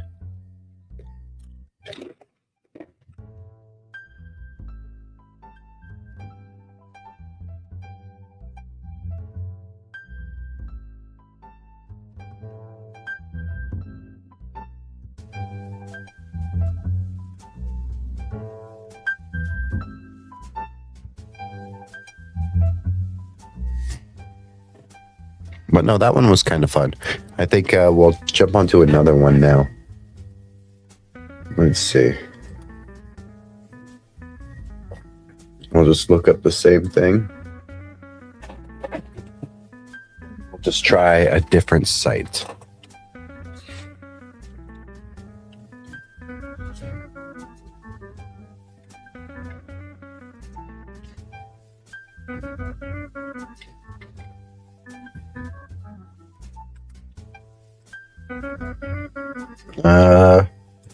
PFF, Pro Football Focus. We'll try theirs.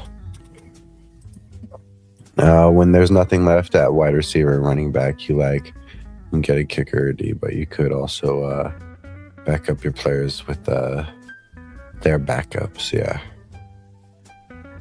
Yeah, and that's what kind of where I went with that whole Evan Ingram thing right there. Because I was like, it's getting towards the end, and he's still sitting there, and I'm pretty high on what I thought his season may be this year. Not necessarily humongous, but I think maybe more than what we got last year.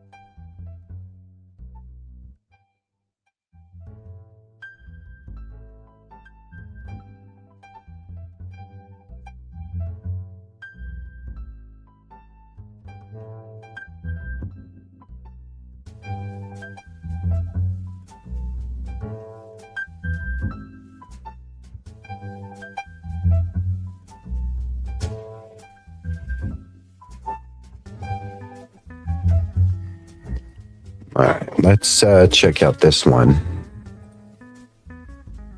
Sync my league. No, we'll manually select the settings. That's what we'll do.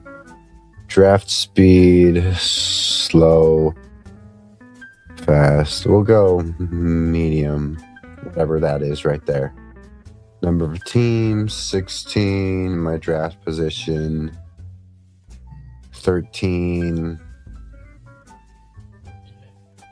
Does it say how many rounds we have? I don't know what that. Let's see. It is snake. Yes. It's it is a snake. It is point per reception. How much rounds is our draft? Does it say? Let's see.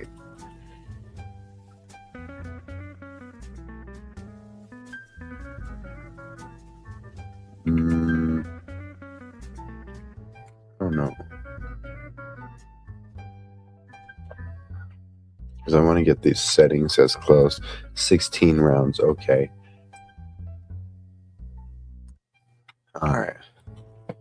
16 rounds. Bench players 7. Number players starting. Yep. See, we got your thing pulled up from earlier. 9 starters, 1 QB, 2 running backs, 2 wide receivers, 1 tight end, 1 kicker, 1 flex. Okay.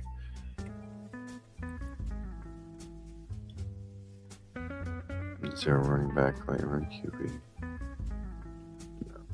I'm not going to mess with those.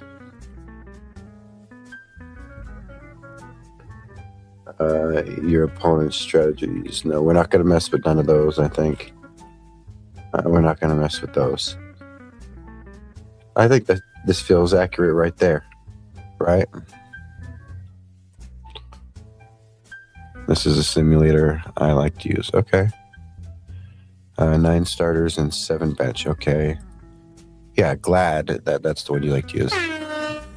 Because then that helps. Oh, also, we're 9 hours in. 9 hours in, guys. It's easy how fast time goes by when you're doing streams with those amazing guests we had earlier today, or when we're talking here and just doing this. So that's awesome. So.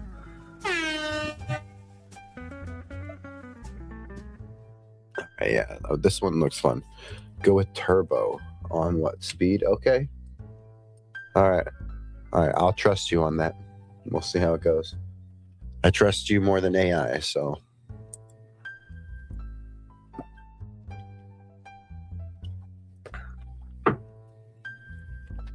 All right.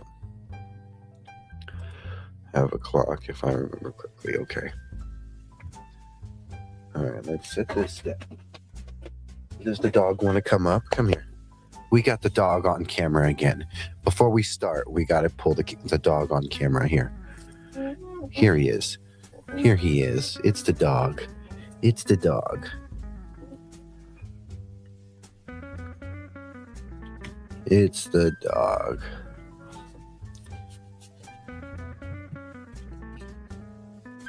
Yep, there you go. And you say hi to everyone. We pulled you up on the screen. You have to say hi to everyone. All right, go have fun.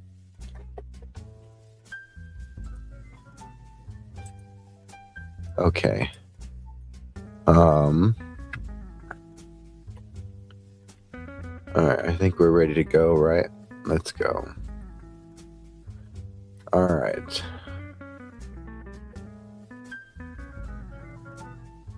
Did I think I did. Let's go back. If we have to. I think we did. I'm pretty sure we did, but we'll re-enter it just to make sure. Okay, yeah, I did. It's all right. We'll do it anyway.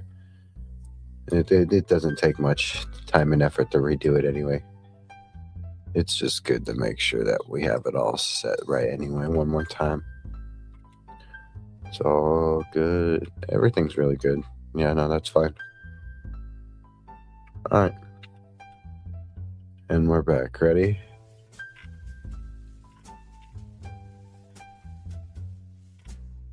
All right. Let's go. Gibbs, cheap seats, draft picks. Okay. So right back. I still have my say right here with a lot of these options. There's some good options too. Okay, no, with running back, we still have a lot of good options. I don't know why, like, I'm high on Genty being better, it's not that high. And we're gonna go Barkley again. I like Barkley. I'm really high on Barkley and Brown. We may get both again. And that's fine with me. If we can, I'm happy to get Brown again. I'm gonna keep that on the back of my mind if we can, so we can in the future.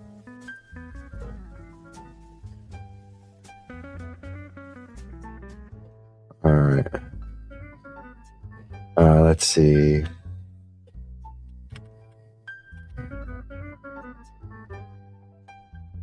We got to check out wide receiver now. Ladd McConkey's on here. That's honestly a very good choice out of these guys up here right now. Ladd McConkey's a great choice. Of all of them. Let's see. I don't think they're all in order, are they?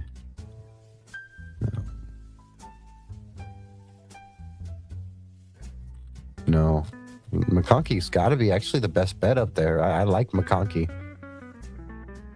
Okay, we're going Ladd. We're going Ladd. I like the choice.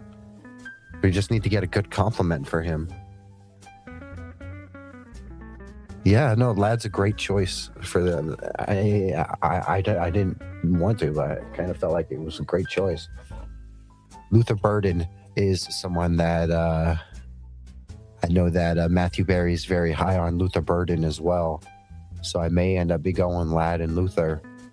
We got Jameson Williams though. Luther may be the option too. Ladd and Luther, but I don't know. I'm gonna look real quick. There's so many options though. I like this format though that you use. Yeah, I'm already liking this format. Am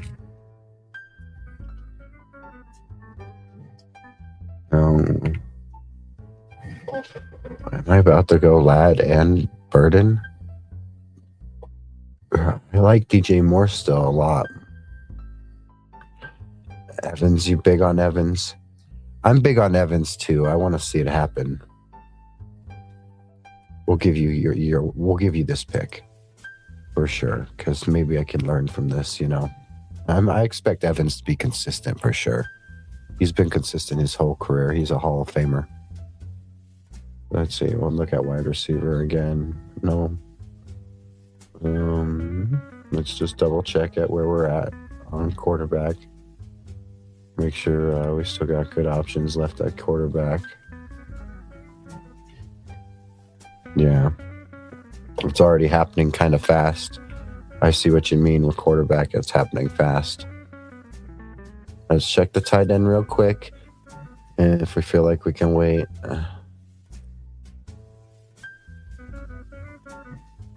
I think we go tight end and then just QB, right? Let's just go QB then tight end. That's what I'm thinking. We'll go QB. Oh man, I don't want Justin Herbert personally. I think Dak is probably the option, right? Dak's probably the option. Maybe Caleb still. It's more like because I was leaning into Caleb on what I think the production is going to look like, and I think he'll be better than Dak this year. Dak had a crazy year last year. I'm going to go Caleb again, just on this one. I'm going Caleb again. But we're going to move on. We got our QB. We'll come back for another QB later on, of course. Yeah, that's where I went with Caleb. I think Dak had a great year last year. I just think, Caleb's in for a big year this year.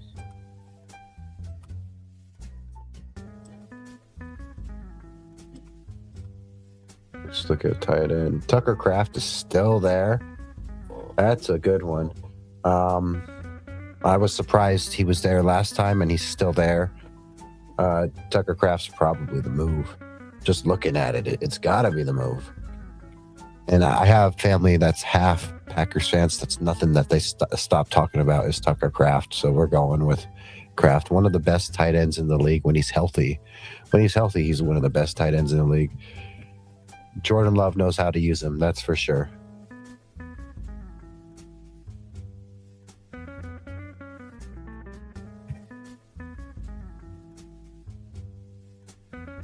Let's see, wide receiver, tight end. That's got to be our.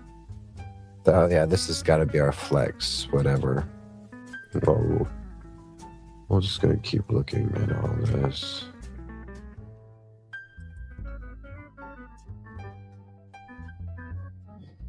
No, I don't need none of those. I think we're gonna go back here. Bring back J.K. Dobbins and Jordan Mason. There you go. We'll go with your boy Jordan Mason because I think you'd love that one. Let me get another look. Check kicker now. I think let's check kicker. Brandon Aubrey's still there. Dicker. What about defense? Let's check just to make sure. Because we've moved through this one pretty quick. And, we got Caleb Williams, Chase Brown, Saquon Barkley, Ladd McConkey, Mike Evans, Tucker Kraft, and Jordan Mason. Jordan Mason's at flex again.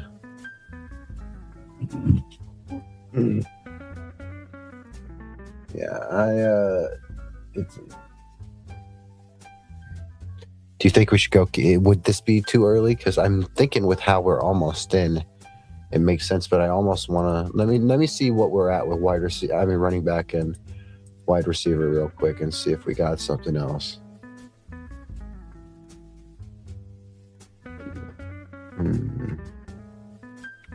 No, I'm thinking gotta go defense kicker right now. That's just how my gut's telling me, just based off of how many of these we've already done.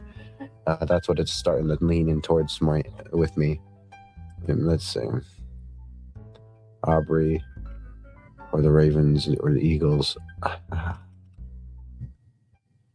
We'll go kicker. We'll go kicker again. I just can't help but think that like having a good kicker will help.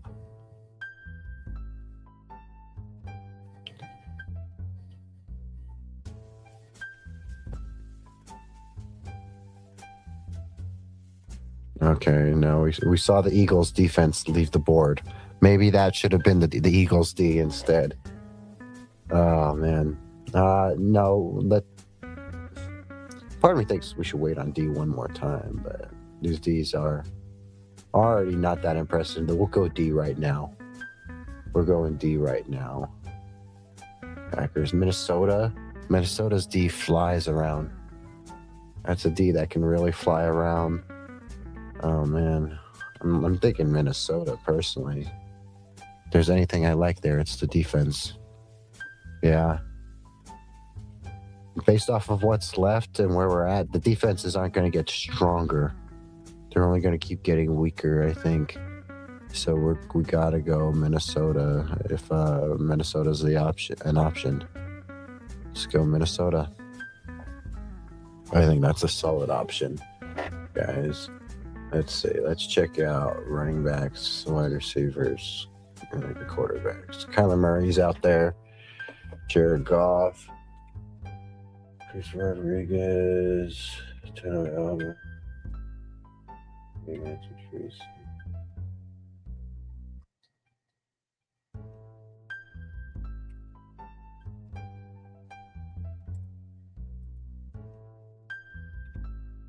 Ain't no way Bijan Robinson's right there. Is that Bijan? That can't be, right? That can't be. Or is that Brian Robinson? Oh, no. I should read more. I don't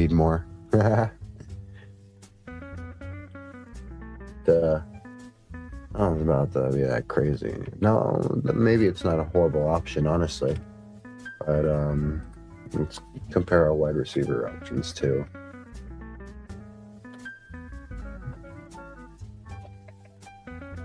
We just move. Thank you, sir. Don't mess with that.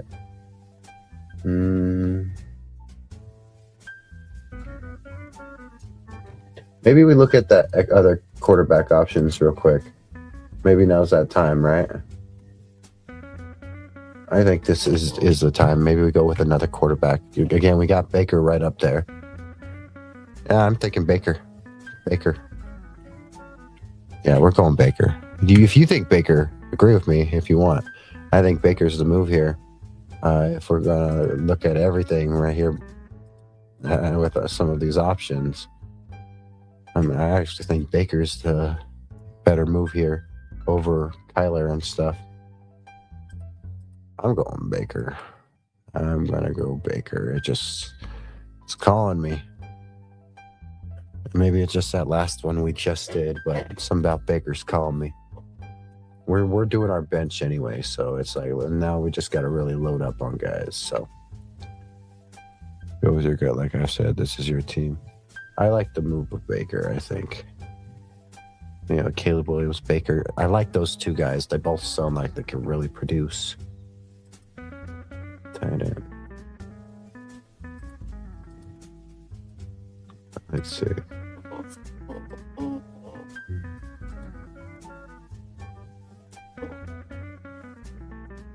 Yeah. No, that's how I kind of went with. I feel comfortable with it. Chris Rodriguez, Tyler Algier.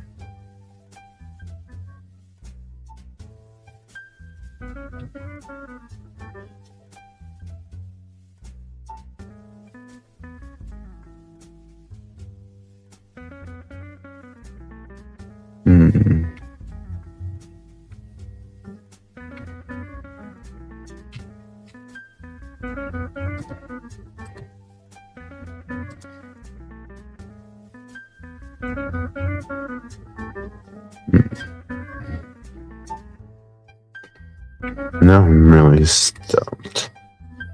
Let's see. Is it Kamani Mitchell? Is that how you pronounce his name? I think I'm leaning Mitchell.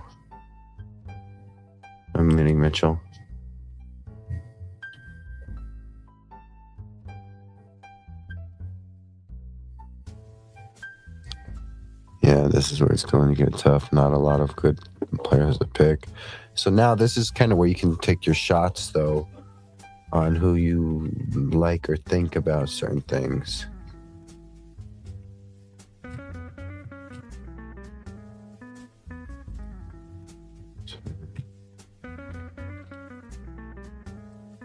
Let's see. Let's look and see if there's some rookies here. Bring back. Hey, we got Jonah Coleman.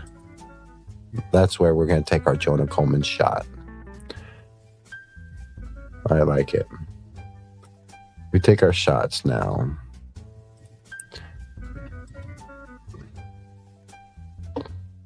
I liked that move right there. Yeah. Probably. And I'm big on Troy Franklin. Let's see if we find a Troy Franklin. That's where maybe some of the knowledge of your own team might come in handy, is the later rounds. For sure. So let's see if we can find another Bronco. Oh, no. Oh, no. All the Broncos wide receivers are gone. Look at that. Looks like they're all gone.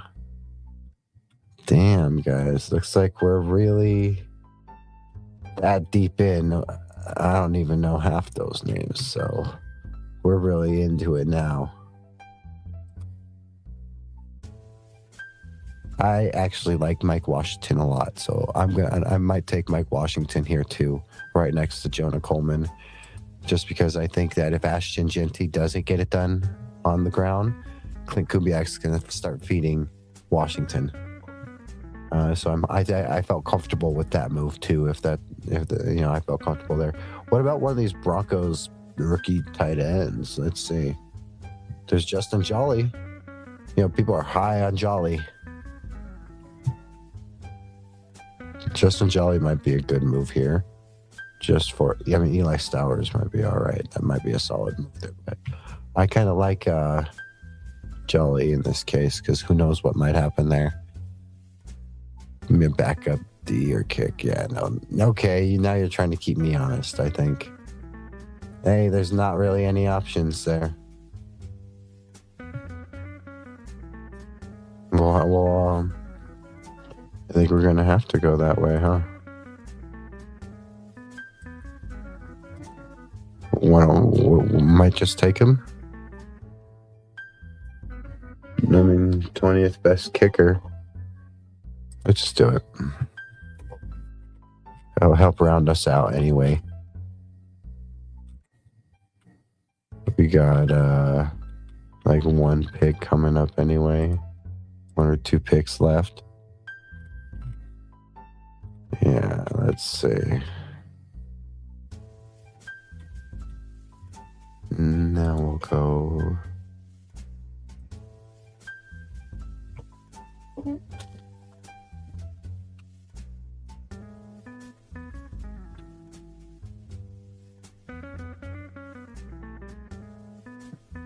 I like Chris Brazzell. Actually, right here, I think. If this is what we're looking at right now. I actually think I like Brazzell. Take a QB to trade to teams. Are there any QBs? Where's that?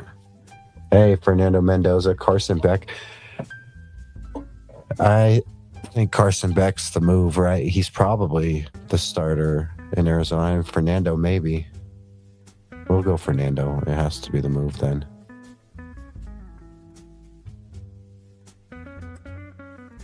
What's the best?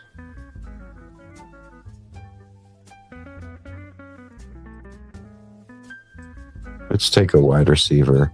I'm going Chris Brazzell. I think, or Brazil, whatever. I think he's going to pair well with Tedros McMillan. That's how we'll round this draft out. Yeah. At that point, in this point in the draft, right? Might as well. There we go. We're rounded it out. I am not subscribed. But that was fun. That was very fun. Oh, my draft results failed. Oh. It failed. Oh.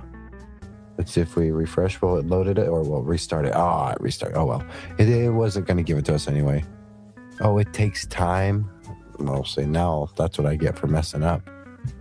And clicking that, I thought that it was like troubleshooting issues, not wanting to load.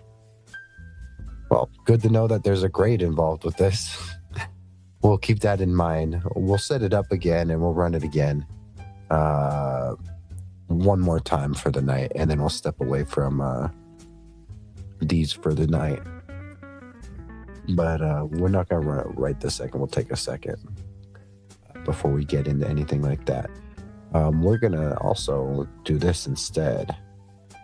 If you guys are watching right now, feel free to jump over to YouTube and subscribe. If you're watching, this is Still Up Sports. I'm your host, Cody Chapa. Welcome to Still Up Sports, where we normalize late night sports talk, starting with your Denver Broncos, but also working your way to other sports too. You know, we're at 123. We're just trying to normalize it and get normalized this idea of late night sports talk, staying up late, watching sports talk late at night, or if you are up late at night and you want to listen to late night sports talk, it's there for you. So do me a favor and like, comment, subscribe on YouTube. It helps. We're on X, guys. We're on Instagram. We're on TikTok as well. All those platforms help. So go check us out. Feel free to support. We're right here. You know, we would love to have you. Thank you so much.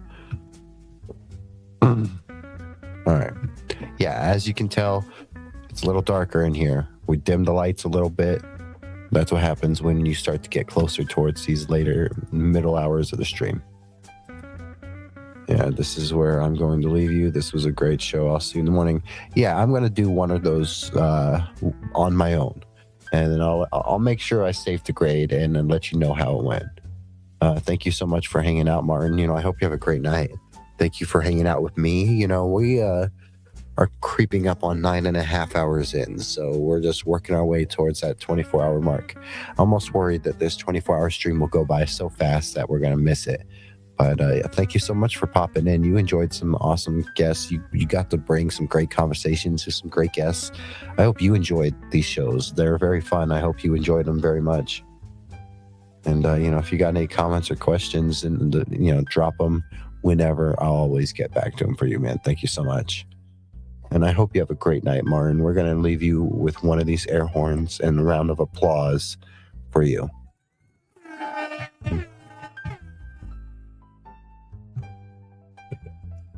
And with that being said, Martin, I will play your music. You are good to go. I'll see you, man. You have a great night, man. Go get your rest. Thank you for showing up, man.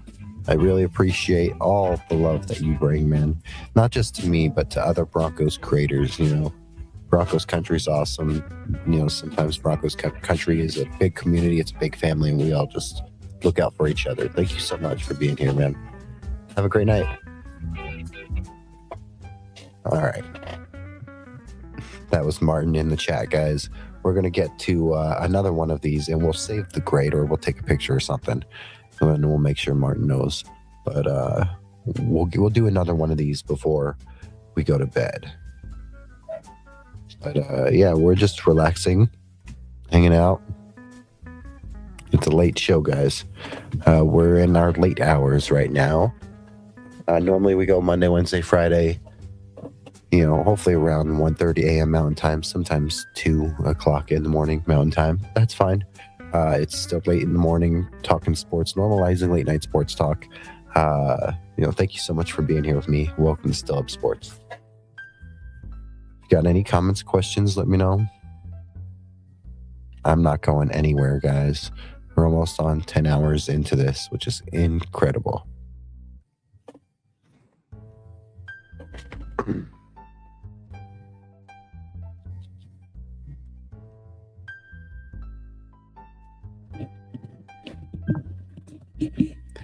as it gets a little slower, we will probably start to maybe write a little bit and do some other stuff. All right. Things to keep our mind going, you know?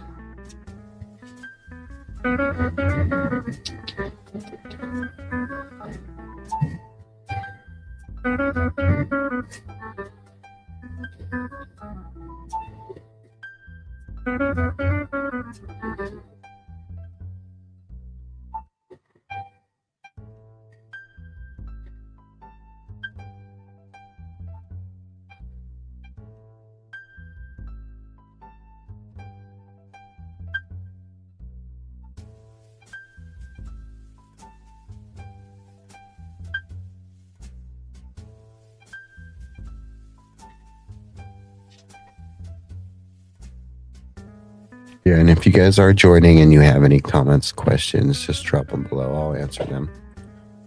We got the cat hanging out with us. He says, like, comment, subscribe. Do all of those things. Help us out. Once we hit 12 hours in, we will be cutting the stream and starting for another 12.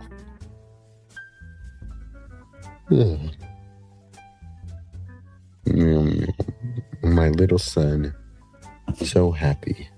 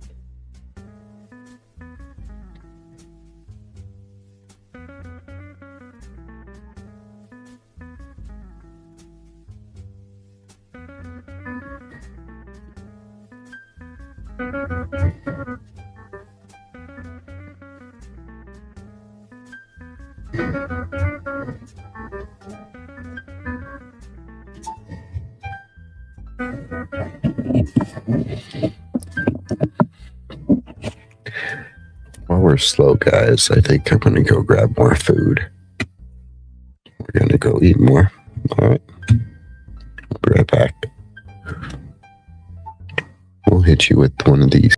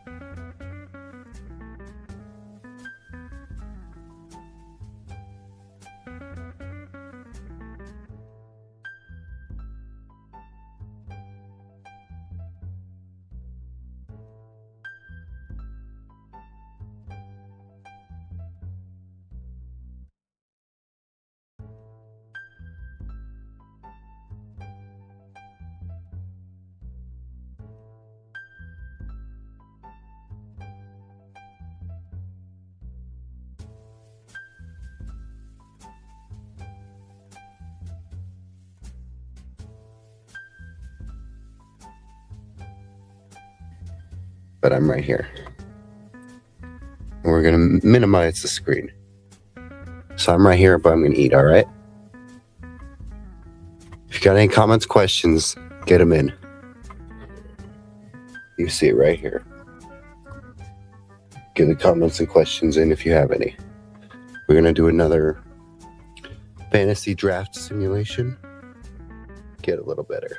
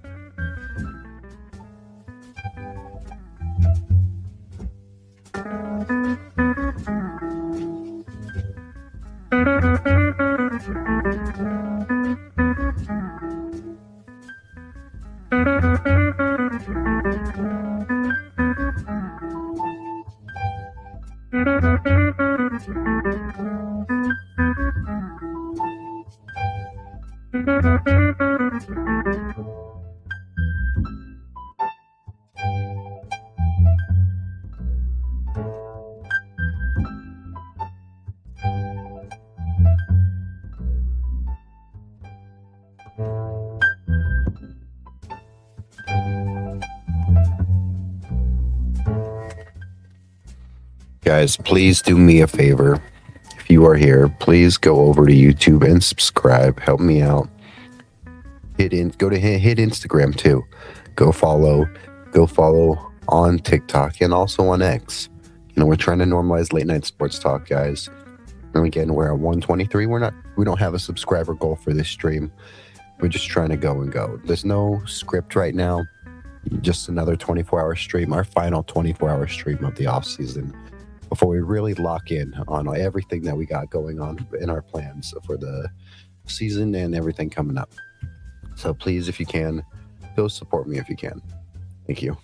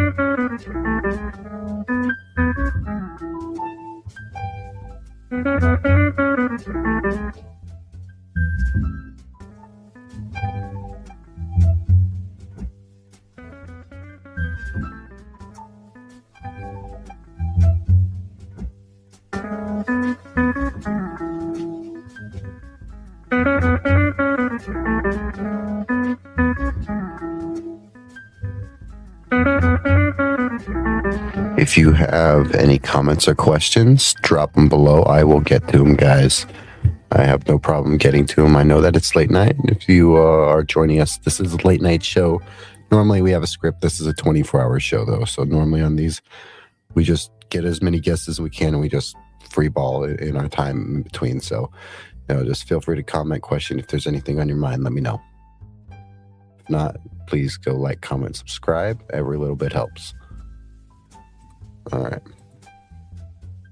Let me know if there's anything you want to talk about, guys. I'm going to write my little script for this weekend. Well, for this upcoming week, okay? Thank you.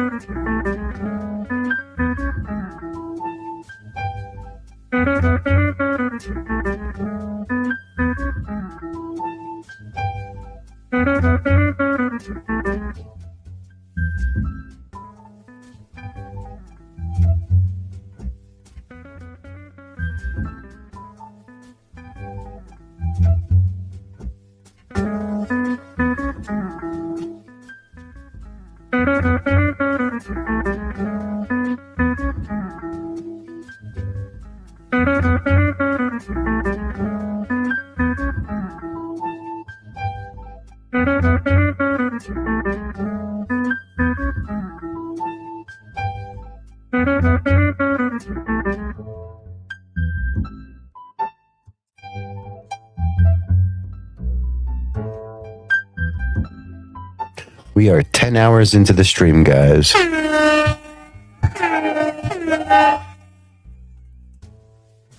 Cheers to you guys. Cheers to us. We're 10 hours in. 14 to go. 14 hours to go, and then we are out of here for this stream.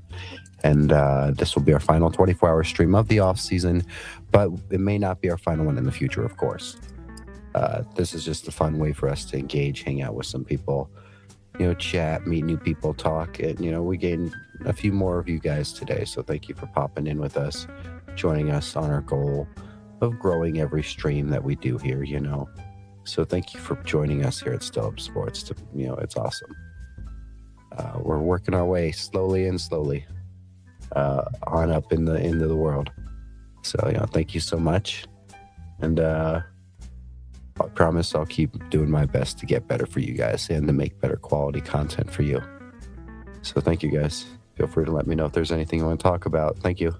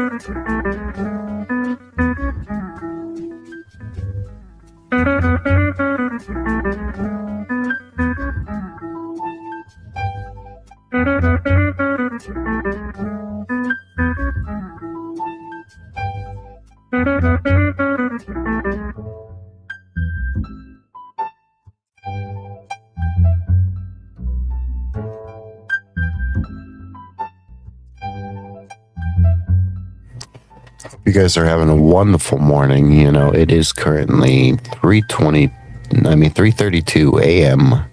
Mountain Time, guys. If you're just joining us now, welcome to Still Up Sports.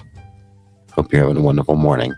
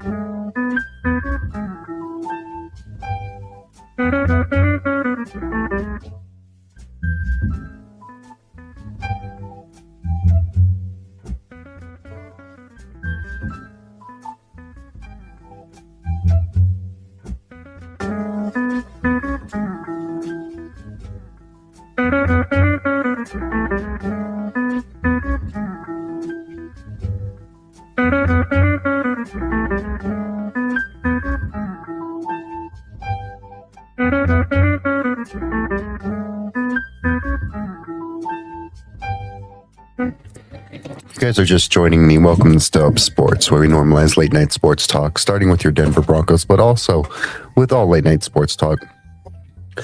We're in the middle of a 24-hour stream, our final 24-hour stream of the off season.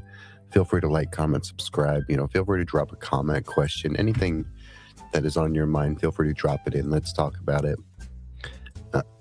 Normally during our late night shows, we have a script. We do not right now. We're just waiting for the time to go by during the day. Maybe we'll get another guest or two. We'll see. So stay tuned.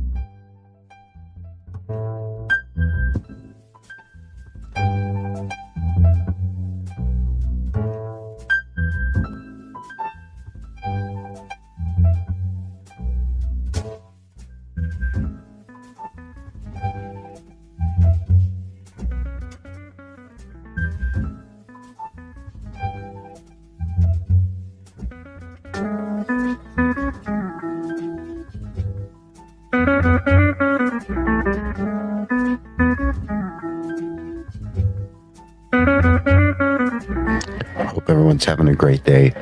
Do me a favor, come over on YouTube and subscribe. Help me out. We're trying to normalize late night sports talk, so come subscribe. It'd mean the world to me if you help me out.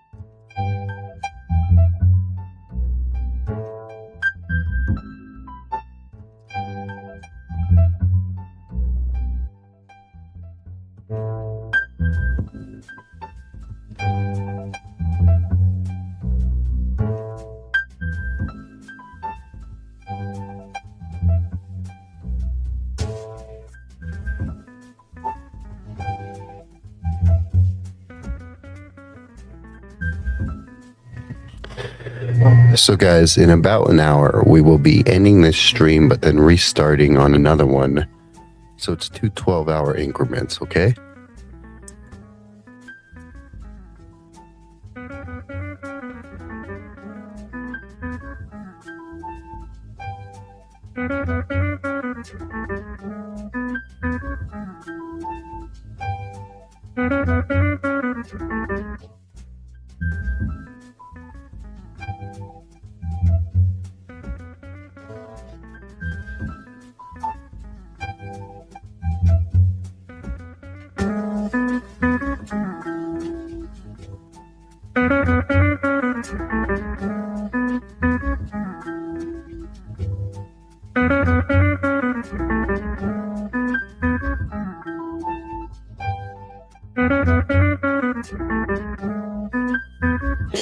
But we are almost 11 hours in, guys.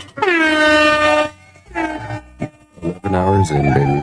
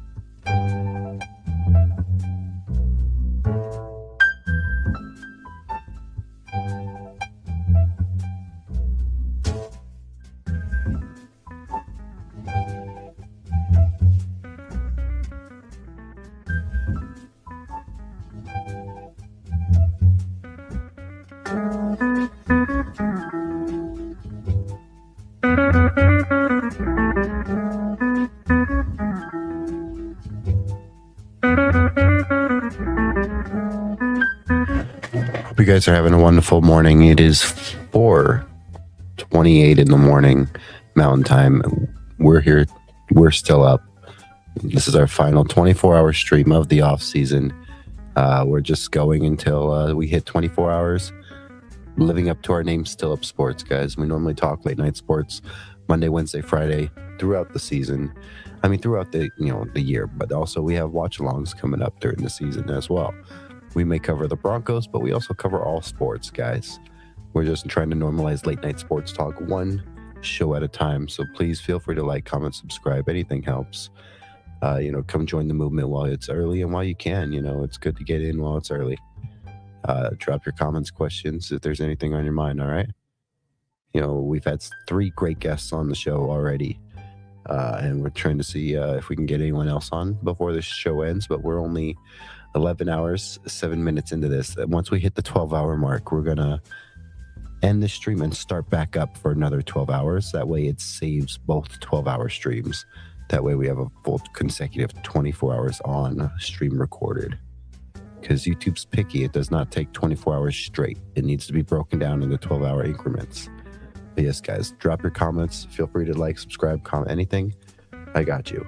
Again, we're here at 123. We're on Instagram, TikTok, YouTube, and X. So go check us out on all platforms, guys. We're on all of them. Thank you so much for popping by. If you got questions or anything, let me know.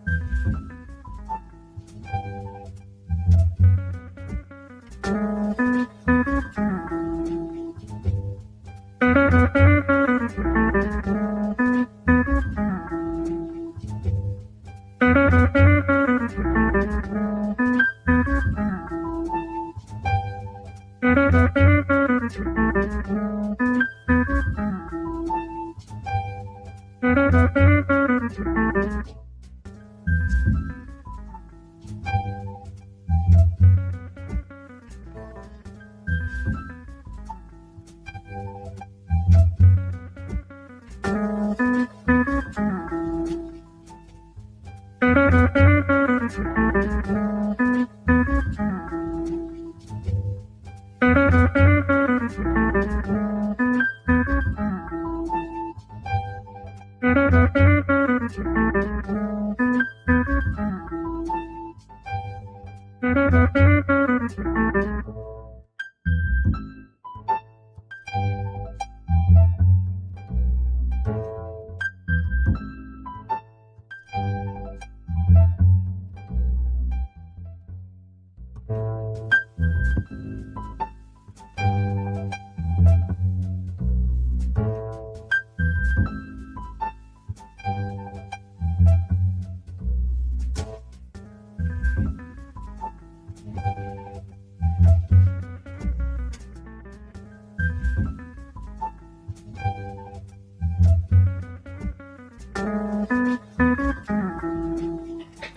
I hope you guys are having a wonderful day. It is 5 a.m. Mountain Time. Welcome to Still Up Sports. We normalize late night sports talk here. We normally go Monday, Wednesday, Friday, 1:30 a.m. Mountain Time. This is our final 24-hour stream of the off season. In about 20 minutes, we're going to end the stream and then restart it again and go for another 12 hours to make sure we do a full 24 and that YouTube gets it. That way, also, if we have any other guests that pop on, we can save their stuff. We're going to do another 1 or 2 fantasy mocks draft simulators as soon as we restart that. So in about 15 minutes or so. If you guys got any comments, questions, let me know in the meantime. Feel free to pop in. Let me know what's on your mind.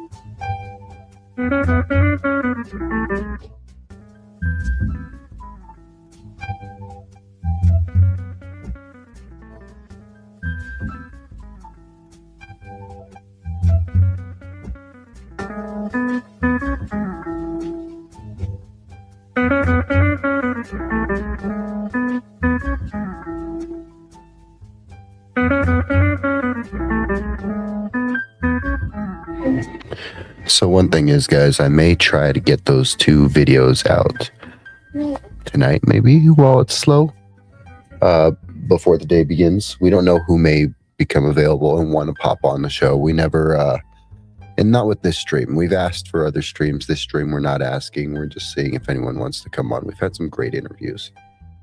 One of them was a 2.5-hour discussion with these awesome guys. So it's just fun to talk with them.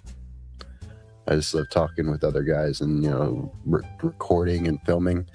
And I got some awesome news about probably the biggest interview of my career. So into this, it's not much of a career, I guess, but it's big for me because it's someone I really look up to. I really love the work he does. He does some great work, and he's underrated for the effort and the time that goes into what he does.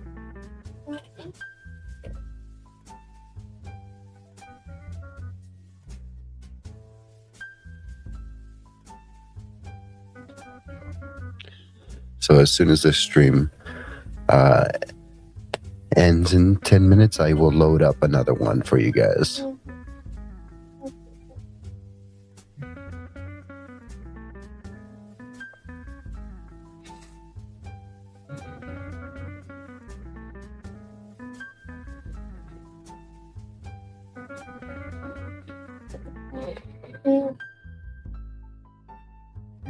We got the kitty cat right here, guys. Get the kitty, hello, my little boy, my son. And then, yeah, we are going to do some fantasy mock drafts and stuff like that. We are picking 13 out of 16 in a snake draft.